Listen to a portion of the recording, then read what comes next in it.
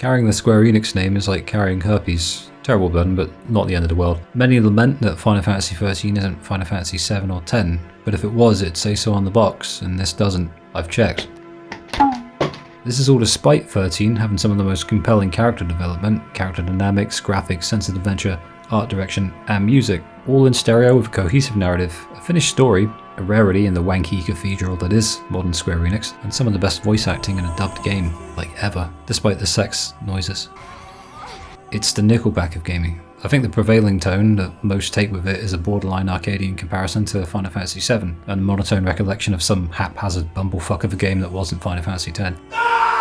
And while I can't deny it does come close at times, I've liked it since 2017 when I first played it, and I think it might be my favourite Final Fantasy game. So we're going to run through it, so I can figure out why for myself, with an emphasis on analysis, using a retrospective type approach to guide me along the way so I don't end up talking about chocobos or something for 50 minutes, though that may still happen.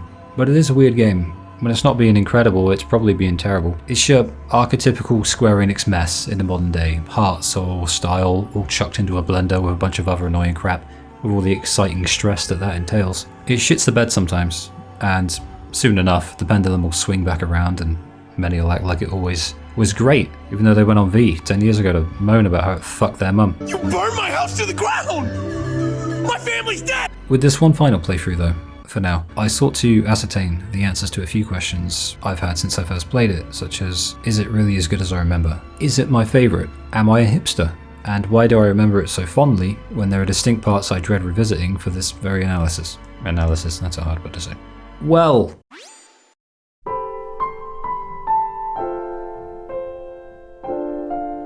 the first indication of that came immediately, as the first thing we were greeted with as the logo hits is this piece of music. The first time I played it, I had that moment, you know? You just stop, you lean back, take it in, think about life. I hoped it was a sign of things to come, reflective of what the game was about to throw at me. You know, pretty, possibly pretentious, emo moments, magical fantasy bullshit that you can sort of relate to, but only until the wheels fall off during a power of friendship speech or something. The music is pretty much its own genre. No music in any other game I've ever played is better to me. It's relentlessly unique, but instead of dedicating an entire segment to the soundtrack, I'll just periodically mention what plays as we run through the game, if it calls out to me. And then I'll tell you a bit about why it gives me the tingly bollocks. When people ask why my favourite Final Fantasy game is probably 13, I'm as confused as they are. So this is a journey of, pretentious self-discovery. It's very selfish, and that's fun. I want to know for myself why a game that I feel could have easily been halved in length still resonates with me, and why I tolerate all of the things that many moan about, as I will no doubt shortly moan about myself. It's also the last complete and properly finished mainline Final Fantasy game with a cohesive narrative that doesn't feel like the writing team was fucking killed halfway through and replaced by body snatchers. And so begins my selfish quest. Is it really my favourite Final Fantasy? Or is it all lightning and no thunder? Oh, clever line. Video essay shit right there. Can I reuse that for the Lightning Returns video? Someone shut out an upside down Midgar. Lovely stuff. Glad they did. They say start as you mean to go on, and in that vein, our opening cutscene is a pre-rendered sensory overload in the best possible way. For a large, cavernous space in the dark underground, there's a grand sense of scale that acts as a subdued prelude of what's to come. Is it prelude or prelude? Who cares? Hi, Lightning. She's our main character. You knew that. Her introduction is about as lightning as it gets. Same with Sazh, actually. They're on a train to Disneyland, Australia, and then Lightning decides she doesn't want to pay, and Sazh swiftly falls his way to victory. Then his brain hatches a chocobo chicken. It pretty much sums them both up. Lightning Farron was created in a time when female main characters were written as people and not political tools, and that's why she comes across as remarkably human and has a lot of depth. It's really, really fun, and it makes me miss the old days. We're given our first piece of Final Fantasy combat via a giant can opener, and this awesome music hits.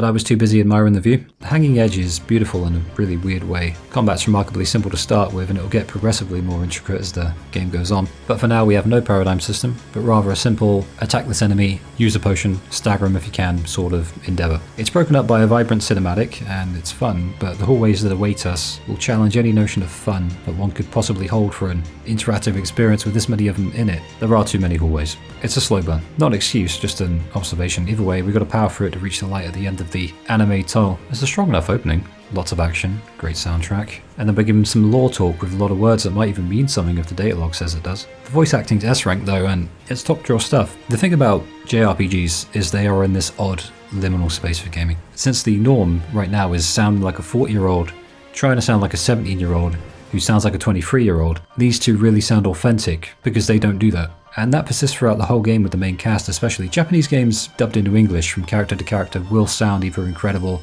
or ear-gougingly fucking bad. But the thing is, with anime voice acting and JRPGs, you realise just how bad it is only when you apply it to a live-action thing. You ever see Squid Game? Here's an example. You've got such a tiny dick. You goddamn bitch! In that vein, I guess with these more realistic graphics, especially for the time, it's a good thing that they went with the better casting, because that would have been weird. I remember that items are given to us via floating eggs and ponder over the mysteries of the universe that I just shoved into my PS3's disc tray. Doesn't really bother me, don't need an explanation, I have an imagination, it's fine, it's just I find it funny. Video games are stupid and I like it like that. During a fight of a marauder, I remember the absolute bliss that is staggering an enemy in this game. It is the most satisfying thing. Sazh and Lightning are given a little scene to break up the pace of hallway diving, and Lightning says she's after the Pulse Fal'Cie. Cool. The music seems to think her saying this is really important though, because it goes all serious. So I checked the data log afterwards to see why the music swelled. I realised right there, at that exact moment, that the story and the concepts aren't as complicated as people say, but rather the way in which they're presented to the player are far too excitable for their own good. They could have set more groundwork, they could have gone a little slower, but they just blew their load, front-loading it. I'll give the game stick myself when it deserves it, and this is the first real instance of that, but they just launch it all at you in the first hour. They're throwing all these made-up words at you like Fal'Cie, Pulse, Lassie, Psychon, Guardian Core. I'm getting too over this. Sazh, you got swept up along with me because the Badonk Donk Fal'Cie stole the pulse rockets from planet Diglett and shot the lemon gun at the moon. I need to find the crystal Pepsi, Sazh. Only then can we take down the Fal'Cie. What in the fuck? The data log is kind of fun to read, but having to read it sucks ass. They'll explain things quite efficiently later on, but starting out like this can be more than a little overwhelming. For now, if further clarification is what you seek, you gotta whip out the anime dictionary with the random sounded French words. I don't even know if they are French. They sound French. Les data log. Also worth noting, since this is an analysis and critique first and a retrospective summary second, this initial chapter does feel a little too long, namely in that for every 3 battles or so, I'd say, we could have just had 1 and minimized the filler, and there are far too many battles. Getting to grips with this system is very easy at this stage, so there's no justification on that front. The paradigm system hasn't even been born yet, and the enemies are deliberately rubbish, so if the idea was to help the player acclimate to the flow of battle, then you still could have just chopped it in half. The thing that really gets me though is how impossible it is to avoid battles, like 99% of the time at least, and that you can't get out of them by fleeing either. There's no flee button. There's a retry button which will put you back where you were, but it's still just as hard to avoid them. Deceptisol and some slightly less narrow hallways will alleviate these pains as we emerge from the game's gaping opening hole, but even then they're in pretty short supply. Dependent upon RNG, perhaps even divine intervention. Usually this much stumbling about would have me thinking about dropping the game, but I hung in there, at least the first time I did, because I could just feel it.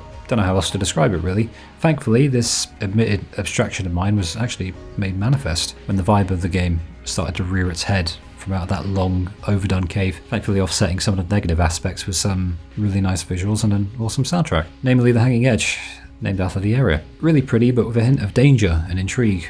But when I mention the visuals, I don't just mean the 2009 graphics that still look good, however many years later it is. I don't know when I'll finally upload this, maybe 5 years from now. I mean the art direction too, that's important shit. Snow is introduced, he punches things. He's the leader of a group of overgrown school kids called Nora. I hate them, they're fucking annoying. They're juvenile, they're too preoccupied with catchphrases and looking cool to actually be of any worth and actually be taken seriously.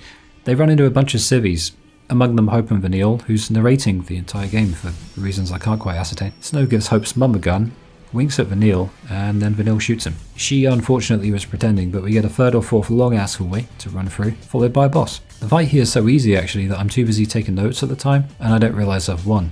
Hope's mum says mums are tough and RPG's a flying thingy. Then she says it again and gets fucking killed. Yeah, real tough. I think this might actually be a little joke among the writing team because it's the funniest Final Fantasy death I can think of. Poor Hope though, seeing it all transpire from above. I feel bad for laughing, but it's really funny. Snow couldn't save her, and this will be a driving force in the characters' arcs for the two, one that gets a lot of stick from people. I mean, Snow's got almost everyone's deaths on his conscience now, because while Hope's mum was doing the 100-meter plunge, about 20 others did it too.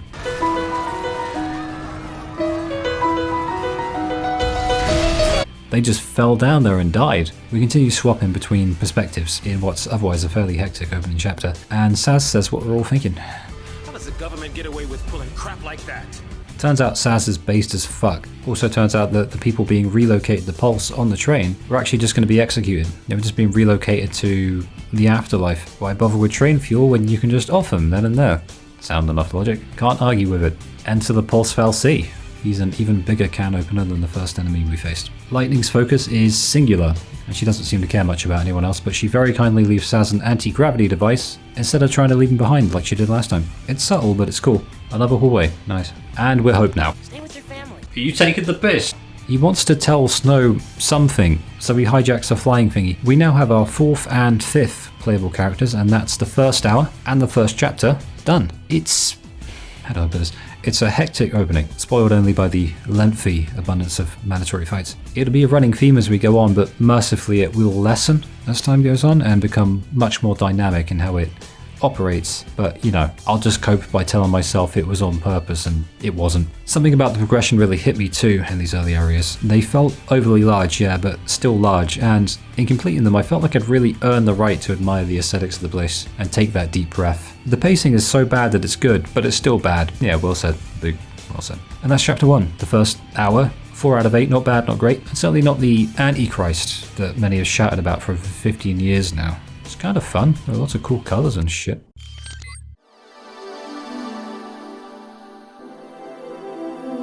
Hope crashes the vehicle because he's stupid, and Vanille does the devil horns before making weird sex noises. Apparently she was told to mimic the Japanese voice actress, and so she ended up just making what sounded like sex noises for most of the game. I love how blissfully out of touch developers are, and how they're just basically as weird as the gamers they make games for. Makes you feel like you belong in a place, doesn't it? It's like, yeah, they're fucking weird too. Just like me. Hope's facial expression had me dying though.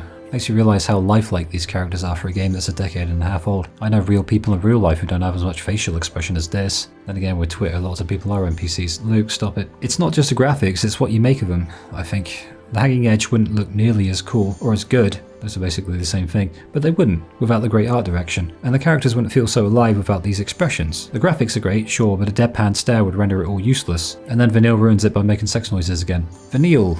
Surname. A walking female tennis match. We take control of Vanille, and I remember that making a character spin around gets them to literally stop and shake their head. This is one for the few who like to do stupid things, a nice reward for stupid people like me. It's very stupid and I appreciate it. The theme song of Pulse, or rather the Pulse Vestige, is very, very sweet. I really like it. The vocals echo with this wide open reverb that's analogous to the room that we're in, and they're as eerie as they are beautiful. And I think it sets this mysterious tone as we head down the halls. But before that, we data log our way into basic comprehension and learn a few things, such as Cocoon is our planet, and Pulse isn't because it's the underworld, and the people on the train, as well as us, were, at least on the surface, all being exiled because they got too close to a Pulse Fal'Cie. Fal'Cie are godlike beings with exceptional power, and they help Cocoon thrive in their current state, the likes of which we can't see yet because we're in a fucking cave. The Cocoon Fal'Cie are everyone's favourites, but Pulse Fal'Cie are the big baddies, because they turn people into Pulse l'Cie. That's right, l'Cie, not Fal'Cie. l'Cie are enemies of Cocoon, so we're in trouble now, because PsyCom, a military unit, helps the Sanctum, who are the very, very important bigwig people like Primarch Daisley, the scariest name of all. They help the Sanctum by removing us from Cocoon because we're l'Cie now, tainted upon coming into contact with the Pulse Fal'Cie. I'm not really helping myself, am I? I feel confused, just never mind. And the Guardian Corps also exists, but they aren't as bad as PsyCom because Lightning was in this one, and Lightning's cool and secretly nice. I also spot a datalog entry on the datalog. The datalog is a narcissist. Vanille explains a bit more plot. Pulse Fal'Cie and l'Cie Fal'Cie are bad news. That's why Cocoon kicked them out. Live too close to the Fal'Cie, one-way ticket to Pulse. That's the purge in a nutshell. Probably explained it better than I did. After this, Vanille hugs Hope to calm him down, but he's a revenge boy now. He's going for his Sigma arc. He's like, leave me alone, I'm grinding on my purpose. So with Hope indisposed by his own internal malevolence, it's snow again, meaning it's another hallway. Tiny hallway time.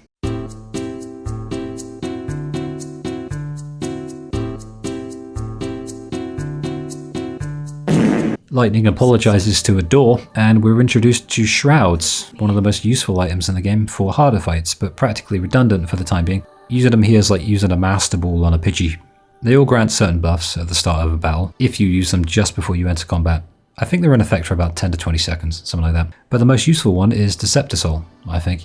It's a shroud that makes you invisible so that you can sneak past an enemy. But don't use it for that. Save it for battle, because its more useful feature is that it grants you a guaranteed preemptive strike in battle. Meaning upon the start of the battle, the enemy's stagger bar will be near to max, so you only gotta hit him a little bit to stagger him completely. Given that staggering is the focal point in this game's combat system, these are worth hoarding for the harder hunts later on. I guess the missions, I think they're called. At least I'm gonna do that myself because I've never done that many hunts before. First time for everything. We'll actually do a lot of hunts. Snow says hero again. Then we hear it immediately afterwards, but with reverb. Your hero's on the way. That's free now for our boy. Lovely. We get our first look at Seif. Yes, it's another word we have to learn. The poor bastards who failed the focus given to them by the Fal'Cie, as Snow turns up like a hero. Fuck. To help us. His theme plays during battle, and it's actually really cool. Snow says on here for my wife, whose name is Sarah, who's a lassie, like those Seif once were. Snow tries to storm off, but Hope wants to tell him he's responsible for his mother's death in his eyes, and he's wrestling with all these emotions and he has a mini breakdown. I've seen a lot of people online moaning about Hope, saying he complains a lot and acts out. And to that I say, of course he fucking does. He's a young teenager, he's just lost his mum to a brutal death. His brain is currently melting and he can't process anything. And now he's in a dangerous place, all alone in his head. Snow, thankfully, does come back for him and Vanille. Good guy Snow, he's very likeable when he's not talking about being a hero, but rather acting like one. Turns out Sarah's actually Snow's fiancée, not his wife. And also Lightning's sister, Alice in the other room. It's why her and Snow are here in the first place. Further into the vestige, the music turns very suddenly Australian. Hear that? It's a signification of the fact that we're in a place containing remnants of Pulse, hence the Pulse vestige. But it's also a great bit of foreshadowing. Vanille seems a little upset when Hope talks bad about Pulse, and it's pretty on the nose now that I think about it. And she sounds very Australian. Finky thoughts. He gets the noggin jogging. A tiny hallway happens, but I managed to avoid the battles this time. Once out of every 10 times you might actually manage to do that. Onwards and upwards, we zigzag through, but the last one gets me. Forgot about that until I read it just now. We finally find Sarah. This cutscene has some incredible voice acting. The music is instantly engaging. Fabula Nova Chrysalis is its name, more made up crap, and everyone finally converges. Sarah seems nice, and then she turns into a crystal.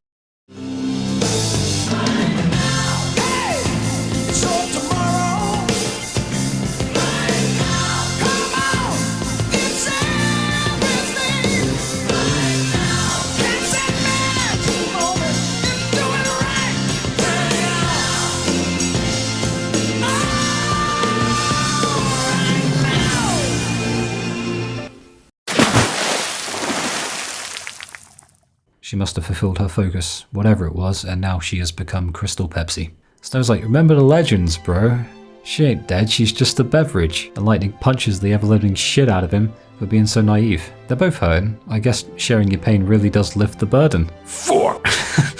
I like Lightning because she is as believable a protagonist as they come. As believable a person, I think, actually. She's having trouble reconciling her emotions as her sister's turned into a carbonated soda, and then she has to hear Snow going, oh, sweet dreams, my baby girl, just because he thinks it's a hero thing to say. Now, the punch on Snow is literal assault, but the real crime here is shoving Sazh on her way to punch Snow. The Snow punch I can forgive, but don't shove my boy again. Sazh is my boy. Don't disrespect him. We approach the Fal'Cie and try to convince it to uncrystallize Sarah. Snow's tactic is demanding and then begging. Lightning's tactic is whacking. Neither really work. It wakes up and we gotta fight it.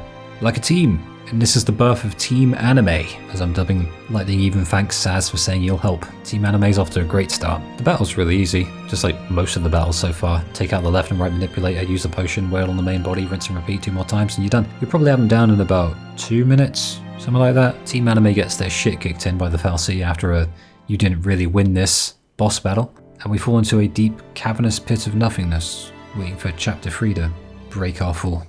Boden reminds me of Zanarkand. That's what it reminds me of, if only in the sense that there's something archaic about it, but it also carries this futuristic vibe at the same time where comfiness meets cutting edge. You know, the eccentric colours, the architecture, it's a special place. We'll barely see it again in gameplay, and it's a real shame because I love the beach, and I love colourful things too, it makes me think of home. During this, Snow and Sarah have a flashback chat, and the game shows us just how much of a sucker Snow is for Sarah as he proposes to her. This kind of scene's always pretty cringy to me, but I imagine people who aren't entirely almost dead inside, like I am, probably love it. Jesus. They have a heart-to-heart in an over-the-top scene involving one of those flying car thingies, just like the one Hope stole earlier. The Promise plays with vocals this time, and they have a romantic whatever. The dude really loves his lady. Good guy, Snow. Back in the current day after Flashback Village, and we wake up on a frozen lake and realize we're Lassie now. We have magical powers now as a result of the Falsey. That's it. Fuck off. Even I'm having trouble with it, man. I've been playing this game for fucking 7 years and I'm still having trouble. Hey, Lake Brescia. Brescia is peak Final Fantasy. It's 21st century Kino. It's beautiful, unique, and the soundtrack screams Final Fantasy as well. I think it's a necessary contrast to the claustrophobic climbs of the Hanging Edge, or like the mechanical malaise of the Pulse Vestige, or all that brown that came with it. No more brown, at least for now. No more brown for a while. Brown was bringing me down. Shut the fuck? Sazh realizes we all had the same dream, some fiery thing named Ragnarok. We have to figure out what our focus is based on that, because every Lassie has a focus. But Snow goes full on Copa like, our focus is to be good buddies and save Cocoon. I like pancakes. And they gotta destroy the thing, there's no getting around it. The Crystarium is now open to us, and that means new moves and abilities and stats. It kinda sucks that you can't really branch out at all until later on, and even the moves are gonna be the same. But I'll be honest, as long as combat's fun and addictive and has a good flow to it, I'm not that bothered about combat at all. That said, here is a rundown, or I guess a breakdown of how combat works in Final Fantasy XIII. I'll even give it its own timestamp, actually. There are 6 roles. They consist of Commando, pure damage. Useful most of the time, at a certain point Lightning and Fang have a skill in this role that launches enemies, causing massive continual damage. It also slows the rate at which the chain gauge of the enemy decreases, keeping you from missing out on a useful stagger. Ravager, magic based. It typically does less damage than Commando most of the time, with the exception of a few physical resistant enemies, but magic staggers enemies quicker, so it's best used pre-stagger if you think you can stagger an enemy on the current turn, or if their chain gauge is naturally low and primed for a staggering. Saboteur, my favourite, for debuffing poison, death, knocking their strength and magic stats down. It's really satisfying. It's basically I don't know the technical term, red, blue, black mage, I don't fucking know. It's not black mage, I know that. Look at me acting like I know what the fucking terms are. Synergist, a companion piece role to Saboteur. Instead of debuffing your enemies, it just buffs your allies. Sentinel, defense, for aggroing enemies, guarding your allies, and soaking up the damage while they do their thing. Helpful against mobs. Snow's your boy. Medic, for healing, obviously. And that's it. 6 party members, 6 roles.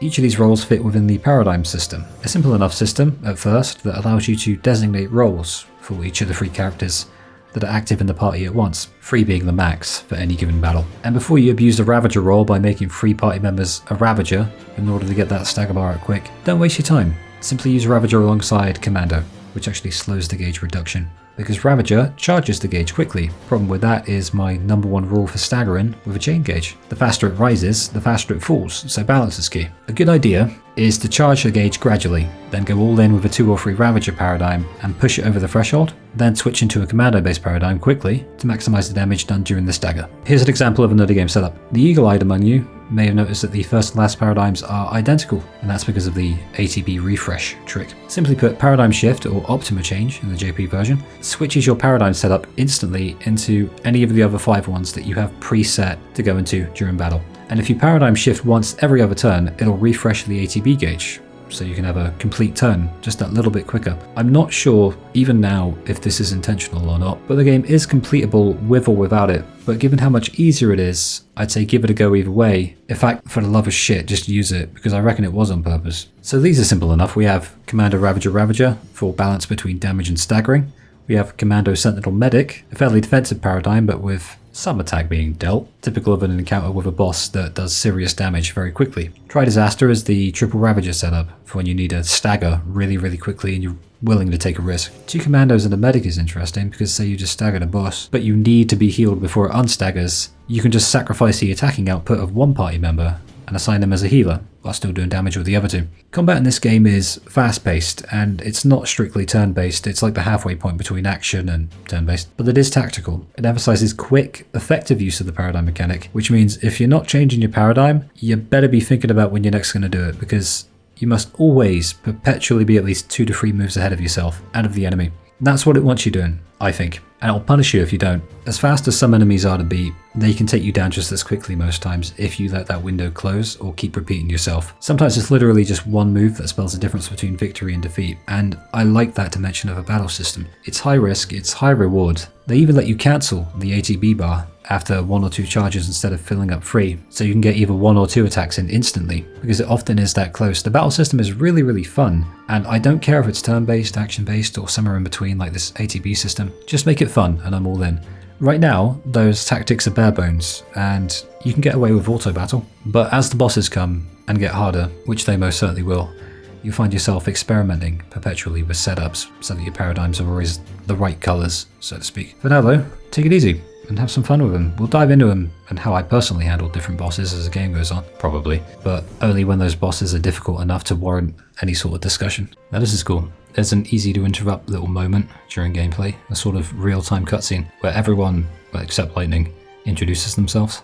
It really clicked for me just how good the entire voice cast is right at this moment, because the English version, I don't know about the Japanese one, but everyone sounds real and down to earth, which is really important for grounding a story with such fantastical elements. It's low-key, but here, check this out. Weird, isn't it? Of all the messed up ways to meet, I might as well make introductions. I'm Snow Villiers. Short stuff? Hope Estime. What about her? Bodum Security Regiment. She goes by Lightning. Last name's Farron. First, anybody's guess. O'Neill. Sazh, Catsroy. Good to meet you. We find Crystal Pepsi, and Snow decides to try and dig her out. I don't know what his plan is. What's he gonna do, carry her around with him? Lightning, meanwhile, isn't as stupid and says goodbye because we're being hunted. So, the hero thing. It was mainly other people saying it, so I blame them for putting it into the daft bastard's head. But look, we all know Snow was already insecure, he reeked of it, and now we know it's at least partially due to him not being able to save his girl from becoming a LC. Made even worse by the fact that Sarah's a soda now. This is a good idea for character growth going forward, but chill out, writers. Yeah, please. The writers could have communicated Snow's inferiority complex without using the same line over and over again. Flaws are relatable, and they can help you connect with a character, but avoiding repetition in your writing is one of the most basic things in writing. The fact that I just said writing twice in one sentence makes me feel weird, and there's a reason for that. Repetition is not good. Don't make characters say the same thing over and over and over again, especially in such a short period. We get it, he's compensating. But hey, fear not, soon Snow's going to go away, and he'll remain gone for literally over 10 hours, and give us a chance to sort of detox from it, as the rest. But before he does, Lightning punches the hero out of him again. 10 out of 10. Good punch. Snow's a fool sometimes, but honestly I wouldn't have minded if he gave Lightning a big receipt here. Just fucking fuck you too. How about that? That'd be pretty based. Luckily this is the apex of Lightning being written as a violent piece of shit. If she continued on like this, physically assaulting people out of anger and regret, she'd be a shit tier protagonist, but this is about the end of it. She does give out a slap later, but it's complicated. Anyway, we leave Snow to dig Sarah out. Sazh replaces Snow and the realization dawns on me once more, my paradigms were fucking deleted. Paradigms don't save. It hurts. Write down your favourites, please, if you have trouble remembering them, which I did at first, but I will say, it does get to the point eventually, or honestly I can remember pretty easily what my 6 paradigms are, because 2 of them are identical, and I'm using them all the time. It's just a feeling, it's like a sixth sense you get after enough time passes. It'll be remedied in the sequel, but this is not the sequel. On a side note, look at the purple outline uniforms. Mate, stylish, innit? Sign me up with these guys, fucking Psycom Grape units. It reminds me of my biggest gripe with the game. It ain't linearity, it ain't Snow Saiyan Hero. It's the lack of character costume customization. This will be remedied in Lightning Returns, but this ain't the sequel to the sequel. Bitch. And now for something completely different. We emerge from Lake Brescia's crystal region to a more antiquated looking section of it as the theme to the Gapra Whitewood starts playing. You're not having an aneurysm, we haven't been to Gapra yet. This is just one of the most magical moments in the game. Weird though, them using the song for a certain place that's named after it before the place comes about. What I like here is that the stark contrast between the blindingly blue and white crystals into the subtle, old looking ruins, while the atmosphere dims and the music plays, is really, really genius. I'm gonna get his name wrong. Masashi Hamauzu. Hamazu? It's Hamauzu. He's the composer for the game, whose name I probably just butchered. Also has a band called Emeruat. I don't know if the T's pronounced. I don't usually pronounce them. Why did I choose now? Why? It's a name I probably also got wrong. They've got a song called Black Ocean, where the intro to the Gapra Whitewood is so clearly taken from it that it's actually hilarious. Here it is right now.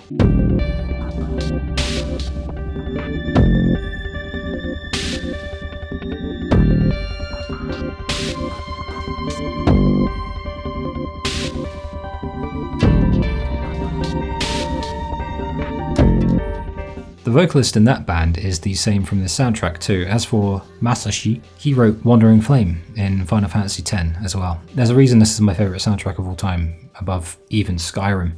The fade out and the fade in is perfect, and the tonal shift and the musical harmonies suggest that we're at least halfway out of the woods. Now, another thing I've noticed is that the colour scheme literally switches from cold colours into warmer ones, but it's not a jarring shift from this pretty but sterile blue to a warmer gold. I think it's wonderful use of music and scenery in stereo. These are the moments I remember in games. Other moments I remember are listening to certain songs while playing. That's when weird stuff like this happens.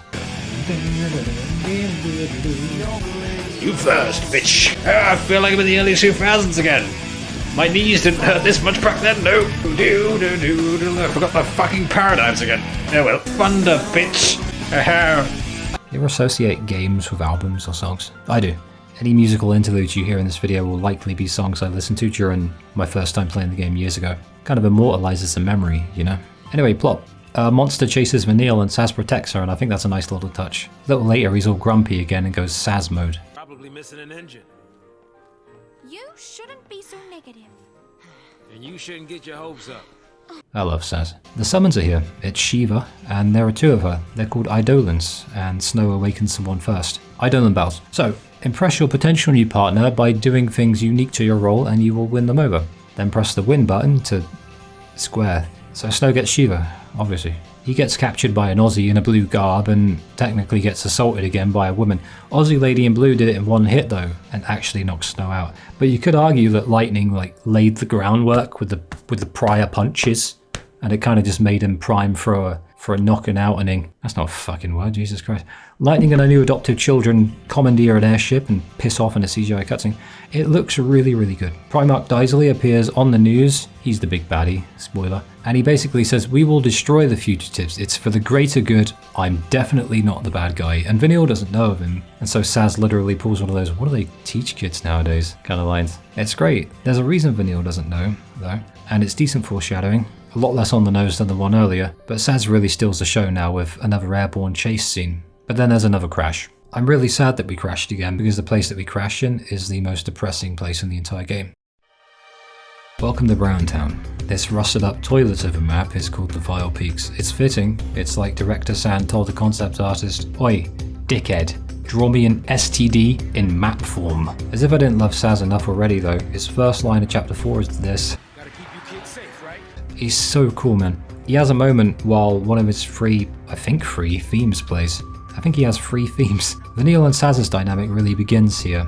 She calls him old and he banters back and then they get all giddy. Really starting to love the character dynamics here now. They're the first two to really exhibit just how well the characters bounce off of one another. It takes a while for it to happen, but these two sort of get the ball rolling on that one. Dude, the Vile Peaks just sucks the life out of me whenever I replay it. That was the part I was dreading. And now my voice gets all croaky just as oh, that's fitting. 1 second. I'm back. Where was I? Some solace can be found though, and it's in the starry sky, and that we get to play as Mah Boy.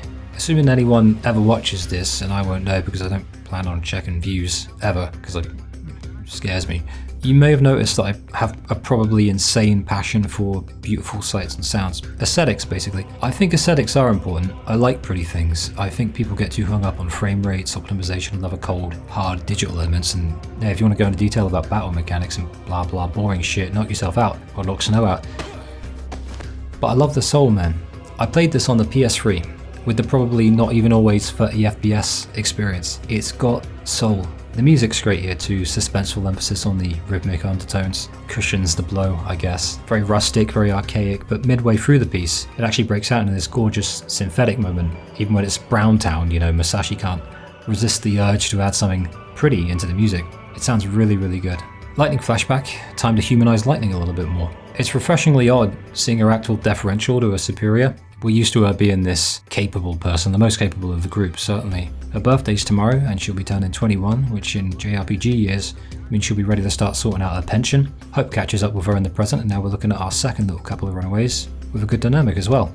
Lightning and Hope. Gameplay-wise, we gotta balance Hope's synergist buffs and healing with Lightning's attacking, although Lightning's quite versatile. Different to Sazh and Vanille, wherein Sazh is a synergist with no commander role yet, and Vanille is a Ravager, and a Medic and Saboteur. It's really fun to be thrown different scenarios like this and have to think on the fly. I think that's one of the biggest pros of the battle system in general, actually. Each battle has its own little equation to solve, and I enjoy the process of figuring out certain groups based on the enemy placement, such as who to target first, and which paradigm to employ, I guess, in order to combat the specific quirks that each enemy has. The horizon looks great here. Right here. Makes you think about life. Nice and quiet. And now a quote that's burned into my memory. It's not a question of can or can't. There are some things in life you just do. Hope was ditched by Grumpy, so it's over for Hope's cells. Hope's flashback shows us how well looked after he was before. Hope thinks Snow tricked and used his mum. Sazh talks sensu to him, saying, "We're gonna get Hope back to his dad." Hope isn't his dad's biggest fan, but once again these guys feel super realistic instead of superficial. Family issues, personality issues. I feel like I'm a teenager hanging out with my mates again. All it's missing is the vodka that we would mix it with Ribena. Lightning returns.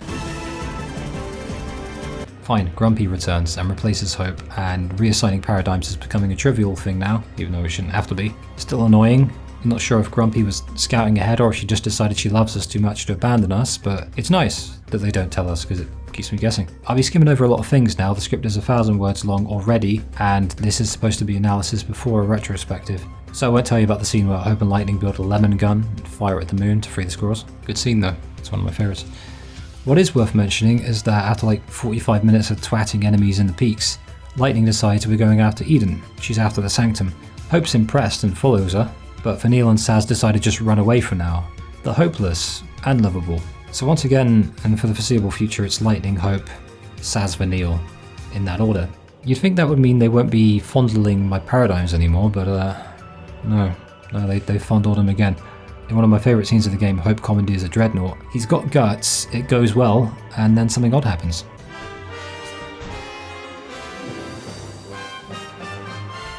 Dreadnought gameplay?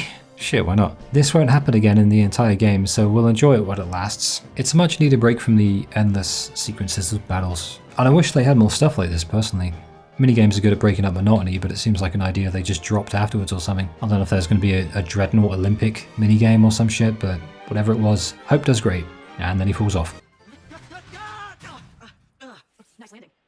Then Hope falls over with his legs, causing Lightning to have an existential crisis, which activates her Eidolon power. After we do the necessary gameplay requisite shit, she claims our summon in a badass scene that I'll probably use for a transition at some point in this video, and then chills out, opting to be Hope's big sister for a while. Summoning Odin in battle is pure Kino though, because the visuals, the artistry, the impactful sound effects, they overdo it like it's a Yakuza game, and it's perfect. I'm glad they do. I'm still not all that great at using summons, but they're fun to look at and smash things with, so who gives a shit. Hope has a nap, and Lightning gives him a look that says, "Yeah, you're my little midget brother now," and it's off to the next chapter. After some more fucking vile peaks. See, Sazh and Vanille are still there, so we gotta solve some bastarding puzzles first, and fight some dickheads, and then we're good. It's a shame, honestly, because with Lightning's 4th ATB level, her new summon, and the story moving forward, I felt free of the vile peaks, and it was a perfect place to just nix it right there. But the music's good as we walk around. Oh, when you're Sazh again, run backwards, grab a Phoenix down, little something extra for you. Bloody paradigms. Fighting the Pulse Automata literally had me falling asleep. Like, I died 4 times in easy battles just because they took too long, causing me to just doze off. That said, I am a chronic zombie. You can probably hear it in my voice, even though it makes me hard to understand sometimes. I'm sorry if that's happening. Sometimes I'll play standing up just to stay awake, and once I nearly fell over as a result, and I hit my knee on my desk. And so ends Chapter 4. A high point for the story and a low point for gameplay and my sanity. Goodbye, Browntown. You were 2 hours long and an hour and 58 minutes too long. We get gameplay in Bodum. It's great. For like 5 minutes and then it's gone again. Lucky us. Ah, the Gapra Whitewood. Hope impresses Grumpy by repeating her catchphrase back to her and she smiles. It's not a question of can or can't. Now you're learning. Keep your eyes front. I'll watch the rear. Got it.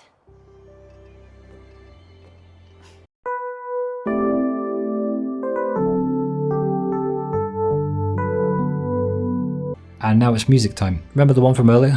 It's back again. The Gapra Whitewood is a blend of synthetic sci-fi technology and natural beauty. And the music has this in mind, I think, with a synthesizer alongside some more natural elements like strings and vocals. It's a standout track, but I won't harp on it any longer because I already did earlier on. See, I'm hard to understand. The thing I noticed actually while I was making these notes was that I barely covered any boss battles and focused so heavily on the story. And the reason for that, other than it being a higher priority for me as a player and I guess an analyzer, is that other than a few hiccups, it's all been smooth sailing pretty much throughout. If I cover every random encounter, it will get boring, and there are so many different enemy types. So this is why I'm glad that this area was very plot light, and there was a bastard boss waiting for me at the end. Grumpy does give Hope a little, meaning huge, survival knife to hold on to, now that Hope has leveled up into a slightly less incompetent midget, albeit a lovable one who tries his best. He's taken the initiative now, taking point as reflected in the game, giving us control over him in gameplay, in lieu of the grump. So it's a nice bit of storytelling that's somewhat unique to the medium of video games, and I really do like it. One thing I love about Gapra, in particular, relative to the abundance of battles in this game, is that it's no secret that the long, continuous hallways and the seemingly endless fights don't lend themselves to any tangible notion of freedom.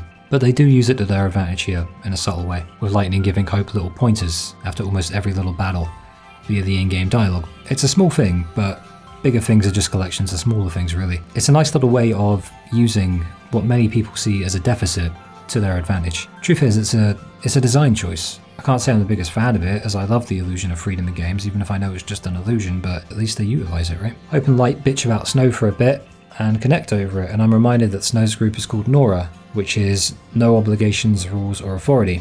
Basically no responsibility, rules, or accountability, or as Lightning says, must be nice. I hate him. Let's go back to combat quickly. What you're seeing is an example of Lightning's launch move. It does exactly what it says, it makes combos a lot easier. You'll see here that any follow-up attacks can result in keeping the enemy airborne, and defenseless if you time it just right. Launch is a commando move only, so others can learn it later too, and if you time it right, they'll die before they even hit the ground. It's brilliant. It will win you fights once you learn to use it, and it's quite easy. It's a very simple thing. It only works after a stagger though, because otherwise it'd be OP. Now that I think about it, there isn't any way I can think of to cheese this game. Combat's incredibly well balanced from what I can tell. I find it kind of annoying, but I appreciate it all the more. And I know I'm lame for finding it annoying. I'm sure there's a way to cheese it, speedrunners in it, you know, but I haven't seen it yet. And if there isn't, then it means that I'm as good as the speedrunners, at least in my head. Hope opens up to Grumpy about his one-sided beef with Snow and blames Snow for his mother's death and climate change and the Spanish flu and fucking whatever. Lightning's thinking, fuck me, I just gave this kid a knife? Jesus. Flashback Bodum's back and Sarah tells Lightning she's a pulseless sea, so Lightning has a meltdown. Not because of that, but because her sister's marrying Snow. Can't say I blame her, to be honest. Everyone falls out, it sucks, Lightning's in denial, but it's hilarious too. Oh, you shut up. No, you shut up. No, you shut up. Oh, shut up. Shut up. Shut up. Shut up. Why don't you both shut up? Turns out this is where the knife came from. It was Sarah's gift to Lightning, and now it's in the hands of a murderous emo boy who wants Sarah's lover dead. Happy day. Circle of life. On a side note, Lightning's place is legit fancy. I find this funny because it looks like it was designed in space. In general though, it's just weird to see these guys during daily life, you know? Like they've been on the run for days without eating or shitting. It's hilariously nice to be reminded that they're still human. The world of Cocoon is nice, I enjoy Lightning's dome home. Hope devises Operation Nora. It's his mum's name too. Operation Nora is kill Snow, then whatever. Good plan. Lightning tells him straight that Snow didn't kill his mum, but he's still grieving. He won't listen to reason. It's difficult to watch, mainly because Hope's annoying, but also because I can empathise with him. Like I explained why it makes sense and is good writing, but that doesn't make it any less annoying, you know what I mean? Speaking of annoying, the boss is too.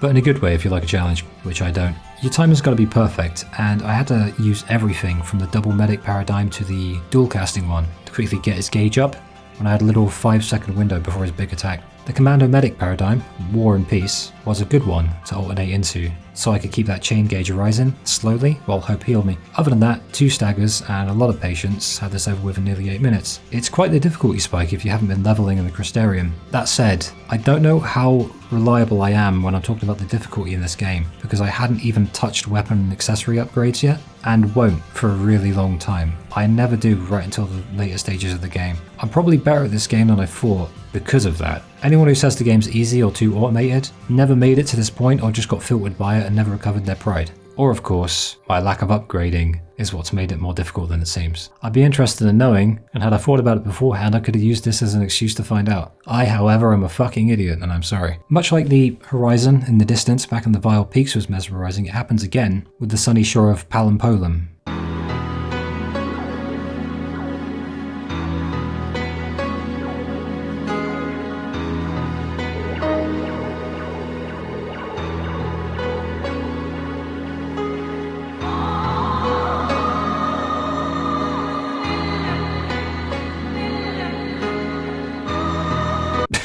What kind of name is that? Just off in the distance as you exit the Whitewood. In no uncertain terms, it's a return to the warmer, more natural world, reflected by the gradual shift from one colour palette into the other. It's subtle, and it's not a one-off, and I stood there for a while just soaking it all up, thinking about life again, as I tend to do. It dawned on me right here though, regarding a potential answer to a question I asked way back: is Final Fantasy XIII my favourite Final Fantasy game? If so, it'll be because of things like this. The world of Cocoon feels alive. I think that the fusion of visual, artistic direction and the sonic echoes of the vocals and the music mix sort of fuse into a sonic pancake, you know, that makes this whole game just a genre all its own. It's just a sonic pancake. Or maybe I was just really sick of the Whitewood. If Gapra's the second best visually stunning place in the game, the Sun-left waterscape is probably the first. You like poppy music? Fantastic. The bass line in this one goes hard too. Let's dance with nature. I spoke of subtle changes, but this is a rapid tonal shift. The precise, methodical lightning and Hope got the cold and icy Gapra Whitewood with all of the synthetic abstractions of nature via the research there, playing host of the natural world and transmogrifying it into a warped kind of beauty from an aesthetic standpoint. And then we switch to the naively optimistic and haphazard Vanille alongside the reluctant and emotionally warm Sazh, whom find themselves in the, I guess you call it the unpredictability of nature, but coloured in the shape of warmer, more vibrant colours, wildlife that actually feels alive and hasn't been tainted by these colder human emotions, and an overall more liberating feeling. I think that insofar as thematic constructs go, I've run into this philosophical dilemma. The borders on both metaphysical and obsessive compulsive. I'm not really sure if I'm overthinking it. I mean, I do overthink a lot, but I do wonder how much of this is intentional. If there is one thing that Japanese game developers like to do, it is attention to detail. Intense attention to detail. Either way, we find that Sazh has a little boy back home. He's named Dash. Turns out the dad energy is because, well, I'm a dad. I wish there were more characters like Sazh in JRPGs, or just games in general. He's feeling down for reasons that will become evident later, but here he is putting on a brave face for his boy. You can see the pain in his smile. The animations are really genuinely that lifelike. Instead, in most other games, you know, we get our 4,000th generic 16-year-old with dark hair who's edgy because he's been in 6 wars. Demographics. Also, Daj is a Lassie, just like Sarah. Well, and us, now. They actually show Vanille with Daj in a flashback, implying she's the Pulse Lassie to blame. It's not a particularly interesting mystery, but it explains why they paired these two together. Insofar as the Sun-left waterscape is concerned, there isn't much to shout about otherwise, except the addition of scale beasts, which you gotta stagger, debuff, and then finish off. There's also a weather machine that changes the enemies from one set to another, and it changes the scenery from nice weather to British weather. Other than that, it's just combat and cutscenes, so I'll just not bother going into too much detail. I love this place enough to shut the fuck up about it for now. Wait, I also thought a lot of Flan.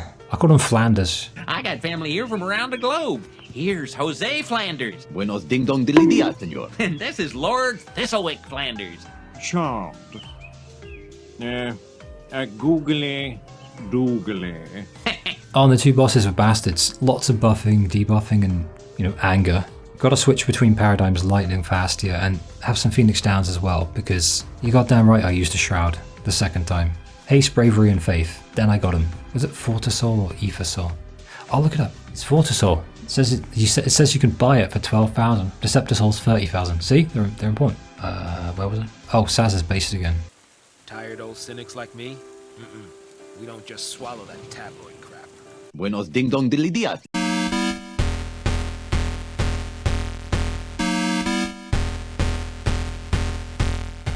Hope and Grumpy are doing a sneaking mission. It didn't reset my paradigms. We make our way through the food production facility and see the fal'Cie who run the shop. Lightning has a crystallizing moment, thanks to Hope. Humans are like pets to the fal'Cie, and while Hope's in full Sigma revenge boy mode, Grumpy's like, yeah, Operation Nora's like really fucking dumb, so it's over for revenge cells. Suddenly the I Hate Snow Club just lost a member. She sees she's been an idiot, Lightning, and she vows to change and to fight fate. And she's already began to warm up, actually. She's been showing vulnerability the whole game, but now it's a little more noticeable. She's done running away. Hope thinks she's abandoning him as a result, but she assures him, she's like, you're still my favourite little revenge bean, little bro. Just don't stab anyone, okay? She don't actually say that, but she might as well. Anyway, it's snow time. It's been about 10 hours without him, but he's finally back, and he helps Hope and Grumpy out of a jam. So it's Snow and Hope for the foreseeable. Getting used to Snow after literally not having him since the inclusion of the paradigm system in Chapter 3 is kind of weird. Snow says hero again. Just shut up, man. It's like they wanted someone to replicate how cool Balthier, or Balthier, I don't know, you know, Final Fantasy XII? He's like, I am the leading man. It's like they wanted to replicate that, but they forgot to make him as likable. He's not the leading man. He's just a doofus. He grows on me. We have new paradigms to set up now that Sentinel's a thing and we'll need it. I had to sacrifice a Commando Synergist paradigm and got very mopey about it for like 5 minutes. This section's tough and probably the most arduous of the game. Second most arduous, actually. We'll get to the most in a bit. I was dreading it coming in, and yeah, that fellow cycle is tedious, but I was reminded at this exact point actually how characters react to individual people healing them, and realised that it ain't one off. Snow will go, thanks Hope, and Sazh thanks for Neil in battle as well. It's just another attention to detail, another little thing that adds to the growing list of little things that ultimately create one bigger thing. A macro thing. Hope's stare, man. Holy shit.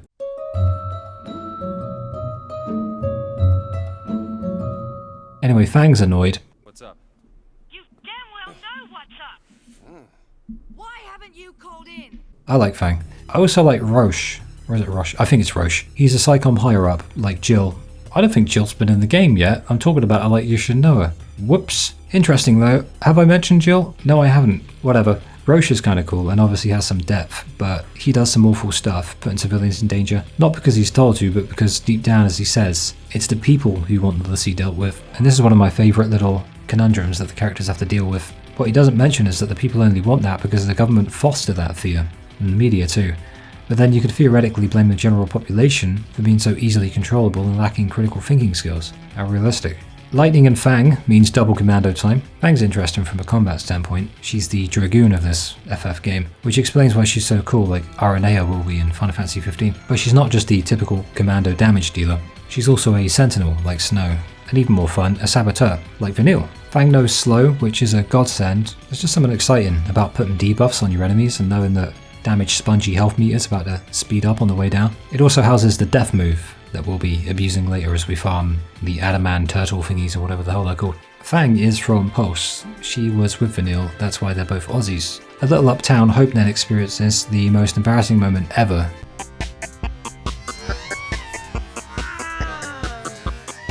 Knocked over by a little girl.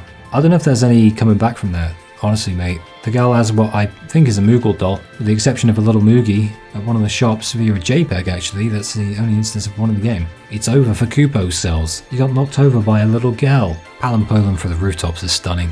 So, one of my favourite tracks now, it's called Will to Fight. It's got guitars building suspense, massive reverb on the vocals, and then some modulation on the vocals during the chorus.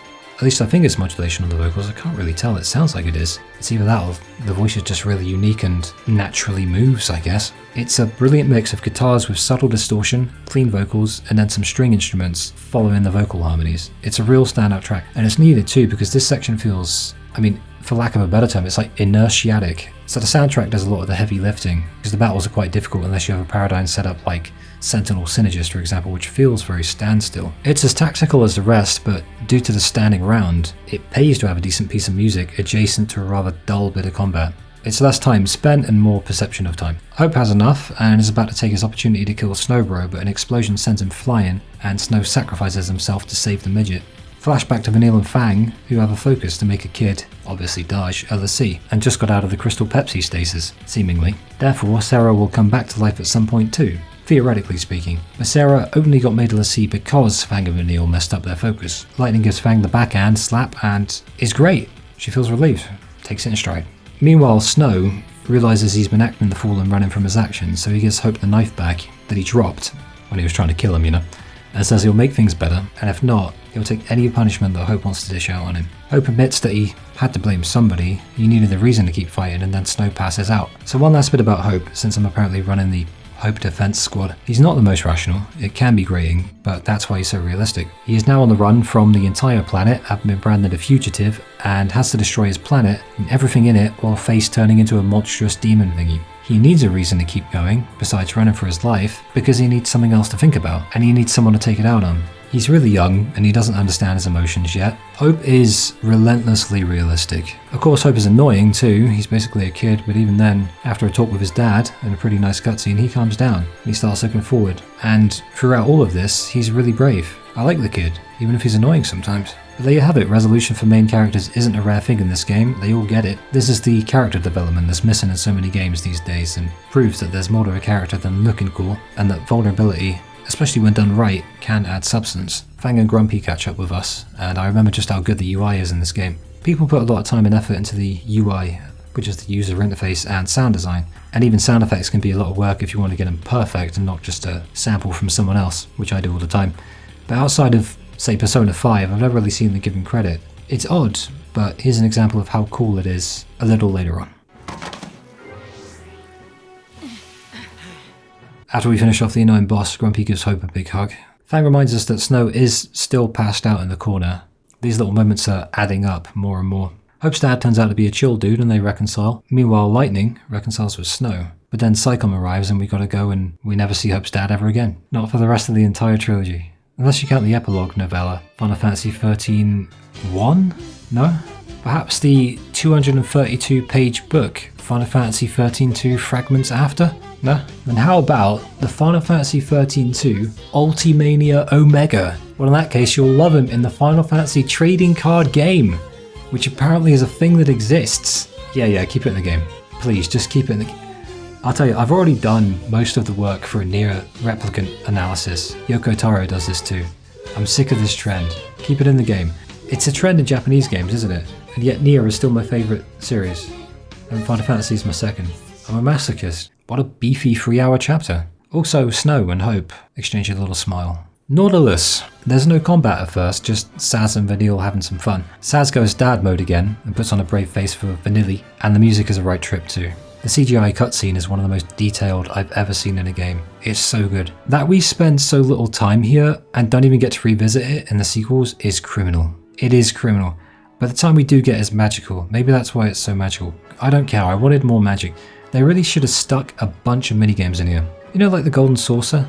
And just make it so that we could come back at any time through a portal or something. Artistically speaking, it's one of the most special levels in the history of video games that I've ever had the pleasure of walking around in. I really should see if anyone's made a Nautilus world on VR chat sometime. The level of detail and love and passion put into this one little map is the perfect explanation of why I give so much time to artistic direction. It's not just so I can say cool stuff like the sight sound synthesis and sound or video essay guy. It's just so beautiful to know that people worked hard and passionately as they did to make things pop and excite the player, especially when most gamers are just going to rush through without a care, and most reviewers care more about graphics and gameplay than they do the world they're inhabiting. I'm not saying it's wrong of them to do, we all have our own preferences, I'm just saying I wish people gave more praise to stuff like this, because it's praise that's well deserved. Artistic direction is a massive thing in a game, and it's a massive part of what absorbs you into the world, and this level is just the perfect example of that. Sazh and Vanille's little dynamic really pays off in this chapter, and Sazh decides he's going to turn himself in, but he wants to speak with Daj one last time. Problem is, before Vanille can tell them the truth, we get ambushed. Daj appears, great, and then he turns into Crystal.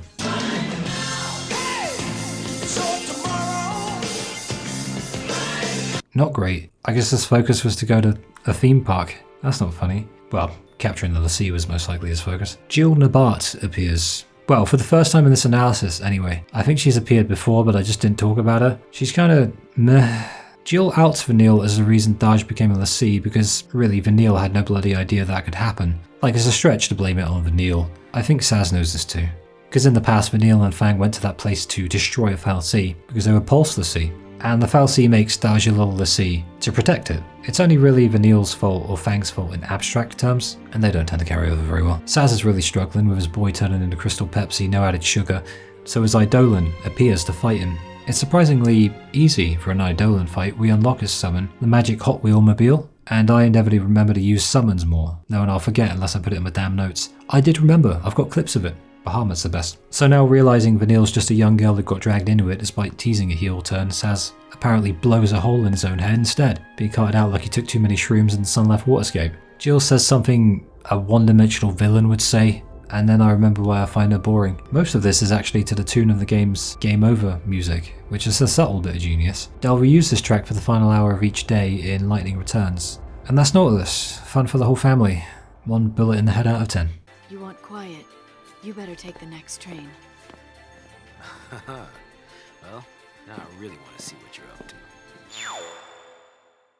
We've come full circle, man. From the underground of the hanging edge to the skies now. We're being baited to come and save Best Dad and Aussie Girl, because apparently Sazh didn't off himself. Nah, he just blew a hole in his throw. So Sid Raines and his cavalry help us to take the bait, on purpose. It's time for a chat to more battles than we faced throughout the whole game so far. We hop on the Big Bad's airship. Did I write airship-a-lip? Oh, how funny are you? And Sazh and Vanille break themselves free. Vanille has reservations, feeling pretty bad, but Sazh seems to have forgiven her. They have a wholesome little Final Fantasy moment. Reunion.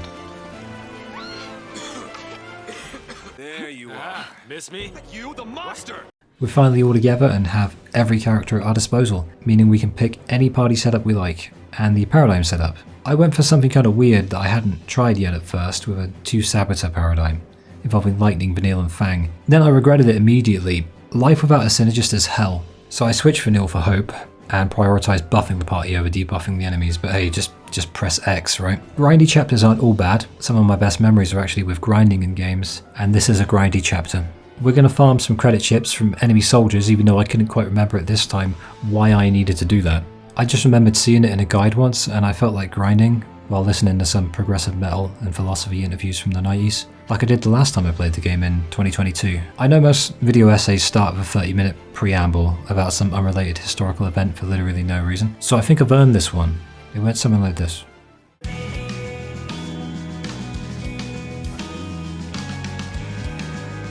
The Japanese had them in the Second World War. I have a fascinating book about the Japanese Pigeon Corps in the Second World War, showing wonderfully Japanese mobile loft somewhere in Manchuria with sort of pointy ends to it. Oriental pigeon loft.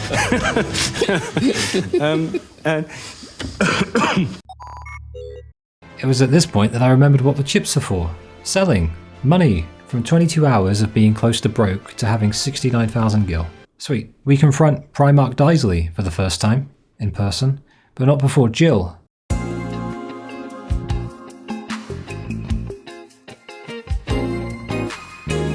hell was that? Why did she flop? Well, the flop hasn't impressed Daisley, so he shows us how nice he is by literally killing Jill for the crime of no longer being interesting. Jill was basically either a psychopath or a sociopath and was annoying for a while, and then died unceremoniously. Either way, that's Jill. Simply not enough time to hate her enough to even care enough. Though she just got shafted in the most the writers don't care about you way possible. Serves a purpose though. Shows just how disposable the humans are to the fal'Cie. So I guess the Jill character didn't die in vain. But in pain. He gives the humans are just frauds, nothing about the fal'Cie kind of speech, and yeah, he's a fal'Cie. It turns out. Pretty easy plot twist to see. To be precise, he's a big fucking head. Bartandalus. Stupid name for a stupid face, we'll call him Bart instead. The boss battle here is an odd one, if I'm honest. I know I could have done better, but having completed it without going insane is enough for me. Keep yourself buffed with Protect and Shell to limit physical and magic damage, and his Thanatosian Smile won't wipe you. But I opted to switch to a Sentinel Synergist Medic paradigm for his Destrudo move, which requires a power-up, obviously designed to give us time to prepare for it. So stay buffed, heal a bit, and kick the shit out of him while he charges it. This is important because he'll grunt every now and again, and I noticed the more he groaned, or grunted I guess, the less damage his move did when it hit, on account of me hitting him with a Relentless Assault paradigm. This is how it's programmed to be. You've got to hit him while he does that, and every time he grunts, it will bump the attack damage of the move down, so it won't wipe you out in one move. I didn't have to bust out the double medic paradigm because it seemed redundant, but this one requires a few staggers, and at times when you think you're playing it safe by healing first, you've actually just missed your one window to get that stagger before the next Destrudo. Basically, playing it safe, this is a microcosm for the whole game as a whole really from a combat aspect, playing it safe will probably get you killed more than it'll actually be safe. There's nothing safe about playing it safe in this game. It will get you killed again and again and again. It keeps you on your toes. I think it's a legit great battle system. I think it'd have been better off with Vanille instead of Hope, and Sazh instead of Fang, but I was too wimpy to relinquish Hope's defensive buffs and Kira move, which heals more than one of us. I also gave up Tri-Disaster, the free Ravager paradigm. All in all, not a particularly difficult fight once you figure it out, but the next chapter's boss is the one I'm worried about at this point, so there's no real relief in beating him. Worth mentioning, I was going to drop a Shroud for Haste, Bravery and Faith, but I forgot, so it takes like 12 minutes and I only get 3 stars. So it should be easier than that for you if you drop a Fortis Soul. But at this point, it's chapter 9 and I still haven't touched weapon and accessory upgrades yet. I like to wait till Grand Pulse when I can really drop the motherload of Vibrant Ooze on it. That probably sounds like I just had a stroke, but these are names of things in the game. I promise I'm not having a stroke. I hope I'm not. But I'll try to remember to explain it later. But yeah, Bart 1, done. Defensively, but done nonetheless. He was just testing us though. He tells us one of us has to become Ragnarok and destroy Cocoon. Orphan, to be exact. We have to destroy Orphan, the source of Falsi's power, and then he lets us escape. You remember that Pulsian Brown? Well, somebody shat it all over the stone carpet again and we find ourselves in something called the 5th Arc, annoyingly reminiscent of the Pulse Vestige and the Vile Peaks. Mysteries Abound is the piece that plays here. Wonderful piece.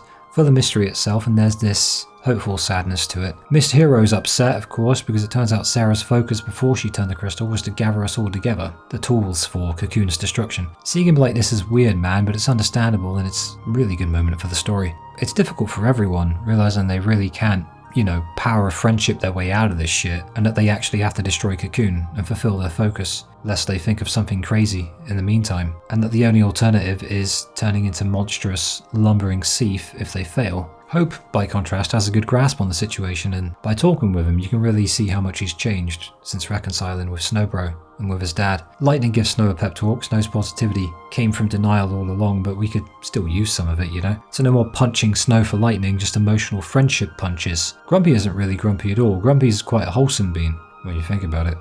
The 5th Arc is a training ground for l'Cie, like us, to shape us into weapons for Cocoon's destruction.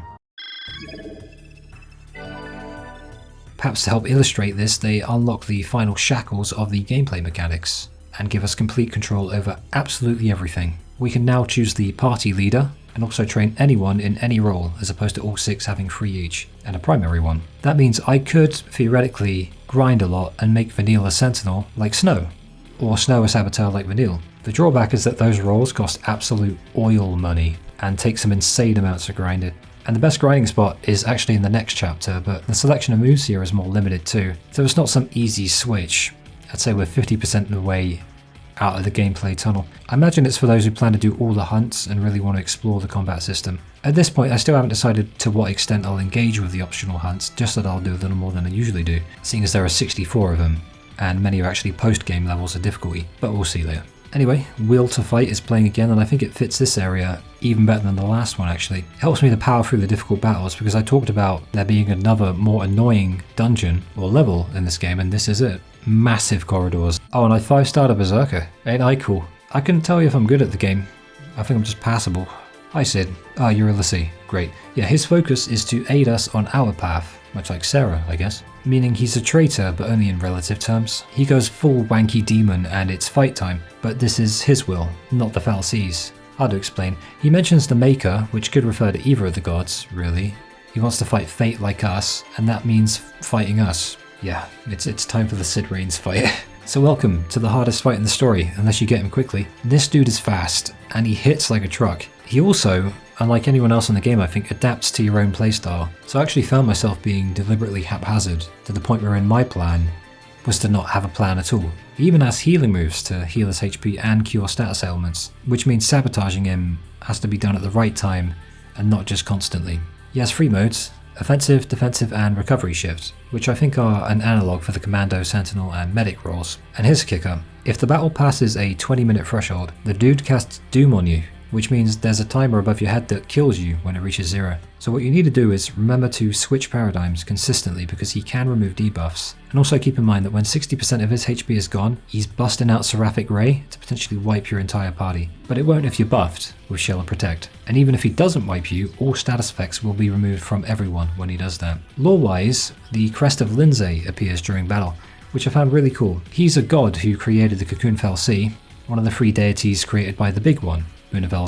Lindsay and Etro are the other 2. We'll learn more about those in the sequel, especially Etro in 13.2. And Pulse apparently created Cocoon, but Pulse as well, hence the name. So I guess he and Lindsay Boy were mates or something, I have no idea. Boone created these dudes to find the door to the unseen realm, where he believes his mother Mwyn resides, whom I believe he killed actually.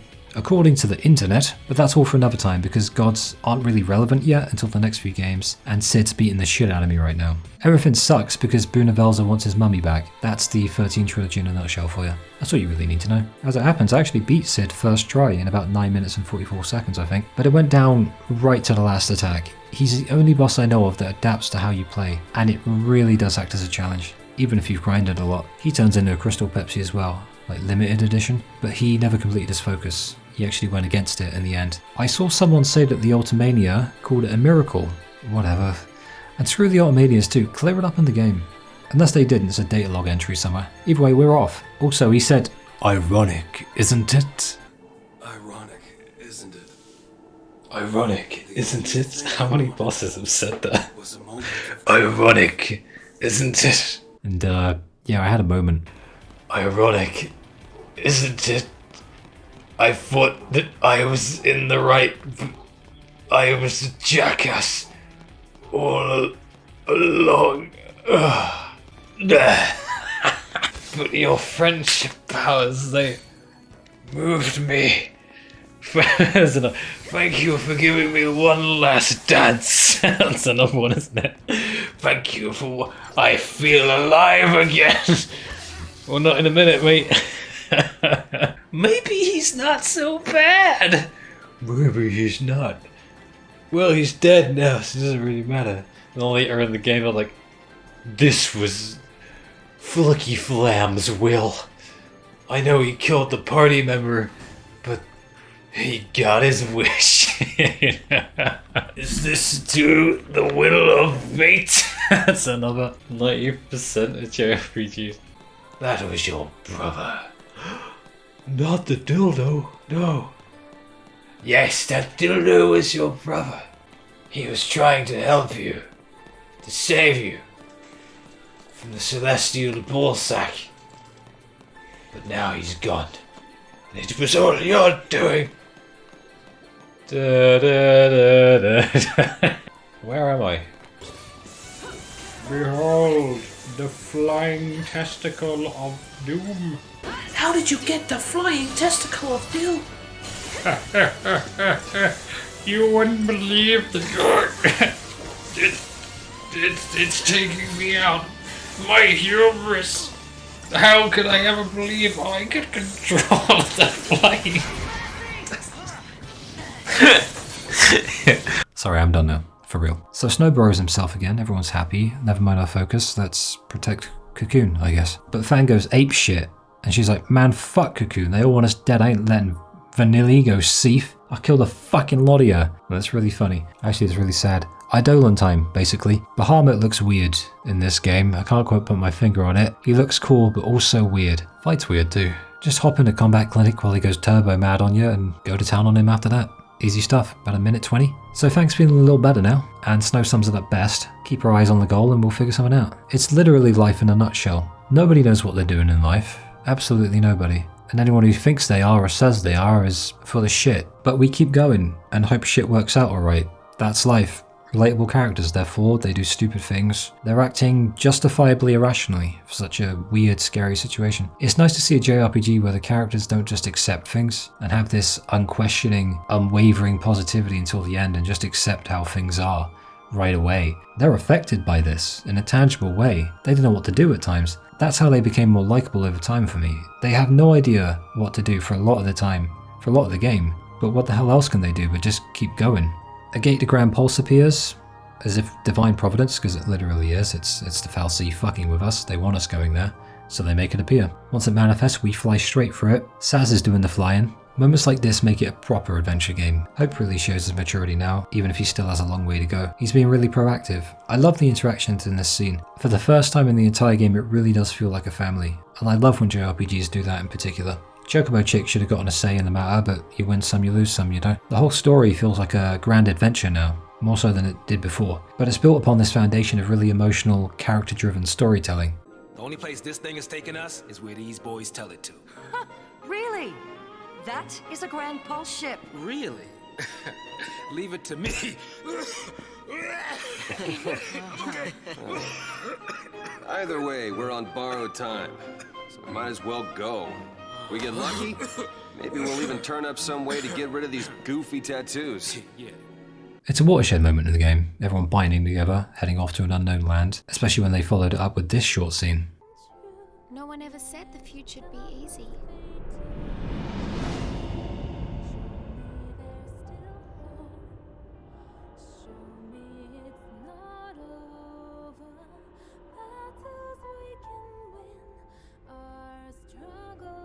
But I think we all saw the glimmer of a dream, somewhere in the sky that night.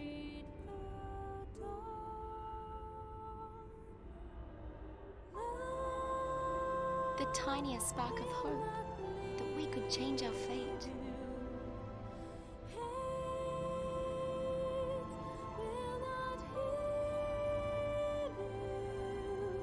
Who could say?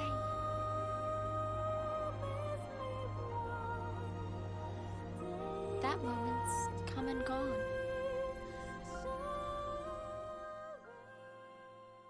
This is the part where it just starts to feel full Final Fantasy, just right here. It's Grand Pulse, the second of the two worlds, so in order to give that the gravity it deserves, we get a CGI cutscene to really drive it home. The story is grand, and it feels like a proper JRPG in a Final Fantasy game. This is a proper adventure now. It feels a little too Hollywood, but screw it, I gotta lighten the fuck up. It feels like an old Hollywood movie, you know? The good ones. The direction in these CGIs is spectacular, by the way. Every little camera cut is just perfect. Anyway, Pulse. It's the second half of the game and a sudden departure from everything that the game is built up to be the norm.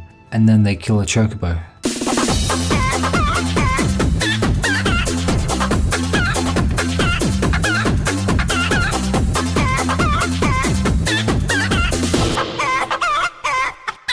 Fuck. They give this sudden shift a great degree of gravity, which I think is justified, and we get a lovely introduction, narrated, as ever, by Vanille. We'll talk more of Pulse's gameplay, structure, aesthetics, and music as we go along, but the story demands we do things. Chocobo Chick appears, and Vanille can understand him apparently. Hope's in trouble, it's his brand. See, it's been a few days, and we found nothing to help us, so Hope's lost hope. He's been putting on a brave face, and he's been growing, but the kid's still hurting. He's scared, mainly of others getting hurt. He beats his summon though, and he's able to, you know, find the strength to go on. As a result of this, we learn that Eidolons are actually there to help the l'Cie overcome their own doubts and burdens. That's why they get a little Pokemon Eidolon, you know? With that done, we get a nice scene again. You can moan all you like, but you're stuck with us. You're never alone in hell. Listen, funny man, don't call this place hell, all right? So, we're all decided then.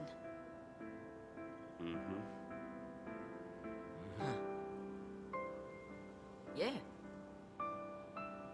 Yep. Maybe nothing would change. And maybe we'd hit a dead end. But we were at least going to see where the road would take us. The search for a home buried in the past, and the faintest glimmer of hope. Our final journey had just begun. At this point, I just remember thinking, okay, I'm all in. I care about these guys. Please don't kill any of them. But now we need to go to Erba, Vanille and Fang's home, but first, Grand Pulse. These things are Seath Stones, whose focus will be fulfilling for them. Sometimes. And this is the large-ass open space that we're going to be doing these missions in. Long gone are the narrow corridors of Cocoon, for we have hatched into Grand Pulse to roam the wilds. So, Final Fantasy XIII and linearity. Now that we're clear of that hyper-linearity, let's talk about it. It's jarring at first, as though you're playing a game of two competing design philosophies, and considering how open and empty it is, and how flashy and futuristic Cocoon is, Pulse is an ironic sensory overload that works in the opposite direction. In essence, a sense of scale that isn't cordoned off by a 3-meter walkway. Now we could argue all day about whether or not it's intended, but there's no point. It is what happened. It's the game we're playing. Would I change it to balance it out more?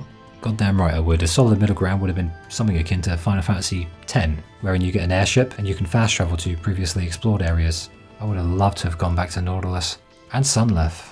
Man, like, we spend barely an hour in the Sunleth waterscape. I just want to go back there and kill a bunch of Flanders, you know? In all things, Grand Pulse is in diametric opposition to Cocoon, and subsequently, the first 25 hours or so of the game, you have nature instead of civilization, you have monsters in lieu of people, openness instead of narrow passageways, and the only thing watered down is the colour palette, as is the case in the natural world where electricity isn't even present. Yo, remember to use a summon. Bahamut's the most fun of them all. Flying Death Ray. So we're doing missions, and they're easy to follow at the start. Reason being that they're designed to get you exploring Pulse, so they take you from place to place to make sure you just get a good lay of the land. You know, fighting stronger enemies and acquiring the items peppered around the place. And that's how we came to be in Yasha's.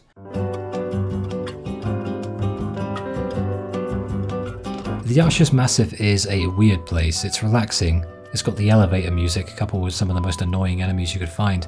But then it looks really pretty and feels laid back. So why not hang around a bit, like many of the tracks. Even this one has Lightning's theme in it at one point. Masashi can't help himself. Love this guy. I love him to bits. There's a nice little cutscene as well between Vanille and Hope in Yasha's. It seems like they're teasing a romance between the two, but they never really go any further with it, so I imagine they thought about it and then just dropped it. Either way, nice scene. Hope trolling her and running off like a bell end is very fun. I love this scene, so I'm going to play the best bits for you here. Maybe it'd be best to just say goodbye here. Hey, oh! Come on! Jeez! Come on, I was just kidding. Yeah, I know. You're sticking with me till Dodge wakes up. Could be a long wait. No one knows. Oh. Quick.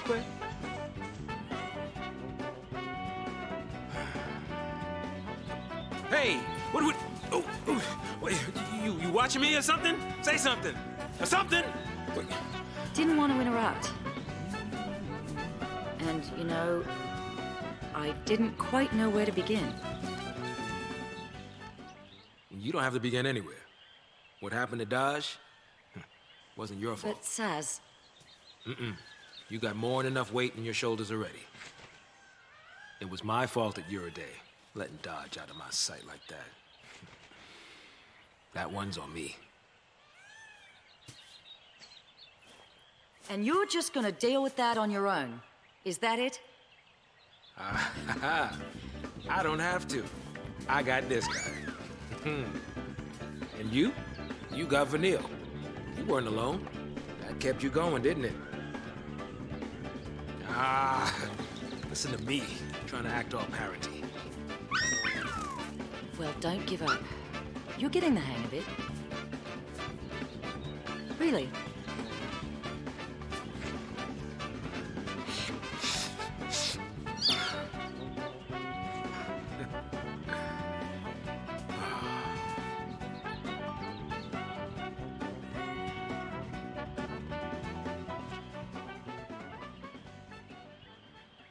Really highlights the bonds these guys share. So, weapon upgrades. Now, I never even touched this stuff until I farm here, meaning the game's probably much more difficult than it needs to be, as I probably said earlier. In fact, I did! Yes, and my efficiency reducing OCD is winning the war. But here's what I learned years ago. Use 36 of either Sturdy Bones, Barbed Tails, or Vibrant Oozes to get the multiplier to ×3. You can buy them in the shops as well as collecting them via enemy drops. Then use an ultra compact reactor on it, or something similar with a big bonus experience boost. There's probably a whole lot more to it, but I got by just with this, so fuck it. I imagine it's more intricate than that, but if you can simplify things, do it. Occam's razor and all that. Well, I did this before. This time I just said screw it, maybe later. We'll see how this affects me going forward. I think this was the OCD for sure. I think I was just trying to make myself better at combat, or I'm just weird. Question is, which weapons are you going to choose for each character, so you can level up the right ones and not spend valuable components on weapons that you're not going to use? For me, I went with the following. I don't know if they're the best, but it's what I like. Begin! Belladonna Wand for Vanille.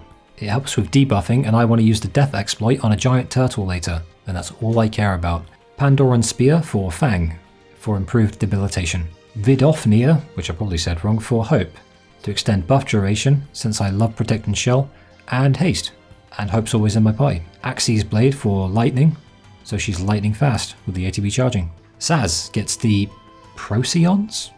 Probably, which extend the amount of time enemies remain staggered. And Snow gets Umbra for the improved ward ability as our designated meat shield. As for accessories, I just wing it every time. I just use whatever.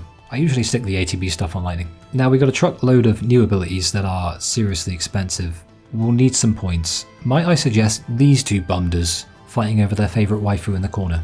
They just fight like that, literally forever, until you come along. So here's how you do it. Take this one out, then that one. 6,600 Crystarium points. Not kidding. Then walk away for a little bit to a very specific point actually. You do this enough times you can work out exactly where the point is, and they will respawn really quickly. This is why I think it was intentional on the part of the developers to give you a place to farm. There might be a better spot to farm points, but I don't know of one. I wasn't able to find one, and I did look around the whole map. So depending on whether or not you want to be overpowered, just know that this is an option for you while you're here. And I would recommend that you grind for a little bit at least. Reason being, with new abilities now costing approximately 4,000 to 6,000 points each, soon to cost 8,000 to 10,000, and then even more. So each successful battle is going to be essentially one node in the Crystarium, at best. So I would definitely advise it. Occasionally, you won't be able to launch the behemoth before he transforms, but you can just retry. And even then, when you pass a certain stat threshold, it becomes about 95% likely that it'll work for you and you can launch him. And then you can keep him airborne, and then move on to the wanky thing next to him. Now this is usually the part where I lament the lack of a turbo mode option here. And today I am completely unchanged in this regard. Generally, you're looking at a fair few hours grinding here if you want to max out stage 8 of the Crystarium. It really depends on what kind of a gamer you are, but yeah, I maxed it out. So yeah, I just completely no-lifed it, Grand Pulse's main area for about 10 hours, over-leveling like a machine. I finished off the 17th hunt, something I haven't done before now in any playthrough. So yeah, I really did do it. They're sort of difficult, but not as much as I thought they'd be. And we finally move on with the story.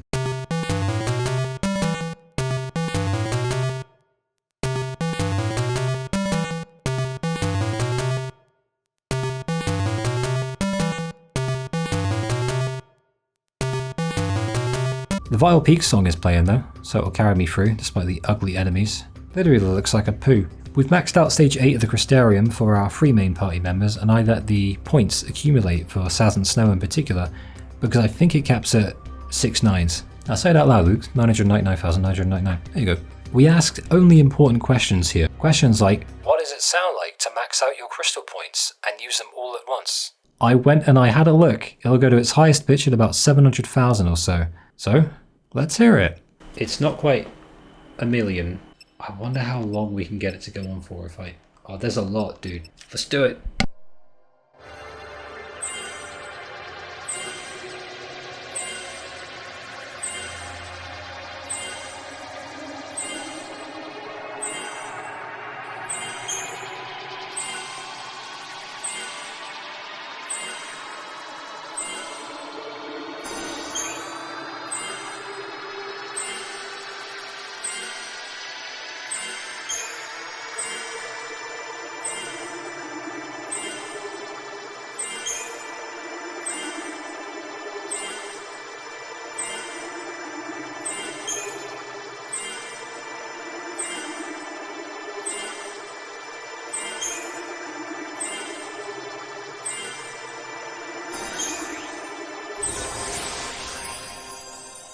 Yeah!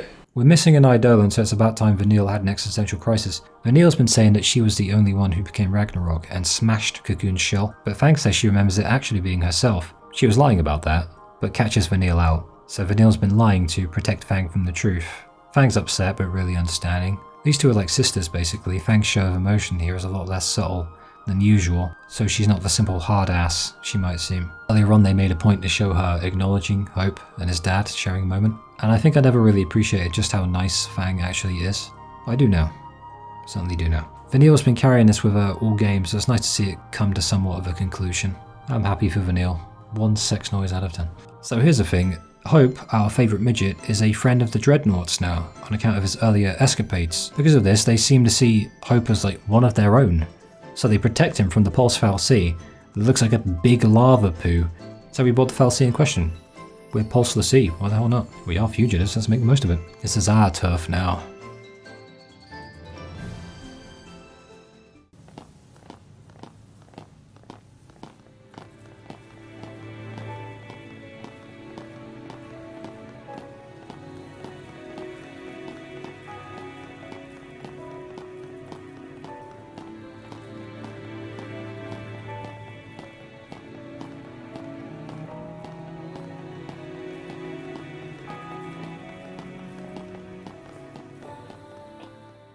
Oh, it's funny because I'm playing this in my earphones right now because it calms me down when I get nervous doing voice lines. Sulyya Springs. One of my favourite pieces of music in the game. It's not one of them, it's the favourite piece. The echoing vocals over the crystal sounding synth, that beautiful cave that it plays in, the sense of magic and wonder in Grand Pulse, all of it just comes together here. I'm doing like a clenched fist thing with my hand, it's just coming together. It's not a particularly long dungeon, in fact it's very, very small, but I always look forward to arriving. The way it fades in from the absolute silence also makes it really pop. It's like they knew that they needed to make its presence felt. They knew how good the song was and it needed to be a cool moment like this. You can even see Cocoon from the top of the cave via an opening. The CGI here is kind of unexpected actually, but it's quite special because the cinematography is just exceptional as always, and then it leads into a gameplay sequence with Mysteries Abound playing. You're looking at Pigeon's tower. From the outside it's a crapshoot, from within big ass dungeon with a boss on top.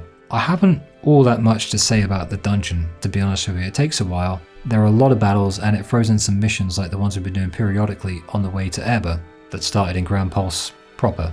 I mainly just enjoy the art direction on the path leading to it. It's that feeling of ascending to the top of something grand.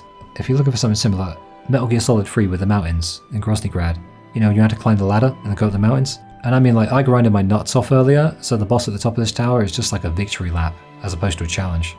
Just how I like it. Dust to Dust, probably my second favourite track in the game, maybe third. One of the best tracks, next to Sulyya Springs and Capra Whitewood, basically. It conveys adventure, openness, the natural world, all sorts, you can hear it all in there.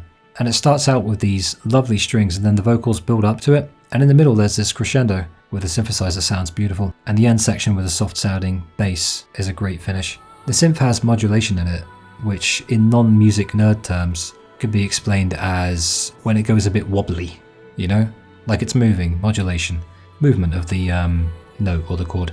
Nothing drives home an otherworldly feeling like modulation. It's the uncertainty it gives to the note or the chord. The synth sounds oddly natural until that point, but the modulation spices it up and makes it super ethereal and otherworldly. And I've noticed it's a running theme within the tonality of this game. You've got these two, you know, very different worlds after all, that are similar in certain ways but different in others. Even the dungeon you come out of just before the song plays is old and archaic. It's almost Arcadian in its architecture, yet there's neon lights lighting up the floor and brightly coloured, vibrant magic to contrast it. It's natural and artificial, it's old and new, something like that. Erba's wonderful too. It's Vanille and Fang's hometown, but like 5,000 years after they left it, so it's a ghost town now, just snowed under completely. Music doesn't stop for battles in Erba. I love that. They did it in Final Fantasy X when you get to, I think Zanarkand, I think it was called A Fleeting Dream. Really makes the place feel special and unique when you pull out the continuous music card, so you can't pull it out too much. Bhakti, I like him, he beeps a lot, but he's close to beeping his last boop, so we gotta get some paths together for him. This little sort of side quest is chill actually, good downtime, and very welcome after that dungeon. Turns out Sazh was a commercial airship pilot pre-game, according to the omniscient data log, and is also good at repairing things, because mechanically stuff, you know, or something. Bhakti's rewards are quite the thing too. I like Bhakti, he'll be back later in the series. Much later. Oh, hi sir. You've been unpepsied, but she's all mean and cold, and that smile is weird.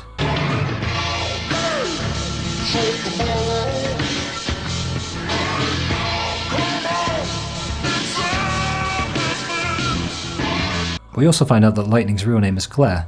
Well, actually in Japanese it's Eclair Farron. Yeah, you know, like the cake. Either the localizers don't like cakes, or maybe they've been unnecessarily changing shit for decades. And what the hell is that face? Alright, it's just old man Bart. It's just Barty boy. He mocks us for having hope, does an evil villain spiel with an evil laugh included. Proper Saturday morning Pokemon villain stuff. He's like, he talks about how Cocoon's people are basically dumb NPCs, and it gets me thinking about shit that I don't want to think about.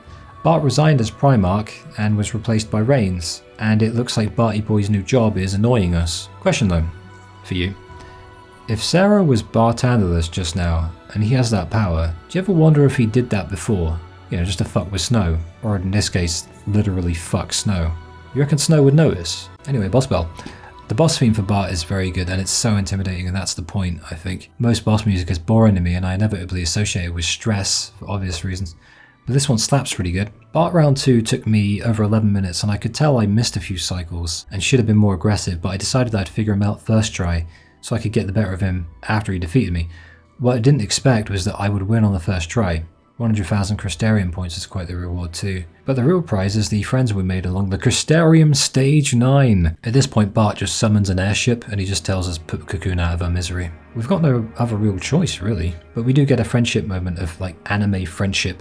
And annoying though it is to be at the mercy of all these fal'Cie and feel like puppets, or that you the player are just controlling a puppet, there's literally no alternative other than to just go and fight them. The characters of the game have to do what Bart says, and we the player have to do what the game says. So it's a goodbye to Pulse, and a sort of bittersweet one too. You spend a good 25 hours or so in Cocoon, going from place to place and chapter to chapter, only to be thrown headfirst into Grand Pulse for about 20 hours or more, but in that time, I developed a real familiarity with this place. I always do miss it afterwards. We can return just before the final boss though, and we'll be doing that. So we're off to see Orphan, to see if we can't talk our way out of this mess.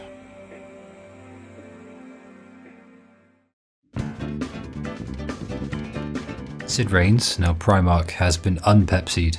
Poor guy is literally a tool of the fal'Cie, even after his heroic exploits against us, of all people. This is quite possibly the best CGI in all of the Final Fantasy series, any game. We've returned to Cocoon, but we didn't get a say in where the party bus dropped us, so Fate, maybe one of the gods of a sense of humour, drops us dead in the middle of some wanky ass racecourse in the sky, for like hover vehicles or something. It's like NASCAR for Transformers in the clouds. They're celebrating something, maybe the new Primarch, I don't really know. Yeah, well said. And so we just go all in and say, shit then, let's crash a party. I love seeing the 6 of them just have fun and let loose like this, because they've been through so much shit. The battle they throw us into is one of the most annoying because the paradigms are awful, so I die on purpose to change them. Turns out Crystarium points do cap at 999,999, and so we better get spending. Although I'd recommend not saving them up because it takes me about 25 minutes to spend them all. Then again, I did keep drifting off to sleep while I was leveling up the thing. But I eventually managed it and learned a few moves that seem to be the equivalent of a limit break, or as close as this game will actually get to them. They're the rank 5 ATB level moves. Lightning's Army of 1 and Fang's High Wind are very exciting to use. Seems they're best used when enemies already been staggered, but for fuck if I know, I barely use the things. Also, Pulse is invading via the automatons and the monsters, giant turtles included. Nice timing. So Cid watches on, the poor guy, he knows his role, is to get shot in the back of the head by his old mate who expresses reservations, but does the mate one last favour anyway. Cid's end was, that's actually kind of rough to watch, I'll be honest, because it makes me wonder if they had other plans for him in the writer's room. Either way, it's tragic. But he had a cool moment before he had it snatched from him. Oh Jesus, it really has. Before we explore Eden from the clouds, I expedite the process of running through the next few battles by finally upgrading my weapons. I literally just take whatever I can and throw it into upgrading. My hope as I'm doing this is that it will make battles extremely easy, to the point of comedy, so I don't get stuck in this place for the next 4 to 5 hours. It works. Check 1.3. Yeah, that's worked a chart. Nice. I don't know what I'm doing. I'm not gonna pretend. So this is how you do the calamity spirit. This is how you do Sipsis. Just wing it. You'll be fine. You'll be fine. And on we go. Eden's an interesting map. It's long and expansive, it's brightly coloured, and it's very visually impressive, but it's very, very hectic too, and you can have a load of battles if you want to. But at this point, with me being already halfway through Stage 9 in the Crystarium, it can be a lot easier than it usually is. Another man chilled. Whatever. He becomes annoying, so I summon Bahamut, who fucking annihilates him. I got the Limit Break trophy for that too. I've missed my PS3 trophy sounds. First time I've had it in years. Bahamut's my favourite summon, Esper, whatever thingy in 13, and he's nicer than that dickhead Bahamut in 15, is it? Odin's awesome too, and Sazh's Hot Wheels thingy might have grown on me if I'd used it a little more. I'll use it in the post-game later when I'm grabbing footage, so here you go. Here's Sazh and his thingy if I have it. No, I did get it. Yes, but Hope and Snow's Eidolons didn't really get any love from me in this playthrough. Vanille's was just used for the death trick too. I said I'd use Eidolons, and I did, technically. Wide corridor. The final level here is huge, it's chaotic and fun. Fight him or don't, it doesn't really care. Admire the view as everything crumbles around you, do whatever you want. It's a perfect way to break everything down after the tension having been built for the whole game. Military and fighting, civilians wandering around ducking for cover, giant turtles in the streets. It's good family fun. I very much like it. I ignore most of these battles myself, but the game forces one on me via the giant robo sword donkey and the protoflorian thingy. Just use the preemptive strike, then stagger both, focus on the plant, then murk the donkey after deprotecting it. Is it supposed to be a donkey? Probably not. How great is these twats? Boy band wank is pissy. Titas from Final Fantasy X fucked a chocobo and had a baby, and the other two exist. The problem with Nora, other than them being annoying, is that they haven't appeared nearly enough or been likable enough for me to care if they live or die. I hope they get squished. They don't. Unfortunately, no amount of hoping will remove them from that sequel, in which they are annoyingly present. It is nice to see Snow get his moment with his little gang though. Hi Bart. Welcome to the Crystal Podcast Episode 1. In today's episode, the Vanille Death Trick. Farm Crystarium points here by doing the following. With Vanille, the Turtle Destroyer is your party leader. Initiate combat with the giant turtle bitch. Immediately summon Hecaton whatever, forcing Turtle Bitch to fall to the ground. Cascading. During this window, spam the ever-living shit out of death, a move unlocked in Stage 9 of the Crystarium. If you haven't got it yet, grind that shit. If you can't get it in the 5 allotted attempts, angrily gestalt him, listen to Vanille Orgasm, and then try again a few more times. The gestalt and orgasm is optional, however, and it only took me 4 attempts, meaning 9 in total. Have the Belladonna wand equipped as Vanille's weapon also for maximum debuff stuff. Now you are proud owner of 40,000 Crystarium points. I'm Bart of whatever. Hey bro, how's your Shroud game? Well, I hope it's airtight because the path to Orphan is a black pill up the ass if you don't have Deceptisol, with hordes of enemies that take minutes each, some of them even load a death spell. If you're underleveled, this is where it will become painfully apparent to you. Now, we faced a Proud Cloud with Roche in it earlier, but this one's not so easy that I can ignore it entirely again. It's scary because it reminds me of the aliens from Starship Troopers. You can debuff him when he goes into aerial defense mode, but when he starts charging, I'll go for the stagger. A Sentinel Paradigm is really handy actually for when he recovers because his retaliatory strike doesn't play around. But the second time round, I summoned Bahamut to stop him from hurting me again, and then healing like a jerk. I said I'd use summons more, and I really like Bahamut. I'm able to have him beat that way in about 5 minutes 23 seconds, it says here, which evidently was enough to 5-star it. Surprising, I never feel like I'm actually good at this game, just always scraping by, LARPing as someone who actually knows how to play it. Maybe that's by design. The inconsistencies in what it seems to take to get a 5-star rating seem a little odd, but I'm sure that's just me not quite understanding the system. Now, Roche's death scene here would have affected me far more had he had more screen time, but his appearances have been very scarce. I like his writing, I think he has some depth, and I enjoy his moral struggle of trying to do the right thing while knowing that things are screwed up from the start. He orders everyone to stand down and tells them to evacuate the civilians. In fact, he gives them the choice, says it's not an order. And then he takes down 2 monsters with a suicide grenade launcher, taking himself out in the process. He's a badass dude. I think he's had about 4 or 5 appearances max in nearly a 50-hour experience, so it doesn't hit quite as hard as it would have, and that's likely why no one ever talks about him in the fandom. Like, ever. He was never positioned as a primary antagonist, but just like Cid Raines, this one's death leaves me feeling empty. That said, this is one hell of a final scene. The inclusion of the Game Over song, once again, is a fantastic inclusion. Only the second time they've done it, and the first was Sazh's fake out, when he shot his afro in the head. Things start to feel very final, very suddenly, and this tonal shift is really well done. It's only going to amplify from here on out. The scenery, the atmospheric ambience, they're really thick in this area, and it leads us straight into the final dungeon, and the final chapter of the story.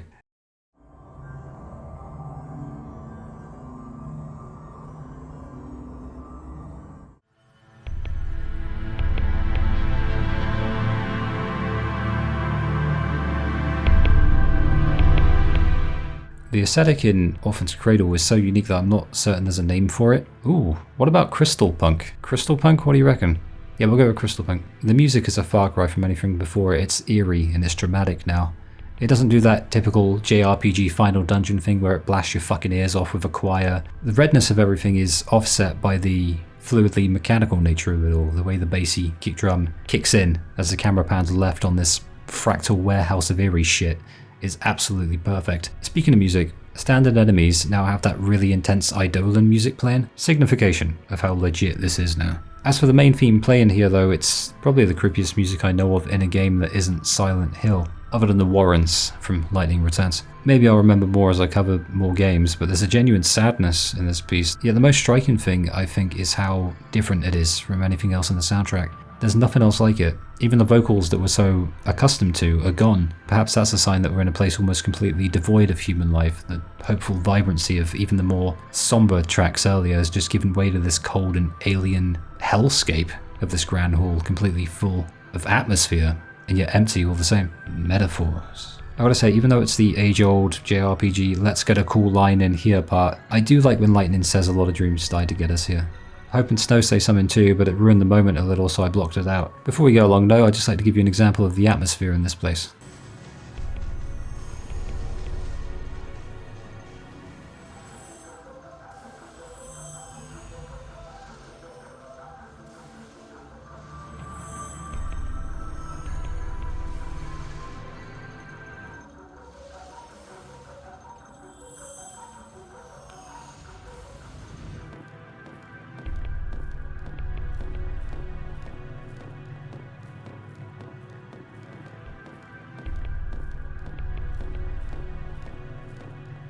As aesthetics go, this is my favourite final dungeon, I think, or any dungeon of all time. It's mind-blowingly unique, man, and it's pretty in ways that are as unsettling as they are soothing. The mechanical ordering of all of these moving parts being shuffled in and out of the place like disposable, expendable tools, possibly an allegory for us Lassie in the game. The aesthetic here is very reminiscent, or technically foreboding, of the next two games in the trilogy, the gods, time, space, that kind of thing. Every inch of this dungeon is handcrafted to be as unsettlingly beautiful as possible.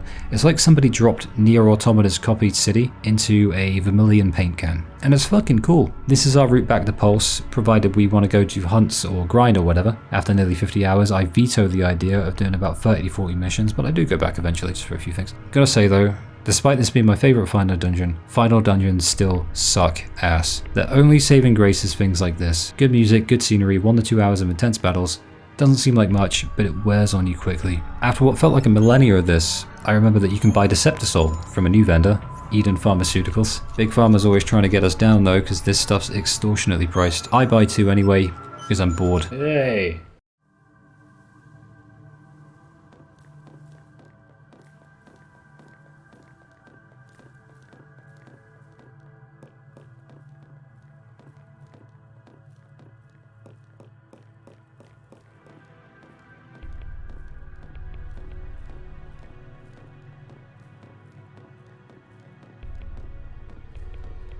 Ending time. Bart sure does like to talk, doesn't he?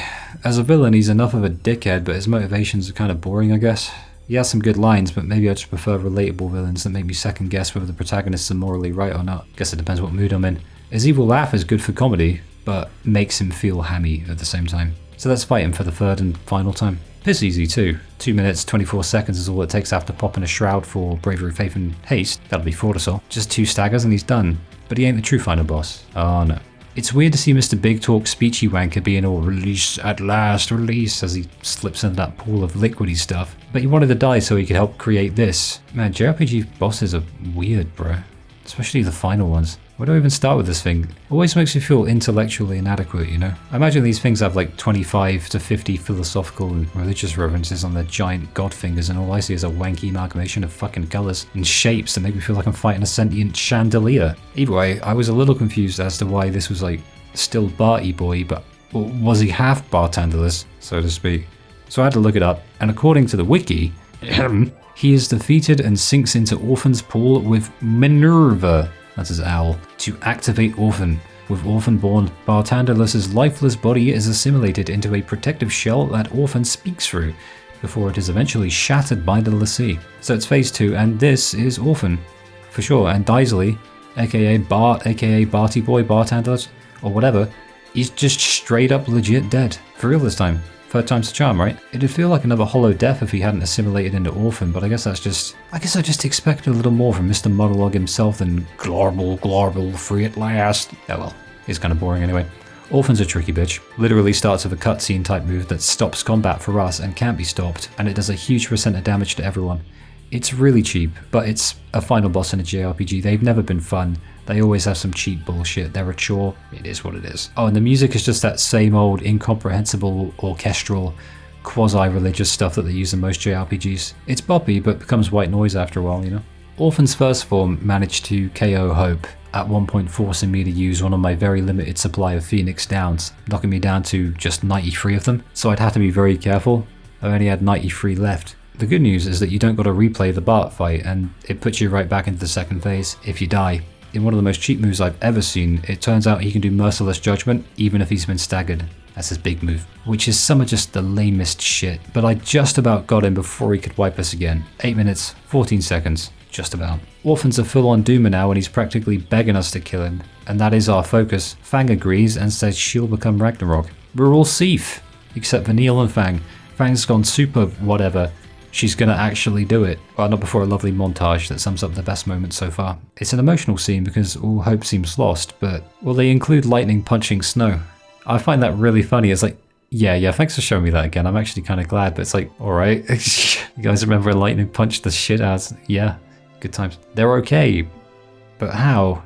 Could be more Falsey smoke and mirrors. Good enough. Yeah, it gets real Hollywood here. Brace yourself. The music that sort of overpowers their voices, the friendship speechy stuff, Snow looking to the distance as he clutches Pepsi Sarah's crystal, and Grumpy's together to the end speech, you know. And then of course one last montage of wholesome Final Fantasy moments. I'll allow it. The game's earned some cringe points after all the good stuff. Orphan starts freaking out though. Our friendship has hurt him. He sinks into whatever that liquid is, but hey, as long as the cringy stuff is over, we can now. The heroes never die.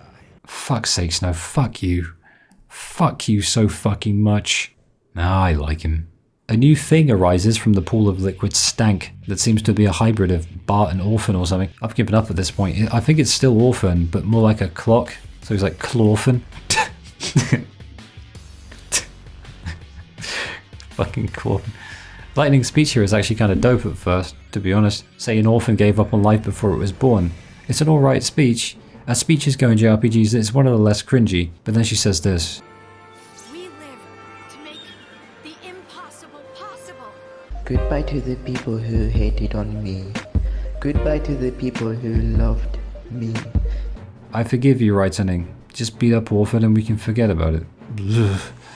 Anyway, since it's a JRPG, here's the third and final phase of the final boss, with a doom counter, no less. If there's one constant I perceive throughout this entire game, it's that playing it safe is the most dangerous thing you can do. And so I just figured, screw it.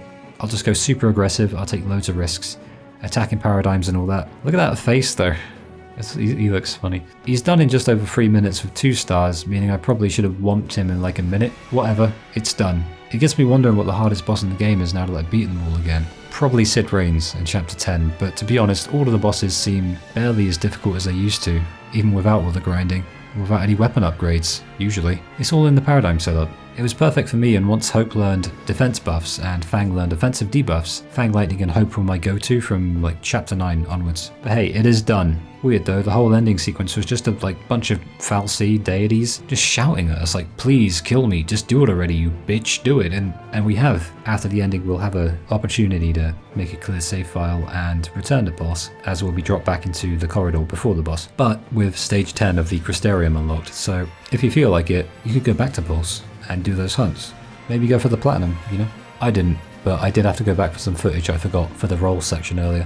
That's how that Sazh footage appeared in his Hot Wheels car. But screw that, it's ending time. Cocoon's power goes out completely. They really were relying on the Falsey, and for some reason we're floating. That much I don't know why. Maybe you'll see magical powers, I guess, or maybe it's just that Cocoon is literally falling from the sky causing gravitational anomalies. I don't know how fantasy stuff works. Fang and Vanille actually stay behind, and to our surprise, both morph into Ragnarok together. But instead of destroying Cocoon, they shoot crystal Pepsi lava at it to stop its descent and place themselves underneath it, erecting a gigantic Pepsi pillar to keep Cocoon in the air, saving everyone on the planet in the process actually.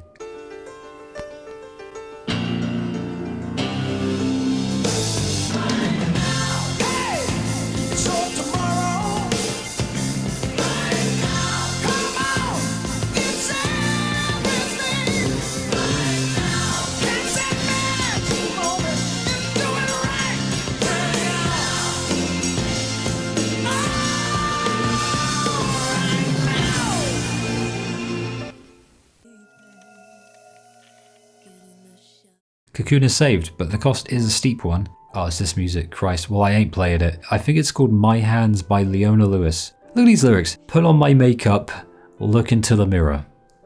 Fuck off. This music belongs in a high school girls movie. Why'd you put it in Final Fantasy? I need to check. Did I get that right? This scene's so good though that I can live with it. I forgive them. This feels so out of touch though. Our brands are gone too. Lightning has evolved from Grumpy into Smiley.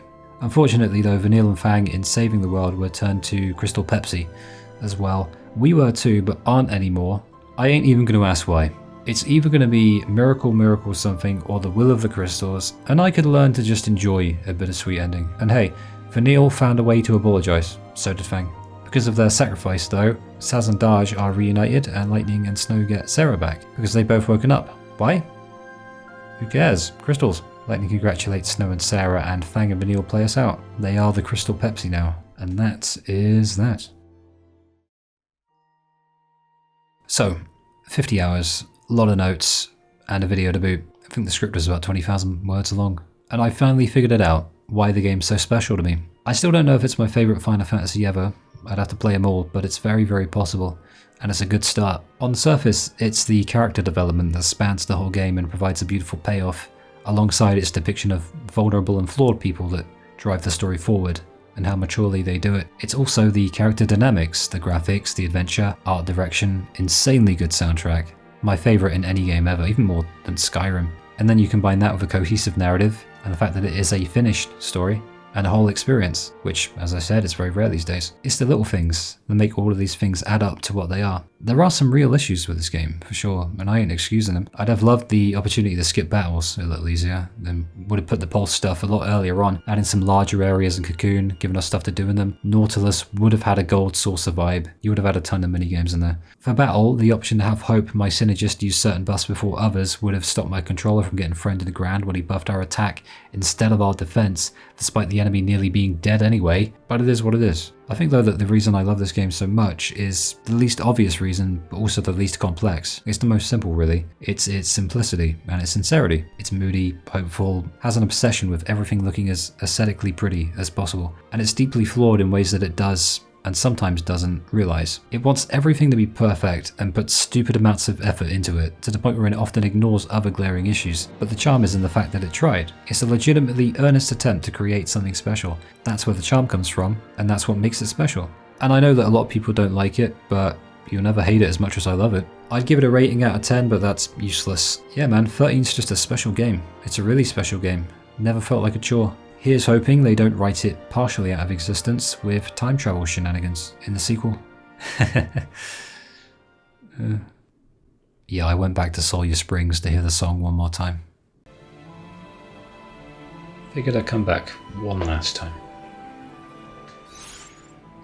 Oh, just hit 50 hours.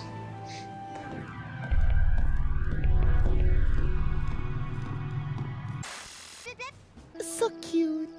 Bye-bye.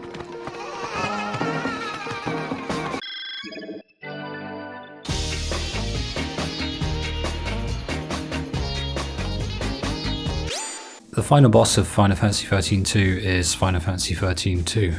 To play it is to watch it fight itself. The insecure half that knows it shouldn't exist is throwing punches, retconning shit, retconning the meaning of the word retcon. The other side that manifested the soundtrack and the vibes that we never would have had without it is throwing cool moments in retaliation. And retaliation is exactly what this game is. Retaliation against Final Fantasy XIII. Problem is, retaliation is inherently emotional, and when you run your creative decisions through the conduit of emotion, you're asking for trouble, unless you make sure it's your own emotion, and not the emotion of the fans, many of whom really fucking hated 13. The thing about 13-2 is it didn't need to exist, but I'm glad it does, and that can apply to pretty much anything anyway. Nothing needs to exist, you and I included. I can't tell you exactly why I've always looked back at it with fondness, and forgiven it despite it cucking everything that 13 somehow managed to achieve in spite of itself. That is to say, in order to substantiate its own existence, it needed to literally erase the ending of 13 from the canon, but what it didn't need to do was make Lightning not only a runaway, but almost completely ruin her personality, make her pretentious, and disrespect all of the other incredible characters that they built up in the last game very meticulously. But it also didn't need to have a heavy metal chocobo theme. and I don't mind that so much either, so whatever. The criticism towards any game in the 13 series is perpetually fucking inexhaustible, so there's a part of me that wants to dig deeper into the abstractions that I may have otherwise missed, you know, to see how I really feel about the experience. Reason being, I mold at this game for a lot of the reasons that others do. So I was really surprised when the prospect of playing it again filled me with less righteous indignation and more an exciting, hopeful indignation instead. An indignation nonetheless, but the fact is, it does exist, and the 13 game became a trilogy. And I could ignore it, but the soundtrack that was born from it, the new landscapes, the overall vibe, and the hopeful, silly atmosphere that only occasionally gives way to more serious stuff, it drew me back in like a wanky anime magnet. I find myself curious as to whether or not I love and hate this game in equal measure, but I want to go in with the right mindset and see what it does right, while being as unbiased as I can. Yeah, right. Well, I'll try. Maybe I'll come to forgive it for pissing all over 13, maybe I'll hate it a little more. I remember that despite it going very wrong at times, 13.2 took some big risks, some of which cemented the experience in a positive light for me, and in a great multitude of ways showed us all what 13 could and perhaps should have been, at least in some ways. Conversely, they also seem to forget everything that made 13 so memorable to those who appreciate what it was actually trying to do and understand it. They call it reactionary game design, and the backlash for the hyper-linearity has given way to a decidedly non-linear experience in the sequel, manifesting as a game about fucking time travel. Yeah, well, yeah, time travel. Alternative timelines, paradoxes, even paradox endings. To be honest, I kinda dig the time shit, but with this hyper-non-linearity comes as many problems as 13 had, but for the opposite reasons. It's all in how it's implemented. With this sudden shift in disposition, there will be consequences, and I would like to explore them. So let's embrace them.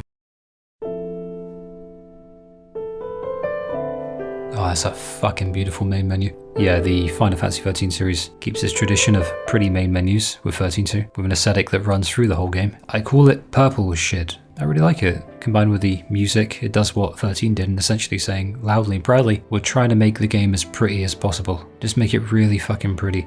What's odd to me is that Lightning is on the right instead of our protagonist, but whatever. Difficulty options are normal and easy, but you can change it whatever, so it's all good. I like that degree of player choice. Lightning monologues now and she sounds all serious and shit. Get used to it, this is going to be a recurring theme. The opening is essentially a fever dream. We're drawn into an unknown, dark and dreary place, and the soundtrack immediately extricates itself from the warm vibes of the first game with a much darker and ethereal vibe, setting the scene as we look upon what Lightning calls Valhalla, because the lore of the game is actually important now, apparently.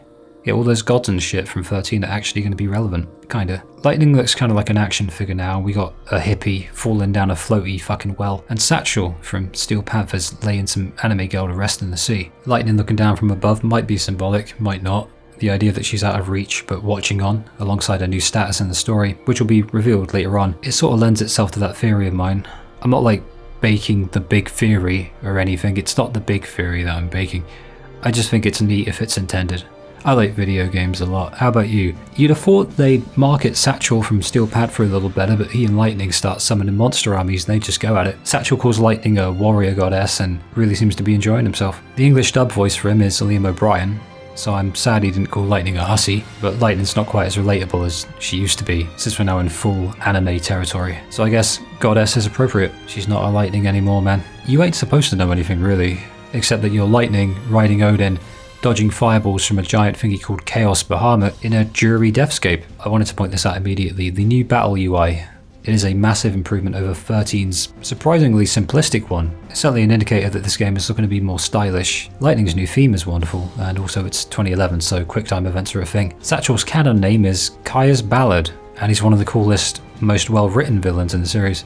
He's so cool, in fact, that a stupid fucking cringy ass name gets a pass from me. I'd have told him to sing me a fucking song otherwise. The hippie is Noel Kreis. Lightning's outfit is cringy cool, and she asked Noel to bring Sarah to her. Remember Sarah? Yeah, she's not Crystal Pepsi anymore. She's ascended. Lightning mentions changing the future, and then Mog appears. A good luck charm, as Lightning calls him. But I prefer floating pink poo. He can turn into a bow. Noel pisses off through a time gate or some shit, and that's the prologue. Kind of fun to be honest. We won't get to ride a Lightning Death Horse again though, so it's goodbye to Valhalla for now, because I'm not playing the DLC.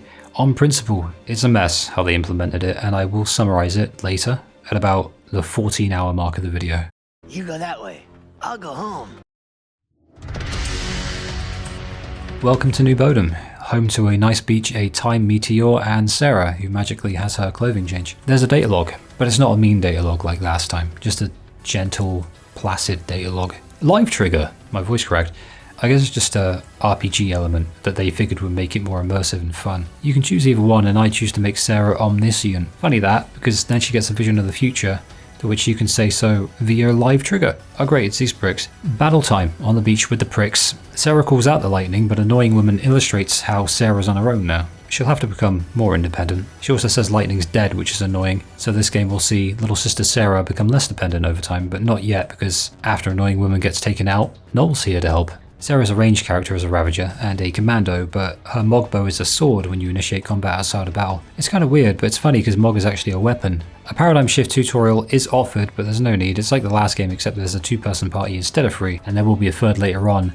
But now is now, and it ain't Pokemon yet. It will be soon, but just not yet. This whole section with the beach monster invasion has a piece of music running through that's actually really cool. It's really setting up the tone to be this spacey, otherworldly journey, and what I especially like is how they drop us in at nighttime instead of the day. Sarah and Noel have their first conversation, and Mog is given to Sarah like a Christmas present. Sarah claims him like he's a stuffed toy. Sarah saw the prologue in her dream and knows of Valhalla, further indicating she can see future-y shit. After Noel explains things to Sarah, they're like, cool, we're friends now, and Sarah believes Noel, with barely any doubt whatsoever. Sarah's sheepish, Noel's very confident, and Mog is a floaty pink poo. They make a good team. Sarah likes the monologue too, and she was falsely told by the wankers from Snow's group, Nora, that Lightning sacrificed herself to save Cocoon, putting us immediately, as the player, at variance with the ending of 13. But Sarah ain't done, and Noel confirms that Lightning's just kicking it in Valhalla. She's still around, she's just busy. I checked the wiki and apparently this song is called Full Speed Ahead. It plays and it reminds me immediately of XIII, a game by Farron. They have a song called Sunshine Coastline, I think it is. It plays at the beginning of that game just as this one does here, and they both have a really cool effect in that, like no other song, they just kick you in the face with a brand new adventure. In a really fun way, but violently nonetheless. It makes you feel alive, man, even though it's the dead of night in the actual game. It's a nice little juxtaposition when usually it's the height of day in games during the first real moment of agency. The visuals and the audio of 13.2 are eerily reminiscent of when I was nocturnal as a teenager, actually. They really take me back. And I'd get that, I've been up for 40 hours, I'm gonna punch a fucking mountain. You know, that feeling? You know what I mean. Of course you do. The violin's wonderful too. It's as prominent as it was in 13 and will be still in 13.2. The guitar's upbeat and the tempo is suddenly accelerated, much like the story and our characters' motivations. It all feels like it's coming together. I like that the characters talking during normal gameplay is actually carried over from the first game, and it will give us even more of a chance to become familiar with Sarah and Noel as player agents. Sarah being somewhat new, as we didn't really see much of her in the first game, and Noel being completely new. It will facilitate this chance for us to get to know him better. New Bodum's really pretty. I place a great deal of gravity on opening areas in games as they really are a tone setter. I want to go all the way with a game, I always do, and there's nothing like that first playable area proper to do that. Valhalla does not count. The crystallized cocoon in the sky is like a moon, which is all well and good because I don't spot the actual one anywhere. I'll let you know if I find it. Maybe Pulse just doesn't have one. It reflects off the water just like one. Lore-wise, with Cocoon on ice literally frozen in the sky above, the remnants of the Cocoon civilization relocated to Pulse, naturally, and even jazzed up a beach to look just like Bodum. So we're halfway to my dream of having a fully playable Bodum. Good enough. It's as close as we'll get, really. There's also a Bodum world in VR chat that I chill in sometimes, so it's just a really nice place. I love Bodum so much. You'll notice that the map communicates to us for whatever reason what percentage of it we have explored. Initially, in 2018, I fell victim to my OCD and tried to 100% everything map-wise, but this time it's just there, innit? Gives you a reason to actually explore the worlds. Smart thinking. It's tied to a mechanic that we'll talk about later, so it ain't there just for the sake of it, but I will say, this is the one where I actually ended up doing it.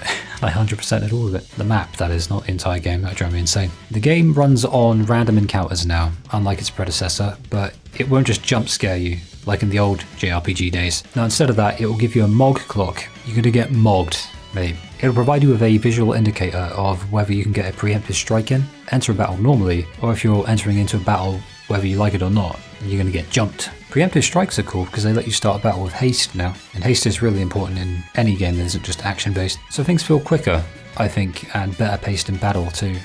It also helps that you can just avoid field battles if you want to, but I'd advise taking enemies on as you go. Because of this, lightning fast pacing, I actually took some time to visit the data log, for fun. It even tells us why Sarah has magical powers now. But the most interesting thing to me is that the time is quantified as AF now, as in after the fall of Cocoon.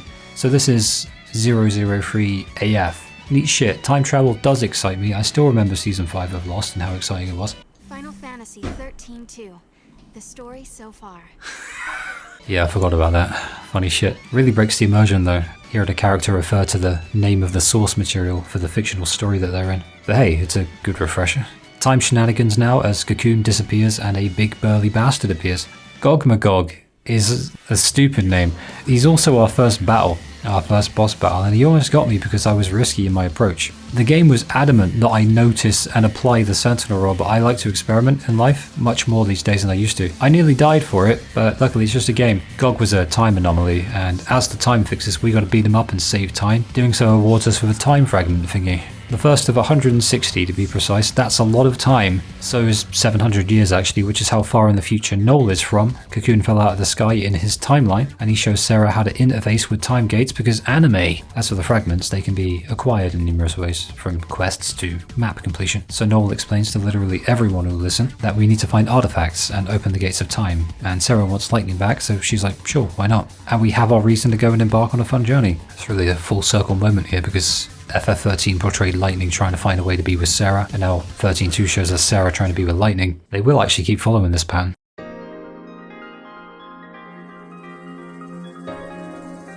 Oh, this song, New Bodom. It's probably my favourite piece of music in the entire game. If last game was Sulyya Springs, then yeah, this is the best one from this one. The piano sounds have textures that intersect with one another and they're layered really, really well. They've got a lot of depth, they're really layered perfectly. And the synthesizer behind it is subtle enough that most people probably won't even realise that it's the extra little ingredient that complements the natural instruments so well. The lyrics are interesting. As usual with JRPGs, they're thematically consistent with the narrative. In this case, an emphasis on time travel, but there's a feeling of new beginnings with this one, even more than the prominent. Was it called Run? Yes, it was. No, it was Full Speed Ahead. Fuck, they have two different. Oh, it depends which fucking video you look at. Who knows what it's called? I'll go with Full Speed Ahead. Seeing Bodom by day gets us across pretty well as well. Little Mog's special power, other than being part Moogle, part bow, part poo, is that he glows pink when something interesting catches his eye.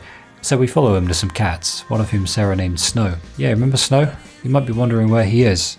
I was too. Keck. Turns out Sarah's a school teacher, Meanie Miss Farron. We find Lightning's knife, an artifact, and unlock a flashback of the rewrite that Time did on the 13 ending, meaning the writers. Everything's different. Lightning's holding up Cocoon along with Vanille and Fang, is what Snow says, but Snow can shut up. Thankfully Sarah remembers the real ending though, so there's a level of connection between her and the player there. The question now is what caused this timey-wimey bollocks to occur in the first place. In universe, I mean. The real reason is that the writers needed an excuse for the sequel. You know, we need a lore-accurate explanation as well. The paradigm system. It's finally given us the option to save and load paradigm decks. It's actually happened. We can save our paradigms and we can reload them. Seems like common sense stuff, but the last game missed that feature and it missed it badly. It also gives you the option to fine-tune things just a little further with an option where you can select whether to prioritize single enemies or groups via the tune option with normal, cross, and wide. I barely even touched that, at least I don't think I did. You can get by without it. Music's dynamic, by the way, and when in Mog Clock mode, a more aggressive version of the theme will play. Speaking of music, here's the main battle theme for the game.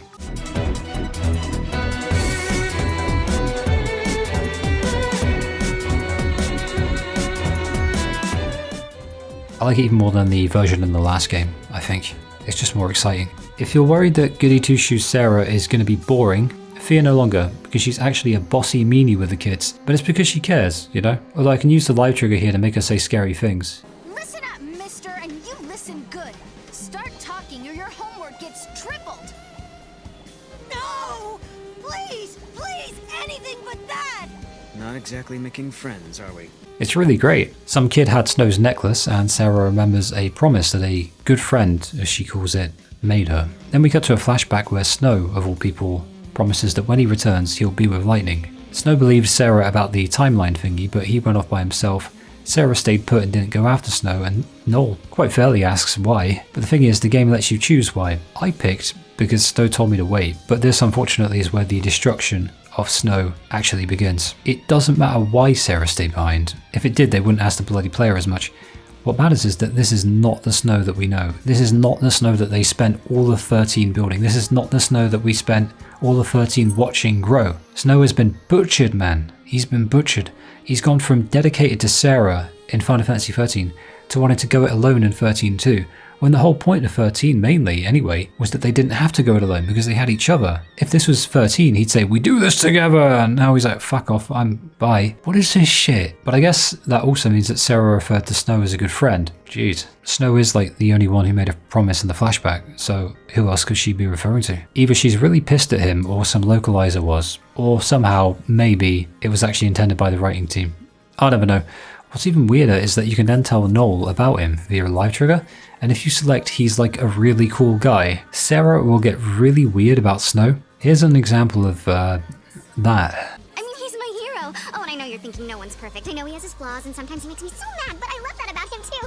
No other guy can compare to my hero. I get it. Can we just get back to... He has this amazing body, and his face is so handsome. He's tall and broad, and he makes me feel so safe. Oh, and even though he's big and tough, he can be so adorable. That's my Snow. You done asking? I'm done. Yeah, thanks for all the detail. No, I didn't edit that in. It's actually in the game. You can check it. Player agency makes for some weird little narrative pitfalls. Noel's fast becoming interesting. His theme song is pretty, and he's the last living human. It's a hell of a hook for a character, isn't it? And he's come back in time to create a future with people in it. He's thankful to Lightning, and he's optimistic they can change things. He's seen some shit, but he ain't no doomer. He's thoughtful towards Sarah too, when he's not being sarcastic, and probably when he is. He'll prove quite wise too, which balances out well with Sarah's initially naive nature. Really good first impressions, to be honest. Noel's a character that I always overlooked before, because I was too busy missing the characters from the last game, but as a dual protagonist, he's really fun. Another good thing is that Sarah's tied up in a relationship with Snow the Runaway, so we don't want to do the typical love story thing between the two. They'll get very close, but more like a brother and sister from how I read it. It's a refreshing take on things, honestly. Fragments come with little stories, by the way. Lovely touch, it's the little things, isn't it? And Gog Magog, the unremarkable, returns to fight us again. And we get our first taste of how weird and wonderful the soundtrack is in 13.2. This track is called Limit Break. The game has literally no fear in trying new things. It's like they said, do whatever you want, just make it fun. To the devs, and here we are. You'll either find it cringy or the best thing ever. I don't think there's any in between. Personally, I love it. I think it's really fun. I like to sing along with it, badly. A chocobo appears, and we can ride them now. Don't know why I got introduced so suddenly. Did we save it? Who cares? We can choco travel now, with our Gizzle greens. Am I pronouncing that right? Is it Gizzle or is it Gissel? Who cares? Welcome to the Historia Crux. This is your time GPS, navigating you between levels. This is where you'll find each map, or level, like Africa, the Caribbean, and Portland, Oregon. It's somewhat linear at first, but you can't be given away locations, and the plot needs to happen first. But soon enough, you'll be given the keys to time itself, and with it the freedom to explore just about any area you've unlocked, provided you have enough time fragment thingies. And to be honest, this place is just a breeze to navigate, despite acting as a hub housing not just levels, but also different versions of these levels from different times. It's another quirk of increased player agency, being able to tackle certain things at certain times, alongside letting you access the main menu, save the game, and check your stuff while you're here. But it's very linear to start, and to start with, we are simply hopping 2 years into the future with the Brescia ruins.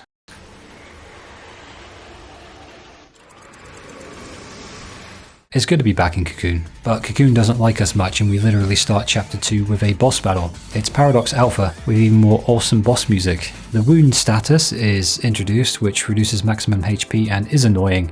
I've never liked it, it just pisses me off, but I guess people like a challenge and that's why it's in there. The battle's really fun though. If there's a design document for the game laying around somewhere, I bet it just says whatever's most fun, do that shit. I bet that's it. It's cinematic with the camera angle, and the QuickTime events actually make it fun too. That's right, QTEs were implemented in a fun way. I really do like them.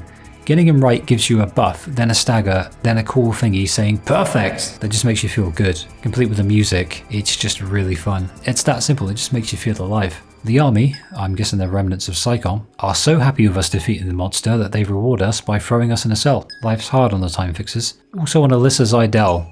This is her, she's nice to us at least. She ferries us along the land of terrible frame rates. It's the PS3 version, so the frame rate's already going to be fighting against fate itself, but they've added rain effects, and the game's really struggling now.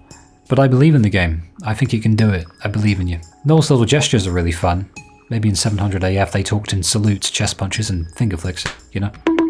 With this fun pacing though, we're given 2 more new things. The ability to change the leader at any time, and an explanation of how time gates work, with it turning out that different types of time gates require different types of artifacts. This is Chocolina, she's our time merchant. Got a quiz for you. Who do you think this is?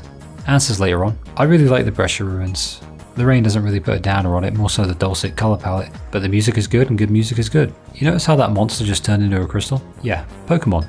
Literally. Kind of. Turns out this game does give you a third party member. In fact, it gives you a large variety of them via monster capture. Sarah actually has the power to control monsters for reasons heretofore unspecified, but Mog actually finally talks as well. Don't know why you didn't already, don't know why you waited. They also let you give the monsters names after you caught them, but unfortunately you have to pick from a pre-selected name list, so I ain't going to be fighting side by side with Pencil Dick III. It's neat though. You can give them cute little accessories too. You can add up to 3 monsters in the Paradigm pack, and those within that pack can be added to your pre-existing Paradigm setup. A good example of its use is that XIII, aka Aqua, as I called him, is a medic.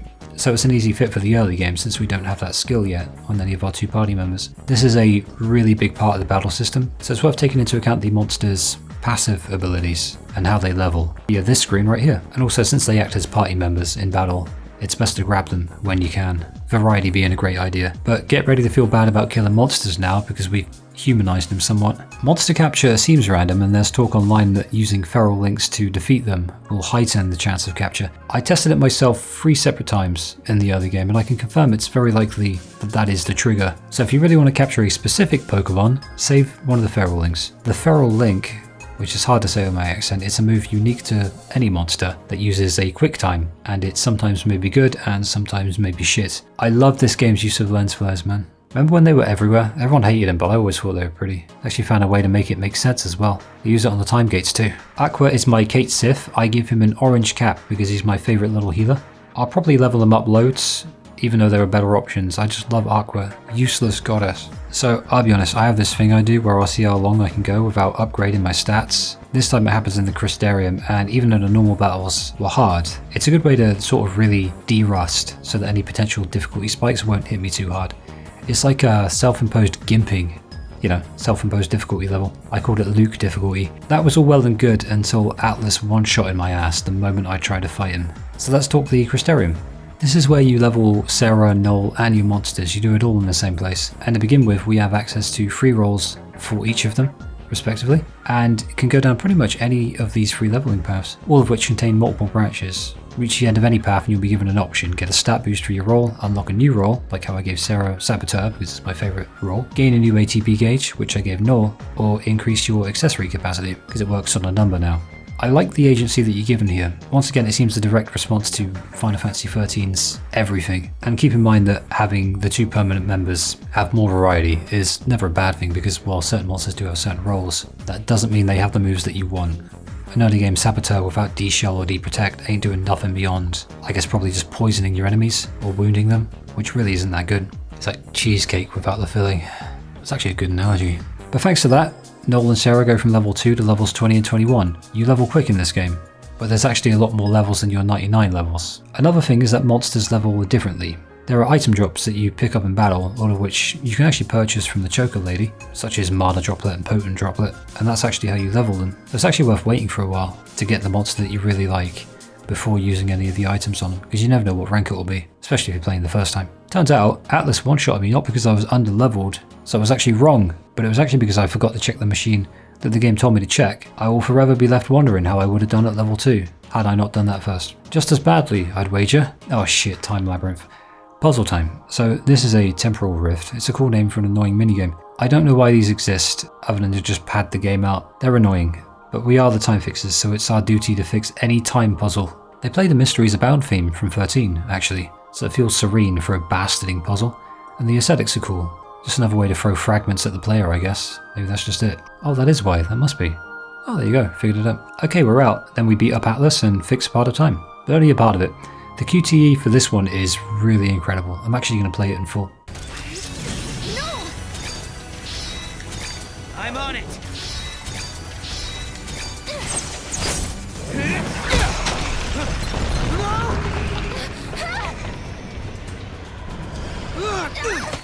Hey!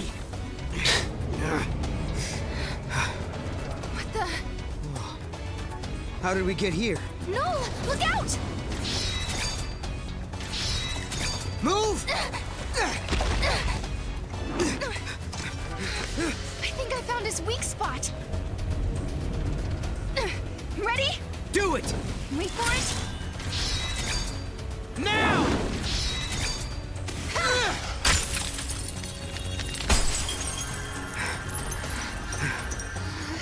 Alyssa was worried that the grave beyond Atlas was hers, since she keeps having dreams about being killed in the Purge, back in Bodham in Final Fantasy XIII, a game that she wasn't in. No worries, it's just her friend's grave. Happy day! We move forward in time and seek out the next pesky gate, an Eclipse artifact, opening the way for us. Sarah has one of those, I'm just tired moments, you know, one of those. And Noel straight up susses her out. Obviously it's not nothing. Is that a trope? I do love these moments between chapters though, with the introspective music playing. Sarah and Noel especially having a little time chat as they float through the crux. Then Lightning will say something cryptic and we'll touch down in the next chapter. Speaking of which, episode 3.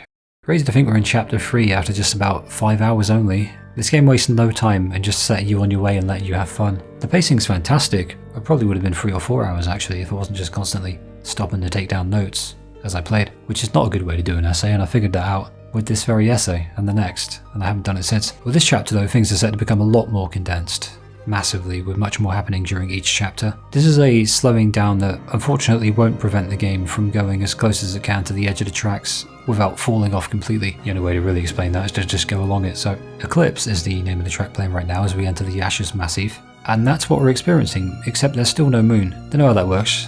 Perpetual night has descended upon Pulse, and Noel says that that's supposed to happen in a couple hundred years. So it's a paradox, and the time fixers are supposed to fix those, so we got to get on it. Stealth, of all things. Stay in the light and the behemoths won't spawn and wreck your shit. Fun little feature, but if you're like me, you're just thinking, how long till I can come back and capture a behemoth from a Pokemon collection? It really is the same place as Final Fantasy XIII, most of it anyway, so certain areas are completely identical. And some are new, like some of the pathways. At least I think they are.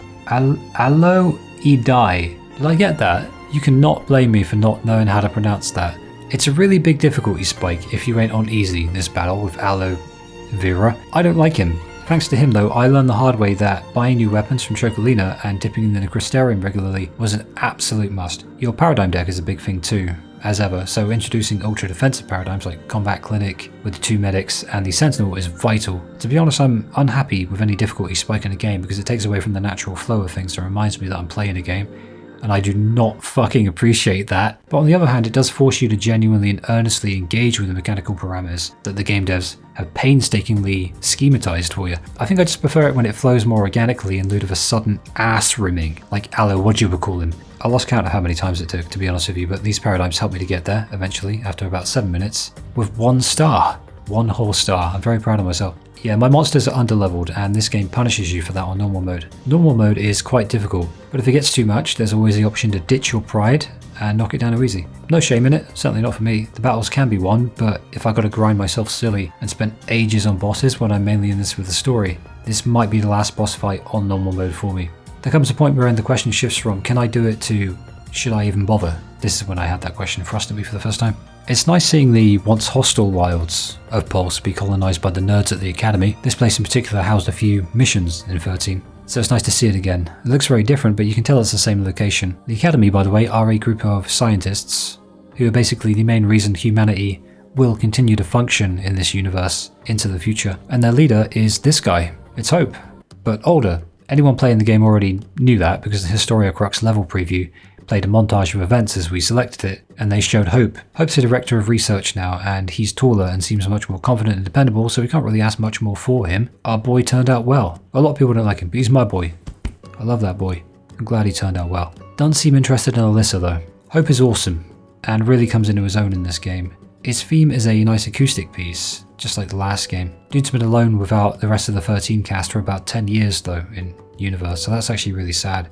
He's had it really rough. In that time though, he's been an intelligent dude and really worked his way up the ranks of the Academy. Holy shit, the writers remembered Sazh exists. Let's live trigger him back into relevance for a short spell. He and Daj disappeared for a short while. There's a DLC that'll explain it for us, but I say screw the idea of locking important character moments and stories behind a paywall. I'll summarise it later as planned, but that's as far as I'll go. I'm not getting it. It's absolute bullshit. They'll do it again in 15. A few things are mentioned now. One being the Farseers, the second being the Seerus, and Noel's eyes light up when the Seerus is mentioned. A Seerus can read the future. That's worth keeping in mind when Noel mentions someone called Yule. Dude loves himself a Yule log. Things are about to get super timey. This is an Oracle drive. Noel knows of it, it records ancient stuff, apparently. It shows us Lightning and Caius from the prologue in Valhalla. Then Hope gifts us the Shining Whatever, and we can use it to travel across the time some more. It's hard to keep up with this stuff, I know. We opt to solve another paradox, basically, to find lightning. It seems like a wild goose chase at this point, but Sarah's determined and so's Noel. There's a little nudge here that side quests are kind of easy to miss, so you gotta talk to everyone with ellipses over their heads. Some have quests, most don't, and there are guides online if you can't be bothered to check, but most quests involve going to the same world in a different time, grabbing something for someone, and then coming back to the original time and giving it to them there. Easy to keep track of with the fragment section in the main menu, but this does get really complicated later on, and I had to follow a guide to get a bunch of fragments, otherwise, yeah, it would just be a mess. I'll moan about that later as well. In these early stages though, before things get way too convoluted, there is something really exciting about the way that levels work. Just as the characters don't know where a gate will take them, neither do we.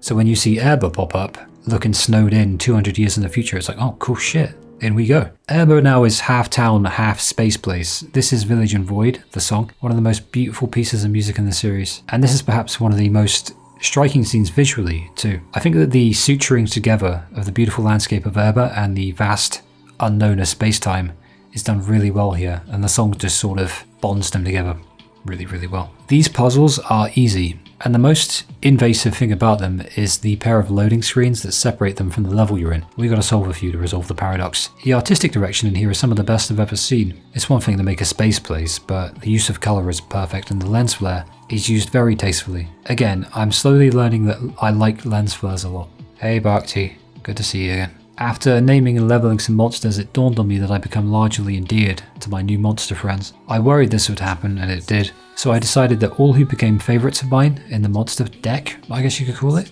would receive the honorary orange cap of cuteness to immortalise them forever, you know? Having a little mechanical bug with an orange cap debuff your enemies is a feeling unique to Final Fantasy XIII 2, and I enjoy this new dimension of gaming. Ah, it's Yule. And finally, we're introduced to our main villain properly, Mr. Caius Ballard, Satchel. Noel knows him very well, and he knows Yule. Well, not this Yule, a different one. Caius barely even monologues, he's just straight into it, says protecting the sanctity of the timeline is the most important thing, and then he gives us a hard time. This battle's tough, it really is. He hits like a train, he has regen, so you gotta keep yourself buffed and him debuffed while he's hitting you quick as hell. The key seems to be the same as in 13's hardest battles, making sure that your defensive and offensive buffs are in effect all the time, getting your health up, staggering the enemy, and then being very brave, which has a 50-50 chance of killing you. I experimented with this fight on easy mode and the difference is very noticeable. It's much easier. Normal mode nets you better drops, but if that bothers you enough, then there are ways around it. I really do enjoy the idea of adjusting difficulty whenever you please. It's an example of player agency that doesn't mess anything up narratively, it's all up to you. Despite getting his health down, we don't actually win, and Caius bests us. I hate this in games, but it's the only one so far. He's gonna end Noel, who's hesitant to fight him properly, but Yule says the timeline has changed. And Caius is like, okay Yule, you've seen enough shit for one day, I'm taking you home. I'm gonna say it now, Caius is one of the best Final Fantasy villains of all time. If I had to pick my favourite two, I'd say he's right up there with Arden. He's what I wish Sephiroth was, and he's cooler than Sephiroth too, less of the edgelord, oh I'm so powerful, Cloud, less of that bullshit, and Caius instead is just a more remarkably human villain. I don't even know if villain is right considering what we learn about him. This ain't some idiot who wants power because he thinks he's God's gift, it's just a dude trying to do right by someone he really loves. You can tell right away by how kind he is to Yule. Due in no small part to the temporal fuckery of the time fixes, a new timeline has been created. The game, in its infinite benevolence, is nice enough to give us a visual cue when this happens with an X next to a number, so it doesn't get confusing as it otherwise might have. So it's back to Yasha's Tenayeth, but it's an alternate reality, no eclipse. It keeps things interesting by acting as another curveball. This game genuinely hates linearity, it absolutely despises it, it will avoid it at every possible turn. It's a second Yule. Noel's still looking for his Yule from his timeline, so I imagine this is annoying for the guy. Yule tells Sarah that she's the same as her. Pretty obvious what she means by that, but Sarah has to be dumb for narrative reasons. A wonderful little thing about alternate timelines isn't the picking up of items for other worlds and boring side quest stuff, but rather the chance to see different weather archetypes for worlds and different architectural layouts too. Keeps things fresh and gives you a reason to visit worlds that are largely the same. I think that the haphazard back and forth would probably get jarring without it. I imagine without it would also be more difficult to differentiate certain worlds, or versions of them. Dissolving the paradox, as we did, means that Hope's memories are now different, and technically this is a different Hope as a result. They skipped the second reunion, thankfully enough, the game, and that's another pitfall that they avoided. To be honest though, it was around this point exactly, in every playthrough that I've done, that I began to get a little exhausted with the whole thing. For every little thing that they implement to keep things fresh, they also further solidify just how far gone the story is now. And it's never coming back. They're never going to write the track, you know. They're all in on this time stuff, and it becomes crystallized for you. And with Hope now saying he wants to bring back Vanille, Fang, Lightning, and even his mother, it's hard to become emotionally locked in at this point with what Hope's saying, when we've had about 2 Yules, 2 Hopes, and who knows how many Alyssa's. Luckily there's only 1 Sarah and 1 Noel, but it still doesn't really help much. With Final Fantasy XIII it was easy to become emotionally invested, but now Hope's talking about how we could be looking at the Oracle Drive's original prophecy, or it may have changed, or it may be the same, but Cocoon is going to fall into Grand Pulse in Noel's future, so we need to change it. You can follow along well enough if you pay attention, and the game will point you in a set number of directions that, even within this hyper-non-linearity, you're never going to get completely lost with. But this is emblematic of a greater issue with the game. There's such a thing as too much chaos. The risk-taking nature of the game will bring us some great stuff. It already has brought us a lot of good things with all the risks it's taken. But this is the other end of that spectrum that it paints. I suppose what I'm saying is the writer's hellbound intention to make this game as unlike 13 as humanly possible carries with it the very predictable side effect of losing a lot of the charm that 13 had. So now, even though the song from 13, The Promise, is playing, and Sarah, Noel and Hope are vowing to change the future, and it's a really nice scene, I'm just thinking, you want to change the future, right? Okay, which fucking one? We already did. I'm lost, emotionally. I suppose it's just hard to really feel anything at all when you're not sure whether what's hitting you is real and authentic, and how long it's going to be about. It's what makes the game exciting, and it's also what makes it a pain in the ass to really gel with. It's a watershed moment in the game, and in my tolerance of it, and its madness. Thankfully, we do have an anchor in the future fall of Cocoon. This will help the game stay on the tracks, so to speak, just about, especially since there's a gate in Yashis that takes us somewhere named Augusta Tower 300 years in the future from a different timeline. So it's Augusta, 300 as fuck. Bloody hell, I really love the music here, and I know I say that about most places, but I really do. This one stands out even more. An AI is talking to us about distortions and paradoxes. It's angry with us for existing. Someone hacked into the system and wants us dead. So this place is a bit of a drag if you don't like standing around and activating things to do puzzles with, all while random encounters occasionally box you into a room and stress you out more. So naturally, I wanted to bang my head against a fucking desk, preferably this one.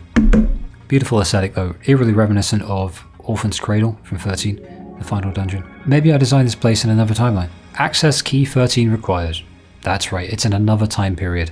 Well, we'll put a note down and come back later. Non-linearity, you know. This one little trip to Augusta gave Caius about 10 more minutes with Yule, but now we're gate-bound and Yule dies. One of our does, anyway. Caius is kind of sick of it at this point, implying he's in a struggle of his own. A mysterious portal opens up and it takes us to the void beyond.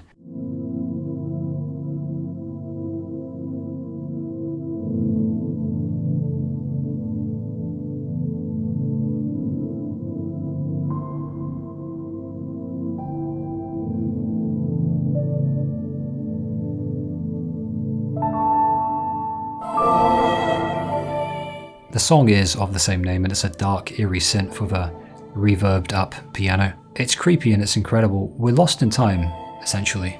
Seeing Sarah's bright pink hair in this washed out place is actually quite fun. You think it would get to me, but I actually really like it.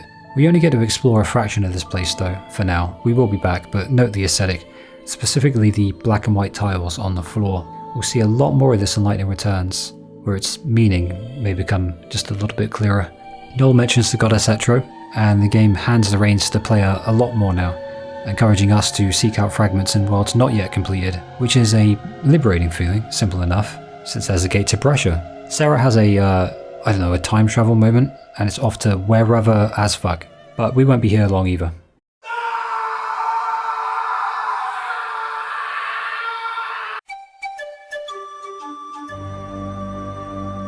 It's the Sun Left Waterscape, 300 AF, and the end of the world, the fall of Cocoon, that is going to be caused by a bunch of flan. Yeah, I kind of checked out emotionally for a while after that. Jelly beans are the end of the world. Come on, give me a fucking break. Sarah has a vision and it's Snow. The first thing he does is shout, "Sarah!" What the fuck has he done to his hair?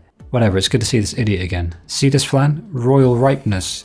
He's easy to beat in 2 staggers, despite soaking up a bunch of elemental attacks and healing from them. The QTE finisher is really fun. The game's really changed my perspective on him. Snow's the same old self with his old theme song, but he's got a fucking minging red undershirt now. It looks like lacy lingerie. It's just another Tetsuya Nomura abomination. He's angry at Noel for bringing Sarah along, like she's not her own person or something, and an adult human being capable of making decisions, her own decisions. It's like she's 21. It's an immediate dickhead move to get angry at her about that. She's 21 years old. It makes me wish the Flan ate him, whole. And his justification for leaving Sarah alone is wank as well. Lightning apparently told him to protect Cocoon, so he started time jumping too, because the Flan are melting the crystal pillar, and that's how Cocoon falls, it seems. The Flan melt it. He and Noel, being polar opposites, inevitably clash. I liked Snow back in 13 despite his god-awful writing at times, but this is indefensible. He was endearing back then, less so now. I chose to ask about Vanille and Fang myself, but Snow just bigs himself up saying he'll protect Cocoon 100%. Mate, when we got here, you were surrounded by 5 normal-sized Flan, and you were having troubles, mate. We couldn't even beat the big one with all 3 of us. Sarah says that Snow hasn't changed a bit, but he bloody well has. Back in 13, he had endearing qualities to him. He was emotionally intelligent, he knew how to cheer people up, he considered the emotions of others, he respected their agency, he even knew when he was in way over his head. Reconciling with his overconfidence was a huge part of his character arc, and he even realised that he was just overcompensating due to the insecurities of his own. This version of Snow is a controlling partner who treats his fiancée like a child, has no sense of what he's capable of, doesn't consider the viewpoints of others, has barely any respect for anyone, and is even more overconfident, but with less reason to be. It's like they burned everything good about him and left only the things everyone hated him for. They fucking ruined Snow. I can't defend this writing now. It's obviously a case of the writers forgetting things from the first game, or new writers that just don't know. I can forgive, I guess to an extent, them rewriting certain plot elements because they had to justify a sequel, but they've inadvertently rewritten Snow's entire character arc and set him back to square one. Dog shit writing. I don't know what they were thinking.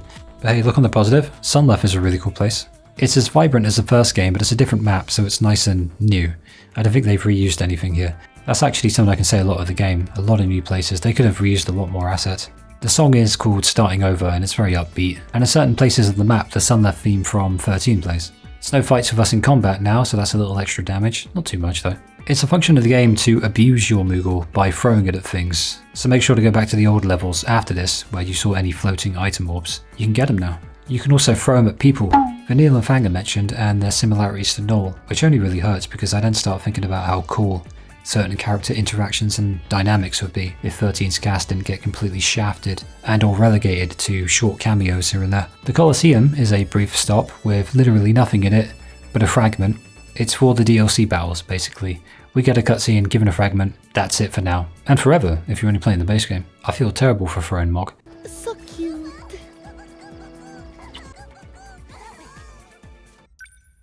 The Arkilt step, and I think it is Arkilt. People call it Arc Light, but the Y is before the L, so I think it's Arkilt. It's a nice throwback to the Grand Pulse of 13, and it looks very similar to that map too, despite technically being different. I don't believe it's the same map, it's just very, very similar. A nice little addition that the game pulls out for the first time is giving us a place with a name but not telling us what year we're in. There are primitive hunters about, but with how things have played out it doesn't really help illuminate the matter. The game never answers this question, and I like that. I dig it. Not everything needs an answer. Worth noting, though it is rare, your AI party member that you're not using as a leader will occasionally be really stupid and not attack a staggered enemy. These red cactuars are fast travel thingies. You can't miss them. The idea seems to be that given how large this level is, they've been benevolent enough to give us fast travel, but I'm uncertain if it's that much larger than the rest of the levels. Just seems like it, maybe it is, but I think what really makes it different is that there's so many different versions of it. The uniqueness of the step is less in its sheer size and more its variety in that sense, hence the weather machine. With this, and the help of 2 levers, you can manipulate the weather in the step to one of 4 archetypes: sunny, rainy, windy, stormy. It's similar to the one in the Sunleft Waterscape except with more options. With each new weather system we get new monsters to catch and a different overall vibe, but more importantly we get different music too. This is really cool. Rainy weather gives you a return of the Capra Whitewood theme. When it's stormy, Will to Fight from Final Fantasy 13, the one I jerked off about in the 13 video, and sunny weather activates Plains of Eternity, one of the standout tracks. I imagine that's the one I decided to go with here. Farron is a scary boss, but never mind him, we gotta get back to Snow. Thanks to our brief sojourn across worlds, we've shrunk Royal Ripeness. He's Mutant Tomato now, but it's all one word so it's hard to say. Noel has a go at Snow for fighting the jelly bean alone, and Snow admits he's stupid but did it for Fang and Vanille. Snow says they're the same, him and Noel, but last time I checked Noel wasn't as stupid. I don't know if the writers are really rolling with this Snow and Noel are the same thing, or if they want Snow to look stupid, but either way, we've resolved the paradox and Snow is off. I'd feel sad about Sarah's anguish here, but Snow kind of seems hollow now, and as a result of this, a direct result in fact, so does their relationship. Oh, I almost forgot. Snow had a Lassie brand. Don't expect this to be cleared up in the main game. It's detailed in fragments after, a sodding book. Screw that. It'll be relevant in the next game. The relevance is relative. I can't be bothered to go into it right now. It's not even that. It's not that I can't be bothered to. On principle, I just don't want to. We get some much needed downtime now as the game takes us back to the Void Beyond. And so we've gone from the constant world hopping and paradox solving to a little bit of a break. Well, break over. We've unlocked new locations. This chapter is really long, but all the while the pacing still feels very solid. It just gets overwhelming at times. Maybe it's a me thing, but I found myself actively creating my own moments of downtime by just roaming the steppe and fighting the chocobos and stuff. But then again, that was facilitated by the game, and that's how player agency works. Now's a good time to go clean up some fragments and gates, in older levels by the way, if you feel like it. With the ability Moogle Throw, it really opens up everything. What's annoying though is that feral behemoth in Massif is easier to beat now, but getting his crystal is still a bastard, and I really like my paradigm setup with Brittany, Elena and Aqua. They shall not be moved. Okay, they will be, just it'll take a while. Then again, this behemoth type did really tempt me. Speaking of which, now's a good time to mention how much I came to enjoy the monster system. There are a lot of depth in not only making your own paradigm deck, but also factoring in which monsters to include based upon a multitude of factors unique to those monsters. Aqua's my medic, and even though Sarah's a good medic, having a second medic allows for combat clinic. Brittany, my lovely synergist, has a special skill that gives all party members every defensive and offensive buff at once. I don't think it lasts very long, but getting all of them at once is very good. But theoretically speaking, at this point I could make room for something else if I level up Noel in Synergy. And then you have Elena, who is my Saboteur, that I have in play during just about every offensive paradigm I have, putting D-Shell and D-Protect on enemies and making my life immensely easier. The idea was that I would eventually get rid of the Saboteur and put a Commando or a Ravager in, but I found the reduced damage didn't really matter as much because I compensated for that due to the fact that the enemies were debuffed. It evened out very well. So Commando, Ravager and Saboteur was basically my default. This is a crazy chocobo. It's angrier than most other chocobos. He'll eat your greens rapidly while you ride him. So plan where you're going to go before you hop on, or just buy a bunch of greens. He'll even eat them during cutscenes where you're turning in quest. He's a bastard. Here's something I wanted to talk about. The Crazy Chocobo song. This song got a lot of hate back in the day, but I've always loved it. I think it's really fun. It's not just a meme song, it's really catchy too. It's certainly not the main theme of the game, but I think of it personally as the official song for all the crazy shit that this game stands for. I think it's the theme of this game's creative direction, just taking risks. 13.2 is like the wild card of not just the 13 series, but the entire Final Fantasy franchise. I can't think of a more crazy game that came out in the series. You have the non-linearity, you have the time travel, two-person party, and a third thanks to monster collecting. It's probably not the first to do any of these things, but it's the first to put them all together in such a way that everyone remembers it either fondly or terribly as a direct result of the polarity relative to the rest of the Final Fantasy series. 13.2 is always trying new things. Always. It's not afraid to be weird, or silly, or unconventional. Never mind those moody bastards with the, oh, it's not serious enough. Lighten the fuck up, man. It's a game where you ride a giant fantasy chicken, and you save time from a Steel Panther member. The soundtrack is excellent, it's eclectic, it's a futuristic twist on an already unique formula established in 13 that's almost its own genre, I believe I called it. It's a discontinuity of formula, and I enjoy that. This is the clock puzzle. I hate puzzles, I have no time for them. I could learn it. I could put in the time and the effort and I could learn it, but there's zero chance of that happening because I don't find puzzles fun. It's busy work. So what to do? Well, go here. I'll put it in the description and on the screen. Pause the game, input the numbers, and you're good. Even this first one has 4 separate stages. I'll be real, it really sours the game for me. This isn't mandatory if you want to complete the main story, but a lot of the optional stuff will see you running into a lot of these later. We'll cross that bridge when we come to it, but the sheer repetition and boredom of these puzzles could have been replaced by so many things that are far more fun and don't make me want to headbutt my desk. Serendipity, half poor man's gold saucer and half actually kind of fun. Chocobo racing's kind of cool once you get the hang of it, but catching them is another thing entirely. There's an easy way to get a silver one in Academia later, but for now, all I got is a standard ass Chocobo. Last time I played this I had a green Chocobo. He won one race, I called him Dumplings, and then I retired with him as a winner, 100%. I tried racing the normal Chocobo, but I was so unconfident that I put a bet on a different bird. Just one gill. My bird Wendy finished last. It's also home to a shop, where you can exchange any coins you've got for prizes, and some slots if you're feeling masochistic. There's also a chocobo lady called Mystic who gives us powers for passing certain thresholds of fragment amounts. She'll give you the improved Moogle throw right away, and there are certain other things you can get to, but for now that's it. And with that, chapter 3 is done. The most chaotic chapter so far, with little downtime and much to do, for better and for worse. It's a pretty disjointed chapter, and yeah, that's only going to get more hectic. Academia, 400 AF, probably the most lore-rich and interesting location in the whole game. The Academy is the de facto government now, and its leader turned out to be our boy Hope Estheim. So I guess one could say that Hope is kind of the king of the world now. Weird to think about, but, you know, proud of the guy. But then I remember that he had the Academy build a man-made fal'Cie, which is stupidity beyond measure. It sends a bunch of Seath after us, because that's what fal'Cie do. They make l'Cie, who can turn into Seath. And then it's on us to run through the city with hordes upon hordes of these things trying to kill us. Fun at first, but it gets old real quick. There are so many, like tens upon tens of battles, probably hundreds by the time I got to the end of the game.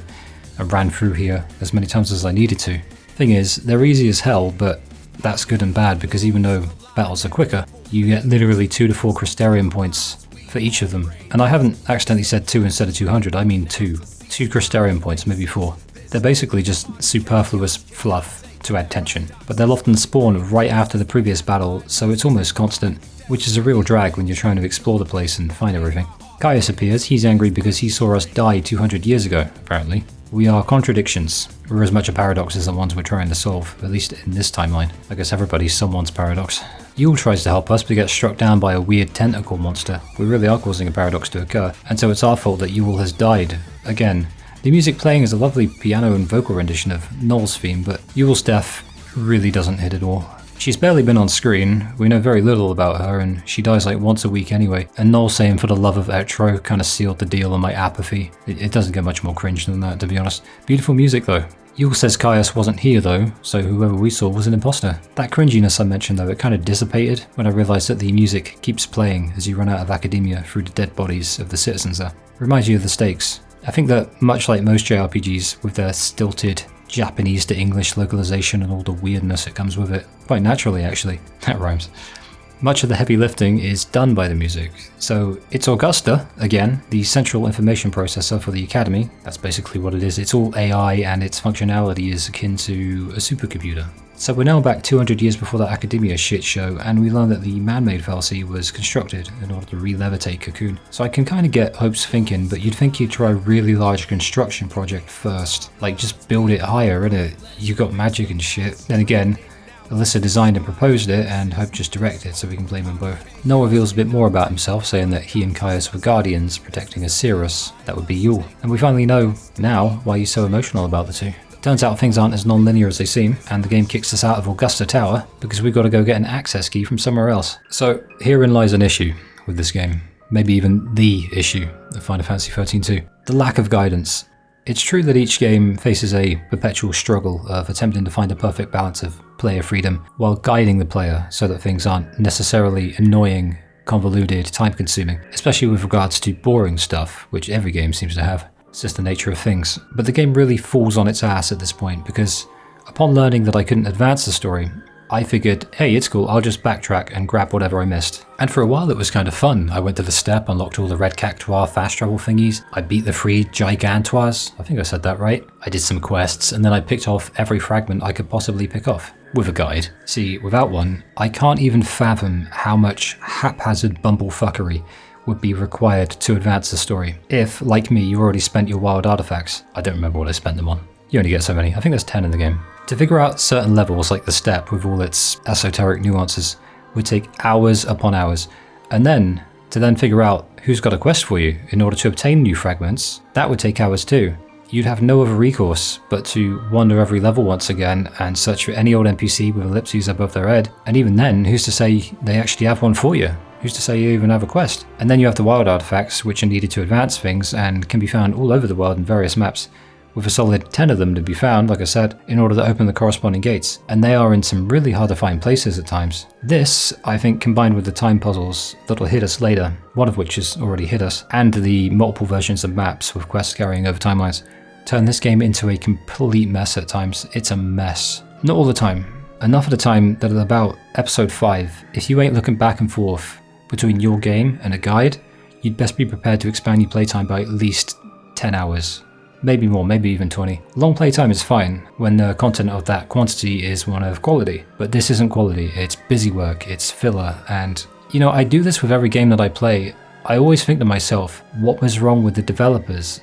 Could it be that this is fun to somebody? But then I think about it and I go on YouTube, I look up the guides for how to do it, and it's just people moaning like me, and I'm like, is it just people being out of touch and thinking this is fun, or just not having enough creative ideas to fill that space with something else? And I think that's the best theory I can really come up with. And the game does direct you for other things, so the lack of direction relative to the wild artifacts, a big part of advancing the game, is really odd. It tells you how many gates a level has, how many you've unlocked, and even how many fragments there are. There's even some segmentation in the fragment section, and you can search them by 2 separate means of searching. But with the wild artifacts, it's like they forgot to include a section for it, or they just chose not to. Either way, both suck.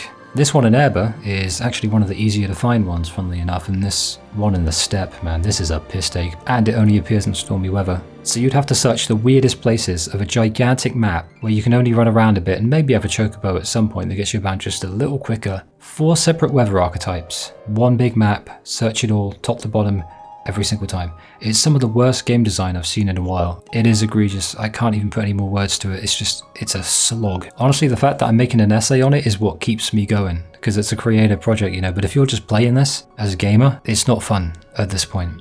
Poor Mog though. I was trying to grab the fragment and I threw him into the fucking abyss. Sorry, Mog. These things don't count as fragments. There's no way of counting which ones you have either. It's an awful oversight that can stall your playthrough indefinitely if you don't or simply can't use a guide. I get that most people can, but you shouldn't have to. You really shouldn't. You shouldn't have to go to supplementary outside material in order to advance a game. Back in the day, they did this to sell game guides. Now I don't know why the hell they're doing it. Probably just out of touch Square Enix bullshit.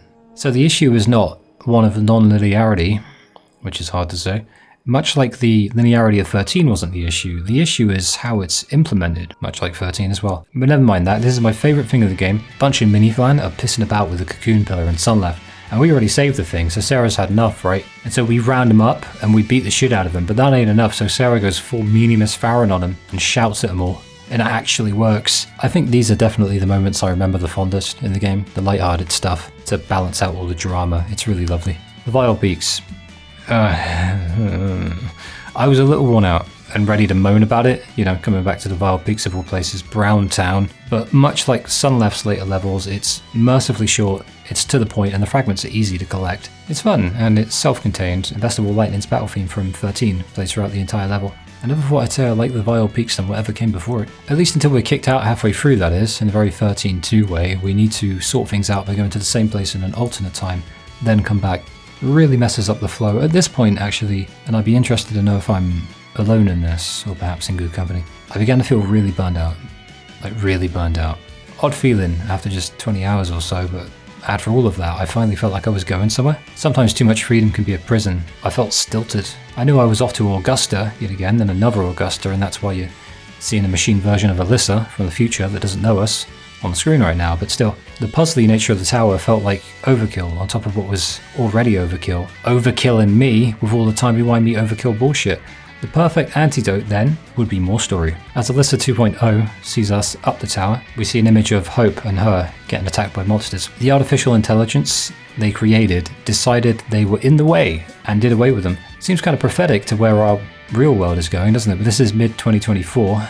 I do wonder when I'll make this channel and upload these. 25, 26, maybe I'll be dead by then. Killed by AI in Augusta Tower in 2025 AF. This fucking tower, what you're observing, provided you ain't using me as like audible diazepam to help you sleep at night, and if I am, I'll try to talk a little quieter, is the monumental pain in the ass that is Augusta Tower 200 AF. The worst level in the game. Puzzles and more puzzles. Wait, no, not the worst. We have a worse one coming up later. That's Erba later, but still. Puzzles and more puzzles. And to make it even more annoying, if you get something wrong and have to backtrack, the encounter rate is about every 5 to 10 seconds while running. 5 to 10 second encounter rate, roughly, alongside a very, very narrow set of passageways that make it battle after battle after battle. And that led to me being in this place for like, I think about an hour. It's not even challenging actually, it's just tedium. It's just tedium, the video game. I always stop myself when games do things like this and I ponder what could persuade a game dev to consider the possibility that this could be in any way fun for anyone. I said it earlier, I swear I did. Maybe some do like the puzzles, but everything else taken into account, I think it's safe to say someone just didn't think very hard about just how ungodly annoying this would ultimately and inevitably end up being. Sounds kinda awful, but at this stage, half of Chapter 3 and all of Chapter 4 so far have thoroughly pissed all over the first few chapters, and I've written it off. But as the game enters its final few acts, there's time for it yet to finish strong and have 2 good thirds to outnumber the 1. My hope at the time is that it'll have a strong finish. It's not like I'm, literally tabulating and segmenting good points versus bad points, but I do kind of do that in my head. I don't know if that counts. I get a little autistic with regards to how much time I've allocated in my life to stupid fucking dungeons and JRPGs. Forgive me. The 500th Yule gives us a cool time thingy, and gives us some lore about herself and Caius. Yule has the eyes of Etro, very important thing. They allow her to see into the future, and Caius is literally immortal. It's because he has the heart of chaos, which is also a cool thing. Chaos will become more and more relevant now, right up until it literally manifests lightning returns from inside itself. Chaos is the ocean in Valhalla. If you're after like a visual representation that tied you over, Chaos, funnily enough, was a gift from the goddess Etro, granted to humankind in the form of hearts, which was localized poorly, apparently. Alright, let's quote the wiki. Hearts, kokoro, also incorrectly localized as souls and spirits, are an integral part of the Fabula Nova Chrysalis Final Fantasy subseries. Fancy. Blue. Read it. It is a more specified concept of a soul, whereas soul is the essence of humanity. Heart is the essence of a person, giving a person their individuality. Gifted to humanity by the goddess Etro, they act as a balancing force in the universe. Hearts are the means through which humans have the strength to challenge both the Fal'Cie and the deities. So here's an accurate localization for all the weird stuff. Death means fuck all in a JRPG. There's your localization. Someone dies and the soul, spirit, heart, whatever the fuck the writers decide to go with, means that they can play that card at any point, usually in the form of a miracle. This tactic is most regularly used to bring back dead characters, manifest miracles when the writers have written themselves into a corner, and to sound cool and poetic when they otherwise don't know how else to fill in the scene. I like that Caius cries here. He's really human for an immortal Steel Panther member. We fight off the proto-Fal'Cie that ambushed us on the way up the elevator. I hate elevators. I had to go up one recently. Still not over it. And eventually Sarah comes up with a plan. It's just like the Flan plan. Just shout at fuckers. She shouts at Hope from across the causal lines and breaches time itself just to tell him not to build this stupid fucking tower. And it works. And as a result, we have unlocked a newer, shinier, sunnier academia. Sarah is now 2 for nothing in her ability to shout her way to victory, meaning Miss Farron's going to win us the title. I said a little earlier that Augusta was the worst level of the game, 200 AF that is, but then I remembered it as competition. Here is that competition, it's Erba 300 AF. It's special because it starts with the Sulyya Springs theme from 13, which is my favourite of all. I talked about that enough in the last video. But what isn't my favourite at all is 9 time puzzles. 9 time puzzles in this level. It's full of fragments, and it exists to pad out the fragment collection. It's that simple. It's got a nice soundtrack, it's a nice place, but 9 puzzles for 9 fragments, puzzle after puzzle after puzzle. It's not difficult, it's just tiresome. It's also annoying because we learn a bit about Mog and Valhalla, and how there's some strong connection between the two, but it's locked behind this busy work bullshit. But I can't avoid the main story anymore. I've been putting it off because there's more to write down when things get story heavy, but unless I want to spend an hour in Erba trying to catch a white chocobo, I'm off now to Academia 400 AF, the alternate version, the one that I mentioned.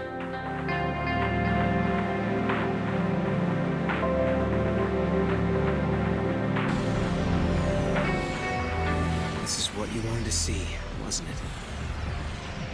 Welcome to the future, you say?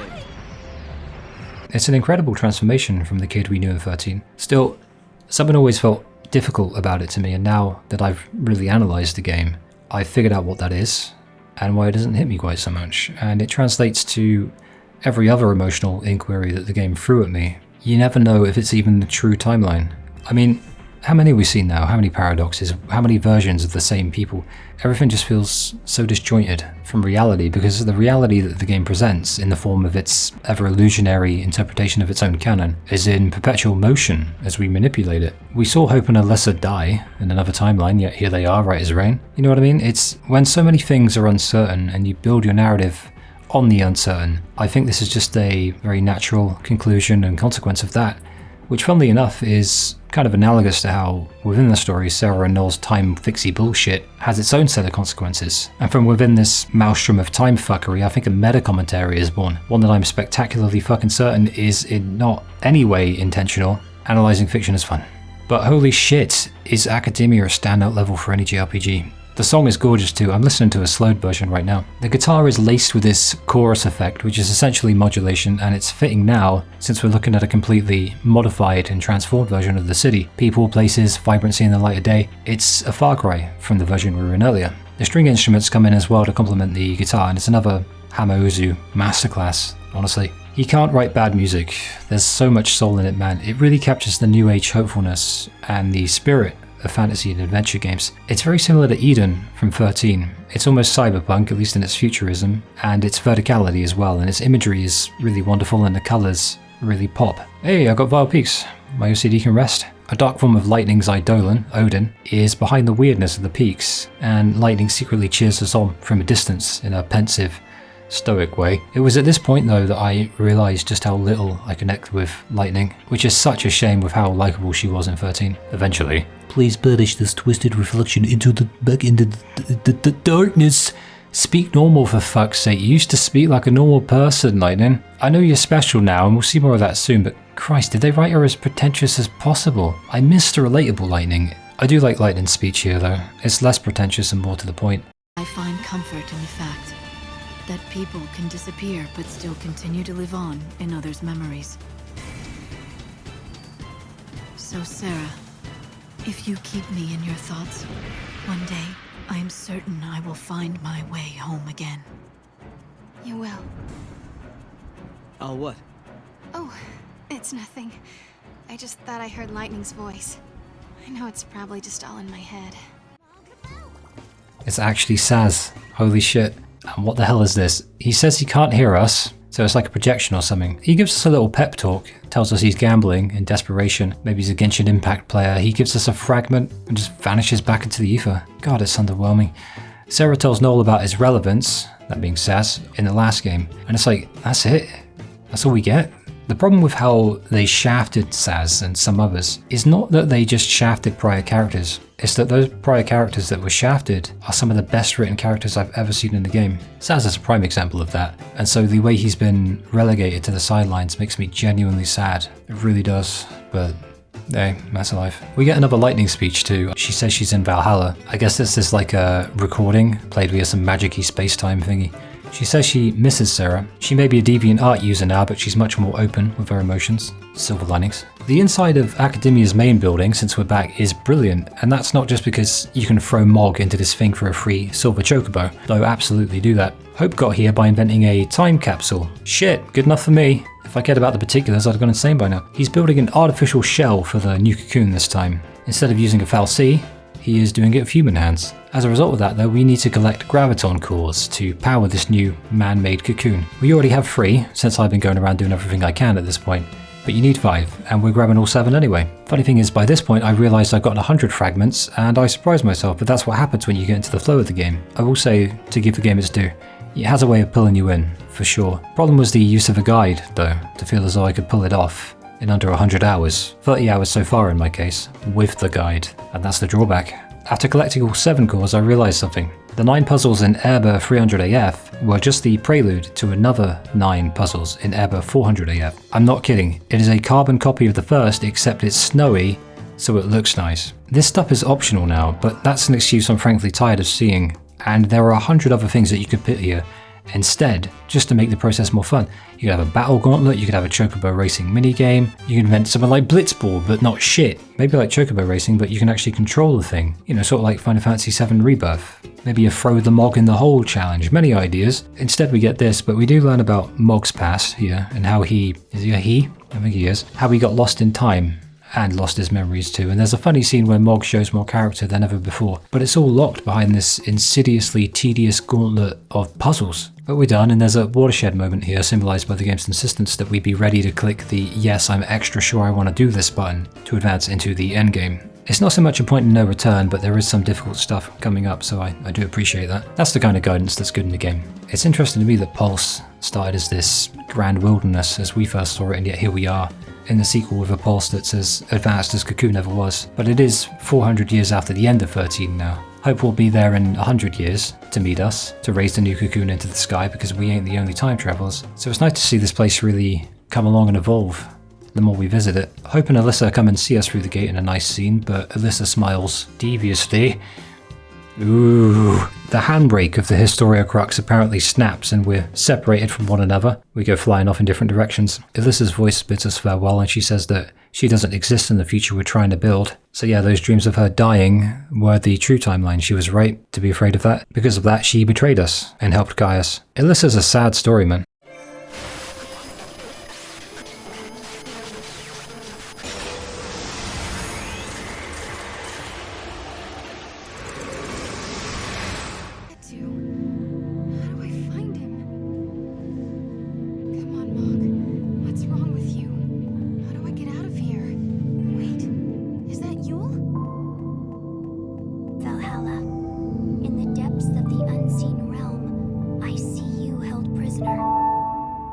The Void Beyond.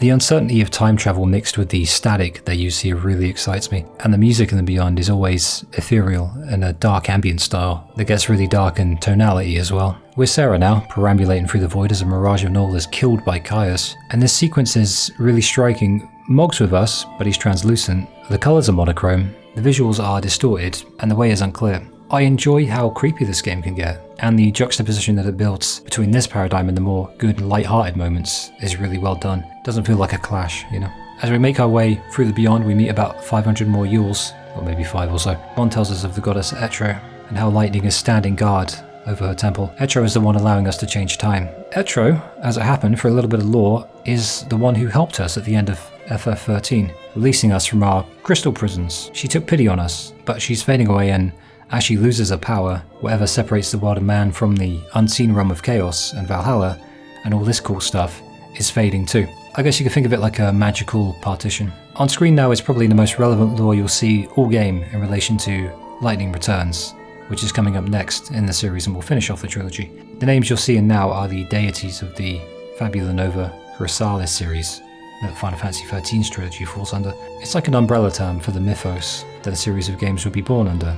That even includes Final Fantasy Type 0 and what would have been Versus 13, but later became Final Fantasy 15. They're all under this Fabula Nova thing. The universes are unconnected, but the terminology they use and the thematic constructs are borderline identical. It feels like there was an attempt to make something akin to Final Fantasy VII's compilation series, but to go much deeper with the lore, but ultimately it would burn out without much fanfare as complications arose, you know, with the franchise. When it comes down to it though, despite my wish to leave the hilariously complex lore for the next game, you really can sum it up by saying Boonavelza has mummy issues.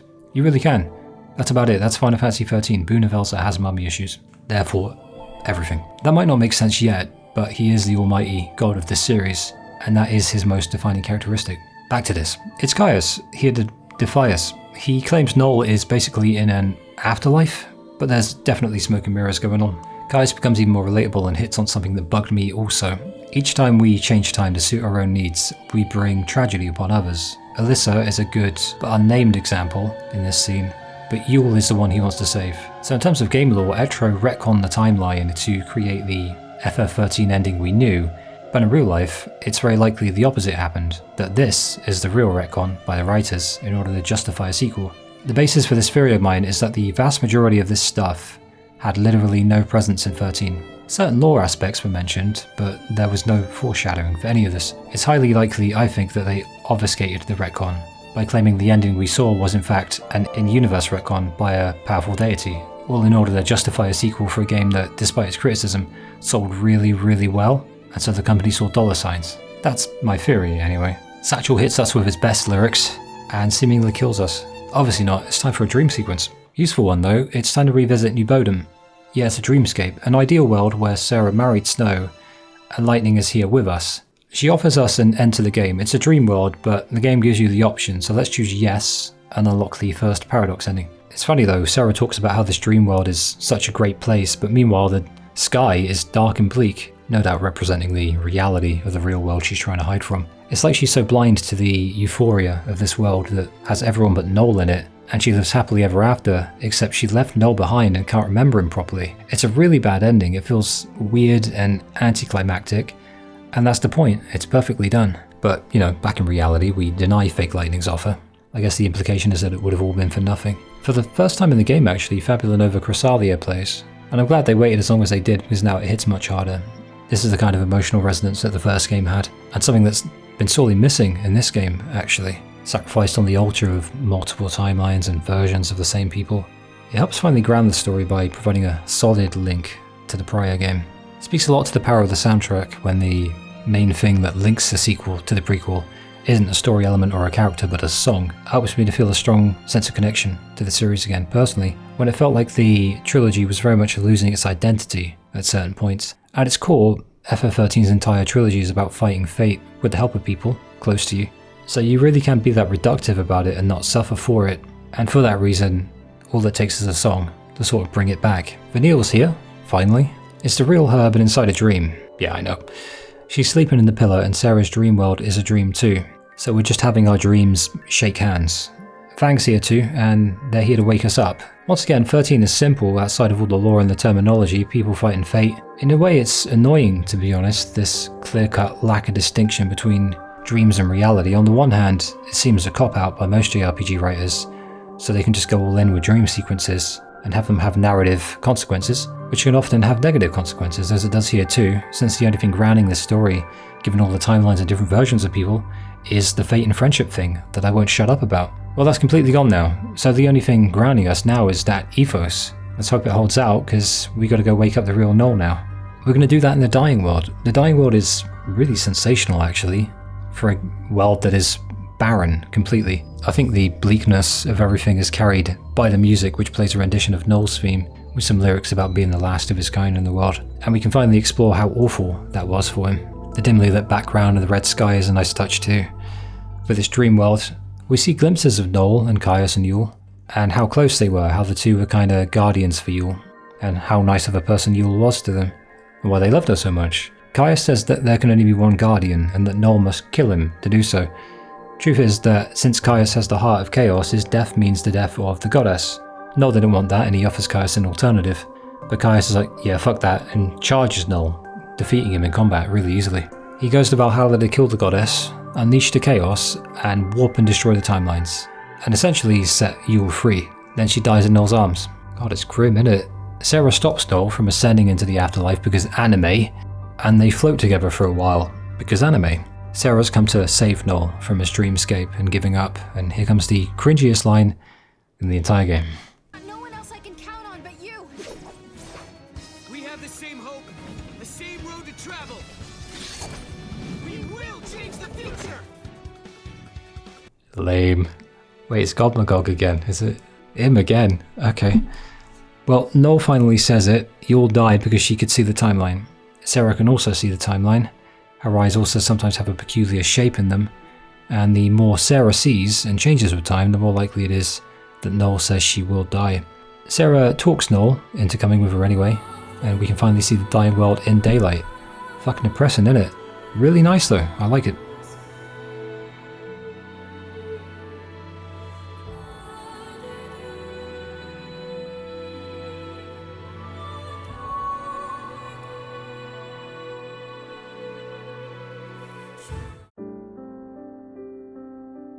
New Bodom, 700AF. I don't think it's the real New Bodom anymore, it's more like old Bodom. I love it, it's so vibrant and exciting in the beginning, and now we have this entropic version where all the sea is dried up. It's beautiful, you know, in a sad way. Real lightning? Oh shit, it really is. Well, instead of giving Sarah a hug, real lightning does show up, but she gives us a big bag of lore drops. She's baking the big theory. She details the ending of 13 and what exactly happened to her. She was pulled through the Historia Crux without a handbrake, and literally written out of history. Waking up in the shores of Valhalla, she made her way to Etro's giant chair of godliness and saw all of time. The CGI is incredible here. Basically every CGI is incredible, that's kind of redundant to say at this point. Anyway, Etro used her goddess powers to turn Grumpy into magical girl lightning, complete with a costume that is antithetical to her personality for fan service. Etro is either based or Akuma. It's basically a swimsuit with some plate armor. Magical girl lightning. She tells us Caius wants to bring down Cocoon to flood the world with chaos, by killing so many people at once. As a result, our world would become like Valhalla, no new life, no death, and no time. Just inertiatic completely. Magical Girl Lightning has been fighting Caius in Valhalla on a loop, so she can protect Etro. That's what we saw at the beginning of the game. So we gotta go to 500 AF, and stop Caius from eating Cocoon or whatever it is it wants to do to it. The time fixers need to protect the timeline, a registered trademark of the time fixers. Lightning seems oddly cold as she leaves. No goodbye, no hug, just peace, fuckers. It's another... Can't she at least give Sarah a hug? Give your sister a hug, Lightning. What the just give her a hug. With that though, I can see a perfect little window I'd like to squeeze through regarding character discussion. Lightning's dramatic change in design and personality, her absence, her personality that they methodically and spectacularly built up in 13, is now completely subdued, or like 95% submerged underwater. She was this cool, composed, but vulnerable character who dressed like a normal person. Now she's this barely relatable goddess angel woman in a magical girl outfit for Kumas. Where's Smiley Lightning? Where's the cape? When's she gonna slap someone? Now she really is grumpy. No, she's not even grumpy, she's less than grumpy. She's empty. At least compared to 13, her stark and sudden shift in personality and unrealistically fast adaptation to suddenly becoming a goddess's servant in a land of literal chaos and nothingness is so off-putting to me. Like, it immediately makes me want to hate everything about everything. In 13 she was hyper-relatable, but now it's like, who is this woman? What does she do with Smiley? Well, it's Magical Girl Lightning from this point on, and she's too cool for us now. It's just too stark and too sudden. It sucks. On the topic of characters though I briefly touched on it, I like to segment it and talk a little more about in-depth character discussion for just a bit. Both the party dynamics and the individual characters. Sarah. So we've talked a bit about Lightning, and Sarah, I think as a result, needs to be looked at in comparison to Lightning and separately on her own merit, because this game wouldn't exist without 13, but it's also just one game. It's safe to say I've enjoyed Sarah's mix of silliness and seriousness, and I like how driven she is. It's fun to watch, and I think that she's the perfect foil to Noel's often stoic personality. I'm reluctant to compare her to Lightning from 13, but since I have to, I'd say that Lightning's journey was far more rewarding for me, seeing her go from cold and isolated to warm and accepting, but not changing too much, and that being partly because of Sarah. And so Sarah's journey of going from naive and driven to purposeful, despite being a rewarding experience, doesn't quite hit the mark like Grumpy's arc did in the last game. Once again, compared to what came before, it comes up short, but what's important to note is that it is its own thing, and it's good enough. And some games simply are just good enough. That's it, just good enough. Same with characters like Sarah here. I think that sentence is analogous to the game as a whole. It's just good enough. That's it. Sarah has the inquisitive qualities to carry the game, and she has less help doing the heavy lifting than Lightning did, with much less permanent party members, but she's written well enough to carry her own emphasis while maintaining a likability that's important for a protagonist. Once again, it's good enough on the whole, which rhymes with Noel. Noel's an odd one. Good enough, in much the same way Sarah is, but dropped into a game that shafted the big characters from before that they built up so well, so Noel has really big shoes to fill. He's likeable enough and has some funny moments, and he has an interesting backstory that we relive ourselves. Just did it actually. I thought there was something lacking about him initially, but I was comparing him to the old cast, you know, more reserved, not quite as fun as Vanille, not as dramatic as Lightning, certainly not as likeable as a Sazh, but still alright. But I guess that's the issue, they shafted Sazh, Fang and Lightning for someone who's alright and good enough. Hope's kind of boring and dull now, I didn't want to say that. He's nice, he's dependable, and he's good to see around, but there's no real excitement when he turns up, apart from a bit later when he'll get a really cool moment. But he could still be fun, right? He was really fun in 13, when he wasn't being moody, and sometimes when he was being moody. That was kind of funny in its own way. Even then he was sort of entertaining, but now it's like he's too sensible. He's grown too much, I think. He has some cool moments, he's just missing something. I don't know what it is, but I feel its absence. I can feel it, there's a gaping void in Hope. We don't see a whole lot of him through the game, so maybe that's it. Certainly not enough screen time to showcase any other personality traits. This will only get worse, and he'll get absolutely destroyed as a character in the next game. It's only going downhill for Hope. It's really bad actually, but for now he's here, and like Sarah and Noel, he's good enough and alright.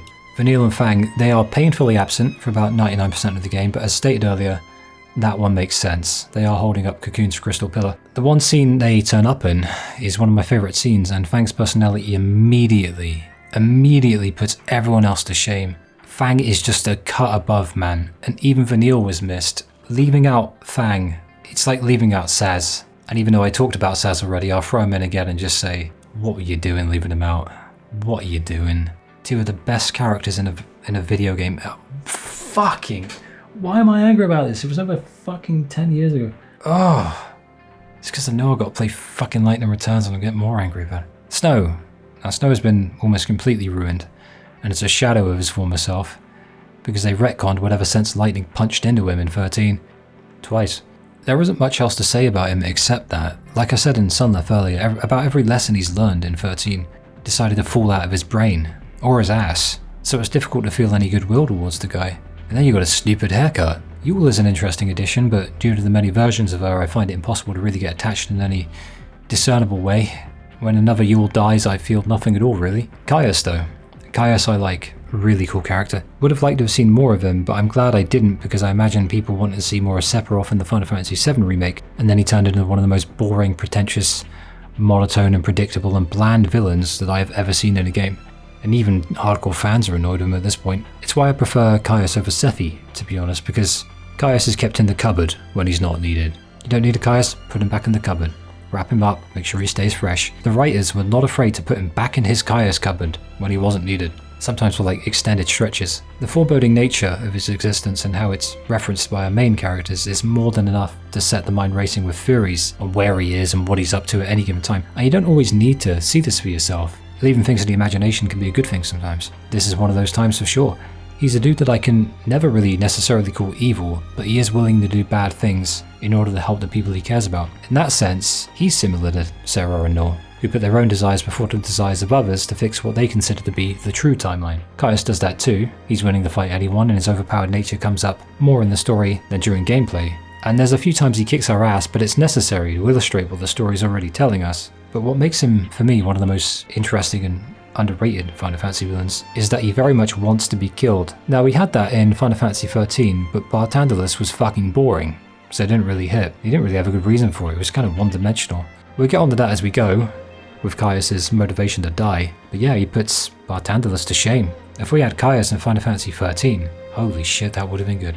So I guess to summarize, I just can't help but keep coming back to the old cast members. And I finally realised why that is. It's the wasted potential and how it manifests. If this sequel had Sazh as a main character alongside Sarah, it would be insanely interesting to me. Same with a grown-up Hope. And oh man, imagine Fang and Sazh. Holy shit. Oh, god damn it. You get excited for these things, but then you realise it couldn't ever happen unless you write a fan fiction. It's like, mate, I'm writing fucking 20,000 word essays about games and I've time to write fan fiction. Wait, where was I? Yeah, same with a grown-up Hope. He could have been the dual protagonist even alongside Sarah, and Noel could have just been a side character like Hope is. Instead, we get an absent Sazh, a watered-down Hope that has a few different versions, none of which I can fully connect with, right up until the end actually, when I know I'm looking at the canon version of Hope that's about to undergo a shit deal in Final Fantasy Lightning Returns, and not some dumbass who built a man-made Fal'Cie and died for it in a timeline that we successfully erased. Honestly, Sazh would have been the perfect dual protagonist for Sarah. They wouldn't dare, obviously, because he's not a teenager, and it's Japan, right? But they already don't have to worry about stupid forced romance between the two, what with Snow existing. And do you remember Sazh's dynamic with Vanille, and how versatile he was as a character, like the father-daughter dynamic? It was perfect. It would have worked perfectly for Sarah as well. That can work. Look at The Last of Us. Well, Sarah's a bit older, but you know what I mean. Add Hope to the mix and maybe keep Sarah as the main character, and even add Noel so he has less scrutiny on him if you want. There are so many things they could have done, and while I do think Noel and Sarah's dynamic is a good one, and that they're fun to watch interact, with Noel being more serious and Sarah occasionally bringing the silliness out of him, I can't ever help but wonder how much better it would have been with Sazh and Hope, for instance, to name a few, as a party member for a main character Sarah. 13 had 6 party members, so it's doable. It's absolutely doable. So essentially Noel was screwed from the beginning because he had impossibly large shoes to fill with Lightning's disappearance, and with the exclusion of prominent roles for Sazh, Hope and the others. Noel is destined to be compared to them by everyone, and me in my head. Noel and Sarah are alright, but the decision to throw away what they built in 13 will always baffle me. Maybe Sazh is too old and unrelatable for the Japanese audience. I know how that demographic works, but what about Hope? Oh wait, I didn't mention Snow as a permanent party member. They really soured me on that guy. Leap that wall, if you're so great. Big deal. Up and over! Wait. So it's back in academia, but 500 AF this time, and I'd like to recognise just how brilliant the art direction is in this game by highlighting the episode number and name appearing on the architecture right there. It's always the little things. So it's the finale, and Hope's Cocoon project is set to take off. Chaos from Valhalla is starting to leak into our world, and so floating blocks. I don't know how that works. What's of interest to me are the similarities though to Orphan's Cradle from Final Fantasy XIII, which are very noticeable. The music's very pensive for a final dungeon and the sense of dread really kicks in too. It's worth mentioning that due to my due diligence of looking up guides to do much of the work for me, we now have a lot of cool fragment skills, one of which gives us more crystal points after a battle. I'm not using the abbreviation, and another that increases the chances of catching a good Pokemon. But we also grab the anti-gravity jump, which will be very useful in this final dungeon, which I hate. JRPGs are by design very self-indulgent. So are these essays. Maybe they're born from that, I know this. Final dungeons are long-winded, full of battles, and often like to include puzzles to make it even more annoying. And that's Academia 500 AF. I use a guide to get through the dungeon and 100% the map as quick as possible.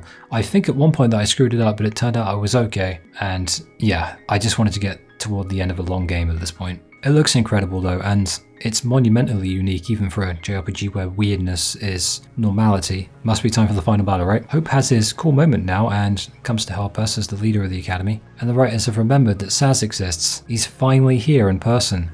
Little dodge too. It's one of those everyone coming together scenes that were so prevalent in the last game, and immediately I start to feel like I'm back in it. Final Fantasy XIII is at its best when it feels the most like Final Fantasy XIII. Sazh flies us up to Caius, who's commandeered a flying thing, and it's a fight in the sky with, that says Chaos Bahamut, but I read it as Cheese Bahamut, so he's Cheese Bahamut now, who's impossibly cool, Cheesy Bahamut. No, it's Bahamut.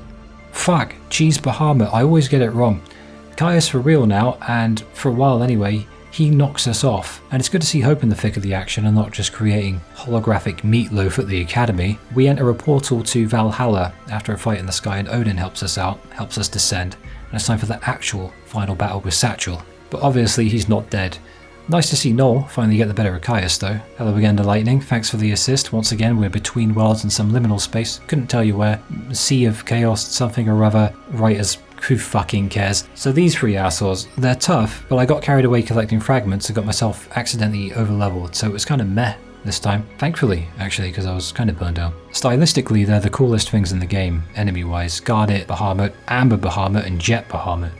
If you're not leveled properly, these guys will fuck you up, and this is when you'll realize you're not leveled properly. Caius is bested, but he's still not dead enough for his liking, but Noel won't be provoked into killing him. And then Caius is like, yeah, I killed Lightning, you pricks. Lightning's dead. And Noel's like, nah, mate, we ain't falling for that. So with one last QTE, we show mercy, and Noel spares him. And then the most bullshit thing I have ever seen. Caius grabs Noel's sword and plunges it into his own chest. What a fucking cop-out. So we resolve the final paradox, and Sarah feels great. Great, it's just, could Caius not have just done that to himself all along? Whatever. The happy future. Hope raises Cocoon. Alyssa literally doesn't exist anymore. We'll address that with the paradox endings in a bit. And the happy, terribly chosen and unfitting music plays as the older, shittier Cocoon comes crashing down into Pulse.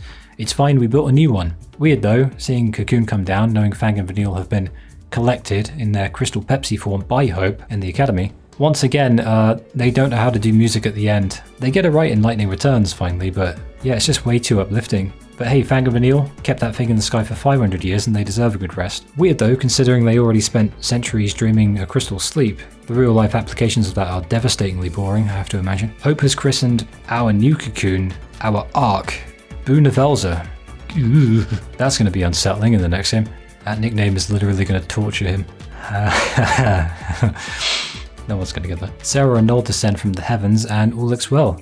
The CGI is lovely, as always, and it's a happy ending. The gates are closed and the timeline is fixed. All is well. Happy ending. Until Sarah's eyes go funny and she fucking dies. Just legit, right there, on the spot. It's almost horrific. They told us it would happen, made us think it wasn't going to happen for some reason, and then still did it. I kind of admire their balls, the writers. Even Mogg's light goes out like Charmander's tail or something. And then we remember, Etro dies when Caius dies, so since Noel killed Caius, kind of, we've also killed the goddess. We hear the bells of Valhalla chime and chaos seeps in as Noel and Hope realize how fucked we all are. Cocoon is no more, Hope's arc is useless now, and Pulse merges with the chaos. And then, to top it all off, we cut to the most insidious ending I've ever seen in a game. When the goddess dies, the chaos of Valhalla is unleashed.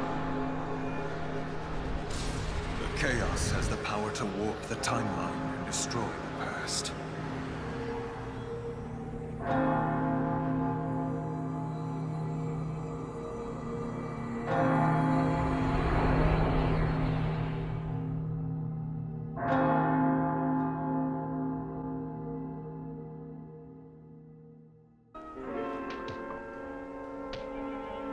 I don't know.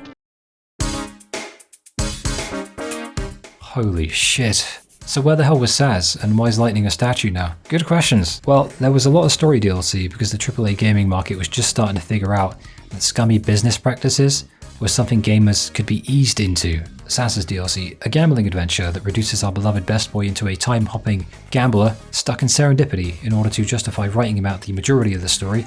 It's great to see Sazh again, but it just makes it hurt all the more that he was so absent in the main game, and it immediately brought me back to the overbearing charm of 13, and consequently how much of it 13.2 lacked. I'll never get over it. The Chocobo chick returns too though, which is lovely, the most noteworthy thing being Chocolina's true identity. I said I'd say what it was earlier, and the answer is the Chocobo chick from Final Fantasy 13. That's actually cute, but also terribly disconcerting when you realise that that cute little Chocobo chick is also this.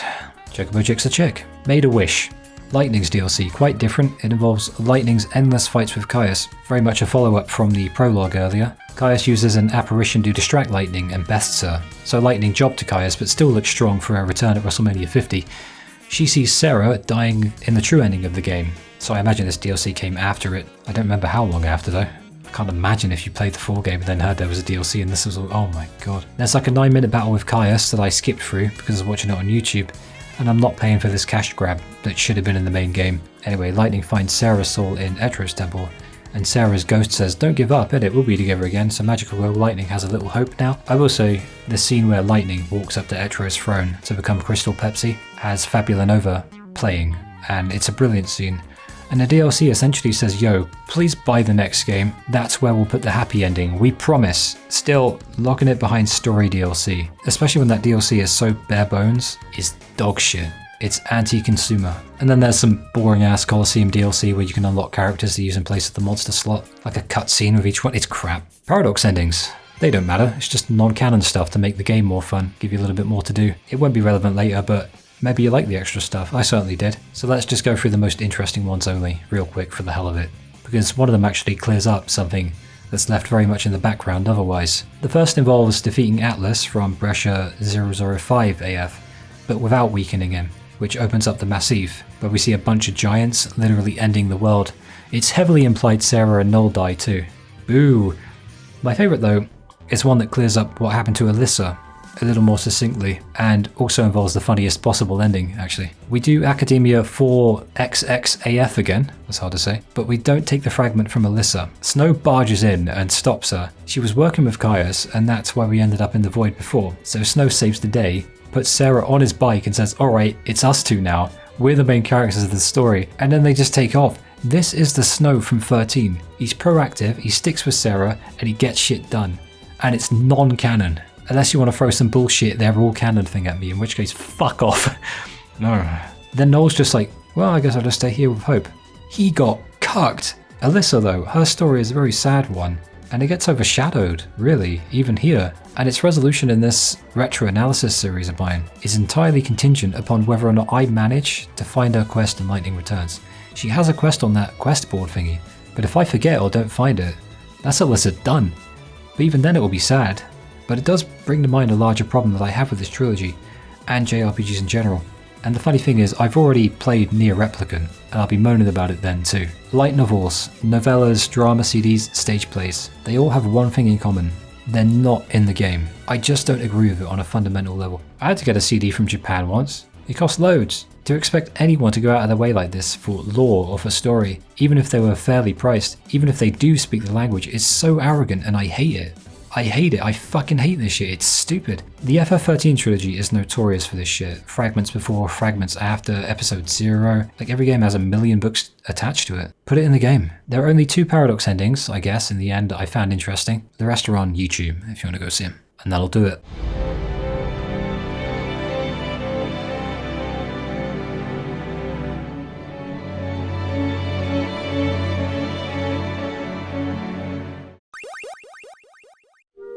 I guess the prevailing thought in my head when I think of the whole game from a holistic angle is a lack of payoff. The ending isn't the cause of that, but rather a symptom, one of many as it happens, but it was particularly egregious in that it slapped us in the face with the to be continued thingy at the end, literally, which is extra salt in the wound of what is, by definition, a bad ending. Not in that it's badly written, though the argument could certainly be made, and I think it is, but that it's the bad outcome. If I was playing this as it came out and invested all those hours for a bad ending, a terribly hollow secret ending as well, and a buy the next game please at the end, I would have been pissed off. I would have been so pissed off I might not have gotten Lightning Returns. But let's talk the secret ending, since I'm not getting all 160 fragments. If you are insane enough to grab all 160, which means like 100% of every map, which I did get, but also getting the data for every monster in the game, among many other very late game things, you will unlock the secret ending. I was in the 140s for fragments, but then I had a thought pass through me that I imagine is quite common when a game has played so much of a game that their mortality comes into view. Is it really worth it? No, it's not worth it. It's a 1 minute cutscene. It's a 1 minute or so cutscene where Caius gloats over how the goddess is dead. It's a depressing follow-up to an already depressing ending. To be honest, if the original ending didn't piss you off, this might just do the trick. Honestly, it seems like a genuine fuck you to the player, more than a reward. The journey is the destination, but what they don't tell you sometimes is that the destination is the drizzling shits. I found things to enjoy about this game, for sure, but the commonality they all share is that I found them in spite of the general nature of the experience that they all spawned from. This whole playthrough, this whole essay has been nothing short of an exercise in trying to find the best in a bad situation, but FF13-2 is nonetheless a haphazard collection of people, places, phases, and stages, only ever loosely interconnected and called a story. And still I struggle to find a coherent view from which to judge the experience that isn't swimming in a sea of complete fucking frustration. Perhaps it's frustration at what could and should have been. I mean, we delved into that in this video, but it seems antithetical to its predecessor, out of pressure by fans who probably wouldn't have bought the game anyway. But as I sat and watched the Seas of Bodom for the last time, it sort of clicked, because I went back there after I ended, sort of like how I went back to Sulyya Springs in 13. It clicked for me that, much like the game's story, my experience with it started out bright and hopeful, but gradually faded until I felt kind of hollowed out. Never felt that with 13. I felt that it became more fulfilling as I went along. With 13-2, they did take things from 13 that were meticulously built up over a 40 to 50 hour game, and then just shredded them to fit their bastardized version of what 13 should be. But I must admit that I do feel as though the experience was a valuable one. The lore is expanded upon, the music is wonderful, the combat's addictive, the characters are alright and good enough, and the world itself is rich in archetypes and variation. There's a fair bit to love about how different 13-2 is to almost anything else in the Final Fantasy chronology, and this is just a side effect of that risk-taking nature. Everything good about it and everything bad about it that stands out is because of how much of a risk-taker it is. My theory is simple enough. They retconned the ending of 13 to justify a sequel, and realised that they could get away with it, but unfortunately whether or not they should do it was something they never asked themselves. But this is business, this is capitalism, sales are sales, and for a hastily scribbled together mess of time puzzles, timelines and paradoxes, I do look back fondly on my experience with the time fixers, even if they were so bad at it that we got a bad ending, and then another secret bad ending right after that, with the 100% of the game. I guess what I'm saying is I don't think 13-2 is a very good game, but it's not terribly shite either. It's just good enough. It's just alright. Time fixers.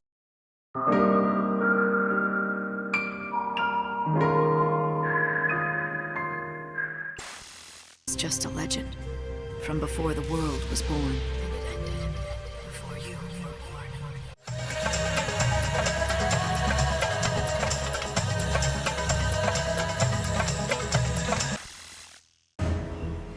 The reason that the 13 trilogy drops the ball so often is that they try to juggle too many balls at once, and I've never met anyone with more than 2 balls. So how can something with so much soul be so bad sometimes? Lightning Returns is really sad, but not always. It's almost as though it knew what kind of reception it would get and became temporarily sentient. It's sad, like it's saying, I think I'm done with life, and I'm definitely dying, slowly. But there's a part of me that maybe you can reach, that isn't quite fully dead yet, and if you can reach it, maybe you can help me feel alive again, for just a little while. Alright, calm down. Every ending is just a new beginning, and the 13 trilogy carries with it the inescapable intentionality that makes me feel wildly disparate emotions from each end of the spectrum, to the kind of excitement that only being at the end of the world can bring. Because it's so beautifully and impossibly wonderful, but also a gigantic, chaotic mess that's been absolutely trashed by life and existence, and fuck how they disrespected my boy Sazh. I'm still not over that. I don't think I ever will be. Lightning Returns came out sometime after 500 AF, and this is a game kept together just about by things that are often peripheral and secondary, but today takes center stage in a way that kind of defies logic, actually. But this is the 13 trilogy, so that's not an aberration, it's just par for the course. This is why the music, for instance, feels like a protagonist with as much character and personality as Lightning herself, perhaps even more than Lightning sometimes. Did I beat you to that one, or did you say it first? It's in the world, too. Roaming the lands of a dying world in a video game might not inspire peace of mind in many people initially, but looking back at it, I just think there's something to be said for that kind of design, since it carries with it the comfort of knowing that there is at least one constant in this world, and in life, even if that constant is that everything ends eventually. Initially, the thought of the end scares the shit out of you, but the closer you get to it and the more intimate it becomes, you develop an understanding of it. The end carries with it a chaos, I guess, but also the promise of the end of that chaos. And I will give this game credit for managing to capture that feeling, even if it was probably 50% unintentional. But most of the best creative works also have an unintentionality to them as well. It's funny how difficult it is to formulate any semblance of a coherent thought on any game in this trilogy, let alone try to wrap up all three in a way that does them justice, because the invariable truth I always encounter is the perennial abscess of creativity that formed when the lack of direction sent this trilogy into a spiral and affected many of the best things about it. The characters, for instance, almost all got shafted hard, and despite all that, I'm still addicted to it, even when it's disappointing me and hurting itself. And so too did I ultimately learn to, or perhaps have to, accept the fact that every feeling of joy that I would gain when playing any of these games would ultimately lead me back to the beginning of the cycle, on which I would revert back to anger and disappointment at an equally annoyingly interminable element of the trilogy that coexists with the absolute best parts of it all. And therein lies the answer to the question that the Final Fantasy XIII trilogy was asking itself long before anyone else did. Why did it stumble so much when the potential was always there? And from a holistic avenue, we can arrive at an almost insultingly simple answer, the first line of this video, the one about juggling all of the balls all at once. It's vintage Square Enix, isn't it? And that is as much a compliment as it is the worst slur imaginable in gaming. Square Enix genetics, man. They are the axiomatic truth of gaming. You cannot escape your genes. And I still love it. And I hate it. So that's uncomplicated. So, a formula just for you to describe what it's like to love this 13 trilogy, constructed by me in the innermost vestiges of my OCD at midnight while I stared at the ceiling taking mental notes about this series. Play FF13 trilogy game and enjoy it. Realize it's deeply flawed and get angry, get to one of the really good parts and regain your hope, then remember one of the worst things about it, be one of the few people who appreciate what it did right and yet simultaneously feel upset that it squandered so much of its innate potential in the process. Realize that the more you learn to appreciate it, the more angry you get at the screw-ups. Congratulations, you are caught in the cosmic fucking hamster wheel of the 13 trilogy fandom, and repeat ad nauseum, forever and ever and ever. I must now succinctly state that one needn't possess a great degree of cognitive dissonance in order to love this trilogy, even in light of the fact that each subsequent game following my precious Final Fantasy XIII was just a slightly more battered, atrophied and emaciated version of the glorious happy days of the based Farron game. Reason being, there are a lot of positives. There are. To take from this game, and it was doing the FF15 thing before FF15 was even called FF15, in that it was simply making the best of a bad situation. And as I sit here thinking about how stupid I am for having Final Fantasy as one of my favourite franchises of all time, I'm struck by the fact that that's been present in literally every game I've covered in the series. Every single one. Modern FF games post Final Fantasy X are always inescapably an absolute mess for multiple reasons, but they're also unfathomably unique and powerful in what they do manage to accomplish. FF12 was such a mess that the word protagonist became a relative term. 13 was far too linear. 13.2 was 13's rebellious child. 15 went through 2 different directors. 16 was made by the MMO dude who apparently forgot that characters existed halfway through and replaced them with boring side quests. The 7 remake has about 1 million different directors, and so on and so forth, all throughout the chronology of modern Square Enix. So this game ain't an anomaly in that respect, nor an anomaly in the sense that there are many incredible elements to be found within its flawed foundations. They just have trouble standing because the ground gives out underneath them, because that's what a foundation is. It just gives out from time to time. And that we find ourselves at the end of this line and the end of the world as the 13 trilogy seeks to wrap up this potent mixture of some of the greatest things I've ever seen in the game series, kept in always very close company by the absolute worst. It's undoubtedly the most FF13 thing ever. It's the 13 trilogy way. It's the best, it's the worst. And so now we can add to that a design philosophy of let's destroy the world so we can't ever come back and get tempted to make a fourth one.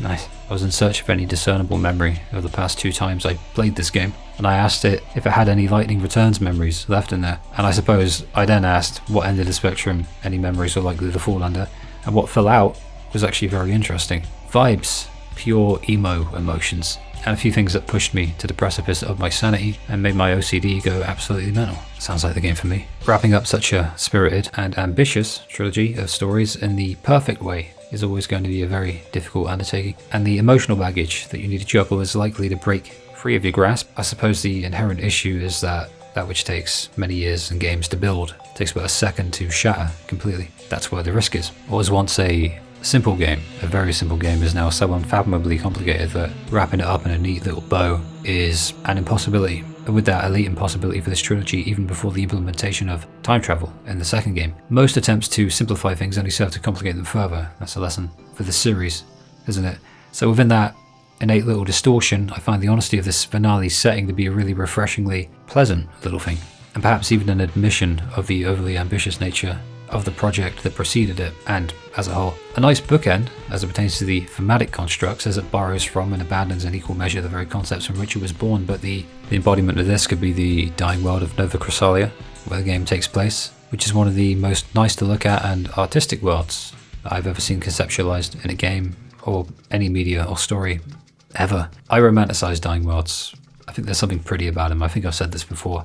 A unique, unseen vibrancy to the last glimmers of light from dying things, like an uneasy sense of peace or relief, the relief being fragmented into 4 distinct archetypes in this game that you can explore. Even shattered glass can reflect beautiful things, you just see the cracks too. And this world, I guess, embodies that spirit of life in the face of death, like nothing else, except perhaps FF15, though I think 13.3 does it better.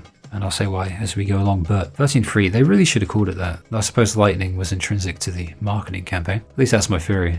Put a pretty lady on the cover and put a name there too. Normies won't know that it's the 3rd installment of a game they might not play the other games for, and anyone annoyed about the Sarah and Noel thing might come back too. Or maybe it's just stupid. I shouldn't try to get into the heads of marketing people. It's dangerous to one's soul and spirit. I appreciate and understand that all things must end. With that existential knowledge and the often nihilistic psychological follow-up, I find a sense of excitement within it that few other things can touch. So when Lightning Returns turns out to be an end-of-the-world party in which every possible emotion dances under the same spotlight and engulfs you within it, you feel the sands of time encroach upon the mechanisms of the game just as powerfully as they do this thematic abstraction of the story and the lore. Whether you like it or not, that is where we're going, and this is called the time mechanic, but it lends and borrows time in equal measure. What does that mean? Well, it speaks to an appreciation of all things living, especially when things look the darkest and the vague hope that something else might just be waiting around the corner when it's all said and done. And this game screams that all the time at me. In that vein, it leaps out of itself and into the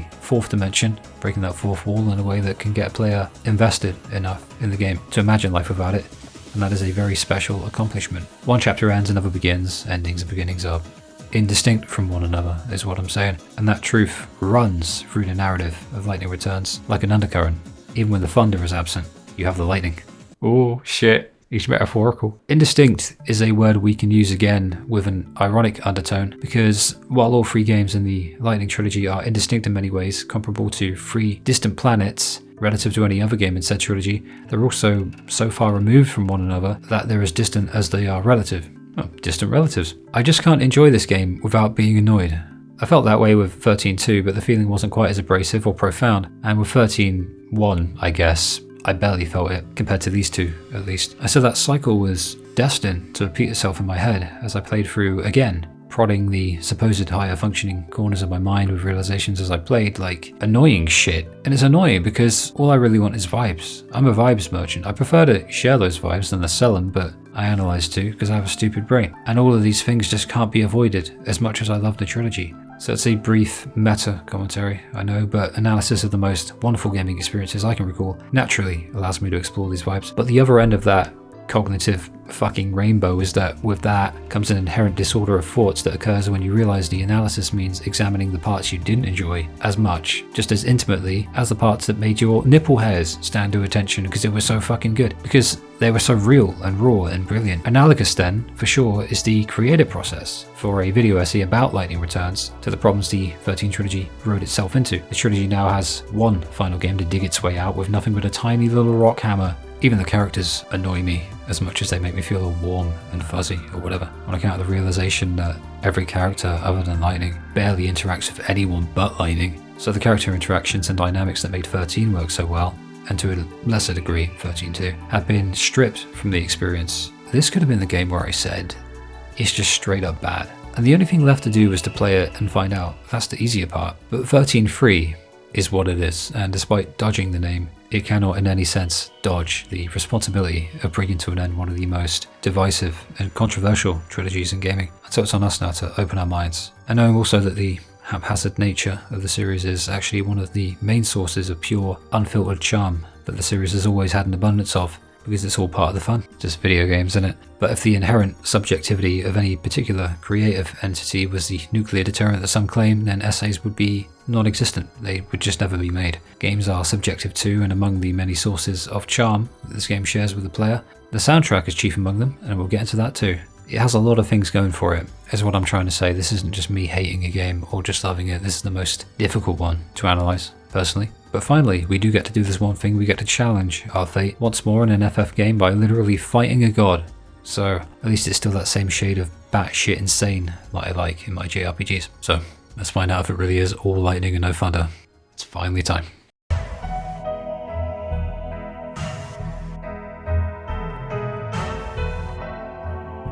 Welcome, valued customer. CGI City, aka Yusnan. We're on a mission to go get snow. That's right, Lightning's got herself a third redesign. No, a second redesign and a third design. That's it. Nice shades. Only opening CGI for a modern Final Fantasy game has to, as decreed by ancient law, be absolutely incredible. And they remembered that here. That's probably why it drags on for quite a few minutes. It's an interesting early choice because it includes Lightning and Snow being in combat with one another. Lumina before we even know that she is Lumina, and some chatting before Snow heads off. And we have no idea what's being said, but perhaps the goal is to get you wondering just that. Why are Snow and Lightning fighting? Why has Snow suddenly grown a set of balls to the point he'll actually fight back against Lightning, which is something we've never seen, and not just letting her beat him up like usual. I always have to give him credit for just how much detail they put into the CGI stuff. It is insane, man. The cinematography, the direction, the art style, the expressive faces, and the fight scene itself, it's all meticulously planned out and detailed. No one does CGI cutscenes like Final Fantasy, and this was November of 2013, not even 2 years after 13.2 in December 2011. To do it that fast and that well so long ago, and still be unrivaled today, is always worth mentioning. Even the biggest critics often mention just how good the game looks, and can't be a coincidence. After this, it's another cutscene, but an in-engine one. Lightning's outfit is different because, and I only learned this now, New Game Plus retains all of your outfit customizations, including recolors, which we'll get into soon. Lightning's our narrator, unlike Vanille this time. I read on Reddit, then again it is Reddit so you never know, but somebody said that Vanille was supposed to be the protagonist of the first game. This sounds very funny, so I'll just believe it's true. Lightning clues us in and catches us up, which is always a bit odd when you think about it. You're in a main character talking to you right away, but that's coming from someone who can roll with it either way. First thing to note is how they're presenting her now, to be taking all the responsibility for Sarah's death in the last game. Yet she also speaks of her goal to bring her back. Tells us about God himself, Boone reaching out to her and touching her with his warm, warm light. In a deal with him, Lightning then became the savior to save people's souls and guide them into the new world that God intended to build. In return, he says she'll get Sarah back. I guess he just spoke to her and told her this with his warm, warm light. But yeah, this is what Boone says he'll do. He's going to give Lightning her Sarah back. After this, we're sent straight to the Ark. There's a limit break item as a clear game reward, and as ever, a data log with ours being already full. So I guess that carries over too. The Ark here is a man-made cocoon, the man-made cocoon that ended up being spectacularly useless after the end of 13.2, but has been repurposed. Not simply Hope's way of monitoring the world down below, but also the place where the souls of humanity are kept after Light saves them during our playthrough. Sometimes it's difficult to appreciate the music in the Ark. no doubt due to the fact that it reminds me of how Hope was completely shafted by the writing team and now sits borderline motionless, his lemony pumpkin looking ass, a complete and total variance with the blinding whiteness around him. But on its own, the song is really good for the soul. It's got these dissonant little notes here and there to remind you to stay on your guard, and maybe it's emblematic of the game itself. Since this place is essentially a monument to Boone, who we know in certain terms is a bastard, we just don't know it yet. I think what makes this song stand out though, outside of the triumphant moments and the peacefulness of it all, making you feel like you're ascending to heaven, is the simplicity of it. It's not crazy like most of the rest of the soundtrack, and it's not afraid to chill out and take its time, building up to its better moments, which is a welcome disparity when looked at relative to the rest of the game, wherein every nook and cranny of said game is presided over by that omniscient clock. The clock, yes, dictating your every move. Here though, it doesn't move an inch. I like that. Time is frozen here. Everything is simple, and it's a wonderful contrast to the rest of the world and the rest of the game too. With Hope here, it's a good shout to point out quickly that the characters of the series are another mechanism of the series, and very soon to be thoroughly trampled on and defiled as a mechanism, or in Hope's case, revealed to have been tortured by a god for approximately 169 years. And it's going to hurt, but it'll be interesting to see whether the game can pull it back within the other elements of the experience. In an eerie conversation with Hope, Light makes reference to the New Game Plus by saying she has deja vu, and I swear this was originally a conversation where Hope would just tell Light about the story in the world. If it is the case that it's only occurring due to New Game Plus, very nice touch. The game wants you to play it more than once, and this is just, I mean, this is the proof of that. We had evidence already, but now we have proof that this game is absolutely designed to be played multiple times. Whether or not you want to, well, that's a new. This is also why we completely bypass the opening gameplay section, wherein you're just thrown into battle with some random monsters and introduced to the new battle system in a very, admittedly, rudimentary way. We'll go over it later, because it's not really relevant just yet. And they were deliberately easy anyway. After about 10 minutes of this, just chasing Snow around through the palace as monsters jealously attack us for not paying attention to him, we would eventually hit a dead end anyway and get teleported back to the Ark. That's all we miss. But the omission of this section seems a nice little gift, possibly even a thank you from the devs, as if to say, yeah, skip that part, don't stress out about it, it's just a cold open, you've seen it before anyway. It is established that Lightning's trying to save Snow's soul, and that Snow has sealed himself inside his quarters of the palace in Yusnan, likely just to protect others as the chaos threatens to consume him in his almost hopeless state. In the Ark, Light will also give the player a rundown on who Hope is. Lightning also mentions how her emotions aren't quite what they should be, that she should feel more anger about God using her dead sister as a bargaining chip, but she has the insight to know what her emotions should be. It's like there's a hole where Sarah used to be, and she even theorizes that maybe God took away her emotions to keep his new world nice and pure. This is the first mention of such an idea, and it is pretty much the case. Her heart and soul have been damaged, and hearts and souls in JRPGs, as we all know, aren't just hearts and souls, they are like metaphysical anime wankery. Hope thinks this is maybe why he looks young again. Also true. But for us, it's straight to Luxerion. Immediately, you feel the overbearing nature of nighttime in Luxerion. Also, Lightning doesn't really fit in with these people all that well, but she's not supposed to. Hope tells us about the Order of Salvation, who worship Boone, and it seems they have a fair bit of power here. And Vanille's with them, for some reason, alongside Lumina. A woman with pink hair has been murdered. A dummy of another woman with pink hair falls from high up, and these words appear. Luxerion, the divine city of light. Is that what they call it? Trouble is, the brightest lights cast the darkest shadows. We then see, obviously, Noel. Noel's having a moment. He'll have a few more of them in this story. We're forced into the first quest, and it really hits home just how bad this game looks and feels compared to 13 and 13.2. I ain't gonna pretend I know all the terms for video gamey visuals and optimization, or even that I can talk particularly well, but shapes wobble weirdly. The game's all jumpy. It's jumpy as hell, even what may or may not be 30 FPS. I think it's 30 FPS, but I'm not.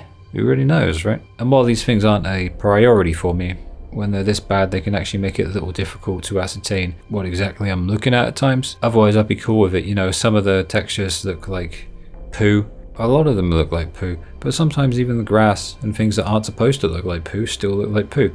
But that's less an issue for aesthetics because a lot of things in this game still look really, really good. And I get that it's supposed to be sort of washed out and it's a dying world and all that. And prettiness is sort of a transitory thing and you're going to find it on your own, but it can make it difficult to see exactly what you're looking at times, and that can get kind of annoying. It's worse in battle, actually, but I had to mention it. You got to mention the bad and the good, right?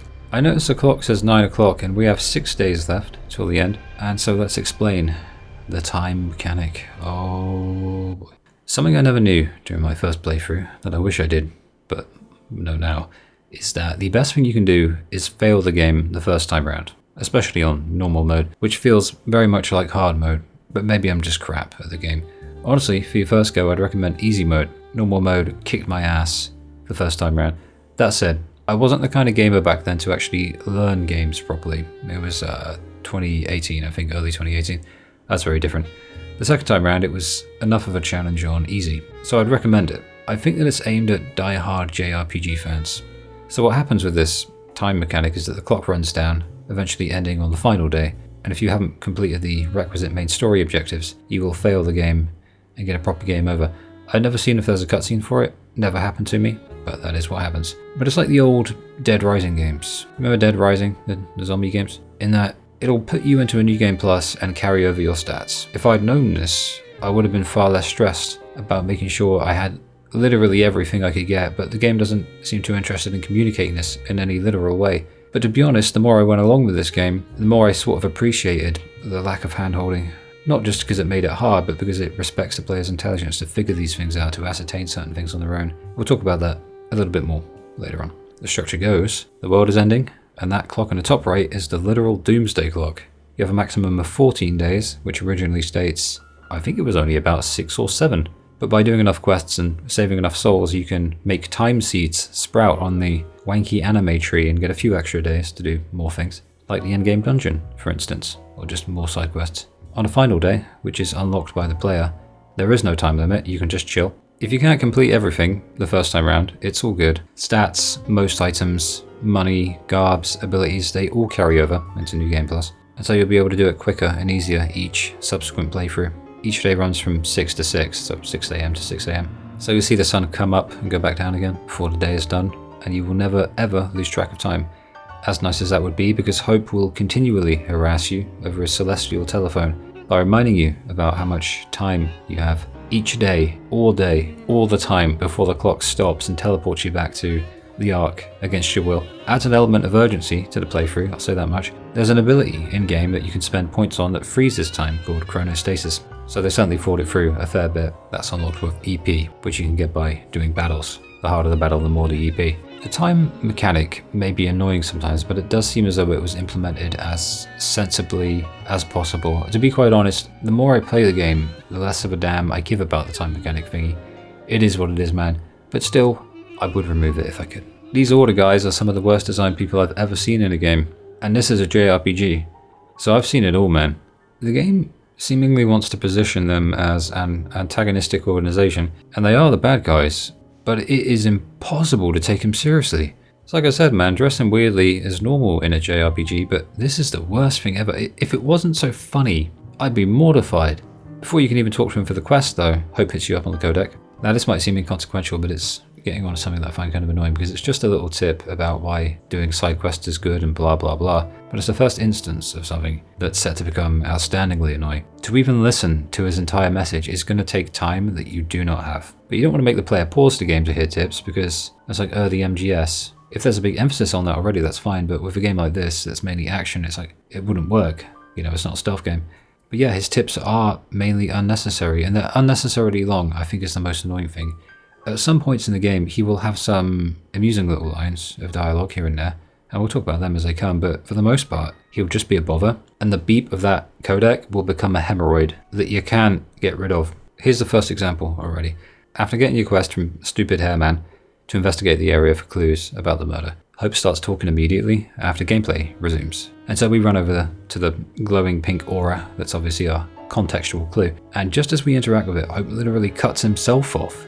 He cuts himself off on the radio to beep you again on the radio with his next message. But before he can even talk about that, he's cut off again by the next cutscene. The way that they implemented this is disastrous. In order to hear everything he's saying, you have to deliberately arse around, not moving, not doing anything. And this is a game wherein every second counts, and a narrative is built around it so heavily that the gameplay mechanic's primary feature reflects as much via the clock that sits eternally on the top right of the screen. Ignoring Hope will become easier the more you do it, Eventually you'll just peripheralize him into the void, but it also means that that annoying beeping will interrupt any zen that you're able to gain from your experience with the game, for a little while at least, until you do peripheralize it. I mean, they should have just made him talk less. In this way, they really didn't respect the player's intelligence, but with many other elements of the time mechanic, and we'll get into one of these in XIII, when they let you fast forward a bit, they really do respect your intelligence. It's like sometimes they do, sometimes they don't, sometimes it's really well thought out, sometimes it's a haphazard mess. It's really odd, but I guess that's the kind of thing that'll happen when you have such a pressure cooker mechanic in the game. Maybe this is like a natural consequence of that kind of design, I suppose. He then calls us 4 more times as we collect various pieces of info. Eventually it becomes white noise. This is the best you can hope for, really. After grabbing the info, we discern that a group called the Children of XIII are out to get the evil savior, meaning us, and they've been mistaking others for lightning. During the gathering of the rest of the info, we're given a side quest to bleed us in,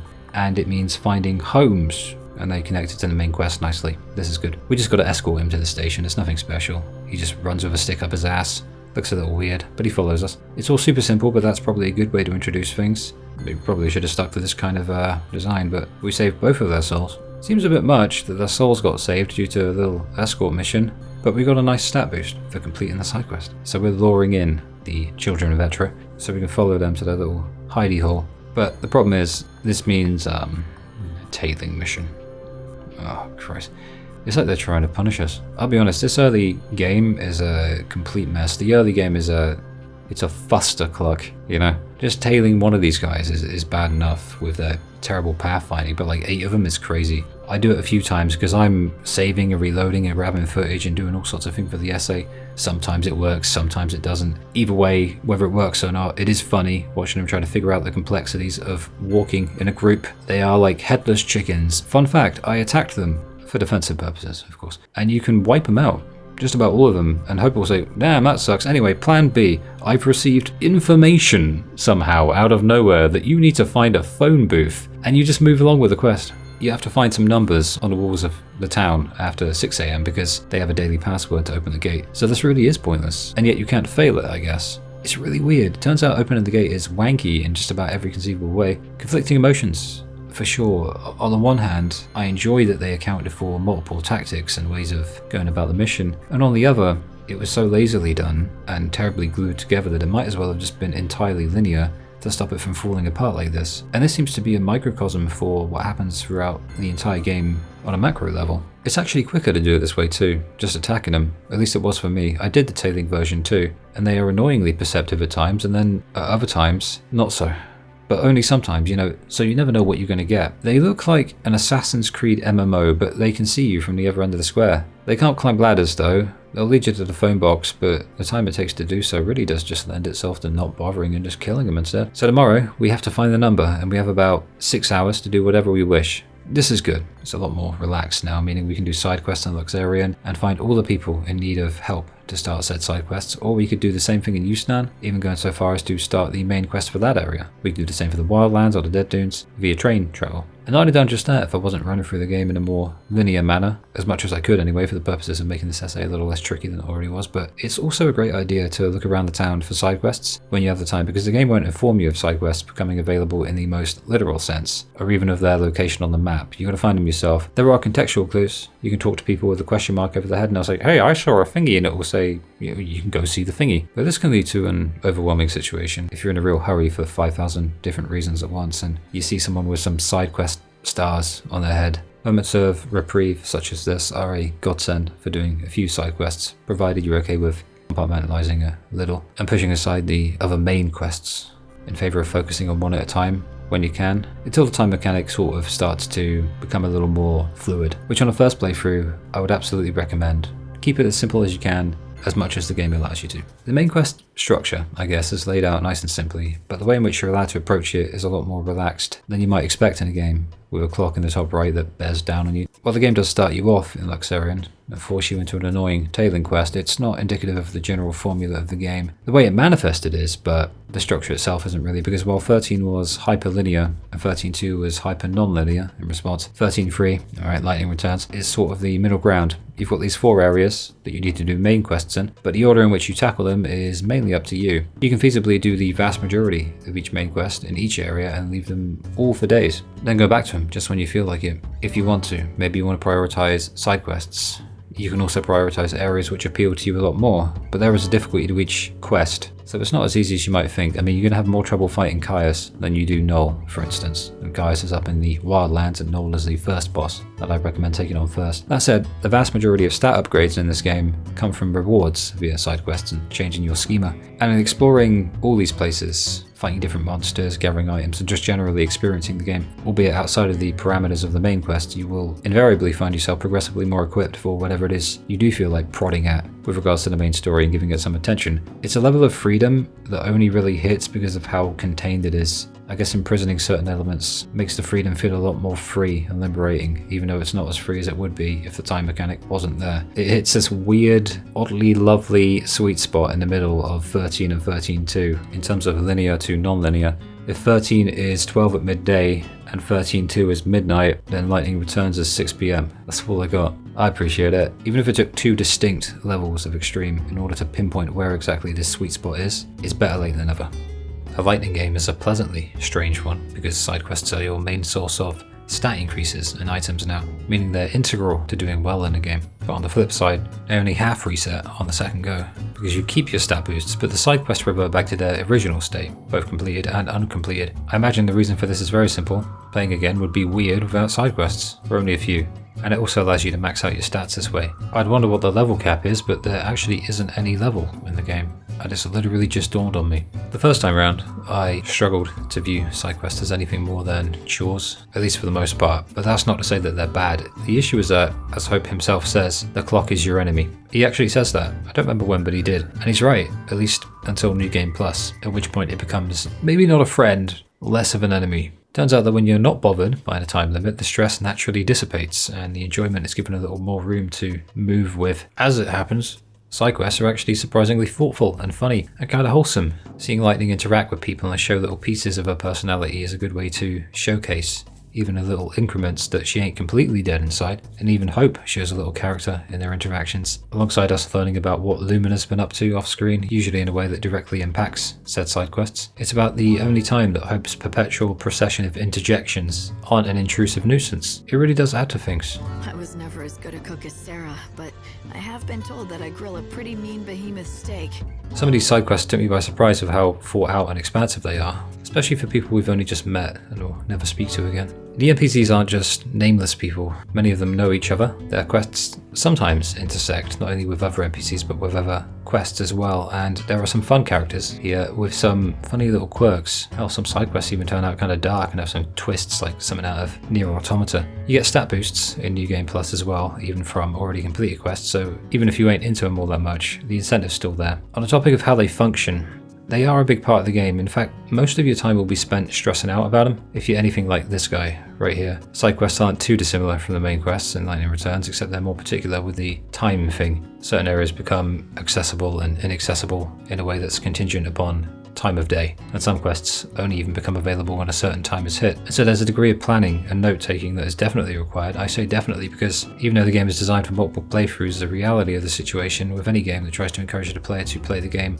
more than once is that the player is only going to do that if they truly resonated with the experience in the first place, at least to some degree. And the only playthrough that's guaranteed is the first, and even then it's possible many will just drop the game before it ends. You never know how long that playthrough will actually be. With all of this in mind, I would advise taking notes in this way, and even following a guide. Just use a guide, it's okay, who's going to judge you? But try not to stress out about it like I did.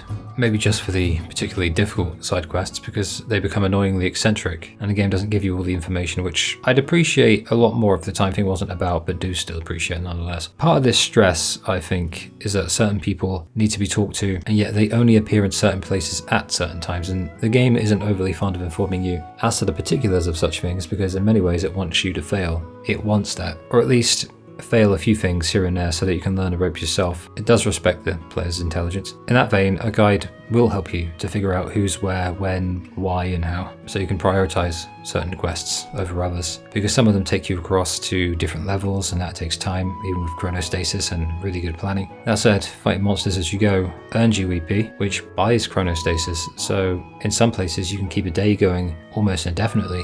I wouldn't be surprised if there are certain spots to farm EP and keep it going forever. Not that it's needed. There are some Reavers in the Wildlands that give you 4 EP each. With enough planning, you could probably keep it going forever. Not that you need to. But a drawback of this approach, though, is related to the sheer amount of quests. I mean, putting them all in a neat little section and separating quests by region is a cool idea. It's nice to compartmentalize things to stop them from weighing down too heavily on the player. And so that overwhelming nature will be mitigated, at least a little bit.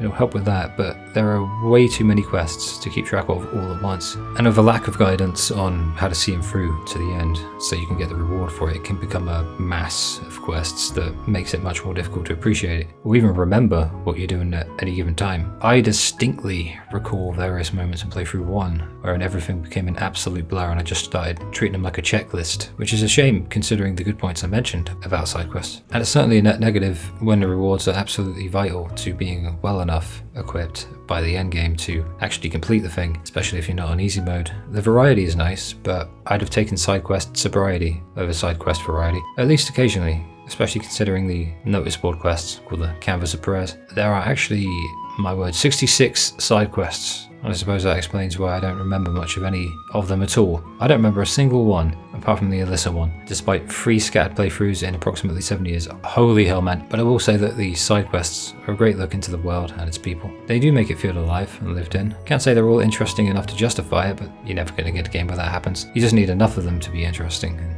to keep your expectations in check, I think, but there are some moments of fun, some quality writing in there, and you'll be journeying the world anyway, just by necessity. I'd be interested in learning whether or not one could conceivably complete the game without doing side quests, and I looked it up. Yeah, YouTube yields nothing. All I got for it was a palpitation for leaning too far forward too quickly. There's a sign, do the side quests or Boonavels is going to give me heart issues. My overall advice for side quests is to just do the easier ones as they come and let the harder ones stack up. And if you ever see someone, you might just end up running past someone that you just need to talk to and buy something off of, or just talk to. That's it, because they ain't going anywhere for the most part. Some involve gathering items with fetch quests that you'll naturally hit the quest completion requirements for just by naturally playing the game, I guess is what I'm saying. Then you can periodically browse all of them, made a lot easier by the menu segmenting them nicely into the areas you pick them up in, and then seeing if one calls out to you at that point in time. It's a similar approach to the Canvas of Press, the way I look at side quests. And when you think about it, these really are just extra side quests, like super side quests. Side quests? I don't know. These are mainly fetch quests and monster extermination missions, and they aren't even remotely as fleshed out as the main or side quest proper, and thank goodness for that, they're not supposed to be. It's a relief, because with a time limit I can only take so much until my brain melts from the stress of it all. This is especially funny when you look up the wiki and it tells you there are 83 of these things in the game. They take you across all areas, and some of them are global, ready to be accepted anywhere you choose. This is another great way to get stat boosts and gil and adornments, because lightning without a mustache doesn't seem right, okay? It just doesn't. My personal rule is that you need at least one funny costume, one cool costume, and a third costume that's just specifically dedicated to optimization of stats and equipment and playing well.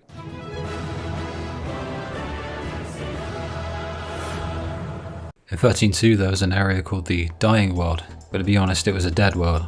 No vegetation, no colour, no anything, but the dying world of Nova Chrysalia is what I like to imagine a real dying world would look like. Like actually. Nova Chrysalia is its name, similar to Nova Chrysalis from the Fabula Nova Chrysalis tagline for the series, which actually extended to Final Fantasy Type 0, Versus 13, and technically 15. Then the most they did for that one was add a Seath at some point. But it was. The world of Nova Chrysalia very much embodies the Fabula Nova subseries at this point. Dying, decayed, once full of promise and magic, just now barely hanging on, perhaps in the hope of something better coming along, if it can hold out for long enough, and with some magic still lingering over, mainly in the form of nostalgia, but not always. The brightest anything will ever burn is near its end, and the absolute best of humanity comes when you're under extreme pressure, as does the worst. So I think of a dying society as inexorable to the concept of a dying world, given all the bright lights of Yusnan and the natural vibe of the Wildlands. Pulse and Valhalla, the unseen realm from 13.2, merged together at the end of that game when Caius was stabbed by Gaius, basically. And Etro died. It's been nearly 500 years since that day though, and in that time the world has shriveled up like a teeny weeny walnut, and we're left now with only 4 distinct places of geographical significance and a lot of chaos in between. Luxerion, an archaic looking little town, with a nice vibe by day and a dark one by night. Yusnan, its polar opposite, which seems almost lifeless by day and comes alive at night instead. The Wildlands, a natural area with an abundance of nature, hopefulness, and some good green. and the Dead Dunes, a desert that very few call home, except for a group of bandits headed up by Fang.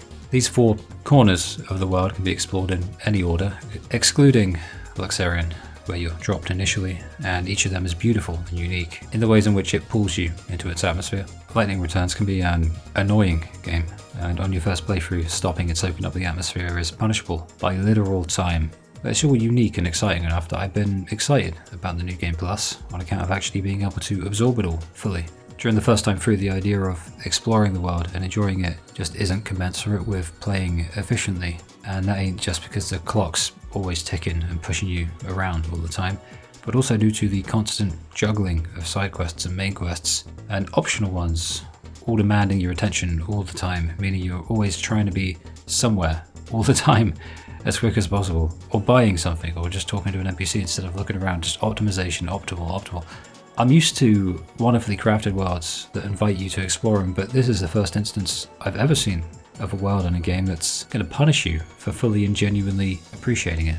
But in New Game Plus, you really can just slow down and take in each level as it was intended. Of all the things that persuaded me to go through with the whole trilogy, the individual ambience of each locational archetype was at the absolute peak and summit of Mount Autism, and provided me with that push. And I needed the incentive to play it again upon remembering this one little fact. This game is at perpetual odds with any enjoyment you might get out of it, almost as though it doesn't want to be enjoyed sometimes. You know, the reason that the design of the game, I talk about the time mechanic by the way, is a pure antithetical gunshot to the head of any mere notion of exploration is because exploration is about discovery, and we explore in order to discover. And what we discover, we typically tend to enjoy looking at and admiring, and those are best done at ease.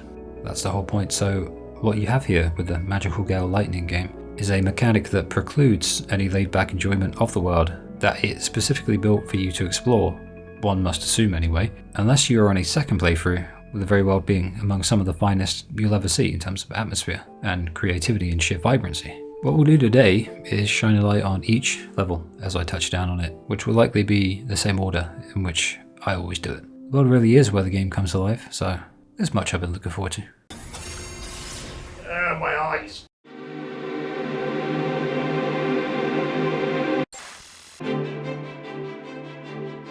Well, I can't find any definitive official information as to the real world inspiration for any of the main hubs in the world. It's no more important than how we as players perceive the places ourselves. As a startup area, it's good in that it's condensed into a place you can get from one end of to the other in a fairly generous time frame, which is important because this is where you'll discover the intricacies of the time mechanic. So it's nice and laid back in how much it'll punish you for that. Now it will punish you nonetheless, albeit with a delayed effect. Luxerion's a town of two halves. By day it's hopeful and optimistic, and by night it's sinister and unforgiving. Aesthetics, vibes, whatever descriptor you want to throw at the place, it feels calm and collected when the sun's out and cold and uncaring when that sun goes down. The Warrens in particular are special because of this one song here, and the fact that you descend really far down into the slum area, and you can't even get in by day, and I think that adds to the unknown ambience of the place. So in a sense, for the player, barring out of bounds wizardry, it doesn't exist at all during the day. Not for us, total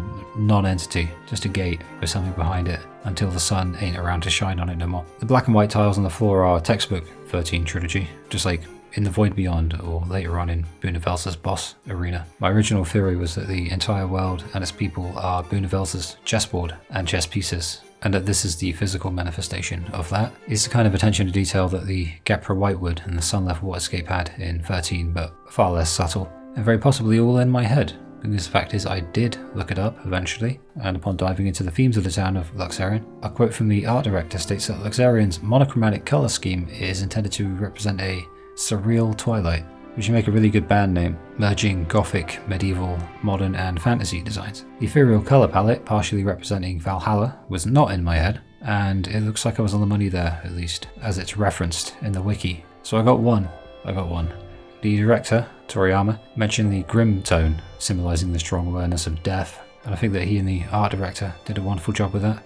And the always wonderful soundtrack is the final piece of the puzzle that brings Luxerion into grim, understated life, we'll say. Fantastic choice for an open world hub location. They weren't afraid to embrace the themes that they were going for really early on, and the honesty and truthfulness to the vision is why I think it came out so authentic.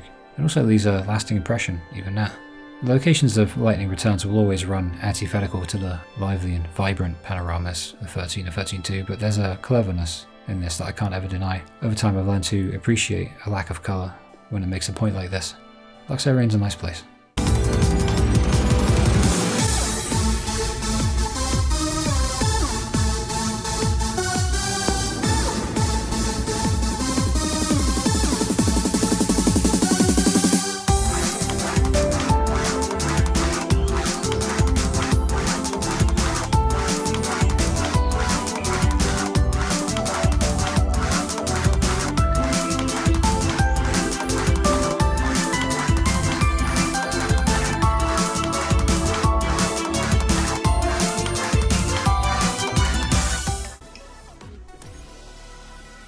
Stylish. Technically, every single game in the 13 trilogy is a halfway point between completely turn-based and pure action combat. Most modern FF games share that distinction, and it's always some variant of the ATB system, even when developers choose slightly different or slightly more exaggerated and eccentric and esoteric pretentious code words to describe them. 13's was actually called the Command Synergy Battle System, and while it sounds great and sort of like an STD that I'm in no hurry to get, it's okay because I have it on very good authority from an insider that Final Fantasy XVII will introduce the fluid hybrid chocolate waffle battle system. Chocolate starfish, maybe? I'll ask my inside source at some point. Chocolate sauce. But this one is different and similar to 13 and 13.2 in equal enough measure, relying again on a frenetic pace, constant changes and quick thinking, but this time with outfit changes in lieu of paradigm shifts. I think Final Fantasy X-II did something similar. Oh shit, when I do 10 I could do 10 too, so okay, never mind.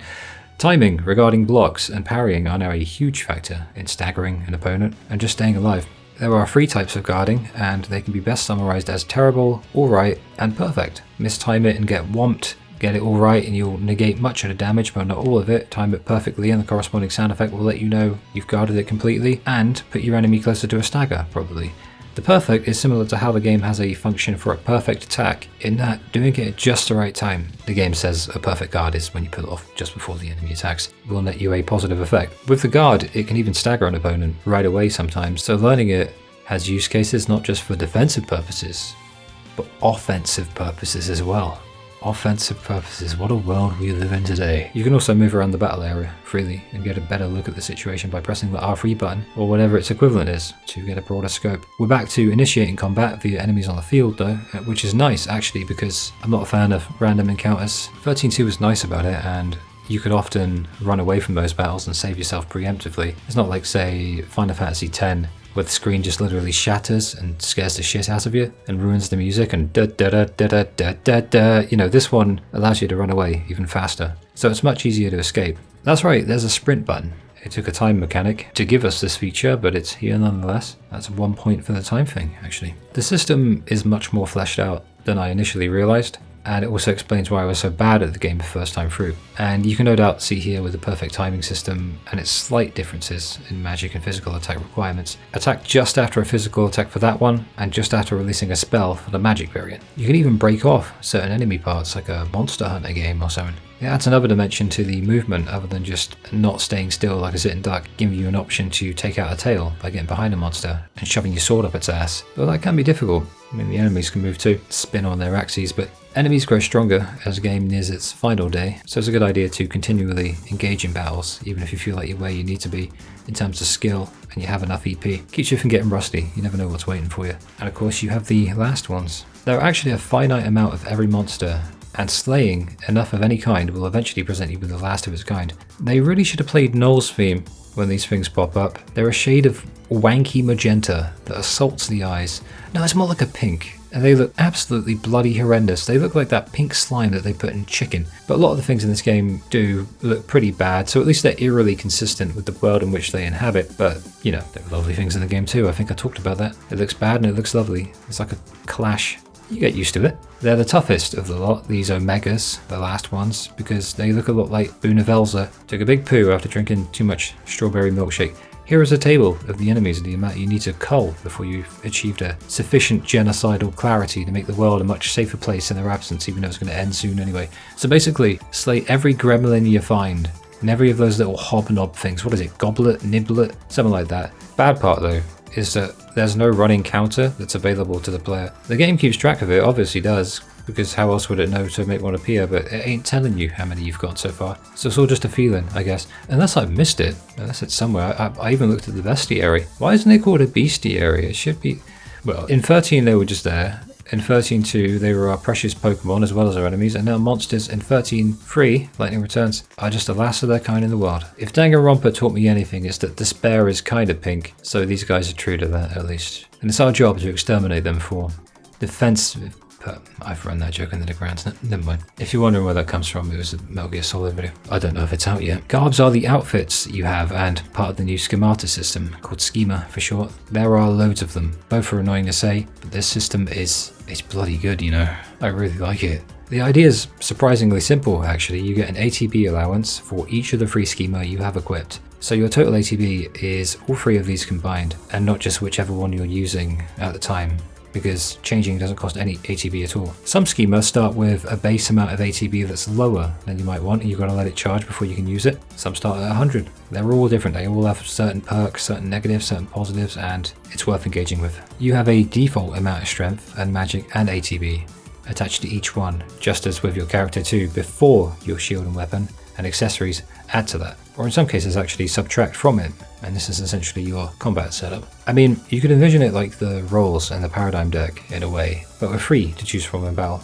and the ability to interchange them on the fly in an instant, unlike 13 and 13.2, wherein it took a few seconds and you could be punished for it, and they even developed an ATB trick that I remember saying I didn't know if it was intended or not, but I would guess it was. And now you have 6 separate sub-schema in reserve via the pause menu, which will expedite a lot of things and save you some time. The idea seems to be that there's a lot of room for customization here, in fact serious customization, because there are so many moves now as a result, so many.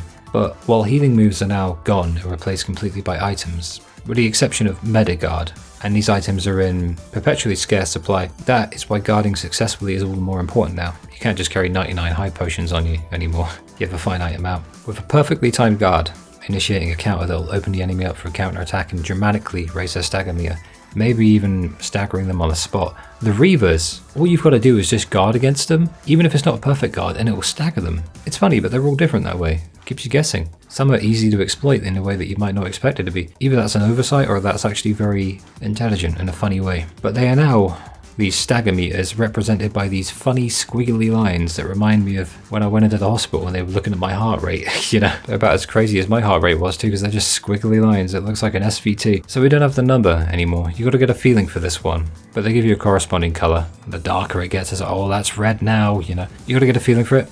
And it's a much more visceral battle system as a result. And while I do prefer the other ones, I appreciate it for sure. It's unique to take out healing spells and replace them with items that you can only hold a certain amount of at any time, because you can't just stock up and breeze through it, so I do appreciate that too. And there is a level of intelligence to that, because there's no better way to ensure that the player really does make sure to get good at blocking and parrying. In this instance, highlighted by punishing the player very severely for not being any good at it, even on the easiest difficulty. Of all of the 13 Trilogy games, this seems to be the one that feels the most difficult, like it's for the hardcore players. I mean, it is unforgiving at times. I remember the first playthrough on normal. Big mistake. I got my ass handed to me by this game.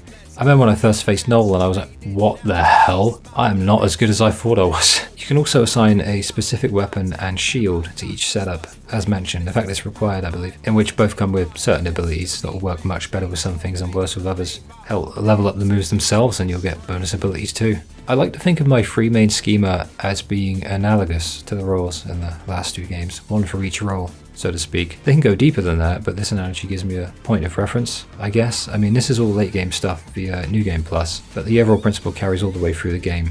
The idea is balance. I think that's what got me through the game. Now, as we go along, we'll see new schema. At some point, I'll get the Mk.II dress, and that'll be a lovely time. But for now, I had these things free to start with. Volcel is the all-rounder with the best strength, magic, and ATB stats. Really simple, and with the element effect that comes with it not being replaceable or removable, it can be kind of annoying, but the 3 that you do get to choose are, in this instance, a simple guard, magic attack, and a physical attack that I went with. It's simple, but sometimes that's better. At least to start with, anyway. Based as fuck is almost the same thing, but slightly less decent. I could probably have personalized it a little more, certainly into something far more efficient, but I'm lazy and I know it works. This one has a Midgar, which actually allows you to heal in battle, which is huge if you're struggling, and especially if your opponent is slow as hell. If it's not easy mode, then your HP won't recover. You have to eat food at restaurants. But the thing that really makes it based is that it greatly hastens the ATB recovery of other schema while it's in use, which is what made me keep it around for so long before eventually replacing it. Planet Re my earnest and stubborn attempt to recapture the magic of the Saboteur paradigm from games past, in that I just stuck D-Shell and D-Protect on it. I didn't even bother with a guard. You don't need a guard on every paradigm. I think that's just playing it too safe. It's kind of like 13 in a way, wherein playing it too safe was actively detrimental and dangerous. I just wanted to know, personally, if these debuff attacks were as effective as they were in games past, or if they've been nerfed, and they're still very good. D-Shell and D-Protect. I can't imagine not having them on at least one schema. I used to have a guard on every schema, but I'm an adventurous man now and I'm living on the edge. Yeah.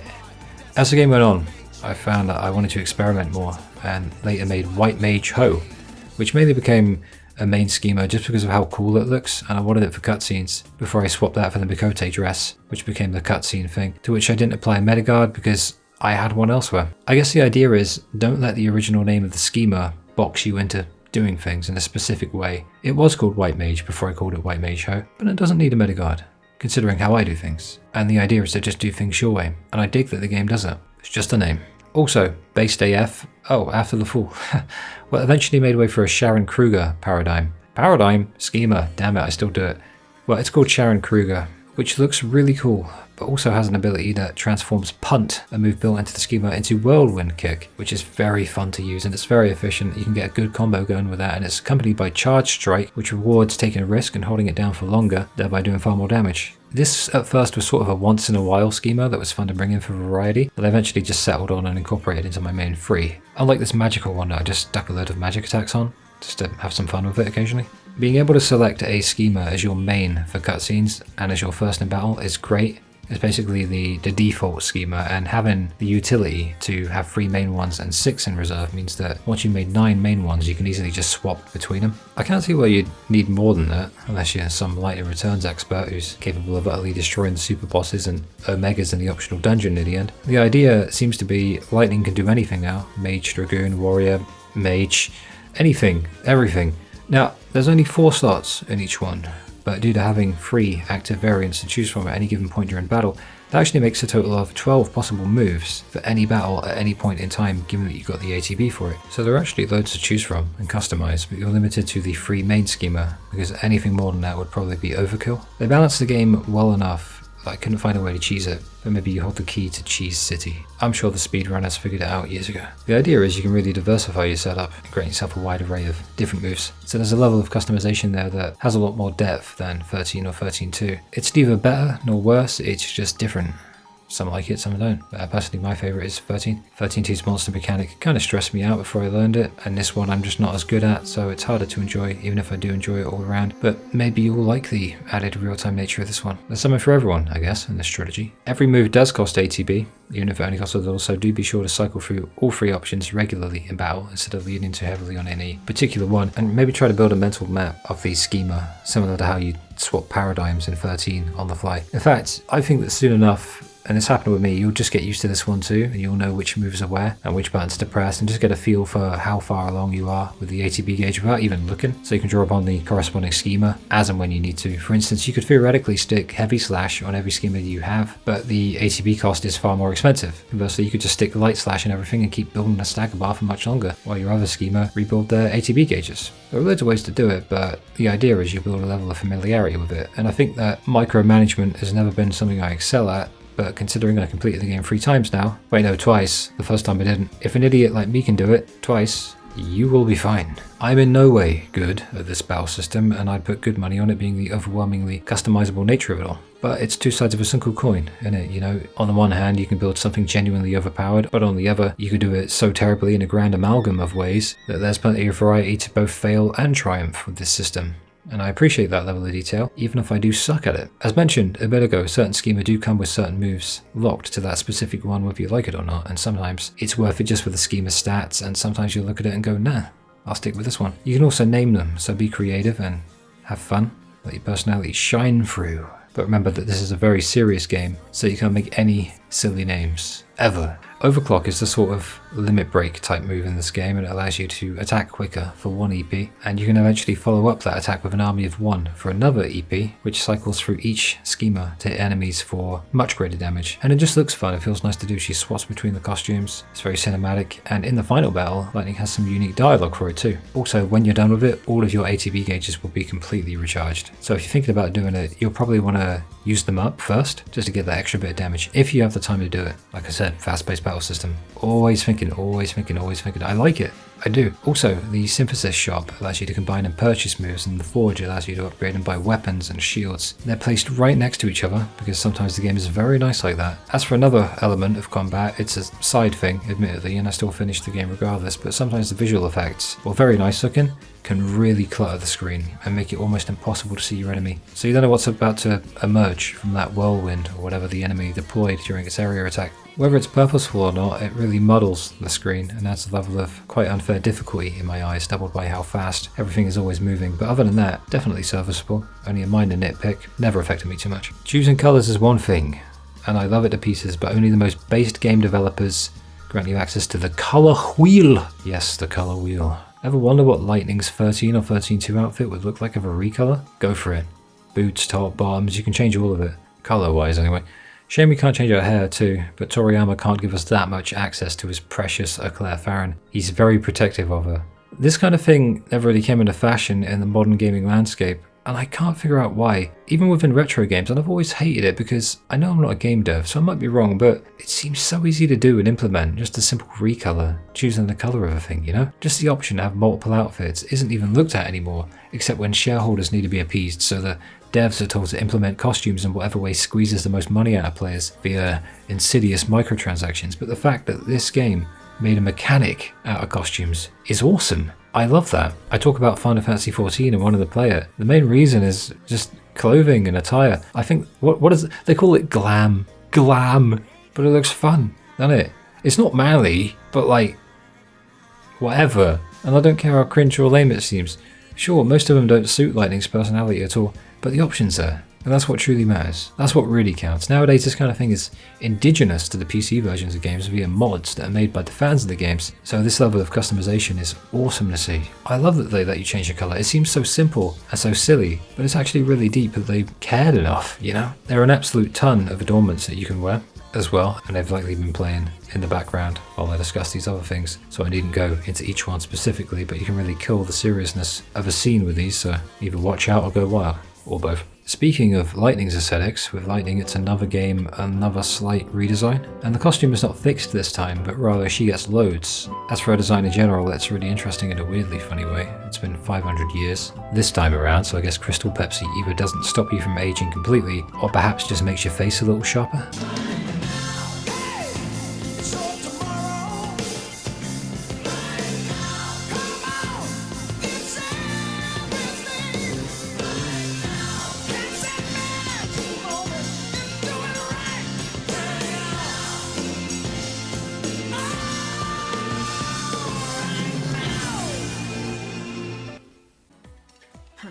You're looking at her.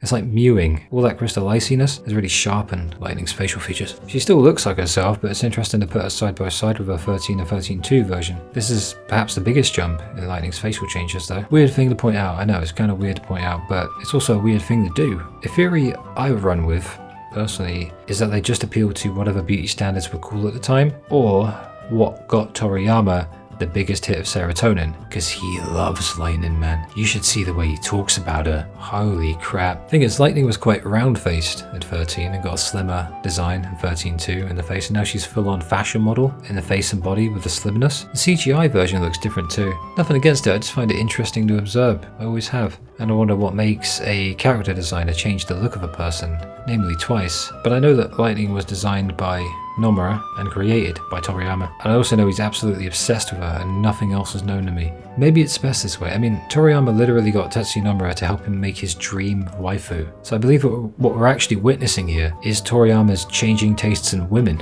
The man's living his dream. No wonder Lightning didn't have a romance with anybody. Toriyama wouldn't allow it. There are little hints in and outside of the game that hint at Hope maybe loving lightning, but she seems almost entirely disinterested in anything like that.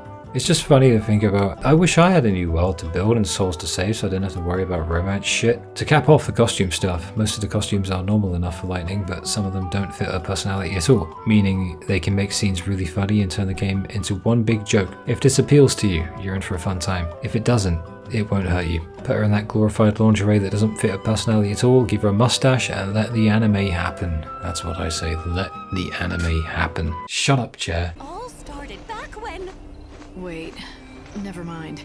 I trust you. You're on my side. Please, stop talking. Back at the Ark, we offer some saved souls to the mystic tree of anime. That's a Radia, and it grants us an extra tree seed thing that grants us an extra day. I do like how they've established an interconnection with side quests and the time mechanic. It's another incentive to dive into them when you're engaging with the system that rewards you more each time, and with time, which is the game's most precious commodity and most valuable currency. Gotta note that after spending even half a day in the overworld down below, returning to the Ark really showcases just how dark it all is down there by seeing how bright it is up here, regardless of the city you're in. The color palette's really subdued for the most part, and I imagine that's why it stands out more when Yusnan, for instance, makes itself known, or when the wildlands come into view for the first time. But I do wonder if the inherent disparity between this godly realm, where time stands still, and the world below, where they don't have the luxury of this kind of safety, is on purpose. And my answer is almost definitely. Almost definitely. Great use of artistic framework in that case to make a point.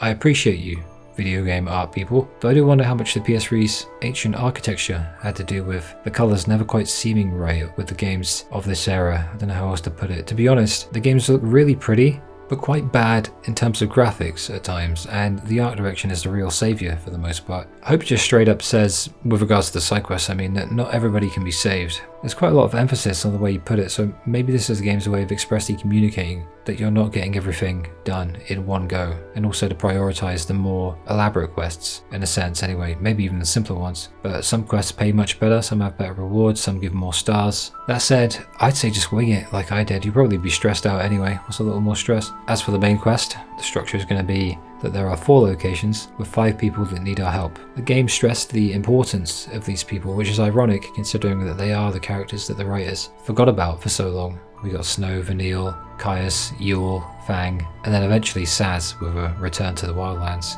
And I think that spacing them out like this was a very good call, although I would have liked to see them all interact with each other more. But if you're not going to do that, then yeah, do it in this way. I mean, you ain't going to stick them all in the first city. But I feel like the locations we'll find each character in do best represent them as people. Never appreciated that before, but I realised it in this playthrough actually. It's something they got really right with the character writing, and I got to give that some praise. Now this, I didn't know. In much the same way you can let the clock wind down and face the end of the world, not having saved the souls of your friends, thus rendering it a game over and a bad ending, only to try again in a New Game Plus, you can actually trigger what is essentially a New Game Plus via the Crystal of Atonement in the Ark. I guess it's a way to do things over without the hassle of letting things occur naturally, and it's a very good idea. Points for that for sure, because you can carry over everything you do in a normal New Game Plus, but the game encourages you to only use it as a last resort. I guess if you're really struggling with the game, even on New Game Plus, then it's a useful thing to have, and maybe you can redo the first few arcs over and over again to get the stats you need, and it will certainly help on the hardest difficulty. That said, even things that aren't necessarily needed are still appreciated in games. I like that. Options and agency is always a good thing. Options like this, in particular, actually keep the game feeling open, which is important when so much of the experience is locked behind that arbitrary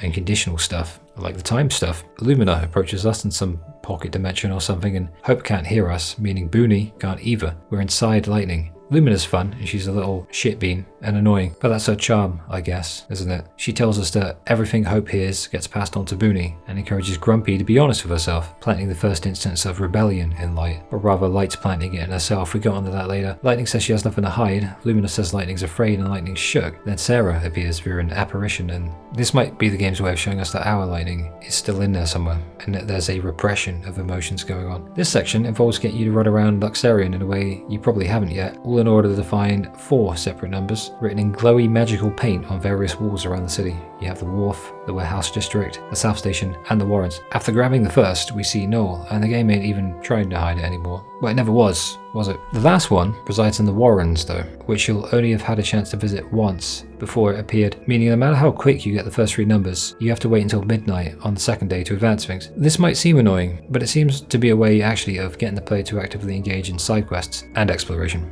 Once again, you can technically engage with literally any other made quest, but if 13.2 has taught me anything, is that non-linearity is not the all-curing panacea that some have been tricked into thinking that it is. If it's your first time, I'd absolutely recommend keeping things at least somewhat linear until midday and doing some side quests here and there, allowing you to feel more comfortable with the flow of the game and the flow of time and space within the game's own confines, and then dipping your toes into Yusnan. Worth mentioning! It turns out that while side quests do repeat and grant rewards every playthrough, those stat boosts in question are severely reduced. I knew they were reduced to some degree, but not this much. Still, every increase matters. Speaking of which, on the right side of the screen, if you look over it, you will see just how important side quests are to your stats, and how much extra stuff you can accumulate even early into your second playthrough, which is when I was when I took that little clip. The children of Etro are very annoying with all of this killing people stuff, and so we enter the Warrens for the final number of their daily password to gain access to their cool club up in the cemetery, where they sacrifice pink-haired chicks because they think it's lightning. Lumina reintroduces the Oracle Drive,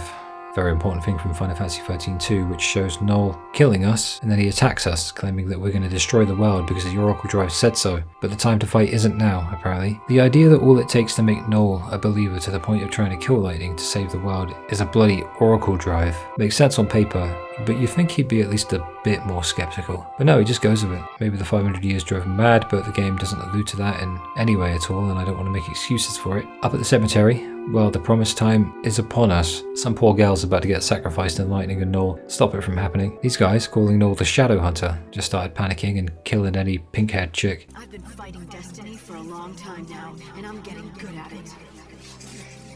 So we follow Noel down into the Warrens and find him watching the Oracle Drive. It didn't work last time, and it's unethical to straight up kill Lightning just so we can have Yule back and frolic in the fields, which is very, very funny. He and Lightning are very similar in this regard, and I like the parallel. I suppose that Noel allowing himself to be duped by the Oracle Drive, as he has, could be attributed to his grief and his guilt, since Yule died and Noel had a hand in the end of the world. But we have two issues here. One is that he hasn't mentioned Sarah once, which is weird and admittedly an aside. And two, if he was really that far gone, the writers could have shown it in many other ways and they didn't. One of the best things about 13 was its show don't tell attitude, and that admittedly did lead to a lot of things being missed or outright misinterpreted. But I think it could have helped here. Either way, the parallel is good, and that Noel wants a future with Yule, Lightning wants a future with Sarah, so it's fight time. Noel's boss battle then. Noel is quick, he deals a lot of damage, but he's purposefully simple compared to the other boss fights in that, other than using perfect timing in your attacks, you just gotta time your guard well. He'll likely be the first boss in anyone's playthrough, so I like that beating him is as simple as mastering the rudimentary elements of the combat system as opposed to something crazy. Get a few perfectly timed parries in a row and you can stagger him and have your fun. But he will come back and you gotta do it quite a few times. So don't worry about using all your EP in a fight, because you'll get 10 from this one. I believe you get 10 from every boss. After the fight, Noel from 13.2 returns. In a sense, he has the chance to finish Lightning off despite her besting him, but destroys the drive instead. He realizes how obsessed he was, but a vision of Yule brings him round. Ironic, considering a vision of Yule sent him down the crazy path, but we'll take it, won't we? He's sorry for literally trying to kill us, and that's very nice of him, and Lightning tells him about the new world that she's building for Boone. We save Noel's soul, literally, and his old self comes back with this renewed hope, and Lightning does a smile thingy. It's not overdone, it's not overstated, but I've come to appreciate that about this game. It is the point, and they're consistent with these smaller gestures. Lightning's still in there, but it's only showed in reserved little moments. Sometimes that's a downer, sometimes it's really, really good. Sort of oscillates between those two paradigms. Noel. Noel was one of the wiser members of the cast in 13.2, but he unfortunately has become very stupid. When writers write stupidly, characters follow them closely into this metaphorical abyss, and so let's explore Noel's idiocracy, while also not pretending that it makes him unique in this regard in this game. He starts out all shady and mysterious, but it's obviously him, and it never really hits the mark. This Shadow Hunter thing is like some teenage phase of his, except he's like over 500 years old. But let's not judge the lad. Everyone blossoms at their own pace. He's been duped into thinking that he needs to kill Lightning, and he's apparently relinquished his common sense and critical thinking skills in the Sea of Chaos, or just left them behind when he was in Valhalla, because the madman actually gives it a go and it becomes the first boss fight of the game. Lightning beats him because she's cooler, but yeah, terrible return for him. He's upset about Sarah's death, but in retrospect, having completed the game, this doesn't even get seen to completion, because at the end, the writers actually missed something huge. And it is huge, because Noel and Sarah were dual protagonists for an entire game, but they have literally no dialogue at the end. When everyone reunites, none. It seems like the most normal and natural thing would be to have everyone having little bits of dialogue with each other, so they could, I don't know, capitalize on the character dynamics from 13 and 13.2, but it's mainly just Lightning and Sarah, and then Noel talks with Gaius and Yule. And I guess Snow shouts Sarah for the 10,000th time. The final dungeon, with just lightning, could have included a few people for each area. Maybe for one area we get Vanille and Sazh, or Vanille and Fang and then Snow. Never mind. I'm fantasy booking again. Final Fantasy Mania is never going to happen. Noel at least wanders the streets of Luxerion and reminds you that he exists outside of your immediate surroundings and outside of the quest that he is unique to. But I guess his closure and Journey's End are quite nice. He gets to reunite with Yule in the end. I think it's her.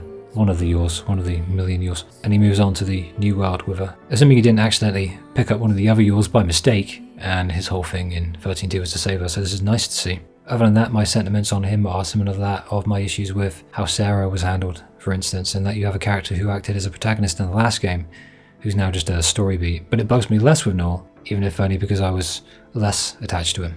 Not that he's a bad character in 13.2. That said, it sucks to have to defend his writing in 13.2, only to then see what he's become, because the likelihood is that if sales figures are anything to go by, most people aren't even aware of what became of his character in this brave new post 13.2 world. So it's all good. Chest bump, finger flick, innit? Let's quickly talk about the 500-year time skip. That's how long it's been since Final Fantasy 13.2 ended. I think people would go a little crazy being alive for over 500 years. Now, while the writers do in some ways touch on the concept of life absent mortality, I don't think they do it nearly enough. Snow's the best representation of this kind of narrative storytelling because he's so stricken with grief and despair that he turns into a thief. You can really genuinely feel Snow's pain, but to be honest, even then it's not nearly as visceral as I would like. But to be even more honest, anything shy of absolute depravity and insanity wouldn't be realistic enough for me, so they got to keep it somewhat on the level. The charm of the 13 trilogy is in the warm, cozy moments and the likable characters, after all, so that'll hamstring you a bit if you want to get the benefits from it too, even when some of them are watered down like they are in this game. But with that, our schedule is now freed up to go save another friend in Snow, who's currently crying in the club in Eustan. Before that though, we do see Vanille. She's a saint now, and she can hear the cries of the dead in Valhalla from the chaos, and now she's holed up with the Order. She's not allowed to leave the cathedral, apparently for her own safety and protection. She has a new hat and woke up 13 years ago, meaning she spent so much time as Crystal Pepsi that it's almost unfathomable now. I've got a character analysis lined up for her later, wherein I'll dive a little deeper, but for now it's a short meeting. She's friendly with Lumina, and she says that Fang left while Vanille stayed behind with the Order. The cathedral is filled with chaos and the aforementioned souls of the dead, and Vanille sounds understandably depressed in her demeanour. She feels a sense of duty, and there's nothing we can do to help her for now, but we will be back.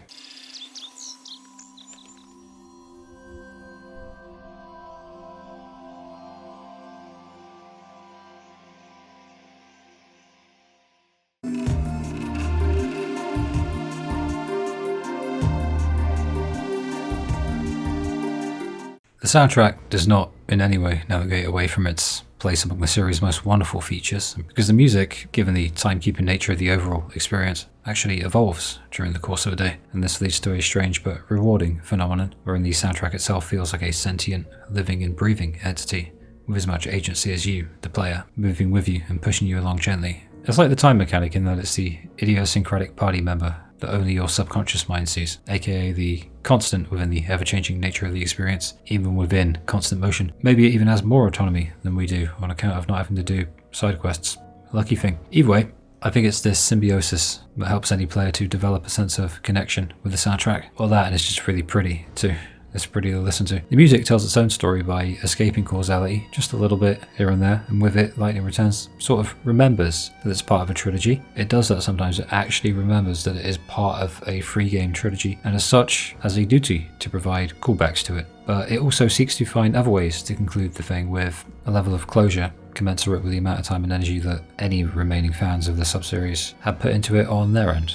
Music is thing one. It's similar enough to the prior games, but with a dark twist. 13 was mainly innocent, 13.2 was ethereal and pretty, 13.3 is ethereal, pretty, and twisted. It's perfect for this game's mechanical and clockwork aesthetic, and I still love naming aesthetics in games, so Lightning Returns will be given the tagline, Clockwork Depression. Maybe the title would have been Clockwork Evolution. Ironically, I think the most prominent feature that links any game in this trilogy is almost clockwork itself, and that would be the difficulty they have in relating to one another in the first place. But that's like saying the only constant is change. It isn't as a paradoxical weapon and a philosophical shield, and it doesn't amount to much unless you're a cringy poetic twat like the one you are listening to. First would be the evil savior, shades of Metal Gear Solid 1 actually. It plays as lightning arrives in Luxerion and sets the tone real quick. It's a sad song, for sure, and it sums up nighttime Luxerion perfectly, namely the outer areas that most people avoid. It stops itself momentarily about 2 minutes in with a rhythmic chiming that's quite orderly and mechanical. And I wonder if they knew to do that when composing it on account of the game's emphasis on time and how ever-present it is. It's a ubiquitous thing, this focus on it, and I've always had a great deal of difficulty pinpointing a game's themes because I'm always so esoteric in what I personally take from games, and that'll happen on account of the subjective entailments of any piece of music. But a concrete thing that I've noticed with this game is time, both in life and death, and also the frozen time at the space between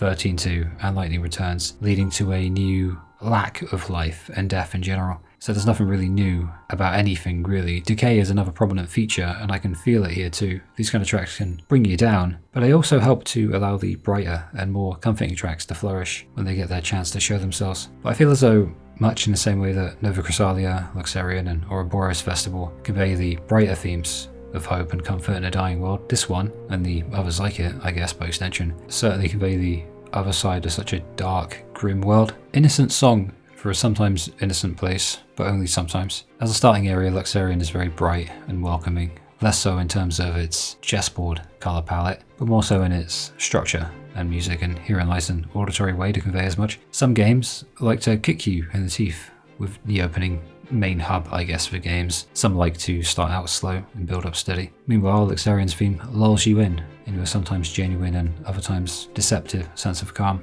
and uneasy peacefulness. It's the quintessential music for more positive thoughts and ideas, the kind that stimulate your desire to engage in adventure and exploration. And considering how dark this soundtrack in this game can get at times, it's nice that they didn't front load it all at the start. They saved the more uneasy, twisted songs often most for the nighttime, so the daytime as a result feels almost untouched by the decaying world and the abandoned concept of time that may have stopped the characters aging but hovers over you always. Luxerion says all of this much more eloquently than I ever could, with its lovely strings and its isolated certain pieces of music at certain times of day, while doing the same for certain areas only to add to their uniqueness. It's good to have music that only plays at a certain time of day. What's better for the holistic design of a creative thing seems to always be better when isolated too. Learned that when Final Fantasy 15 soundtrack started playing, and I was writing on that during episode prompto, and I think it carries weight here too. It's a great first song for touching down in the place. Reverent Souls is an 8-minute masterpiece that builds and builds, adding more and more as it goes along, and still won't ever feel long enough. For a game that hangs time over you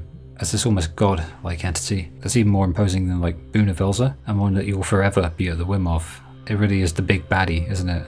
It's the big superpower, and this is a song that separates itself from the player as an entity that doesn't give a damn about time. So I find it ironic. It's very powerful in that sense. To hear it fully, you'll probably have to hear it outside of the game, since the chances are that you won't play it in full on account of the fact that you're always moving somewhere, whether spatial or temporal, daytime, nighttime, city, town, one quest to another, always moving. But this one doesn't care, doesn't give a shit. In that vein, you may not have a chance to appreciate fully how pretty it is until the second playthrough, or YouTube, like most of us. Plays in the afternoon, feels hopeful, despite how shit things are. I love songs like this.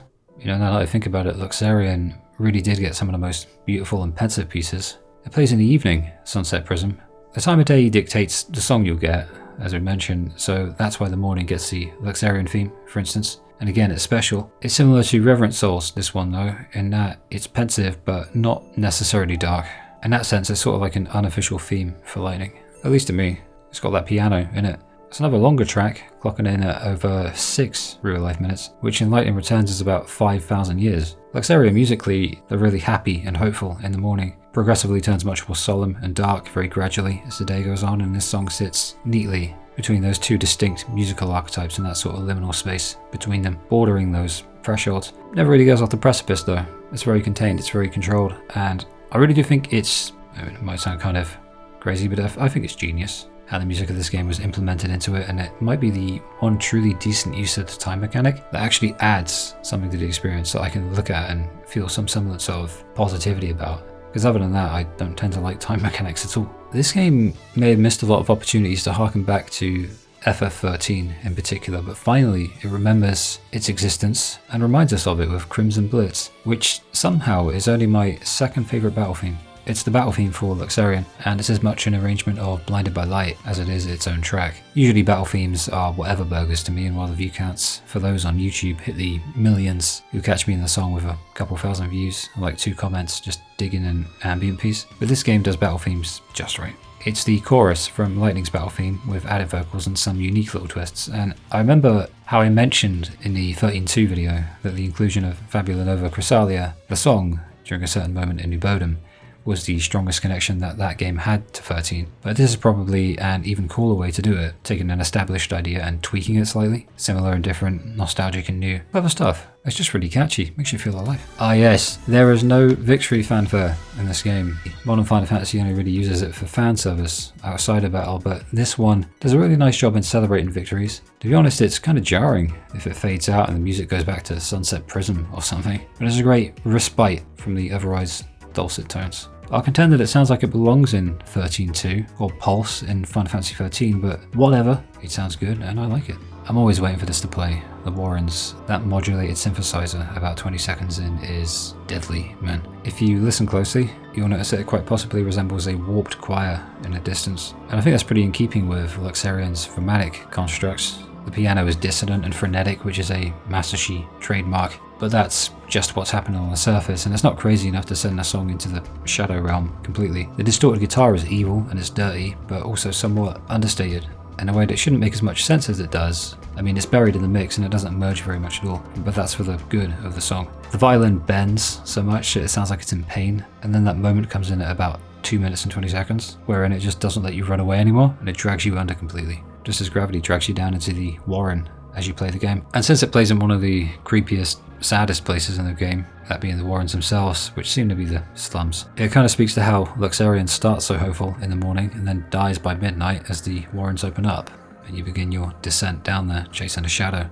If the brighter tracks are emblematic of the hopefulness of a new beginning that only the ending can bring, felt most keenly during the daytime, and when the night falls, then this track is the 3 AM come down after a euphoric high and a monument to the absolute existential dread that follows.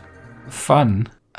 Null's theme, Shadowhunter. Even though Null's place in this story as a dumbass cosplayer trying to be some cool Shadowhunter only to get bested by lightning does hurt him tremendously. This theme, which seems an arrangement of his original theme but with more eerie and present synthesizers and some, is the glue that keeps him from going completely into the kind of territory that the writers dragged Snow into back during 13.2. Such is the power in music, I suppose that's why I talk about it so much. I honestly prefer this version to his original. It's a wonderful song, and it's weird that despite playing 13.2, assuming you did, the player and the character now have hundreds of years of separation between them. It hurts the characters and it hurts the game a lot because that player to character connection is severed almost completely as a result. But once again, the music of the trilogy arrives in like an audio ambulance to patch up the wounds that the game is suffering from and kind of saves Null with his theme. The final song I want to cover from Luxerion is called Angel's Tears, and that is a mellotron.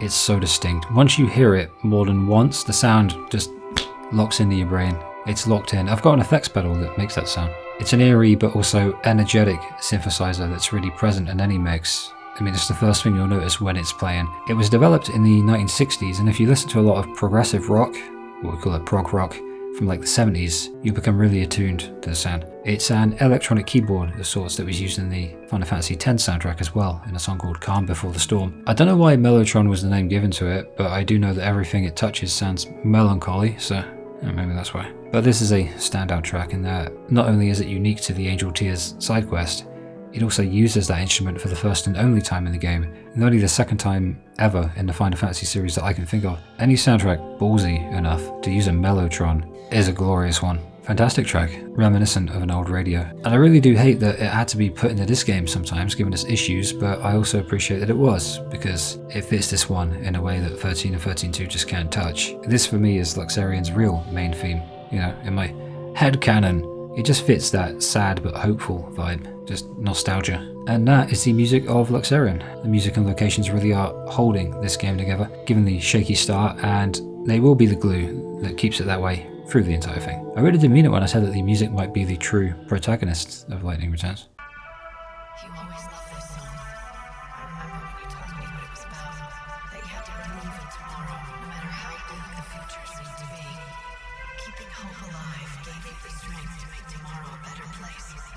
I can see you now like it was yesterday, humming the songs. softly to yourself. Tell me, Sarah, can you hear it now? Are you somewhere close, watching me remember you?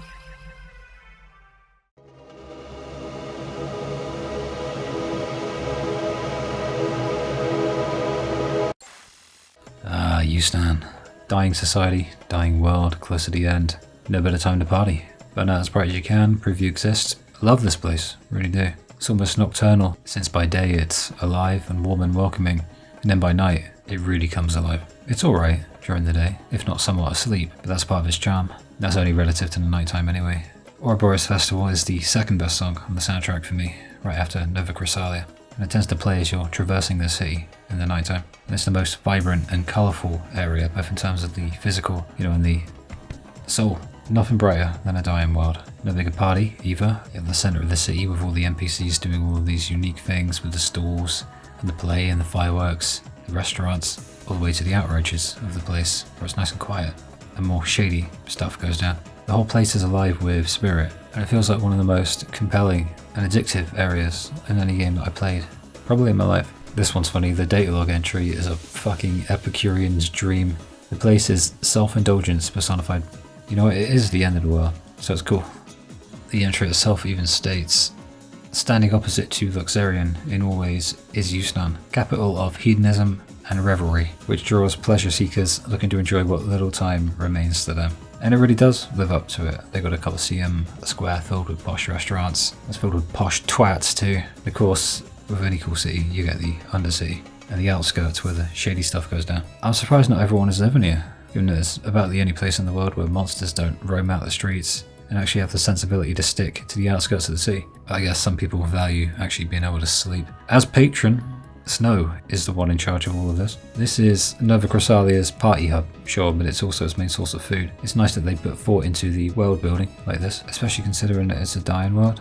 And things like food will be scarce, and people will always inevitably end up eating monsters and stuff, if not, so hooray for Eustan. At the Colosseum, you'll initially be tasked with winning just a few battles, but you're free to return here at certain points in time, and a time in which you visit will dictate which enemies await you there. It's a fun place to return to. The Grand Palace is a fun place to visit too, but outside of the main story, there's no real reason to.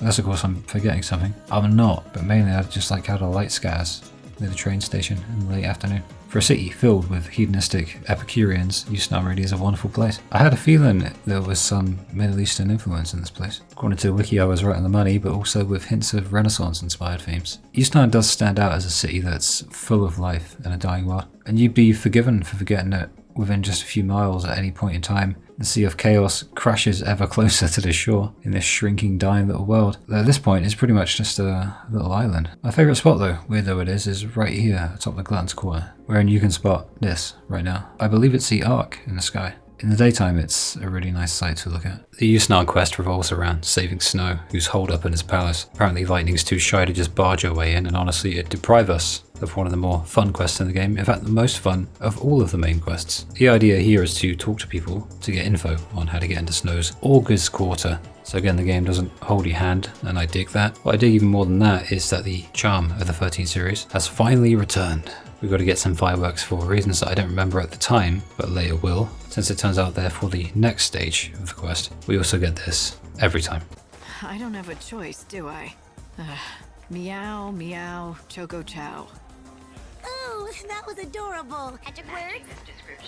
Meow, meow, choco chow. I'm getting the feeling you're not as amused as I am by this whole thing. That was by far the most embarrassing thing I've ever done in my life. What are the magic words? Meow, meow, choco chow. Quite the achievement. What? Is something amusing you? A shady dude, just almost as colourfully as us, offers us a spot on his tour to get into the back entrance for some money. 2,000 gil is nothing really, even on the first playthrough. Problem is the ticket says we've got to be at the industrial area by 6 PM. It's nearly 7. Tomorrow it is. We're going back to Luxerion at midnight anyway. I only mention this because it's a good example of how even the main quests can occasionally step on each other's toes in a way that's kind of annoying. Although it does kind of lend itself to doing things in a less than linear way. Despite having many more moving parts in 13.2, it feels like less of a fustercluck, you know?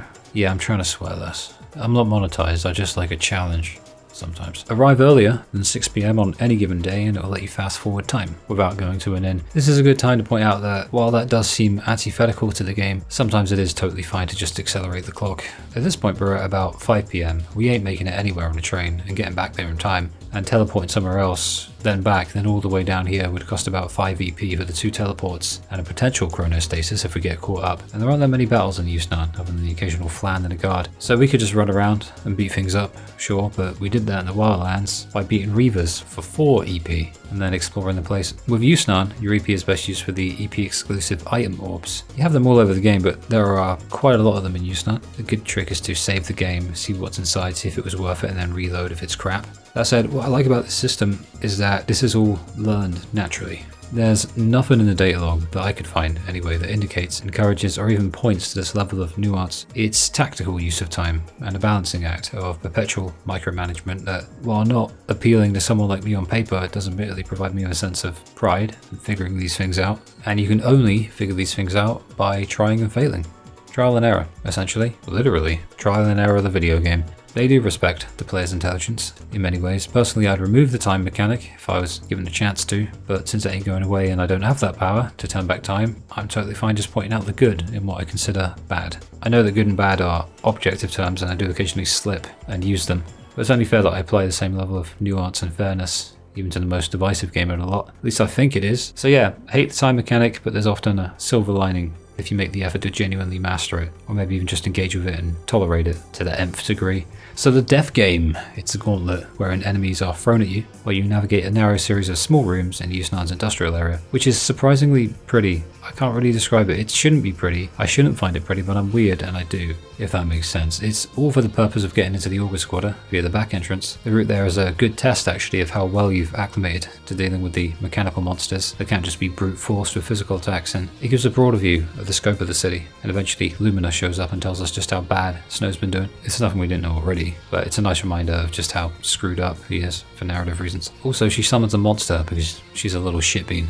It's Cyclops. And on the first playthrough I had trouble with him, but not now. He hates magic a lot. But pay attention to the 4 EP you've gotten. That's not 40p, that's 4 EP. Wait, what does E stand for again? Oh, I've forgotten again. Always remember that in any sequence such as this, you really can get away with using chronostasis almost indefinitely. A few battles and you'll probably have already recouped the EP you spent for it, leading to days worth of save time. Remembering it's there is difficult at first with the chronostasis thing, but eventually you'll become so annoyed at wasted time that it'll be drummed into you. That's how it went for me anyway. Once again, the time mechanic seems to know what it's doing. We grab an ID card and head through the gate, unlocking the most lively area of the city. It's full of life, and that's ironic because the game says that Snow might have become a thief. We're getting in either way, and after talking to some NPCs, we learn that there's a play involving fireworks, and that is why we got some earlier. Now it's on us to go out and acquire the rest. We must topple the playset with said fireworks by causing an explosion, then jump into the palace. Guess I've just gotta keep moving. Keep your eyes front.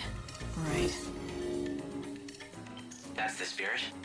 Oh wow, 13 reference. They remembered, for once. Funny thing is, due to the chronostasis usage, we make it to the director of the play by 6:30, but he doesn't actually activate until 7. Really shows you just how much time chronostasis can save you. I like this director, he's silly and weird. Lightning tricks him into thinking 3 times the fireworks would really cheer Snow up. World's ending anyway, is a general idea, and I enjoy how brazenly this game has Lightning say these things. So get 10 fireworks. Well, not 10, but you can get up to 10. Some are via side quests, but they're easy enough. Also, speak to all 4 Chocobo girls. One's hidden in a sort of alleyway type thing, but if you speak to all 4, you get the Mk.II dress. It's a unique garb, and it has the magic slash, which hits enemies with physical and magic attack damage. And it even has a meta guard with a star on it, so I shoved D-Shell and D-Protect onto it and rename it from Planet Reed to Planet Catgirl Evolution. Well, you got your hands on a rare garb. The Mk.II are a legendary race sent to live in another realm. So it's just some fairy tale? It's not my style. I think it looked great on you.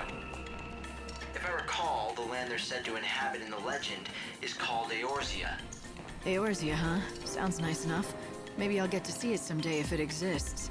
It doesn't fit Lightning at all, personality-wise, but Toriyama would approve. And it was right here, getting the fireworks and enjoying my new outfit, that I genuinely felt as though the flow of the game was at its peak point. I was genuinely enjoying the process for the first time, actually, in both playthroughs. The thing is, and I've alluded to this, I know, but it's worth reiterating, the relaxed nature is only due to the fact that it is New Game Plus. So I suppose one's sustained enjoyment of this game really could depend upon whether or not they like it enough to play it twice. Odd.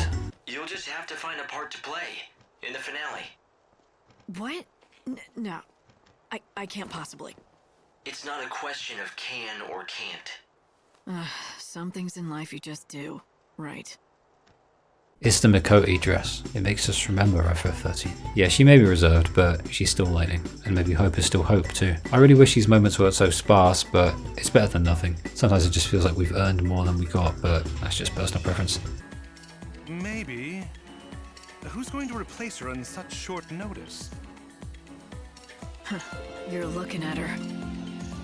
There's one condition though, he wants us in a nice dress. We already have said dress from the first playthrough, and this is where we originally had to win a tournament to get it, so we already have the dress. The game, however, handles this lapse of causality by allowing you to completely skip the supposedly non-optional side quest to grab it, meaning we now have time to kill before 3 AM when the play starts, so I secretly go back to Luxerion to do other things that you'll never ever see. Okay, this is where I grab the Vanille footage. Essays are difficult to plan when you don't steal people's footage without telling them and actually play it yourself. They take longer to make too, but they give you this kind of freedom. Anyway, the play. I am the true savior. I was made to serve God. But if that God lies to me,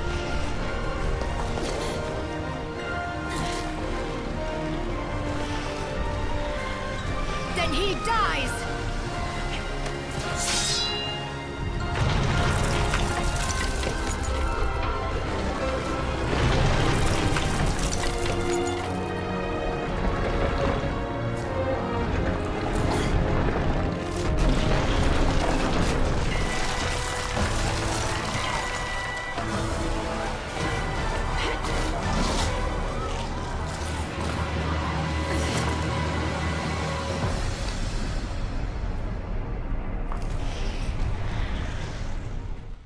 Imagine if the front door was open the whole time. We're in! The dungeon to Snow it's a dungeon. It has enemies and items and some door switches that I don't think are actually complex enough to qualify as puzzles. What I know.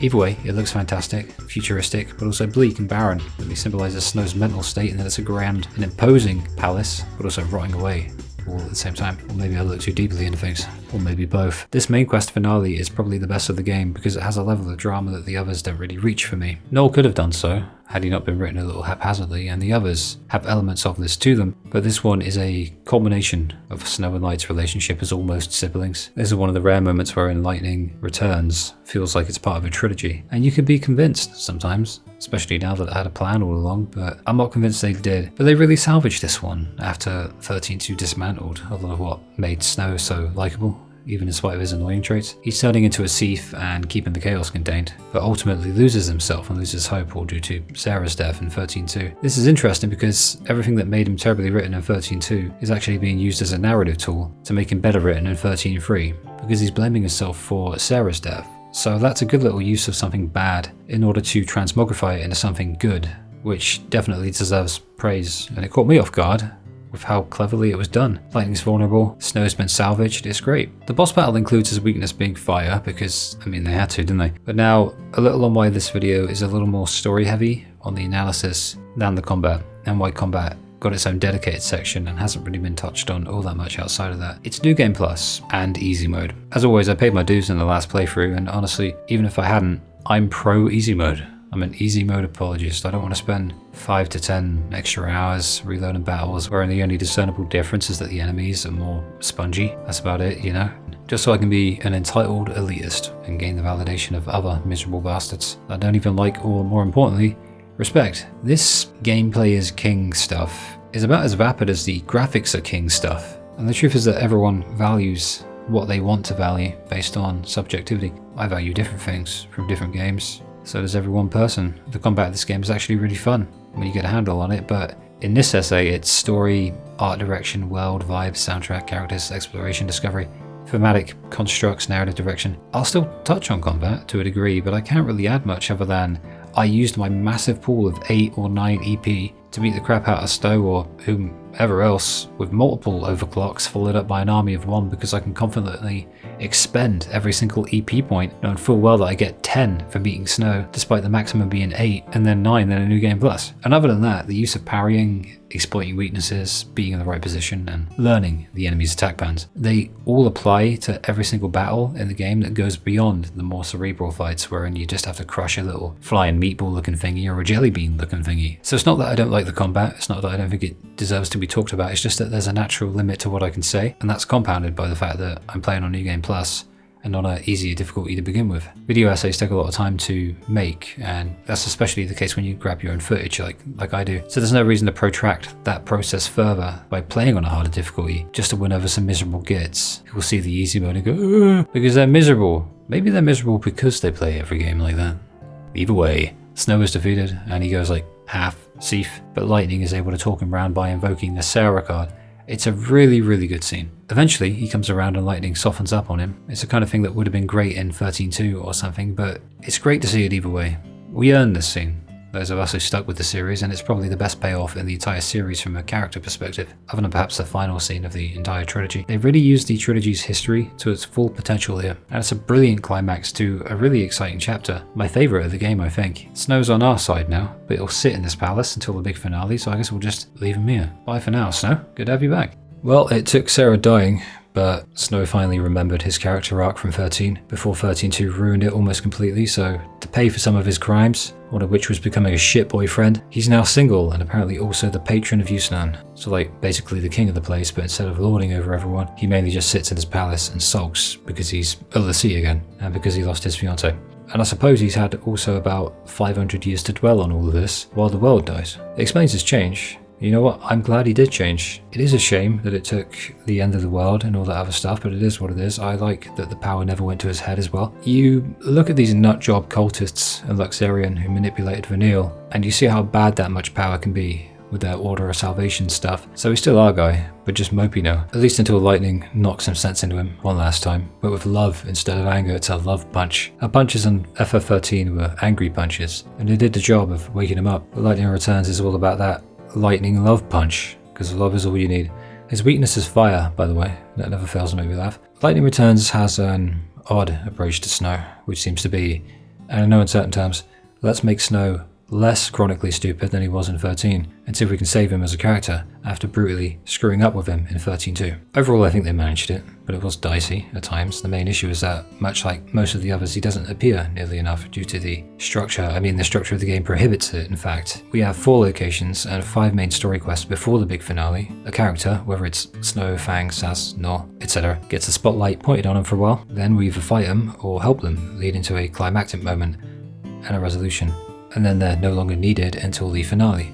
Noel runs around Luxerion hunting monsters, so he's sort of present, but only rarely and in a severely limited capacity. Vanille paces up and down that bloody church, so she ain't making waves in the story. Fang hangs out at her bandit camp, presumably, and does nothing, literally nothing interesting. Interesting enough to mention anyway. And likewise for Snow and Sazh in the places in which we find them. This is the Lightning Returns way. It's the Lightning show. And this hyperfixation on her may look good in a game case and in marketing material, but the best part about Lightning for me in FF13 was her interactions and her dynamics with her friends and family, which very much includes the Snows of the world. I think what bugs me though is that despite the idea of somehow saving Sarah being Snow's sole purpose for living and being, we've still not seen all that much of them together. 13 had a bit via flashbacks in the ending, but 13.2's idea of this was a mess and he was emotionally dumb and distant, and now she's kind of dead and he's just brooding. At this point, Sarah has more interesting dynamics with Noel than she does Snow. A Light, who has no romantic interest at all, thank God, Toriyama wouldn't allow it, has more interesting dynamics with Snow than Sarah does. Personally, I just do without all of this romantic bollocks, but there's probably a few arguments to be made, admittedly, that these connections are more powerful than the ones they want us to believe in. Romance in video games, it's just one of those things where I'm thinking, either do it right or don't waste my time with it. Don't waste anyone's time unless you're actually going to try with it and go all in. And even then, yeah. So Snow, as part of a relationship, at least gets his happy ending, like in 13, but for real this time.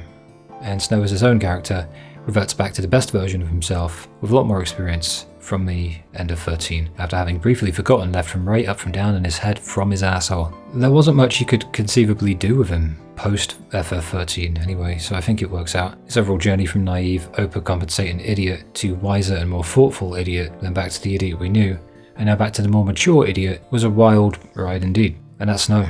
He was annoying but wholesome, and simply annoying, and now he's annoying and wholesome again. Full circle. Just turns out the circle's double the size it needed to be. Farewell, hero. Nice knowing you.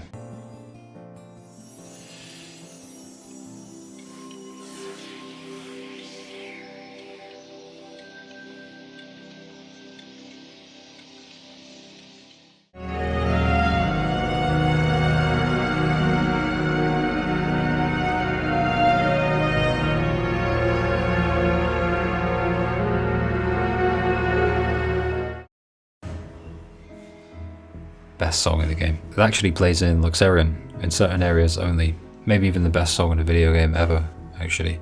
I don't know.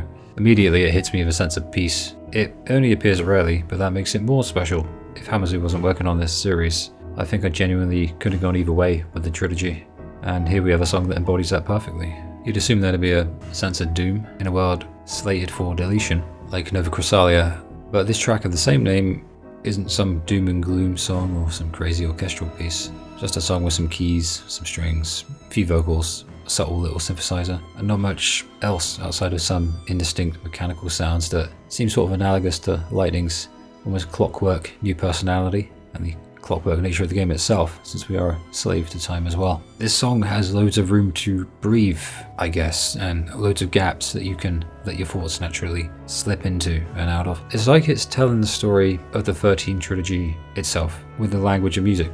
There's something peaceful about it, with little glimmers of hope, accompanied by sadness and a longing for something that used to be, and rare little moments of confusion, and certain elements crossing over into one another, only to end up working out okay, even if it was turbulent. It's defiant to the vast majority of the rest of the soundtrack, just as we were to Fate in the first game. And I guess that's FF13's free game journey in a nutshell, and it makes me nostalgic, I guess. It's also interesting that Lightning just gets on with her new job, almost like an automaton. Even despite the eroding land and sea, we're built to get on with it, because that's all we can do. And this song doesn't so much punch you in the face with that, kind of like Ouroboros Festival, which itself seems a celebration of both life and death, because Nova Crystallia is a nicer, more comforting song that would rather headpat you with existential dread. Just headpat you with it, reminding you, isn't it, that everything's going to be okay and everything as it should be, and that every ending is just a beginning. Or maybe it's just a song that I like, who knows. Ouroboros Festival. I think of this song, like I said, man, it's like a celebration of both life and death, and I stand by that. Beginnings, endings. A few years back, I was thinking about where the line is drawn between fear and excitement, because I was caught in between two emotions and unable to pinpoint the prevailing one. You ever have that happen? Mood swings, they're not always linear. Soon enough I realised that it wasn't necessarily either one alone, but a potent mixture of the two hitting me at once. In the same sense, you could argue that abject, traumatizing fear and blinding euphoric excitement are as much two sides of the single coin as they are two halves of the same side of that coin. If the end of the world isn't time for human inhibitions to go on vacation, then nothing is. And that, I think, is why this party atmosphere in Yusnan captures Nova Crystallia so well, and the spirit of the game. Sure, it travels from one emotionally resonant idea to the other, in that Nova Crystallia, which plays during the daytime, often during train rides and downtime, captures equally the calm before and after the storm. But here, we have the other end of that psychological curveball. Look around Yusnan and you'll see like smiles, you'll hear laughter, and witness a town full of people just getting on with it, in spite of a world collapsing where no one's really aged for 500 years. And the trappings of existential mundanity should very much have consumed all of the fun in the atmosphere, yet it hasn't. And while I did initially question how exactly people could keep from losing their minds after staying alive for 500 years, or simply keeping from turning into emotionless, hollowed out husks, I now ponder as to the chronological positioning of the imminent apocalypse, and wonder if it's perhaps because of the end of the world, bringing out this excitement that was able to nullify the 500 boring years of inertiatic stasis that preceded it, like a relief, I guess. Not everyone was lucky enough, to sleep through it in a crystal Pepsi form like Lightning did. They had to live it. The Ouroboros Festival song is exclusive to Yusnan, actually, and the nighttime. And if Yusnan is the city of pleasure, as they call it, then this song is the soundtrack to it. Musically, the drums at the beginning sound archaic and indicate a return to its roots, perhaps symbolizing the reset of the world and the life cycle that's about to occur. Then you've got the warmer vocal tones. They enter into the mix and they add more of a human element, followed by dulcet, low, ambient drones that add as much uncertainty to the mix as they do stability. Ultimately, the song just keeps building and building, so you have what sounds like an acoustic guitar being played like it's an electric one, and every element of the song has come together in a way not too dissimilar to the way in which, I guess, the people of Yusnan have come together for the festival itself. The mere thought at the end of the world is scary, but it's exciting shit too, isn't it? And this song captures that strange conflict of emotions really perfectly, in fact, that it still excites me enough to write myself into insomnia about it. This song is the only reason that Crimson Blitz isn't my favourite battle theme in the game. It's called High Voltage, and it just makes me feel alive, man. It's more Final Fantasy 13-2 than 13, but it's more Lightning Returns than either of them combined, because it's weird. One of the few rare instances of a positive factor regarding how disparate the games seem to be in relation to one another, whether through music, aesthetics, settings, themes, or even just characters, is that each game has its own distinct soundtrack that, while comparable to the others in an abstract way, manages to stand on its own all the same. That also means that mixing together any two songs from any two of the three soundtracks is as exciting as alchemy in like Atelier. Anything could happen. All in all, this one's hectic. It's electronic and it sounds like Pendulum made an experimental album about anime. If this was Atelier and we were synthesizing songs, this track is the experimentation of 13-2 and the batshit haphazardness of Lightning Returns, with all the good and the bad that implies.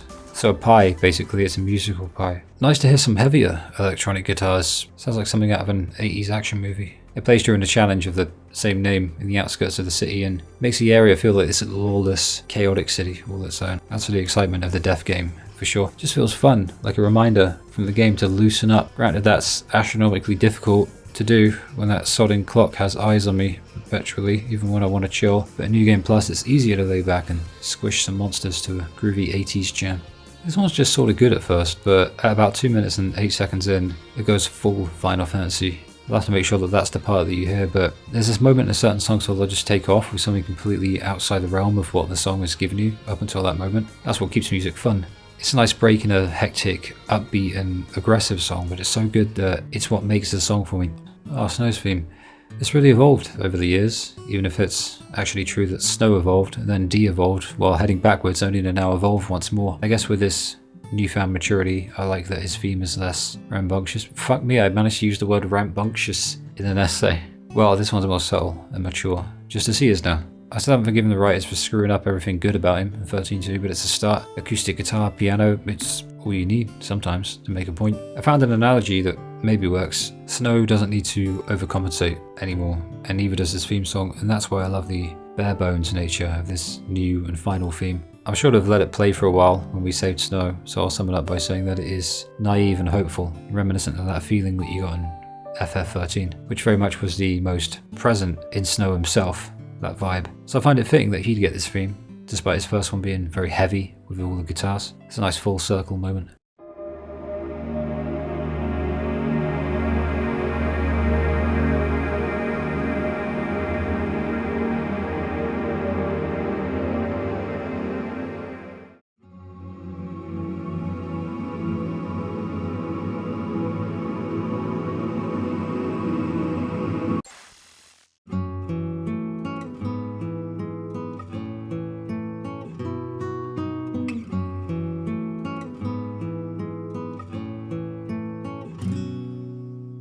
So I guess the natural world isn't completely dead. Actual green things do still exist in Nova Crystarium. The world is an entropic chasm, and so the wildlands are the perfect medicine for that cold, hard street floor in Luxerion, or the man-made heat of Yusnan, and the natural heat of the mainly barren dead dunes, which will come later. It's a very large area, but it might not be as large as it seems. What does it mean?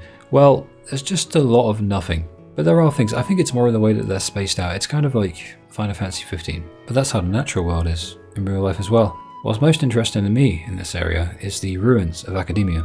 It lives on mainly in the grass and the properties of the natural world that somehow survived this long out here in the wildlands. I didn't even notice that that was what it was until the City of Academia theme started playing with the guitar and his chorus effect made itself known to me. Oh shit, that's academia. Where's the academy then? Which half of a building is it? It's not an exact replica of anything particularly specific, just some buildings, and that's about it, unfortunately. Reason being, when Valhalla merged with Pulse, it looks like just about everything got jumbled up and mixed together into a literal mass of mess. So what we have here is a brand new world with only tiny little elements of the worlds that we knew before. That said, Hope explicitly states that this was once a great city, or something along those lines, stating as plainly as possible for the player that we are in the remains of the city of Academia, 500 whole years after the Chaos merged with it at the end of 13.2. So this is all we have left of the last 2 games. Well, 13.2. Cocoon's dead.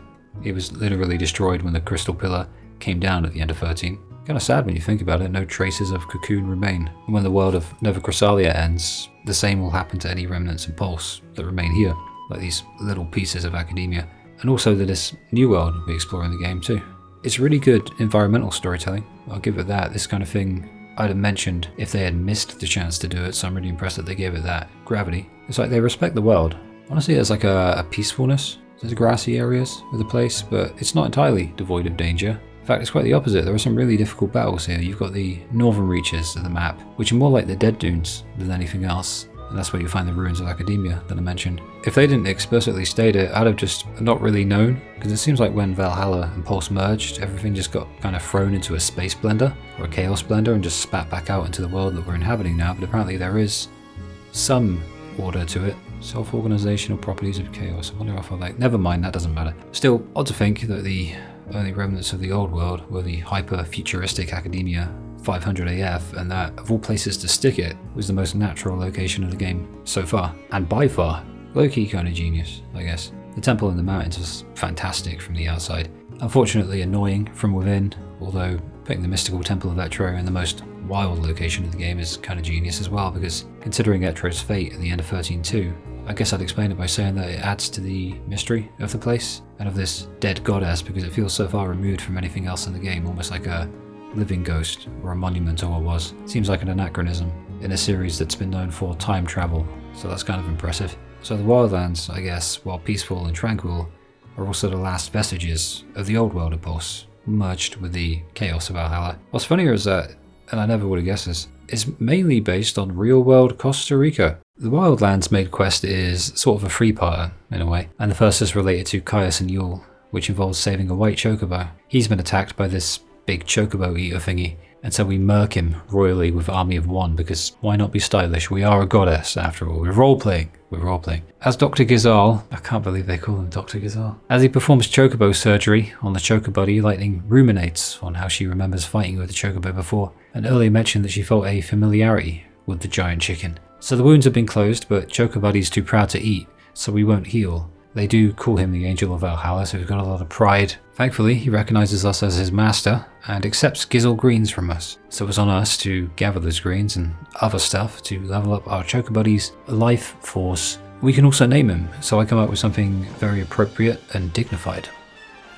The rest of the ingredients to heal him fully and unlock all of his abilities as your faithful chicken steed are unlocked via side quests. Eventually, after some exploring and fetch questing, Super Wank is ready to go. He'll help us to access the other areas of the Wildlands, and more specifically help us access the temple wherein the main quest needs us to be. For this, we need simply learn the Glide ability. It also unlocks many other areas, so exploration is given another dimension, which is good game design. I like this game design a lot, for someone who doesn't like it. Gaius awaits us at the temple, as does Yule, and it's nice to visit the place from the beginning of 13.2 and Valhalla. It's still very mysterious, but now we get to see what it looks like inside. I like that while most other things didn't make it to this world in one piece, this world of Nova Chrysalia, this thing is completely as it was before.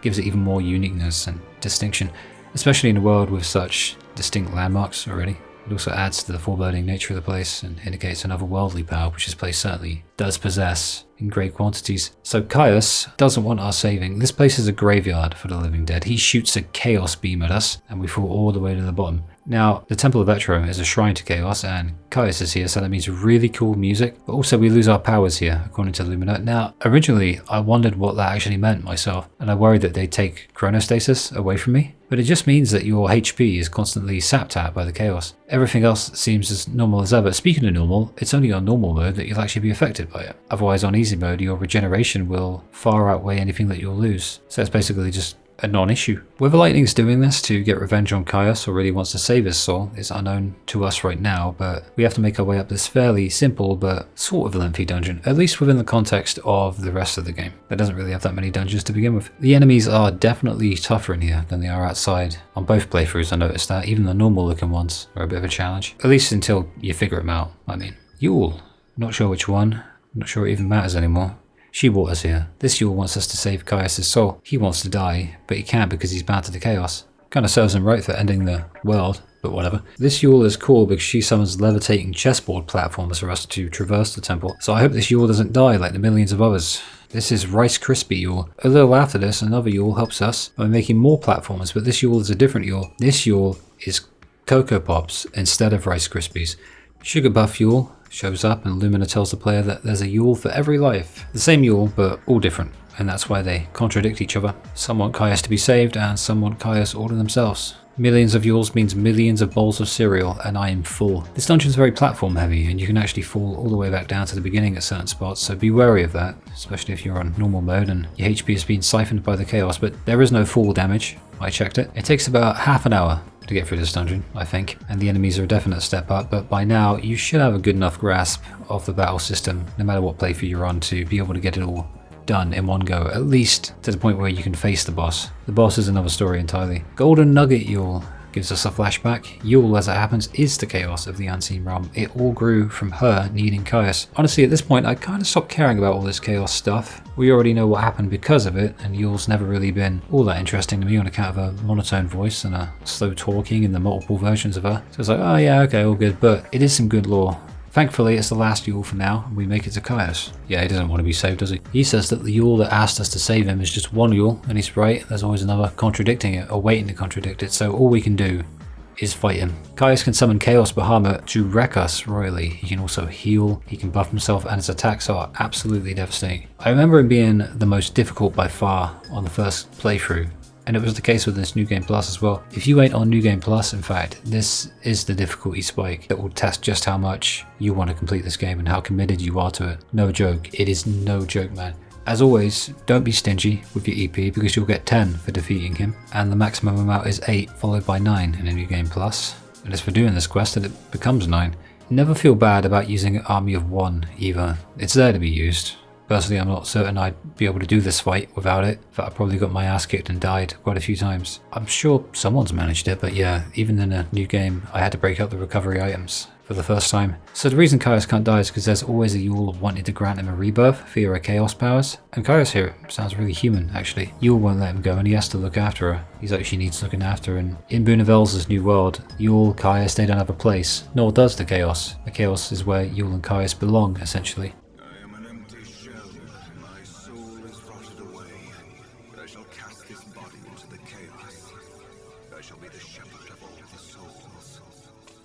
Multi-grain shape Yule wants to stay, and Lightning accepts that. You can't help those who don't want to be helped.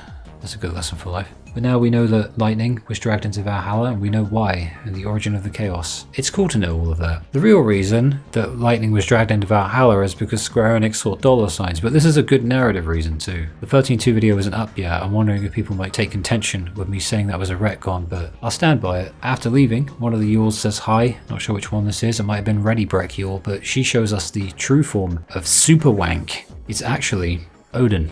Yeah. But Chocobo is Odin. This is as weird as it is funny and cool and kind of perfect in a weird way. Chocobodin! Really odd though, that this stoic, legendary figure is also a rambunctious chocobo who's cute and also sassy. I guess he had a personality in the horse, chicken, statue. Odin's done it all. So yeah, that's the Yule and Caius thingy. A little tip from me to you. If you're the kind of person who's wondering, hey, can I go back to that boss fight area and talk to Caius? No, you can't. Don't worry about it. I'm not messing with you either, you genuinely can't. I spent a good 5 to 10 minutes falling my way back up there, only to find that they just block off the area with giant rocks. I was hoping they'd reward the player for taking the time to do that and see for themselves, or maybe you can examine it and Caius will go away. But it does make sense. Caius basically already told us to fuck off.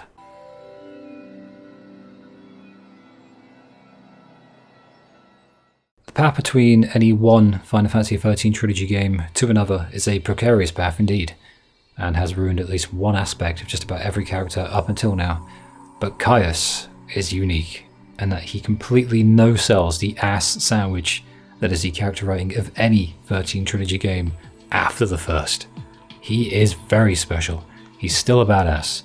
He'll still do anything to save Yule, whichever version of her is his, and he still has that Steel Panther look. Unfortunately, there isn't much more to add to his section because he hasn't really changed all that much, if at all. But I find his ending sad, even if he is chill with it. In the end, he'll sacrifice his own freedom and go live within the chaos of Valhalla in Yule's stead, and leaves one of the 1 million billion Yules with Null. It's actually the most selfless thing anyone in the trilogy has done at any point, and I'm genuinely convinced now that I've been totally and absolutely wrong every single time I've called Caius a villain. He is not a villain. He's just an antagonist to us. Dude's a damn hero. Not even an anti-hero, he's just a hero. And even though it's sad, he doesn't seem too bothered, and it's the coolest way to go out. I try to avoid delving too much into it, but the follow-up book, Final Fantasy XIII Reminiscence Tracer of Memories. Lol. It has a scene with Caius in it, shedding some light on his life in the unseen realm, which I can only imagine is catastrophically boring for him. But when the narrator and protagonist of this book believes themselves to be dead, she wakes up in the unseen realm herself and is encountered by Caius, who tells her that in her world, the new one that Lightning and company enter into at the end of the base game, humans decide their own fate. There's a Yule there with him, but there's a Yule everywhere, all the time, so whatever at this point, who cares, innit? The implication that I'm drawn to is that Caius seems content with his place in it all. But it does feel sad, knowing that he's now a dude who sees souls from the land of the living to the dead. It's cool, but the real life applications of such a life probably lead to crippling depression. It's like playing the same video game over and over, forever. But like, a modern video game. Ugh. But he's Caius, so I'm sure he could find a way to join the new world and start a brand new band if he wanted to. He can even reunite with Steel Panther and call them the Unseen Realm. Caius is a top-notch addition to the cast, from his very first scene to his very last, and he remained immune to the bullshit character writing right up till the end. They protected his character to the final scene, and he will forever be remembered by me as the absolute best written character in the trilogy. I'm not kidding. The writers got this one right, at least. Caius is based as fuck. But let's throw Yule in with him, because it's weird giving her her own character analysis when she doesn't really do much of anything. Yule wasn't particularly interesting in 13.2, and at least she's consistent in that she hasn't really changed. She's still not overly interesting. There are still as many Yules as there are grains of sand on the beach, or grams of sugar in your kid's favourite healthy cereal. Nothing particularly new occurs with Yule, as with Caius. It's more a continuation that will eventually be resolved at the end, wherein she reunites with Null. Well, one of her does, and so I don't really care all that much about Yule, because 99% of the time, I don't know to whom I am referring. To which Yule? I don't know. I don't think I ever have. The commonality is that for a girl with about 1 billion versions of herself, none of them are particularly funny, or really all that interesting to talk about, but because of her woe is me, I have it so bad character arc. And she does have it rough, to be fair, no matter which version of her you're looking at. But the way I see it, if you can't make at least one of them interesting enough, out of about 1 million, Yule exists. Good for her.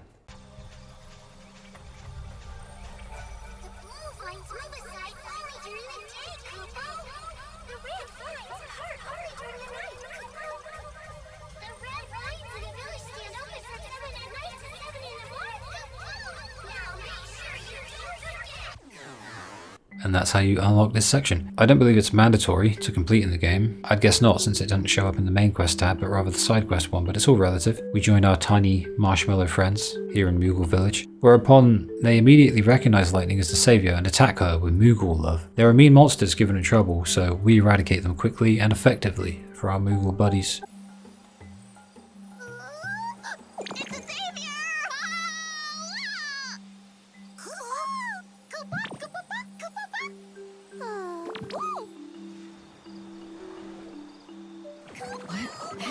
Hey, easy there. Oh, Savior, we've been waiting for you.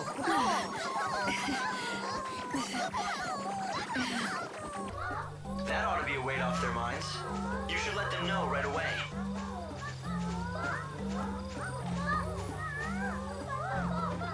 Mog, it really is you, isn't it? Lightning? What? So Mog became the chief of the Moogies. Cool. Mog feels bad though, because Sarah died. So that's 3 people who feel awful about Sarah's death. Mog, Snow, Noel. Oh, Lightning too. We've got 4. Does anyone not blame themselves for it? How exactly Mog survived, I do not know, but he operates by different rules than humans and comes from a different place, and he's a marshmallow, and marshmallows never die. Lightning talks him round, and then this.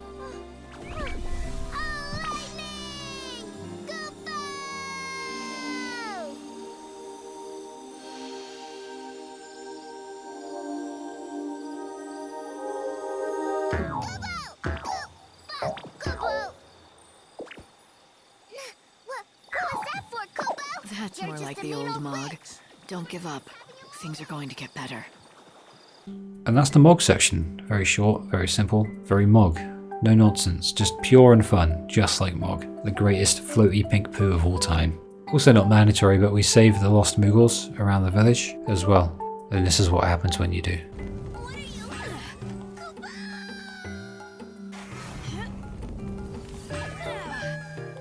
So Mog didn't die. This is good, he was just holed up in a little Moogie village in the Wildlands forest, and this were the other little Moogies. He feels bad that he couldn't protect Sarah, and he's so likeable, man. I love Mog. His absence is unironically felt in this game. Would have been nice to have him as a sidekick again, like in 13.2, but just for this area. Kind of like how you can only ride your chocobo in this area. You know, like with Chocobodin, you could have had special items that only exist here, that only a Moogle throw can reach. That would have been nice. Considering that little Mog was only really a sidekick, I appreciate the time that they gave him in this game. I was surprised, honestly, and it did also give us the best moment of the game. Mog's conclusion results in him parting with us, because he's not human, so he ascends up with the Eidolons. I really wish he could have joined us, but it's poetic in a way to have him return to his true home. Man, it hurts to see him go, doesn't it? It really highlights just how endearing this trilogy's characters can be, even with all the weird writing all over the place. The new mid-realm, I guess, the middle realm, where Caius and about 1 million Yules reside, is also where Mog ends up, so maybe it's not so grim after all. He won't be lonely at least. Maybe I'm imagining it wrong, but Mog ends up there, and helps the protagonist of the follow-up book back to her world. Mog seems happy during this, because Mog's happy all the time. Well, most of the time. I'll miss Mog as a character. I miss all these guys really, but Mog, I'm surprised because you think he'll just be a nothing character or a mascot, and he ends up having depth. And it's really cool that a little Moogle got such a fulfilling arc in the trilogy of games. After only showing up in the second, in fact. Alongside Caius, Mog was treated very well. So cute. Bye-bye. It's the Wildlands morning theme. The last surviving wilderness. And this place is what I imagine the dying world in 13.2 looked like before entropy made a wasteland out of it and took it over. As for that strange parallel to the dying world, all the more poignant because this place is set to become exactly that, exactly the same with the world ending. But in mornings, and only mornings, this theme song plays and it reminds you that even when things are uncertain and scary, not everything is uncertain and scary. And nice things do still exist. The sun will still come up again, and you'll probably be around to see it. It's kind of the vibe I get. I haven't a whole lot to say about it other than it fits the place like a glove, and it nicely complements the more natural world and keeps things less synthetic to sort of accompany that vibe. At least I imagine that's the idea, especially in contrast to the crazy music that we get in the man-made cities and towns. Sounds like a Disney movie before Disney movies became garbage. Yes. But my favourite song from the Wildlands area is for sure this one, named after the place. It plays in the afternoon, and it's a fully woken up Wildlands now. It sounds like someone stuck FF13 and FF12 in the oven together and just baked the big business. High fantasy sounds, you know, but not particularly extra. Yeah, that's it, not too extra. Just the right amount. Typically songs like this eventually go off the rails and add in such high-pitched frequencies that I literally cringe and want to pull out my ears, but this one isn't too oversaturated. It's nice when a composer is sure enough of themselves and confident enough in the impact and the charm of a piece to not add any more to it than they need to. Good music hates that, I think, because music is alive and has feeling, obviously. Sunset Path. Wait, no, this is my favourite Wildlands song. I think. Right now it is, that could change in a few minutes. It continues in the same vein as the other Wildlands song, in that it doesn't go crazy with the electronic or digital elements that have all of these sharp wavelengths and abrasive dissonant notes of all of the discord that those kind of things add into a music mix. Now instead it keeps it simple with more natural instruments, starting out with a clean and simple acoustic guitar first, and it says, I think, more about the Wildlands location than I ever could. Not that that's ever stopped me from trying.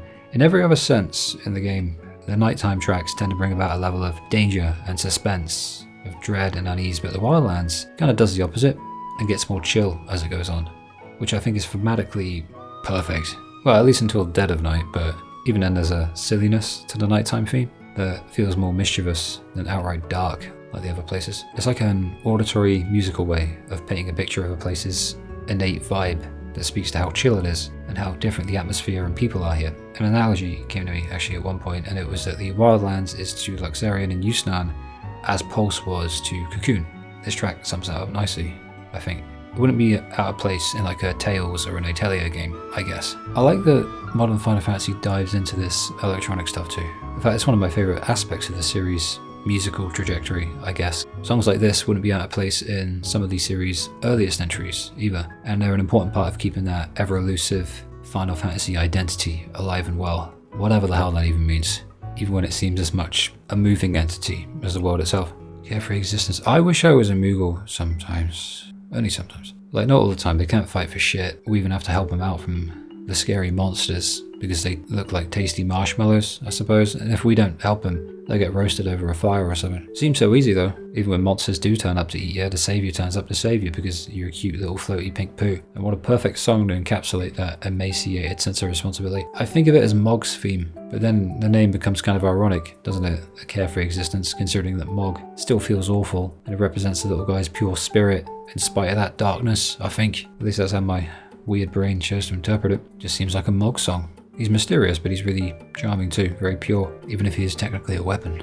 He's like a meal from Nier in that sense. It plays here as Lightning has a wall of grumpiness eroded and just smashed down by the Moogle Empire, the Council of Pink Poos. Sums up Moogles perfectly, doesn't it? They're chill, they're funny, and they're chill. So naturally they make for one of the most understated and peaceful songs in the game. Sazh and Daj, and they've been really missed in the story for so long. The trilogy has actively suffered for the absence of these two, and the writers may have forsaken Best Boy Sazh and his little boy Daj, but the soundtrack did him justice, at least. To have this song and this scene in the game, which also encompasses such dark and sinister elements, all within the same world, space and story, seems like it shouldn't work, but that's just the power of the soundtrack and the power of Best Boy Sazh. Really nice song.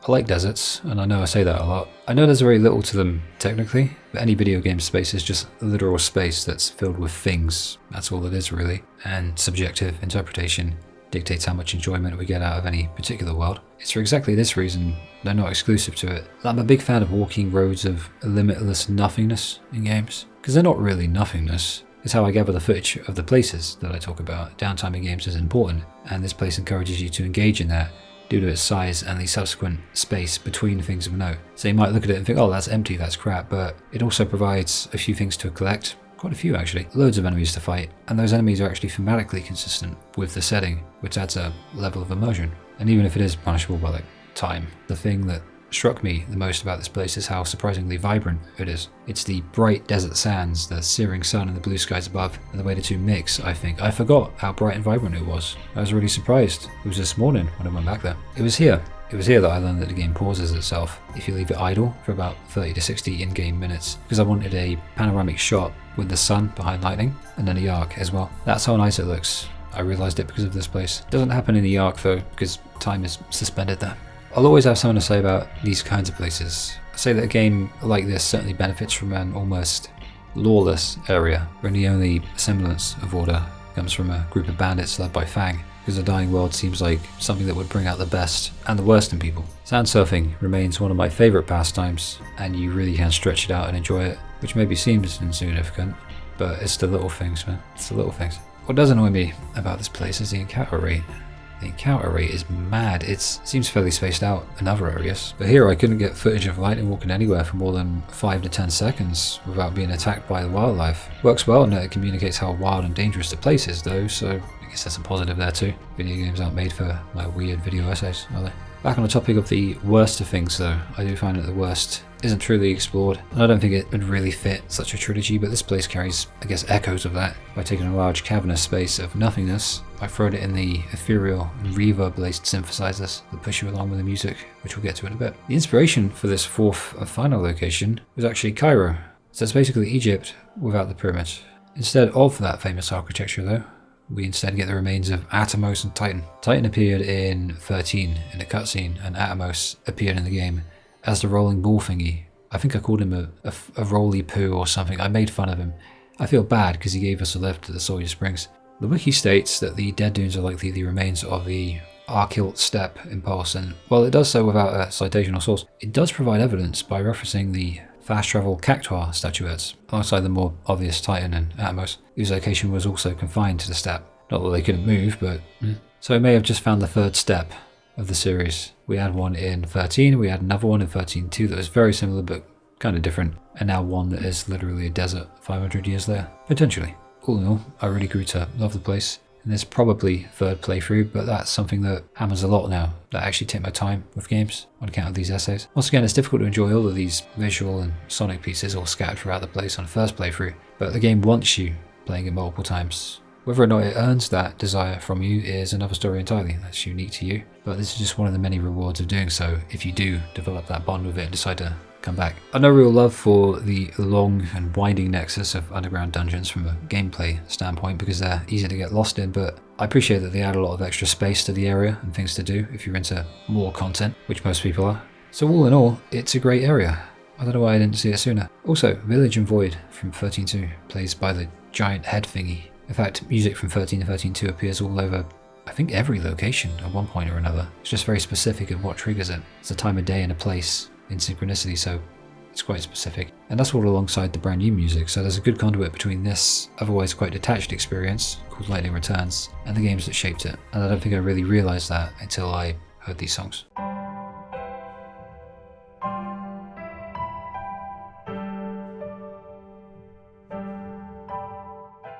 After a little trial, wherein we do a little thingy to a stone monument and beat up the local wildlife and get rid of a sandstorm, we're accepted into the bandit clan Monoculus, led by Fang in the Dead Dunes, who finally appears right now. This is done well. Two aren't overly sappy about it, but you can tell they're really happy to see each other in their special way, I guess. And we have an excuse to have Fang travel with us and fight with us for a little while. To be entirely honest, I forgot guest party members were even a thing in this game. This is the only one I can think of. Fang debuffs enemies, much as she did in the 13 game as well, because she was a saboteur as well as a commando. At least as a default setting, eventually anyone can become anything, but if you're anything like me, it won't stop you from sabotaging them anyway, because it's a force of habit at this point. Fang knows about our mission, and she also knows that we're Magical Girl Lightning now, so we don't need to explain to her about the outfit or the hair. Fang left Vanille, even though they woke up together, because she's after the Holy Clavis. Sounds like a euphemism for something. The Order getting it would be bad because they're annoying. That means that even though we gotta go dungeon diving, we get to hang out with Fang. So I can cope. Although that coping was put to the test, this dungeon has doors and they open and close on the hour, severely limiting your approach, but enough haphazard bumbling around and you too will find, eventually, the quest location that you seek. They also stick the Cactuar statues that let you fast travel all over the place, so it's made it a lot easier. I just freeze time the first time round and pick the most linear path, heading down, and then we reach the door. Turns out though, that you've got to go out and visit 3 separate galleries elsewhere in the ruins and find the murals. That means the shrines, because of course we do. Couldn't tell me that before. Padding. It's padding, it happens, it's a JRPG. Bhakti. It's Bhakti, guys. He talks now, apparently. He's very low on fuel. I don't think it's the Bhakti from 13, but we picked up loads of fuel just wandering the desert. We've got 5 out of 3. My goodness. Everyone looks quite different than I seem to recall. Why have you become so thin? Did the many long years spent in this dry desert air absorb the moisture from your bodies? When humans die, they never wake up again. Never start up again?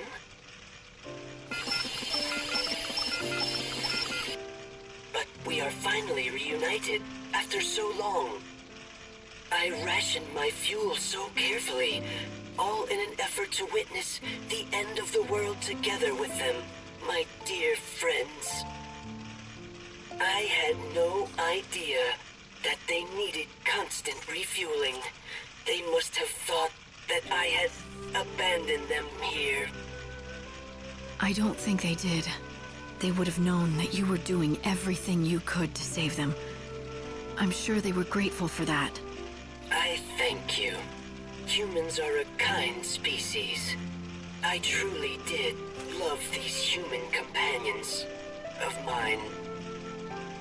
Farewell, my friends.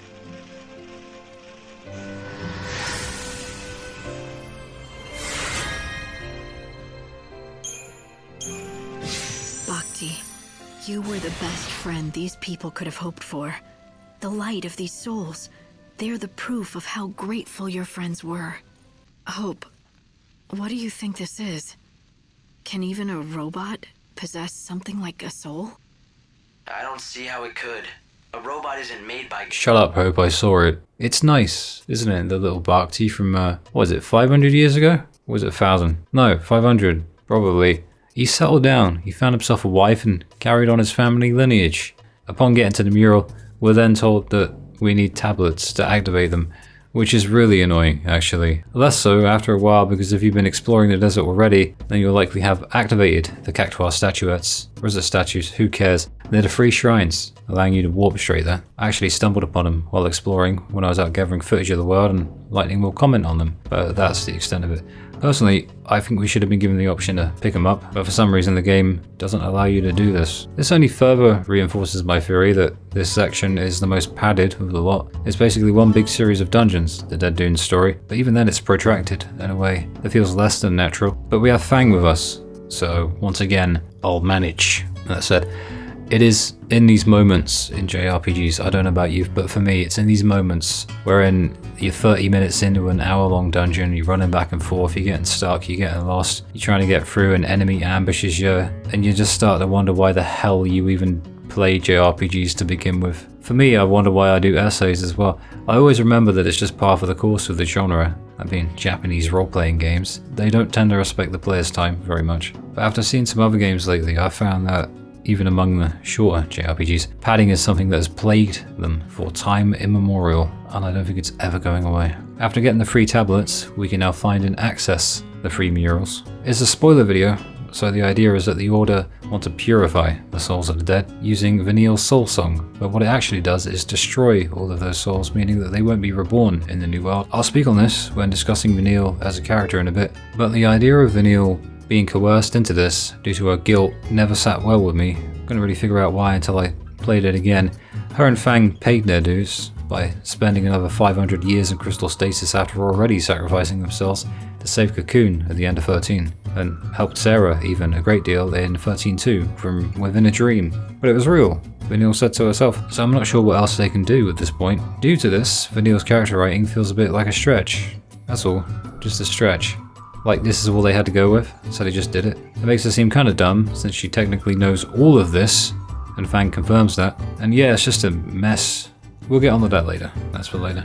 At the clavis, Fang tells us that Vanille will die if she performs the song, and then she tries to destroy the thing, and the Order ambushes us, setting up Grendel as this quest's boss fight. I was half convinced it was going to be Fang for the fight the first time round, but it's nice that we don't have to fight her, like we had to fight Noel and Snow. They make off with the clavis, and they seal us inside.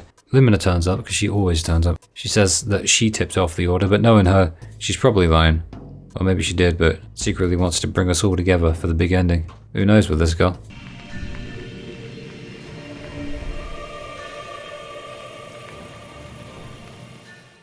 Oh, Fang. I'm angry about Fang. I'm angry that she was wasted. Again. And I'm happy. Happy that she got more than a single cutscene this time. Conflicting emotions, that is this game's thing. Once again, she steals every scene she's in. Just like Sazh, but once again I found myself sad and angry and indignant all at once at the fact that every character other than Lightning barely interacts with anyone but Lightning herself, outside of the big finish, anyway. I mentioned that already, but I'm mentioning it again because I'm double angry. She appears in the desert, and you get to hang around with her for a bit. She's her usual funny self, and she's cool and chill, and she don't take shit from no one, and then it's like, well, I guess that's it, I'll see you in the finale. The quest with her provides some fun moments and a chance to reminisce, and it's about the only thing stopping me from hating that terribly awkward dungeon, otherwise with the sections that are time dependent and whatnot. Her journey as a whole related very much to her atoning for her mistakes at the end of 13, and to that end there's not really much more that you can do with her beyond that. Her and Vanille put the crystal Pepsi pillar up to save Cocoon, and they got them all out into Pulse, and I guess that's a problem they ran into perpetually with virtually every character, but you can still have her around. I'll probably say it a million more times, and I've said it a fair amount of times already, but a character can just be around and be cool and funny. They don't need to grow or undergo a fulfilling transformation or something elaborate, but still, barely any Fang. And a new arc, tacked on like so many others, involves saving Vanille, who's as conveniently dumb here as Snow is in 13.2, from the Order of Salvation. All turns out well in the end, and they both join the new world with the rest of us, all the while largely ignoring everyone else in the scene. Fang would make a great protagonist in our own spin-off game, but ultimately we get what we're given, and Fang's story ends here with everyone else, as suddenly as everyone else's too. That said, the game and the story always benefit from having her in it, and she's one of the best in the entire series for me. Dragoons are just good characters, man. It's the rule. Aranea, Fang, you get the idea. Fang is really, really good. She didn't get what she deserved, but the game is better for her existence. Graveyard of Dreams. Considering that it only plays in a desert at night, I'm not surprised that it feels like a portal to Valhalla and back. In fact, in the Dead Dunes, you can actually see those green lines of what I imagine is chaos in the sea. You can see them really, really clearly because it really stretches out. And desert means sitar. No matter what you do, you can't escape it. That's how media works. You can't escape the sitar in the desert. But they've done something brave and special here, the dev team, and that it leads to a song full of the calm of the very early morning, while also preserving that sense of foreboding and danger. I like that. And it's the danger that comes from being in a place so barren, I suppose, with more monsters than people around here. And so it's very thematically appropriate too. And in this desert of hostile enemies and mean bastards, it's important to remember. And it's simply nice to know that at least the soundtrack is still our friend and isn't trying to kill us. The rest of the songs here are really good, but I'd like to take this opportunity to talk a little bit about the rest of the music in the game, starting with Lumina's theme. Now, other music not bound to a certain area includes this theme, which is much like Lumina herself. It's mysterious, but it's also funny and whimsical, just like the sneaky, cheeky little shitbean Lumina. Despite that, there's a familiarity in there. Crosshairs on that then, because, what is it, the 1:30 mark in the song? I know the soundtrack a little too well. It's a subtle foreshadowing of Lumina's true nature, which I'm really hoping I wrote down somewhere and will mention when it comes up in the story, because it's kind of mental how the lore works in this game and how genius it is and how also stupid it is. That's just this trilogy in a nutshell, isn't it? Lightning's theme, Radiance. Lightning's lightning, so she gets more themes than anyone else has words to say in this game. But I think I like this one even more than the unguarded future version of her theme in 13.2. There's some really good remixes of that on YouTube if you want to look it up. But this one has that melancholic build-up, and it carries with it the weight of Lightning's many complex emotions. And then at the end it has this amazing payoff that reaches its potential after 3 games worth of themes, as though every single theme of hers throughout every game was just leading up to that crescendo at the end. It's the only theme of hers outside of combat that does that, and waiting until the finale of the trilogy to do it is exceptionally intelligent. It's my favourite Lightning theme by far, even if no one else ever appreciates that they did that, I always will. Meeting You, strange song, man. It's an arrangement of the Ark's theme that plays as Hope bids Lightning farewell later. It's called Meeting You, I said that already. It's hard to appreciate when I'm wrestling internally with the reality of how much Hope got screwed in this trilogy, and mostly this game, but the scene's an honest one, and it caps off the relationship Lightning and Hope have really nicely. Lightning looked after Hope when he was really young as he looks right now, actually, ironically enough, and Hope tried to look after the world for Lightning while she was off in Valhalla fighting Caius in 13.2, and then some more while she was sleeping as Crystal Pepsi. So to me, it's the theme of Lightning and Hope. I've seen people discuss hints of romance between the two, but I don't really feel it. Every JRPG localization is in danger of someone taking liberties with it. It happens all the time, and changing the meaning of something entirely. So maybe there is hints of it. I wouldn't know. I won't know until I learn Japanese when I'm 170. But the little brother, big sister dynamic works fine with these two. It's a shame it took until now for it to all pay off like this, but this song helps a very mismanaged relationship reach a somewhat nice conclusion. They were sort of building to it over the game with little moments of humanity from Hope, little bits of banter. I feel like this is the payoff at the end of that. It's a nice song. Oh, great song this. Altar of Light is its name, and it signifies the increased urgency in the game as the end approaches. Synthetic beeping sound should be annoying, it really should, but it assimilates well enough with the rest of the track that I only really noticed it while thinking about the track as a whole, deciding what exactly was worth saying about it, if anything. For instance, not every track has been written about here in the essay. There are loads I won't cover. It's almost synchronous with the clock, this song, which is funny because it's on the final day, but the clock just stops working, or I guess the extra day, and you get as much time as you want to do whatever you want, provided you actually want to. Ironic, innit? I mean, ironic, isn't it? Boonavels's boss theme. It's straight on the list of one of my favourite boss themes of all time. They take the vocals from the Ark's theme and apply them to this heavy-ass, aggressive boss theme that literally starts with a bass drop. A loud one too. A bass drop. I wish people did them more. I remember they were in fashion about 10 years ago or something. Everyone loved a bass drop in the early to mid 2000s, didn't they? but I never stopped loving him. It's the final boss of the final act of the final game, and so they went appropriately hard into this one. To the point the song is the longest of the entire game, clocking in at just over 13 minutes. It's a monster of a song, worthy of the boss himself, who's literally the divine god of the entire series. This is the shithead who sees all of us as puppets on strings, tools to be used and discarded. So as a courtesy, the composers provide us with the music of the gods, as we destroy him completely. Holy, oh dude, I'm gonna make a slowed remix of this one. I wanna hear that bass drop slowly. And of course, the epilogue's little piece will cap it all off sweetly in the end. Begs and answers the question of how do you end a trilogy's soundtrack when you pass by every conceivable genre and instrument you can possibly use and made one of the most diverse bodies of music known to the world of gaming? Well, the answer is acoustic guitar and some strings. That's all. That's all you need. Perfect ending. And that would finish the soundtrack critique analysis. Well, it's an excuse to play it and listen to it again. Yeah, that'll do. I've never dived into the soundtrack like this before in a video. I was hesitant at first, but this seemed like the one to do it with because every video is different. Some are long, some are less long, not short, much like this one. But of all the soundtracks I've listened to in my 72 years of life, this one carries with it a weight that I think demands this level of appreciation to go through my favourite songs individually, because few pieces of music have as much power in their subtlety as they do the more loud and incredible moments. And this time he even had help. So it really does earn its spot among the two other soundtracks in the trilogy. Doesn't feel at all out of place. It's different enough, it's similar enough, it's perfect. Honestly, when I think about it, it's actually a miracle that we got even one of these three incredible soundtracks, let alone three of them, all with the same level of passion, creativity and emotional resonance, without any drop in these aspects whatsoever between games, despite how insanely different all those games were. I can't say enough about how much I love the soundtracks of the 13 games, but I guess I'll have to for now. But once again, every time I thought about things to love, even though I'm very critical of this game, there are a lot of things about it that I really, really love, and the first one that always comes to mind is the soundtrack, right next to the word. It's just so good, man.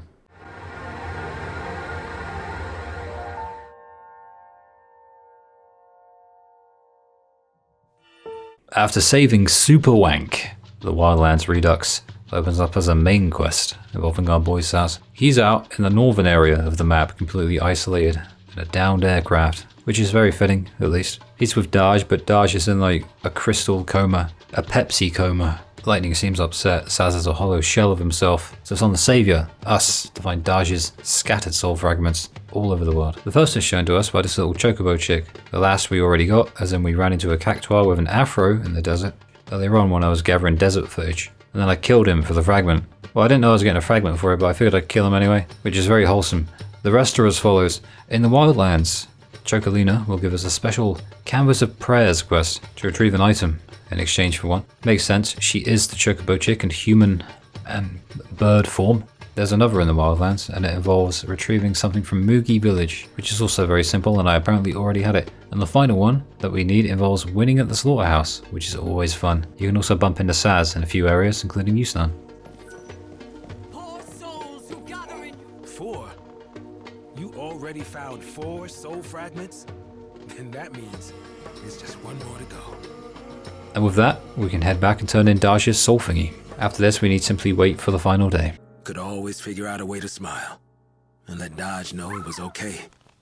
Yeah, it's something a father's gotta learn to do. I've been doing it all wrong, but that ends now. Daj, remember that game we used to play?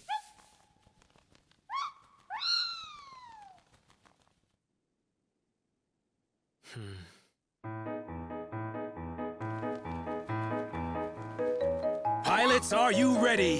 This space race is gonna decide who's the fastest air jockey in all the posts. And blast off! Whoa, Chocobo and Airship are neck and neck. Who's gonna crack first? I'm Sazh Catroy, bringing you the race of the century, together with Supersonic Daj. Hey, Daj, you awake? Come on, Supersonic. You're gonna miss the race. Open your eyes. Your dad's here. Whoops. Oh, hey, are you okay? Huh? Ah, you're all right. Sorry about that. Guess I got too caught up in the space race. Again. Huh?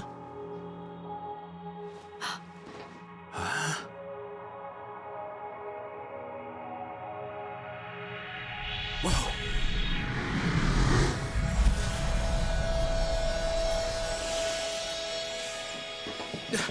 Dodge!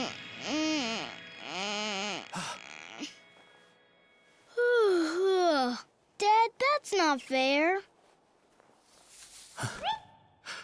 Hey. Hey.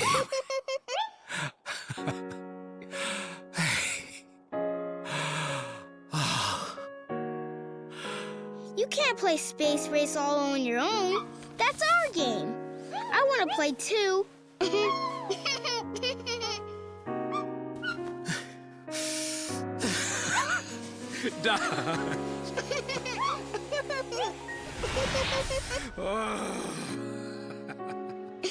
Oh, Dad, you're always so clumsy. I meant to do that. Sazh was desperate to save his son, but that desperation nearly drove him mad.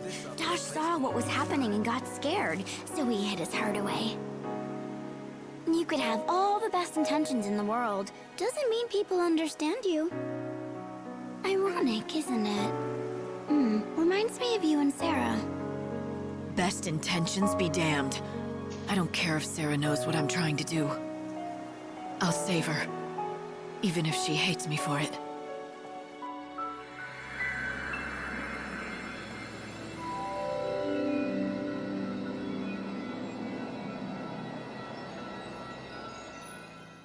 Final one for character analysis that I'm doing here. It won't be the final for you, but it is the final for me because, once again, I find myself on the precipice of the corridor of flame, ready to burn my sanity away at the altar of what could and should have been. But this time I won't. I said it in 13, again in 13.2. Now it just is what it is. It is Sazh Gatsroy. I'll be honest, I wrote all day when I decided to do this character section. I did them all in one go and I decided where to place them afterwards, and this was the last. And by this point really, I'd been writing about one disappointing character being wasted after another, and I was tired. And then the most painful of all turns up, and I just couldn't be bothered. Yes, Sazh was screwed over, and in such a way that I'm still annoyed. We get a mini arc with Sazh, at least, even if he's barely present for it. Daj went into some crystal coma, not quite crystal Pepsi, but a crystal coma, and so we gather the pieces of his heart, and then is happy again. It's nothing groundbreaking, but the Wildlands and Sazh are a combo that's really, really nice, and it's one of the most enjoyable parts of the game. I'll say that. If you look at it in isolation, it's very, very nice, and I'm trying to look for the positives. I know that my 13 video was very positive, my 13.2 video was mixed, and this one is quite negative at times, with elements of positivity. It's like we've done almost a perfect circle, but the main thing is that even a couple minutes with Sazh is better than nothing. In fact, it's better than spending multiple tens of hours with most other characters in any game. I personally think that Sazh is one of the best characters ever written in a Final Fantasy game. He is absolutely one of the best. He's absolutely my favourite in the trilogy, if not the best in a JRPG ever. And that's not me exaggerating, I've talked at length about why that is. So, as good as that is, you've got the other side of the coin. So that's ironic considering his DLC in 13.2 being about gambling, but it's the lack of him not only in this trilogy but also in side material and spin-offs just saddens me. But I get it, I do. Demographics. He's not a spring chicken. I know, alright, but I'll always point to him as an example of a great character, one that deserved much better, sure, but one who's still awesome, even in spite of how badly he was squandered. I don't know how much his age had to do with it, but I wouldn't be surprised. I wouldn't be. I know what Japan likes, they like the younger protagonist, I know this. You look at the popularity polls for any JRPG, it's just a self-insert boring fucking Kirito whatever guy. Whatever. Sazh moves on to the new world with his boy and his friends, and it's a nice ending, if nothing else. Despite all the crap he's gone through, I love that he gets this ending, I really, really do. And that's a positive. In among a negative, it's like the hay and a noodle stack.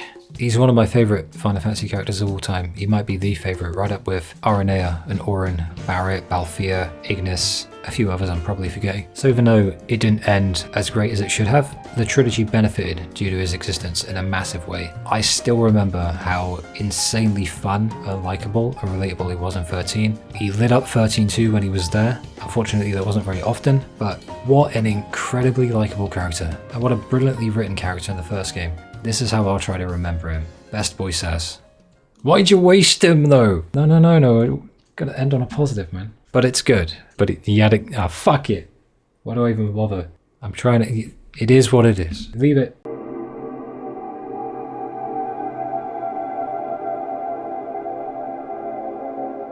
While you do start out with 7 days, it can be increased to 13 by simply progressing through the main story and perhaps completing enough side quests. But there actually is a 14th day, an extra day, and the requirements for unlocking it are, I don't know. Here's the thing, I unlocked it in my first 2 playthroughs, first 2 times, but this time it didn't trigger, which is really odd, actually. You'll find information, or should I say misinformation, about the requirements everywhere you look. So my best advice is to just complete as many side quests as you possibly can alongside the main quest. It said I had enough, more than enough, and yeah, I didn't. Not bothered, honestly. The optional dungeon gives you a chance to fight the Omega versions of the monsters and time stops flowing, but it's not pertinent to the essay. But it made for good filler. Hope comes to say goodbye because God doesn't need him anymore. He says he'll just disappear because Booney doesn't like loose ends. This is the most personality that Hope has shown in the entire game. It's weird that I liked Hope so much in 13 and was indifferent towards him in 13-2 while still appreciating him, and now I'm looking at this shell of a character now. He says it wasn't the real him, but if you ask me, that's sort of a relative term at this point in the trilogy. Hope. They deign to hide this very critical information, but Hope's story is the darkest one in all of the 3 games. Last time we saw Hope, he was with Null, bringing in the end of the world. For a while, he helped the survivors of the merge of Valhalla and Pulse. There's a picture of him and Snow and Null, actually, all fist bumping like bros, vowing to save the world. And you can access it in the data log. But man, this sucks now. Reason is, after 130 years, Hope began to hallucinate. It was some pink-haired phantom. He obviously thinks, it's lightning, I'm not going to die a virgin, yay! And then, he must really miss the girl by this point, because despite the game's lack of references to 13 and 13-2, Lightning mentored Hope and helped keep him alive for the vast majority of 13, and they were very, very close. They kinda saved the world together. Lightning Returns tends to forget this, so I figured I'd bring it up. They saved the world together. Twice. And so he becomes obsessed with it, this pink-haired phantom with this memory of her, and he develops what I can only call the terminal case of one-itis for Lightning. But it was just Booney Velza, the most powerful god of the lot. He was playing tricks on him. The wanker woke up when everything went to shit. He lured Hope into the artificial cocoon he made in 13-2 because he wanted Hope to be a vessel for him. Now with Hope gone from the world, for everyone else the world turns to the weirdos in the Order of Salvation. Because Hope really was that influential. He was Mr. Academy, and that Academy is the sole reason that the world of FF13-2 on Pulse thrived as it did, at least in the true timeline that we spent the whole game attempting to make a reality. It's also why the Ark exists. That's on Hope too, but also Alyssa, whom, well, she might as well have not existed in many ways, but then, after those 130 years, Booney literally tortures Hope. He tortures him. Not torches, tortures. And he turns him back into a teenager. The reasoning, apparently, is to better embody the pure and innocent vessel he requires to see his new world to fruition.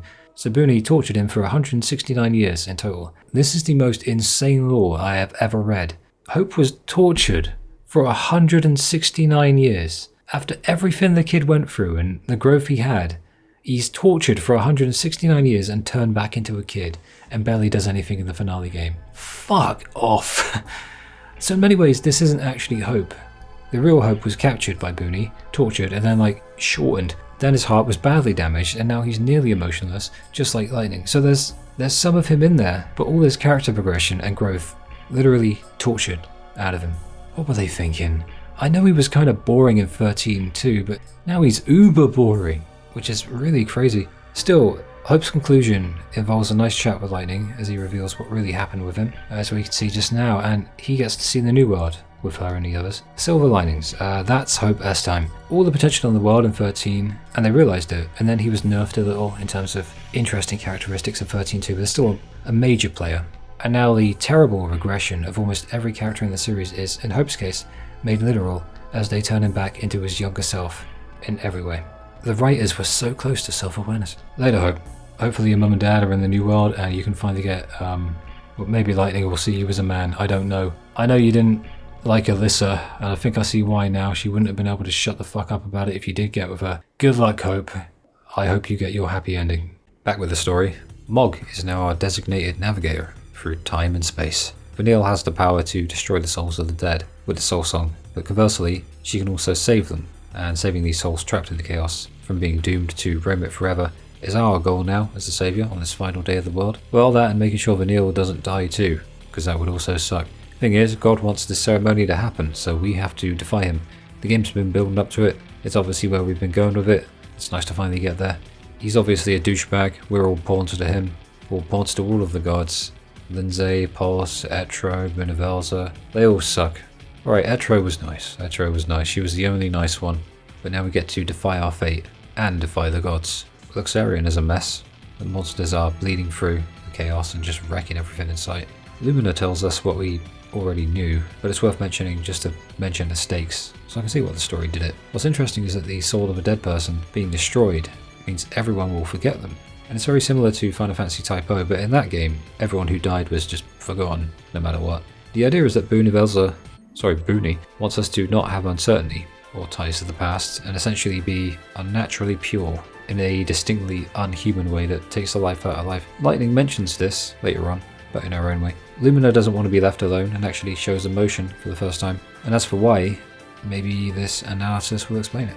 Lumina's the best little troll and a new character in the trilogy. Certainly the only new main character. She adds an element of chaos to a cast that's already been ran through the ringer over the 3 games. I welcome her introduction, and she has a bit of mystery too, at least before we find out her true nature, which, in case I didn't say it, is this. Lumina is the physical manifestation of Lightning's long-repressed vulnerabilities. With all the hearts and souls, it's actually one of the less far-fetched and abstract little pieces of the lore in the trilogy. Since Lumina is literally Lightning's repressed emotions given physical form, she's naturally chaotic and acts out as though she's a prisoner and the prison that she resides in. But another reason for that is that it was the chaos that she was born from. Chaos plus repressed emotions can make people happen. Science lied to us, basically. Another perk of being a part of Lightning, an extension that's very literal and not even an abstraction or a creative liberty anymore, is that she becomes a vessel for Sarah's heart, which is how the writers justify bringing Sarah back later, despite her dying at the end of the last game. Clever, not being sarcastic. So that also explains why her appearance takes on the form of a young Sarah or Lightning, or at least how one might imagine them to be. I like the concept of Lumina, and how she's not only a vessel in the story for Lightning's emotions, but also how she's a vessel in a narrative sense to show us that Lightning's personality is still out there somewhere. It's just in another person, who's also technically her. I'd say I give up, but I was playing a side quest yesterday in which Lumina was getting up to trouble, and then I thought, oh, so in a way that's Lightning. Her personality is just, she makes things more fun. She does, when she turns up, and never appears truly hostile or malicious, but does occasionally throw monsters at Lightning just to liven things up. She'd do anything to cheer up her other self. What a nice girl. She's a fine addition to the cast. Good new character. I like her very much, and she livens up a very dark and dreary world by being funny and messing with us as we go about our days and nights. Her best moment, though, involves her at her most vulnerable and human, despite being a manifestation of the chaos when she begs Lightning not to leave her. Because I guess you could say it's actually a part of Lightning begging not to be left alone. A big part of Lightning's story is that she had to grow up real quick so she could be strong for her little sister Sarah, but while she was putting on a brave face, Lumina here represents the reality of what went on behind the surface. At least I think that's the general idea, so this analysis of Lumina is basically an analysis also of Lightning. The main Lightning analysis will come later though, when we can talk about it more there. She's part Lightning, part Sarah, part Chaos, all Lumina. It's a shame she only got the single game, but then again, with how this series treats its characters, had she appeared in 13 or 13-2, by this point she'd have already been thrown by the wayside and forgotten for 90% of the game, so I'll live with this one. For a living, breathing plot device, Lumina's very fun. No more time limits, it's just our one final mission now. Stop the ceremony. Noel helps us out, realizing we're betraying God, and he sides with us and mentions us saving Sarah. That's right, Noel mentioned Sarah. It actually happened, so I guess 13-2 was not a fever dream of mine. Thanks Noel, you're cool again. Now it is still a JRPG, meaning the final dungeon both exists and is fairly drawn out, with this one being split up into different sections, 4 of them to be precise. But they do something very special with this one. First you have the fact that it's so disparate in tone and aesthetics to the other 2 final dungeons in the trilogy, with both of them being red and white and carrying with them a sense of vibrancy, but here it's also bleak and just black and white and monochrome, and honestly it's perfect. You also have people helping you out, like Noel in the cutscene, and later Fang in gameplay during a difficult boss, but only for a little while. Another will come up in a bit. In the main room, Vanille's preparing her voice for the soul song, but we ain't having that, so we beat up some order people. Pure souls, right? Pure souls with hearts of light. That's what's needed. And those tainted dead idiots aren't part of God's plan, are they? That's the Order's goal. We eventually talk Vanille into not being stupid, or an idiot, or a stupid idiot, and she listens to the souls of the dead, and they have hope for the future. So she's going to guide the souls instead, meaning Vanille won't die, and neither will they.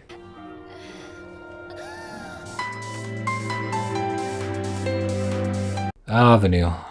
The lack of a new outfit hits Vanille just as it did Fang and Sazh, or Noel, but she gets a funny hat, so this one's fine, obviously. Vanille now has been alive for many hundreds of years more than even the oldest people in the world, yet she apparently is stupid enough to be manipulated into performing the soul song for the Order of Salvation in Luxerion, who don't even look in any way trustworthy. Have you seen their hair? Have you seen their mustaches? They're the arse bandits who operate the church, by the way, and they're the most obviously suspicious people in the game, next to like the children of Etro. And you'd think that, having been through so much, and with literally hundreds of years of experience to draw upon, she wouldn't be so easily swayed into the malevolence of others and coerced into such things. Nope.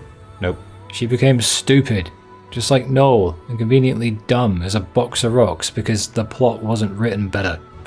She's still nice to us, she's still Vanille, but she's also a downer now, and it's just hollow as hell. No other word for it, Vanille just feels hollow. She adds barely anything, and everything fun around her has been memory hold for the vast majority of the game. I feel like, despite this being a series in which characters being mismanaged is a rite of passage, she's still got the worst of it out of everyone, even worse than Sazh, because at least he kept his personality and maintained his charm. Speaking of which, Sazh and Vanille, nothing. No interaction in the whole game. And that can be applied to most. Well, I guess they all sort of acknowledge each other in a way at the end, right? But in tangible ways, I guess is what I mean. Everything they built in 13 is just gone with Vanille and Sazh. They could have easily tied together Sazh and Vanille's quest, just as they could have done so with any other two characters in the game. And I understand that everyone is trapped in their own way, these characters, that's the idea I think. But 13 and 13-2 were about banding together and helping each other out, whereas every single one of them in Lightning Returns just waits around for hundreds of years, alone, until Lightning returns to bail them out and save their souls or whatever. Maybe they hung out, maybe it's implied, I don't know, but Vanille is the prime example of how badly this turned out. Yeah, that's all I got, anymore and I'll set my heart off. I'll just say that remembering Sazh and Vanille in the Sunleft Waterscape and Nautilus, and knowing that the writers obviously made shit up as they went along post-13, makes it hurt a little. But also gives me the opportunity to just selectively pretend that 13-2 and Lightning Returns doesn't exist at times. It's perfect. Because the more I think about it, ending at 13 would have been perfect. It was a great ending, had closure, but left enough open to interpretation that you could have been forgiven for assuming that the gang would find a way to eventually rescue Vanille and Fang. Sequels aren't always a good thing, in fact I'd say they're 50-50 in exactly this regard, whether they'll be good or absolutely wreck everything good that the original game built up. So yeah, poor Vanille. At least she got closure though, and saw the birth in the new world, reunited with Fang. She's been through enough to deserve it, considering her and Fang saved the old world, Cocoon. It is nice that they get to be in the big scene at the end, but oh man did they ruin Vanille. And we're finally kinda together as a group, but not fully. Bruh. Seeing these guys together again, really cool. But unfortunately Sazh ain't here, and he bloody well should be. Once again the writers have completely forgotten him I think. Maybe they didn't, but it just seems that way sometimes. This would be really cool if I hadn't explained it earlier. Oh well, good stuff. Kinda similar to Kingdom Hearts though. A sentient being born of hearts and soul stuff. Does this mean she's a Lightning's nobody? Or Sarah's nobody? No matter. Puppet Hope is here to steal our friends from us. It's Booney in Hope's form and now Disable. A final dungeon for real.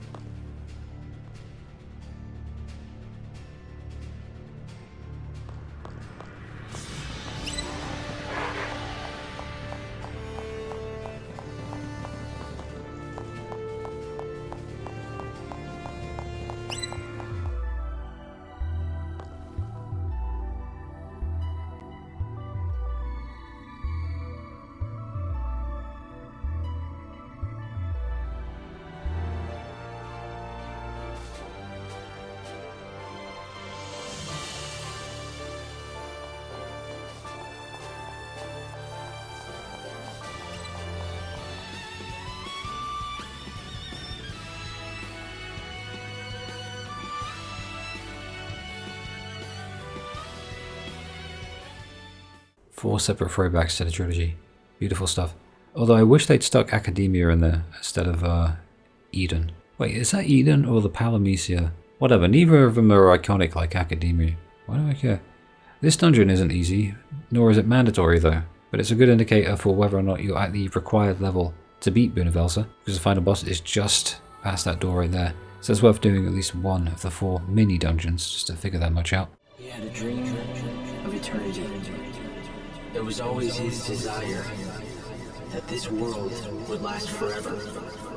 Booney actually wants Lightning to become the new goddess of death. The goddess of death in the new world, basically. Lightning just wants to beat Boonvelsa up though, so final boss time. Light's literally squaring up to a god. I talked about her not being relatable in 13-2, but now she is, and she's starting on the big man. She's cool and relatable now. Isn't that cool? Full circle. Booney is the hardest fight in the trilogy for me. I did him earlier on today. Could have worded that better. He took me 4 hours. Could have worded that even better. Jesus. In phase 1, he immediately cast Doom. And if you can't keep yourself from dying to it, you're probably not going to win. You need to go back and change some things.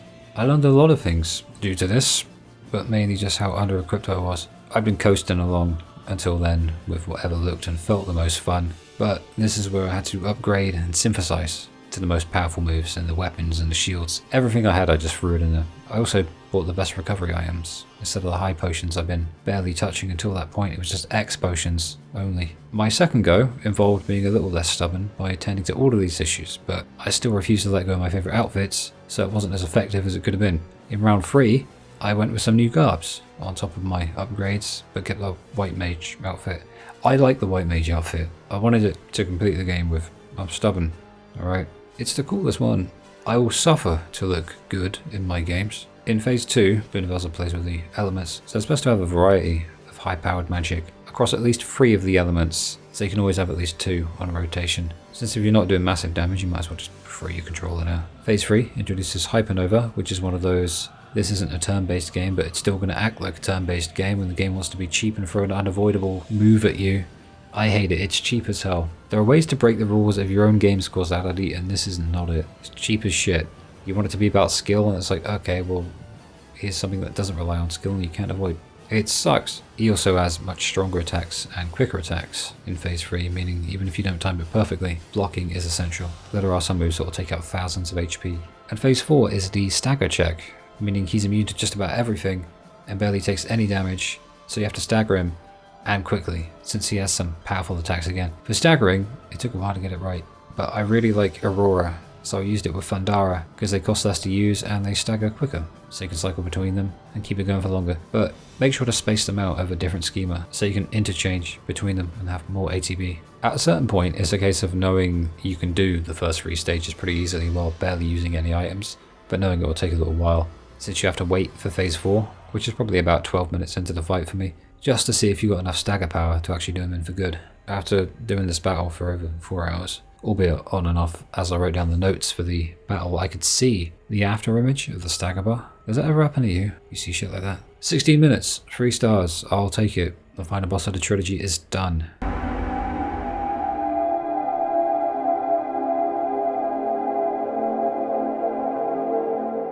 Lightning defeats Booney, and he's so angry that he threatens to cast her into the chaos, and Lightning says, sure mate, I'll take Hetero's place. Well, maybe not in those exact words. She wants to protect the cycle of life.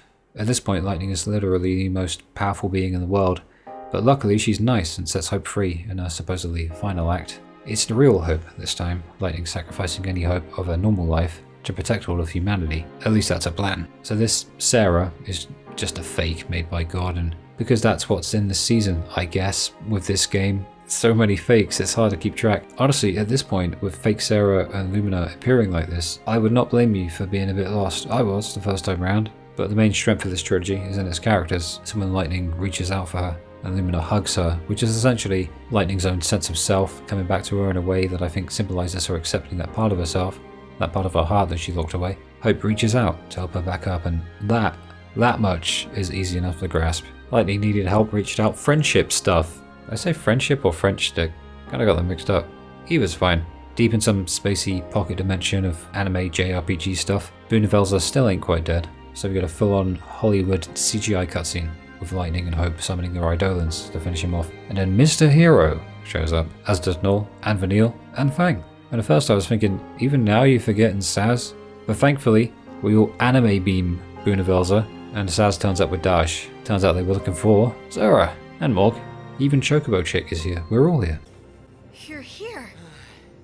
But since Sarah's back, a quick little bit on her, since I'm doing a character analysis for everyone important. I'd be lying if I said I wasn't disappointed to have to balance this Lightning and Sarah seesaw that the 13 trilogy has going on again. But here I am, trying to play with the scales once more. Just can't have them both at once, can we? Sarah and Lightning. Can't have a game with Lightning and Sarah where at least one of them isn't either dead or half dead, or fighting in Valhalla on a time loop for time immemorial, or just chilling. There's a crystal Pepsi in the sea fridge. Lightning tries to save Sarah, Sarah tries to save Lightning, and now it's right back to its origin point with Lightning devoid of Sarah. at least outside of the abstracts and the heart and soul stuff. So in that vein, there really isn't much to say about Sarah at all in this game, and it's more a character analysis of her throughout the trilogy. I guess they all are in a way, but she barely does anything in this game. It's unfortunate. The character that 13.2 built is now a cardboard cutout who doesn't appear till the end. We see fake apparitions of her that are about as real as your average Instagram selfie, and then she turns up at the end and has barely any dialogue, and absolutely zero dialogue with Noel. And I do genuinely believe that the writers just straight up forgot about Noel and Sarah as a thing, and that they dedicated an entire game to the two of them trying to save the world and the timeline together. Like, you play that game and you think, oh, they're bonded for life. And then this.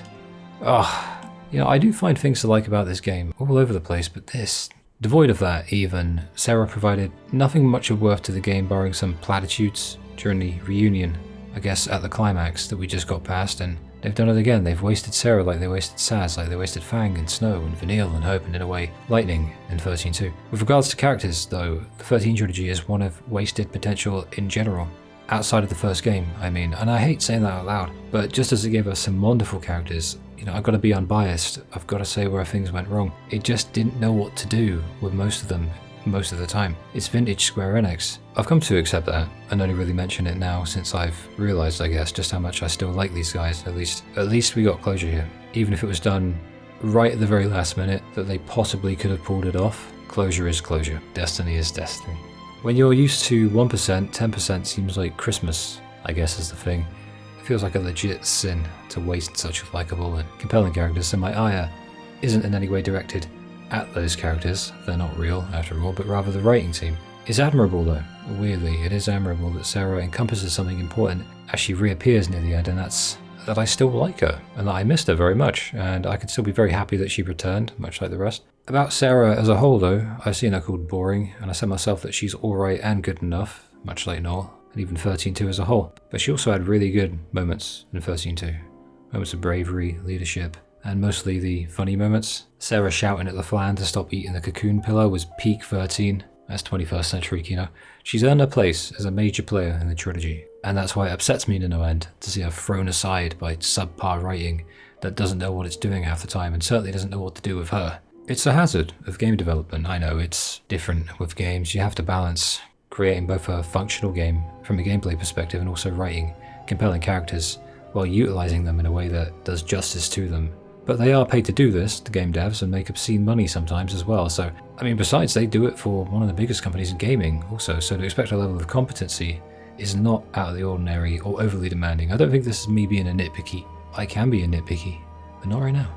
But still, I said something annoyingly similar when referring to the other guys, I guess, in 13.2, and the plethora of things you could have done with each of them really hits home when you realise just how large the chasm of unexplored ideas truly is. One day, I'll write about a Final Fantasy game that doesn't come with a chasm of unexplored ideas and wasted opportunities, but today is not the day. Off the top of my head, I mean, Sarah could have been saved halfway through the game, for instance, as an alternative, been used to replace a different story beat, or perhaps used to enhance one, like the one with Noel, or perhaps the one with Caius and Yule, since she is heavily involved in both scenarios, or at least was, initially.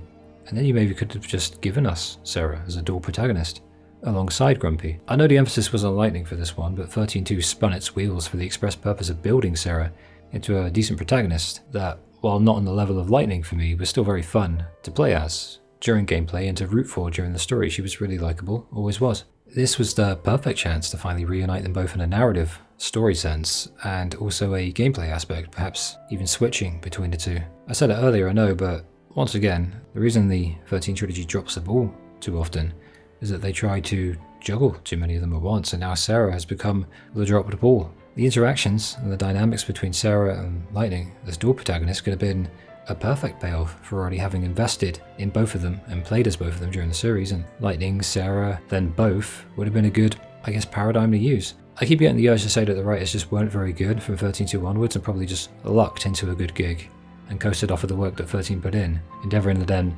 write themselves into every corner imaginable and then try to write themselves out. And I think the theory has weight, but I can't commit to it fully because they did have some really good moments in both games still. But from a character perspective, I think that is the case. Hell, no matter how many people want to deny the objective truths of what 13 put genuine time and effort into, with the age-old criticisms that, just don't even faze me anymore. I don't want to sound mean, but the thought is present in my mind and it ain't going away that the character writing, the moment 13 ended, just died in a way. And that this is the game's way, or the trilogy's way, I suppose, of trying to pick up those pieces. That said, I like Sarah, but she does nothing here. It sucks, but she doesn't suck. She just wasn't given an actual chance to be a real character this time. She was a plot device, and then a main character, and now she's gone back to being a plot device, so she feels hollow as a result. I like her though. Thing is, even with Booney gone, the dead of the Unseen Realm need a god, and since Lightning ain't going to be that Etro replacement no more, Caius volunteers. He's got the hair for it. Noel wants his own personal Yule back, and Caius, after strangling Noel a little bit since they are old friends, gives Noel the last Yule of them all, and releases her from her fate. All of the Yules. This isn't, I didn't write this down, but on the subtitles, it just says Yules, as in all of the Yules. They've been released. If there's any consolation, maybe Caius hangs out with Mog in the Unseen Realm, and they become buddies. It's a genuinely lovely scene, a genuinely lovely ending. How we got here is weird and convoluted, and annoying at times, but at least we did get here. These guys should have had better moments together like this throughout the game, but as always, something is definitely better than nothing, except when it isn't. It is today. Unfortunately, we have to leave Mog and all the Eidolons behind. Saying goodbye to Mog is actually painful, but don't tell anyone I told you that. Is it over? Is God really dead?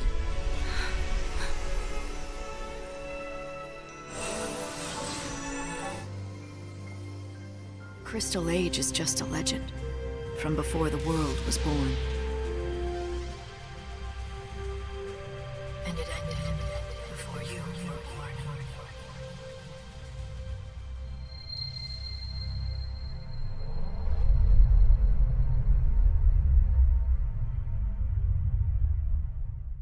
If I told you Lightning saved Cocoon, saved her sister, killed God and entered into a brand new world so she could become a fashion model, it'd be kind of true. Now, I saved her for last because she's the star of the show, and now that our girl has ascended completely and wholly into magical girl Lightning, only to ultimately return to a much more down-to-earth person as we end the whole thing, it's a perfect jumping on point for the final analysis of her as a character. Certainly, one advantage of us being Lightning Farron again in Lightning Returns, other than the marketability, of course, is that on account of her having slept the past 500 years or so in an inertiatic crystal Pepsi stasis, she's as new to this weird world as we are, upon booting up the game and becoming familiar with it, so there's a connection there again. And that connection is mainly lost with the other characters, if I'm honest, of whom you have no discernible idea what they've actually been up to for the past half a millennia.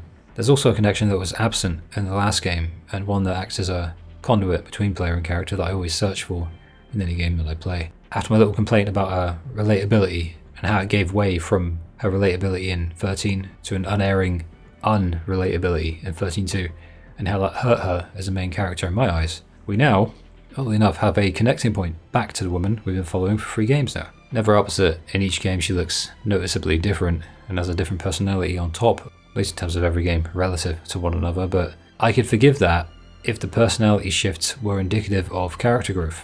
But the reality is that it's just simply haphazard writing that the character of Lightning suffered for, as many others did too, and also the capricious whims of the character designer. Not that that's a big deal, because in that vein it's nice to have a semblance of connection with a character I've watched and controlled for over 100 hours, hundreds now, across 3 separate games, even if she wasn't always the main protagonist, because she's the main protagonist of the series, so much so that she always gets compared to Cloud. As for Lightning being like a reskin of Cloud, or a female Cloud, probably the stupidest thing I've heard in a while. I think it's superficial, the similarities, and when it gets down to it, they're actually quite different. Another story for another day, but she's the main face of the trilogy as a whole, that can't be disputed, so it makes sense that they've always had this focus on her. As for having so much of a focus on her in this game, I think that was one of the drawbacks of it, but I can see why they did it. We've been Lightning since the beginning of 13, and while it was easy to relate to her at first, she became more distant to the player as the series went along, and now we have her back. That's to say, we've watched her grow as a person, learn to trust people, go on an adventure with her, now get torn from that very world that she helped save with her friends, only to become a sort of replacement goddess with goddess-like powers, I suppose, saving people's souls, at which point she fought a Steel Panther member in a crazy timeless world called Valhalla, got defeated due to bullshit, lost her sister for a second time, and now wakes up 500 years later to find that the world is eroding away and we're all 13 days from said world completely ending.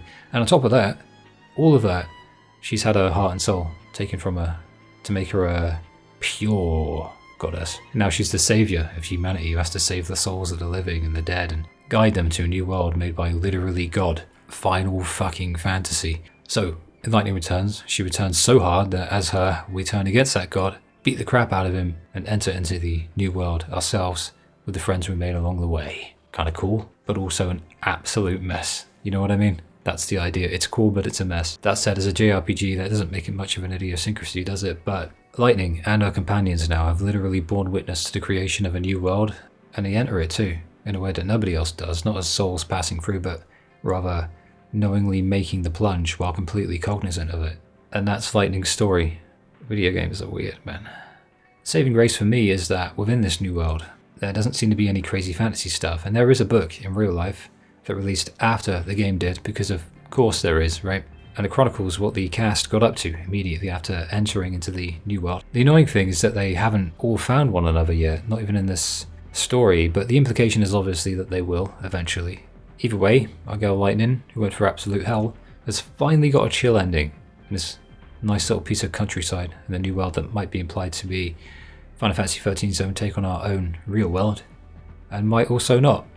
Maybe it is Earth, I don't know. She's less a victim of fate in lore terms, but more a victim of the devastatingly directionless writing of the post-13 story.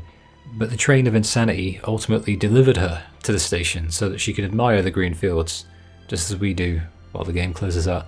But why do we get the pensive, brutish Lightning who only lets her true feelings show rarely, especially after all the growth in 13? Well, narratively speaking, we can actually set aside that weird little space that the writers put her in during 13.2, wherein she was a little hot, little cold, little who knows really, and in true 13 Trilogy fashion, come to an understanding via the wiki that the game's poor localization prohibited us from attaining through the simple, obviously outdated method of playing the game. Picking up a running theme in these essays, man. Well, to be succinct, her personality in this game has a far better explanation than the second, but in an ironic twist of fate that's almost fitting, since it's one that also harkens back to FF13. That explanation, while satisfying, is not explained particularly well. Simply put, when Lightning became Crystal Pepsi at the end of 13.2, she took Sarah's heart and soul with her. You know, magical anime Square Enix heart stuff. Well, she kept that heart, Sarah's heart, nice and warm for the intervening 500 or so years that she sat on that throne as Crystal Pepsi. How exactly Sarah's heart got into Lightning is one of those things that I've learned to psychologically step over quite naturally now, because there are things worth getting metaphysical over, and this ain't it. That's why I really don't care, because this is a world of crystals and gods and magic, and it's inconsequential as a result of that. But upon Lightning's reawakening from that 500-year stasis, when Boone decided she was prime goddess material to replace Etra, he purged Sarah's heart and soul from Lightning. I imagine it was just a Boone thing. Human emotions are inconveniences to him, as revealed in the game itself, actually. He doesn't understand them, and has no intention of developing such an understanding. In that sense, he's quite one-dimensional, actually. So I suppose he probably just thought, I want my new magical girl Lightning goddess to be pure and untainted by all these emotion thingies. So let's remove the Sarah software from her heart and soul directory. Nice. All done. Oops, damaged her heart. Lightning's heart is now damaged and she appears emotionless at times. But you can also see her emotions in bits here and there throughout the game, especially if you play the side quests, which, well, I would recommend it. In my 13.2 piece, I quoted the wiki as saying that the soul is the essence of humanity, and that the heart and soul are both related to the ontology of human beings, with the soul being, I guess, contravened from the heart, but eventually made symbiotic to it, with the soul centering around humanity as one distinct entity, and the heart being the singular little counterweight to it. Alright, it's worth a little meta-analysis, but that's it. So essentially, Lightning's people essence has been damaged by Boone, and this is the root cause of her personality being all subdued in Lightning Returns, despite her growth in the first game. But then again, it could also be said that that's less the cause and more the excuse, because the writers obviously had a reason for wanting her to be like this. I just can't work out what it was. Maybe it's just the tone they were going for with the dying world, you know? A happy-go-lucky Lightning might not have fit into... well, it wouldn't have, would it? Maybe that's it. But I give this game its due. Little bits of emotion here and there in the game. They stand out all the more because of this. That much is nice to see in her interactions with just about every cast member in the game, but it's also a downer in that we've already watched her go from pensive and moody and brutish to nice and warm, and then with all the weird and anime stuff in 13.2 it got kind of jumbled up. So I suppose this Lightning has been set back in somewhat of a similar manner to the way that Snow was in 13.2, or the way that Noel was in this game. But this one actually has some rhyme and reason to it, whereas Snow and Noel just seem to have been mismanaged terribly. I will say this though, Lightning's personality does slowly come back to her as the game goes on. She starts by showing a bit, but she shows more and more and more the more you engage with the side quests, and I do wonder how much of that was intentional. And the moments in which that happens become special due to how rare they are, as I mentioned, so I guess that's something.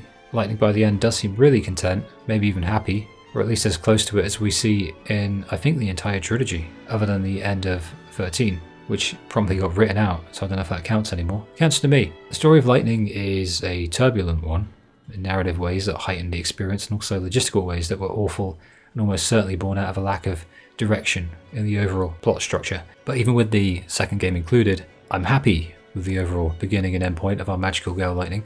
Grumpy finally gets a happy ending, or more specifically a happy ending that didn't get rewritten and drag her down into some ghostly underworld like Valhalla as a reward for everything she did. I really do like Lightning as a character, and I'm genuinely sad to close a chapter on her, but all things must end, or everything that makes them special is lost. I mentioned in the Lumina section, since Lumina is basically Lightning when you disentangle all the anime wankery, that Lightning deep down is someone who had to grow up real quick to be strong for Sarah.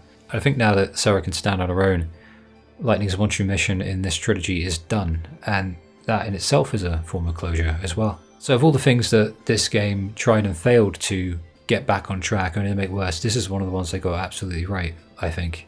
In a weird way that I didn't appreciate as much at first, but later came to. Sort of like side quests, or in a weird way, the time mechanic. Liking something and appreciating it are two different things, but with Lightning, it's both. I'll miss Lightning, and I'll forever wonder if I didn't dive deep enough into her character, but whether or not she warranted 3 games, 2 of which she was the protagonist for, is debatable. And either way, I enjoyed watching her learn to trust people and accept her own grumpy insecurities, even if it did take 3 whole games to do it. But in defense of her writing, I guess, she was always invariably moved forward as a character by a desire to help the people that she cares about. From the start of 13, her goal was to save Sarah. In 13.2, it was to save her new friends and also Sarah. And in 13.3, I guess we can call it, she was out to save everyone, but with Sarah at the forefront of her mind, even with part of her personality literally missing for narrative reasons. I mentioned already that I do possess many a misgiving for a lot of the things in the 13 trilogy, but still, part of why I forgive and accept it, as it is, I guess, lies in the fact that it did go to great lengths to attempt to patch up the loose ends. It tried, at the very least, to provide some genuine closure, and with this last scene of her stepping out of the train, I've got to admit, it's an emotional thing to let go of a character you've been rooting for 3 games. Sort of autistic, that's okay. It's a JRPG, we're JRPG fans, we're in our element. She is off to the realm of our headcanons and TV commercials and spin-off games. Although there's just as much a case to be made that she and the others really did enter our world. You want to know why? This is why. That's right, Retconning is one of us now, doing adverts for fashion stuff. Yeah, I never cared about fashion. Why exactly you need some upper middle class wanker telling you what is in this season and what to wear is beyond me. So yeah, Lightning has joined the fashion police. Very vapid, very disappointed in her, but without her magical sea powers or her new saver powers, she can't kill monsters for cash anymore. So she's doing the wise thing and using her looks to make ends meet. And it's nothing untoward either, she's still our pure maiden. Unless you look online. Weird shit aside, though that commercial is 100% real and possibly even canon, I really enjoyed Lightning as a protagonist. Brilliant protagonist when she was brilliant, even if I believe her best showing was 13 and that Lightning Returns was never going to do her complete justice. On the whole, she's among my favourites ever. Even when she was crazy unrelatable, she still maintained that level of, alright, some degree of relatability, and also believability in spite of that, and because of that, I stubbornly say goodbye to her and wish her well in her modelling career. I just hope that the vanity doesn't go to her head, and that she can deal with all of the simps that she will no doubt attract. Then again, she was the saviour goddess. If that wasn't enough to make her become a conceited asshole, a little modelling should be fine. See you, Claire. Claire, I'll miss you. All the best.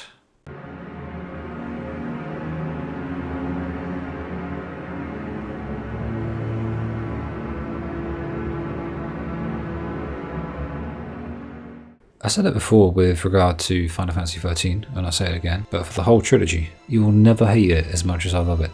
I am not a 13 apologist, because I ain't fucking sorry. I love this trilogy, stupid and annoying crap included. So that is the 13 trilogy. Most FF games don't get anywhere near this much content, and none have since. 15 got quite a bit of DLC, but certainly didn't get free games. And it's absolutely the case that I think it peaks with the first entry, 13 I mean. And I do still hold to the idea that the sequels weren't necessary, and the only reason they did it was the money.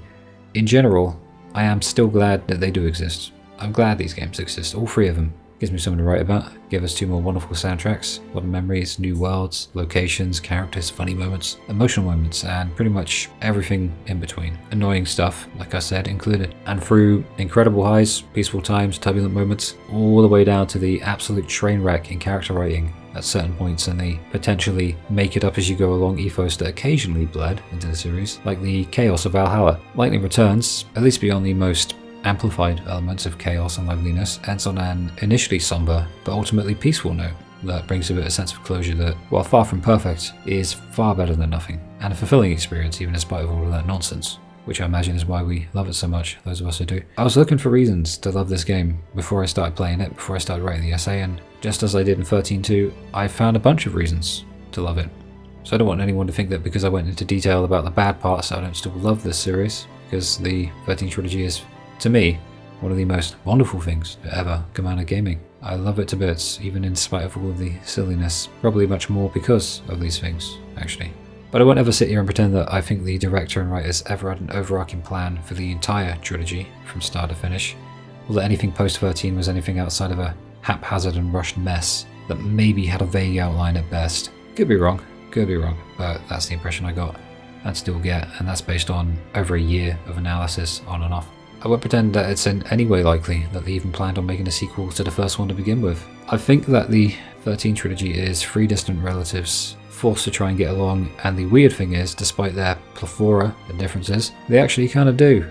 And I think it's their unique elements that stand out the most and add to the experience, in exactly the same way that that very lack of unifying direction also subtracts from it as well. Got to take the good with the bad, I suppose, just like life in general. I'm not happy with how little the previous games are referenced, and that's no doubt another of the many manifestations of the fact that this entire thing really genuinely was very likely meant to be one game. The insanely large size of the monster that is the missed opportunities of this trilogy is now large enough to destroy an entire city and have a movie made about it. Many characters were overlooked and some straight up ignored, and it hurt, as expected, to write about, but to play it again also. As always with 13, still love it. The little instances we did get of these things that I didn't think there were much of, or enough of, with the characters and the music, we get enough of to provide me with a sense of closure that I can now appreciate much, much more. So I forgive it. I forgive you, Lightning Returns, and 13.2 as well. You are a mess, but so am I. You're a beautiful mess, and I can't imagine 13 without the 2 of you idiots as well, even if you were contrived in a really weird and unavoidable way. I accept that Lightning Returns has so many weaknesses that it's a miracle it even made it out of the door, but it did find its way out, even if it was by stumbling and falling out of it like it just necked a bottle of vodka mixed with Ribena. Tries its best, has all the ambition to reach for the stars, bounces off the International Space Station, and lands back on Earth with a big fucking bang. And I am perfectly comfortable saying these negative things about a game that lives in the same house as 13. The reason is simple. I don't believe that the main strength of Lightning Returns is in the core elements of the experience, such as the story, character arcs, narratives, because they were all mostly wasted, even if they did pull them back in right at the end and do some things really, really well. No, I believe the main pros of the Magical Girl Lightning game are identical to that of the series as a whole, in that they're hidden within the liminal spaces. The series has a great emphasis on time, but it's its use of space that reached me in the end, because within that space, they made things beautiful and allowed them to breathe. They never had an issue with taking their time, even when they put in a bloody time mechanic, and sometimes that was terrible, but it was also beautiful sometimes as well. They took every dimension of gaming and made it as pretty as possible, so even if people hated it, sometimes justifiably so, they'd probably still have something nice to say about it, regardless of that. It's a risk taker, and the polarizing nature of this free game project reflects that even now, because we're still talking about it. It's in the music that pushes and pulls you back and forward. It's in this beautiful dying world on its last legs that's hilariously analogous to the game's own development, now that I think about it. It's in those little moments of charm that occasionally breach the game's more somber tones, and it's in the ending that finally remembered it's still a part of the trilogy of games, and has to wrap up the damn thing already. It's in the trilogy as a whole, and it's in my fucking soul. I'll replay it if I ever reach 70 years old or something. So, This is as much a look at the 13 trilogy as a whole as it is one game with this essay, and the funny thing is, it's its place within the context of that trilogy that ultimately saves it in the end, despite its hesitance to honour that past at times. Maybe the writers genuinely forgot that particular past at certain points and got hung up on possible pasts. Well, of course they did. Regardless of this, remnants of that past left a lasting enough impression for me to appreciate those little spaces that I mentioned earlier just a little more and explore them with a sense of excitement and discovery that rarely hits a jaded wanker like me anymore these days. Quite an accomplishment, Toriyama. Square Enix, I didn't think it was possible. And now that multiple worlds have been explored, from Cocoon, which should have been explored far more, and Pulse was so explorable that it had multiple versions of different locations from different timelines, and now Nova Crystallia is what remained of all of these worlds in its withered state, and yet manages to condense the soul of all of these places while still carving out its own identity, and overall just manages to cram the soul of the entire trilogy in one game, even if it is afraid to show it sometimes. Even though a mysterious fourth world is where we find ourselves at the end, as the camera pans out to those green fields, and you're left wondering where exactly you are, and assuming it actually is meant to be Earth as we know it. Even with these questions, perfect bit of closure. It's hard to let go, but it's easier when you get that final scene. I like that it isn't stated. I like some air of mystery to outlive a story's conclusion, because it lives on in our heads. What matters to me now is that the characters did get that happy ending. They did fight their fate. They changed their direction. No, I'm not saying destiny, and they've essentially done what they've been trying to do for the entire trilogy. It's an absolute mess of a sub-series, and it's the most beautiful mess I've ever seen, as is this game. Now that it's gone, there will never be anything like it ever again, and I don't give a fuck who knows it. Make fun of me, I don't care. You can't wipe the smile off my face when I think about it. I bet you hate that I'm smiling about it. And that includes all the positives and negatives in equal measure. You can't have one without the other. I love the 13th trilogy, not in spite of its shortcomings, but because of them. I'll always give Lightning Returns one thing. What started as a simple tale told in a convoluted way about two worlds in 13 became a convoluted tale told in too simple a way in 13-2, and now we have, finally, a simple tale told in a simple way. But now it is the end of the world, and the start of a new one. I don't want any remakes of these games. Remakes are almost never better than the originals, and Square Enix remakes aren't even remakes anyway. Remasters would be great, but weirdly enough, the fact that they're confined, these trilogy games, to dodgy PC ports and the PS3 console kind of keeps them special in their own way. They're surprisingly modern anachronisms, maybe a little gatekeeping, not too much, just a healthy amount is a good thing. So yeah, I'm well enough aware that this series is as divisive as any other Final Fantasy experience, but I'm gonna just say it, I'm glad Lightning Returns exist, I'm glad they all exist, I'm glad I bought them all, I'm glad I played them all. Even the absolute worst of these games is only seconds away, 2 degrees of separation from one of the best moments I've had in gaming ever. Always love this trilogy, always will. And the narcissistic cries of people who think that video game quality is an objective thing can sink into the void for all I care, because I'm too busy enjoying the series. It's special, man. Like anything really special, it's as beautiful and vibrant as it is monumentally weird and infuriating at times. 13 might be my favourite game of all time. I only wish my video on it was more in depth. Never gonna let go of it though. I love that it was my first essay after coming back. The entire trilogy carried this obsession with being beautiful, often to the detriment of other areas, but that means that even though it's a mess, it's a beautiful mess throughout. And if I ever make it in my 70s, against all reason, I will boot up these games one last time. Can't think of a better way to go out. It's bad sometimes, at least subjectively, for me, but it still has soul. Incredible trilogy. I fucking love the Final Fantasy 13 trilogy. Not fucking sorry. This journey is over now, that soon we'll be together.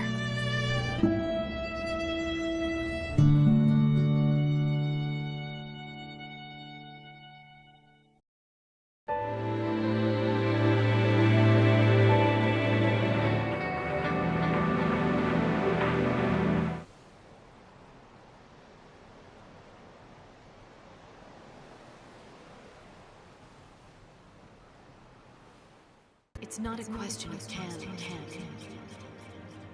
There are some things in life you just do.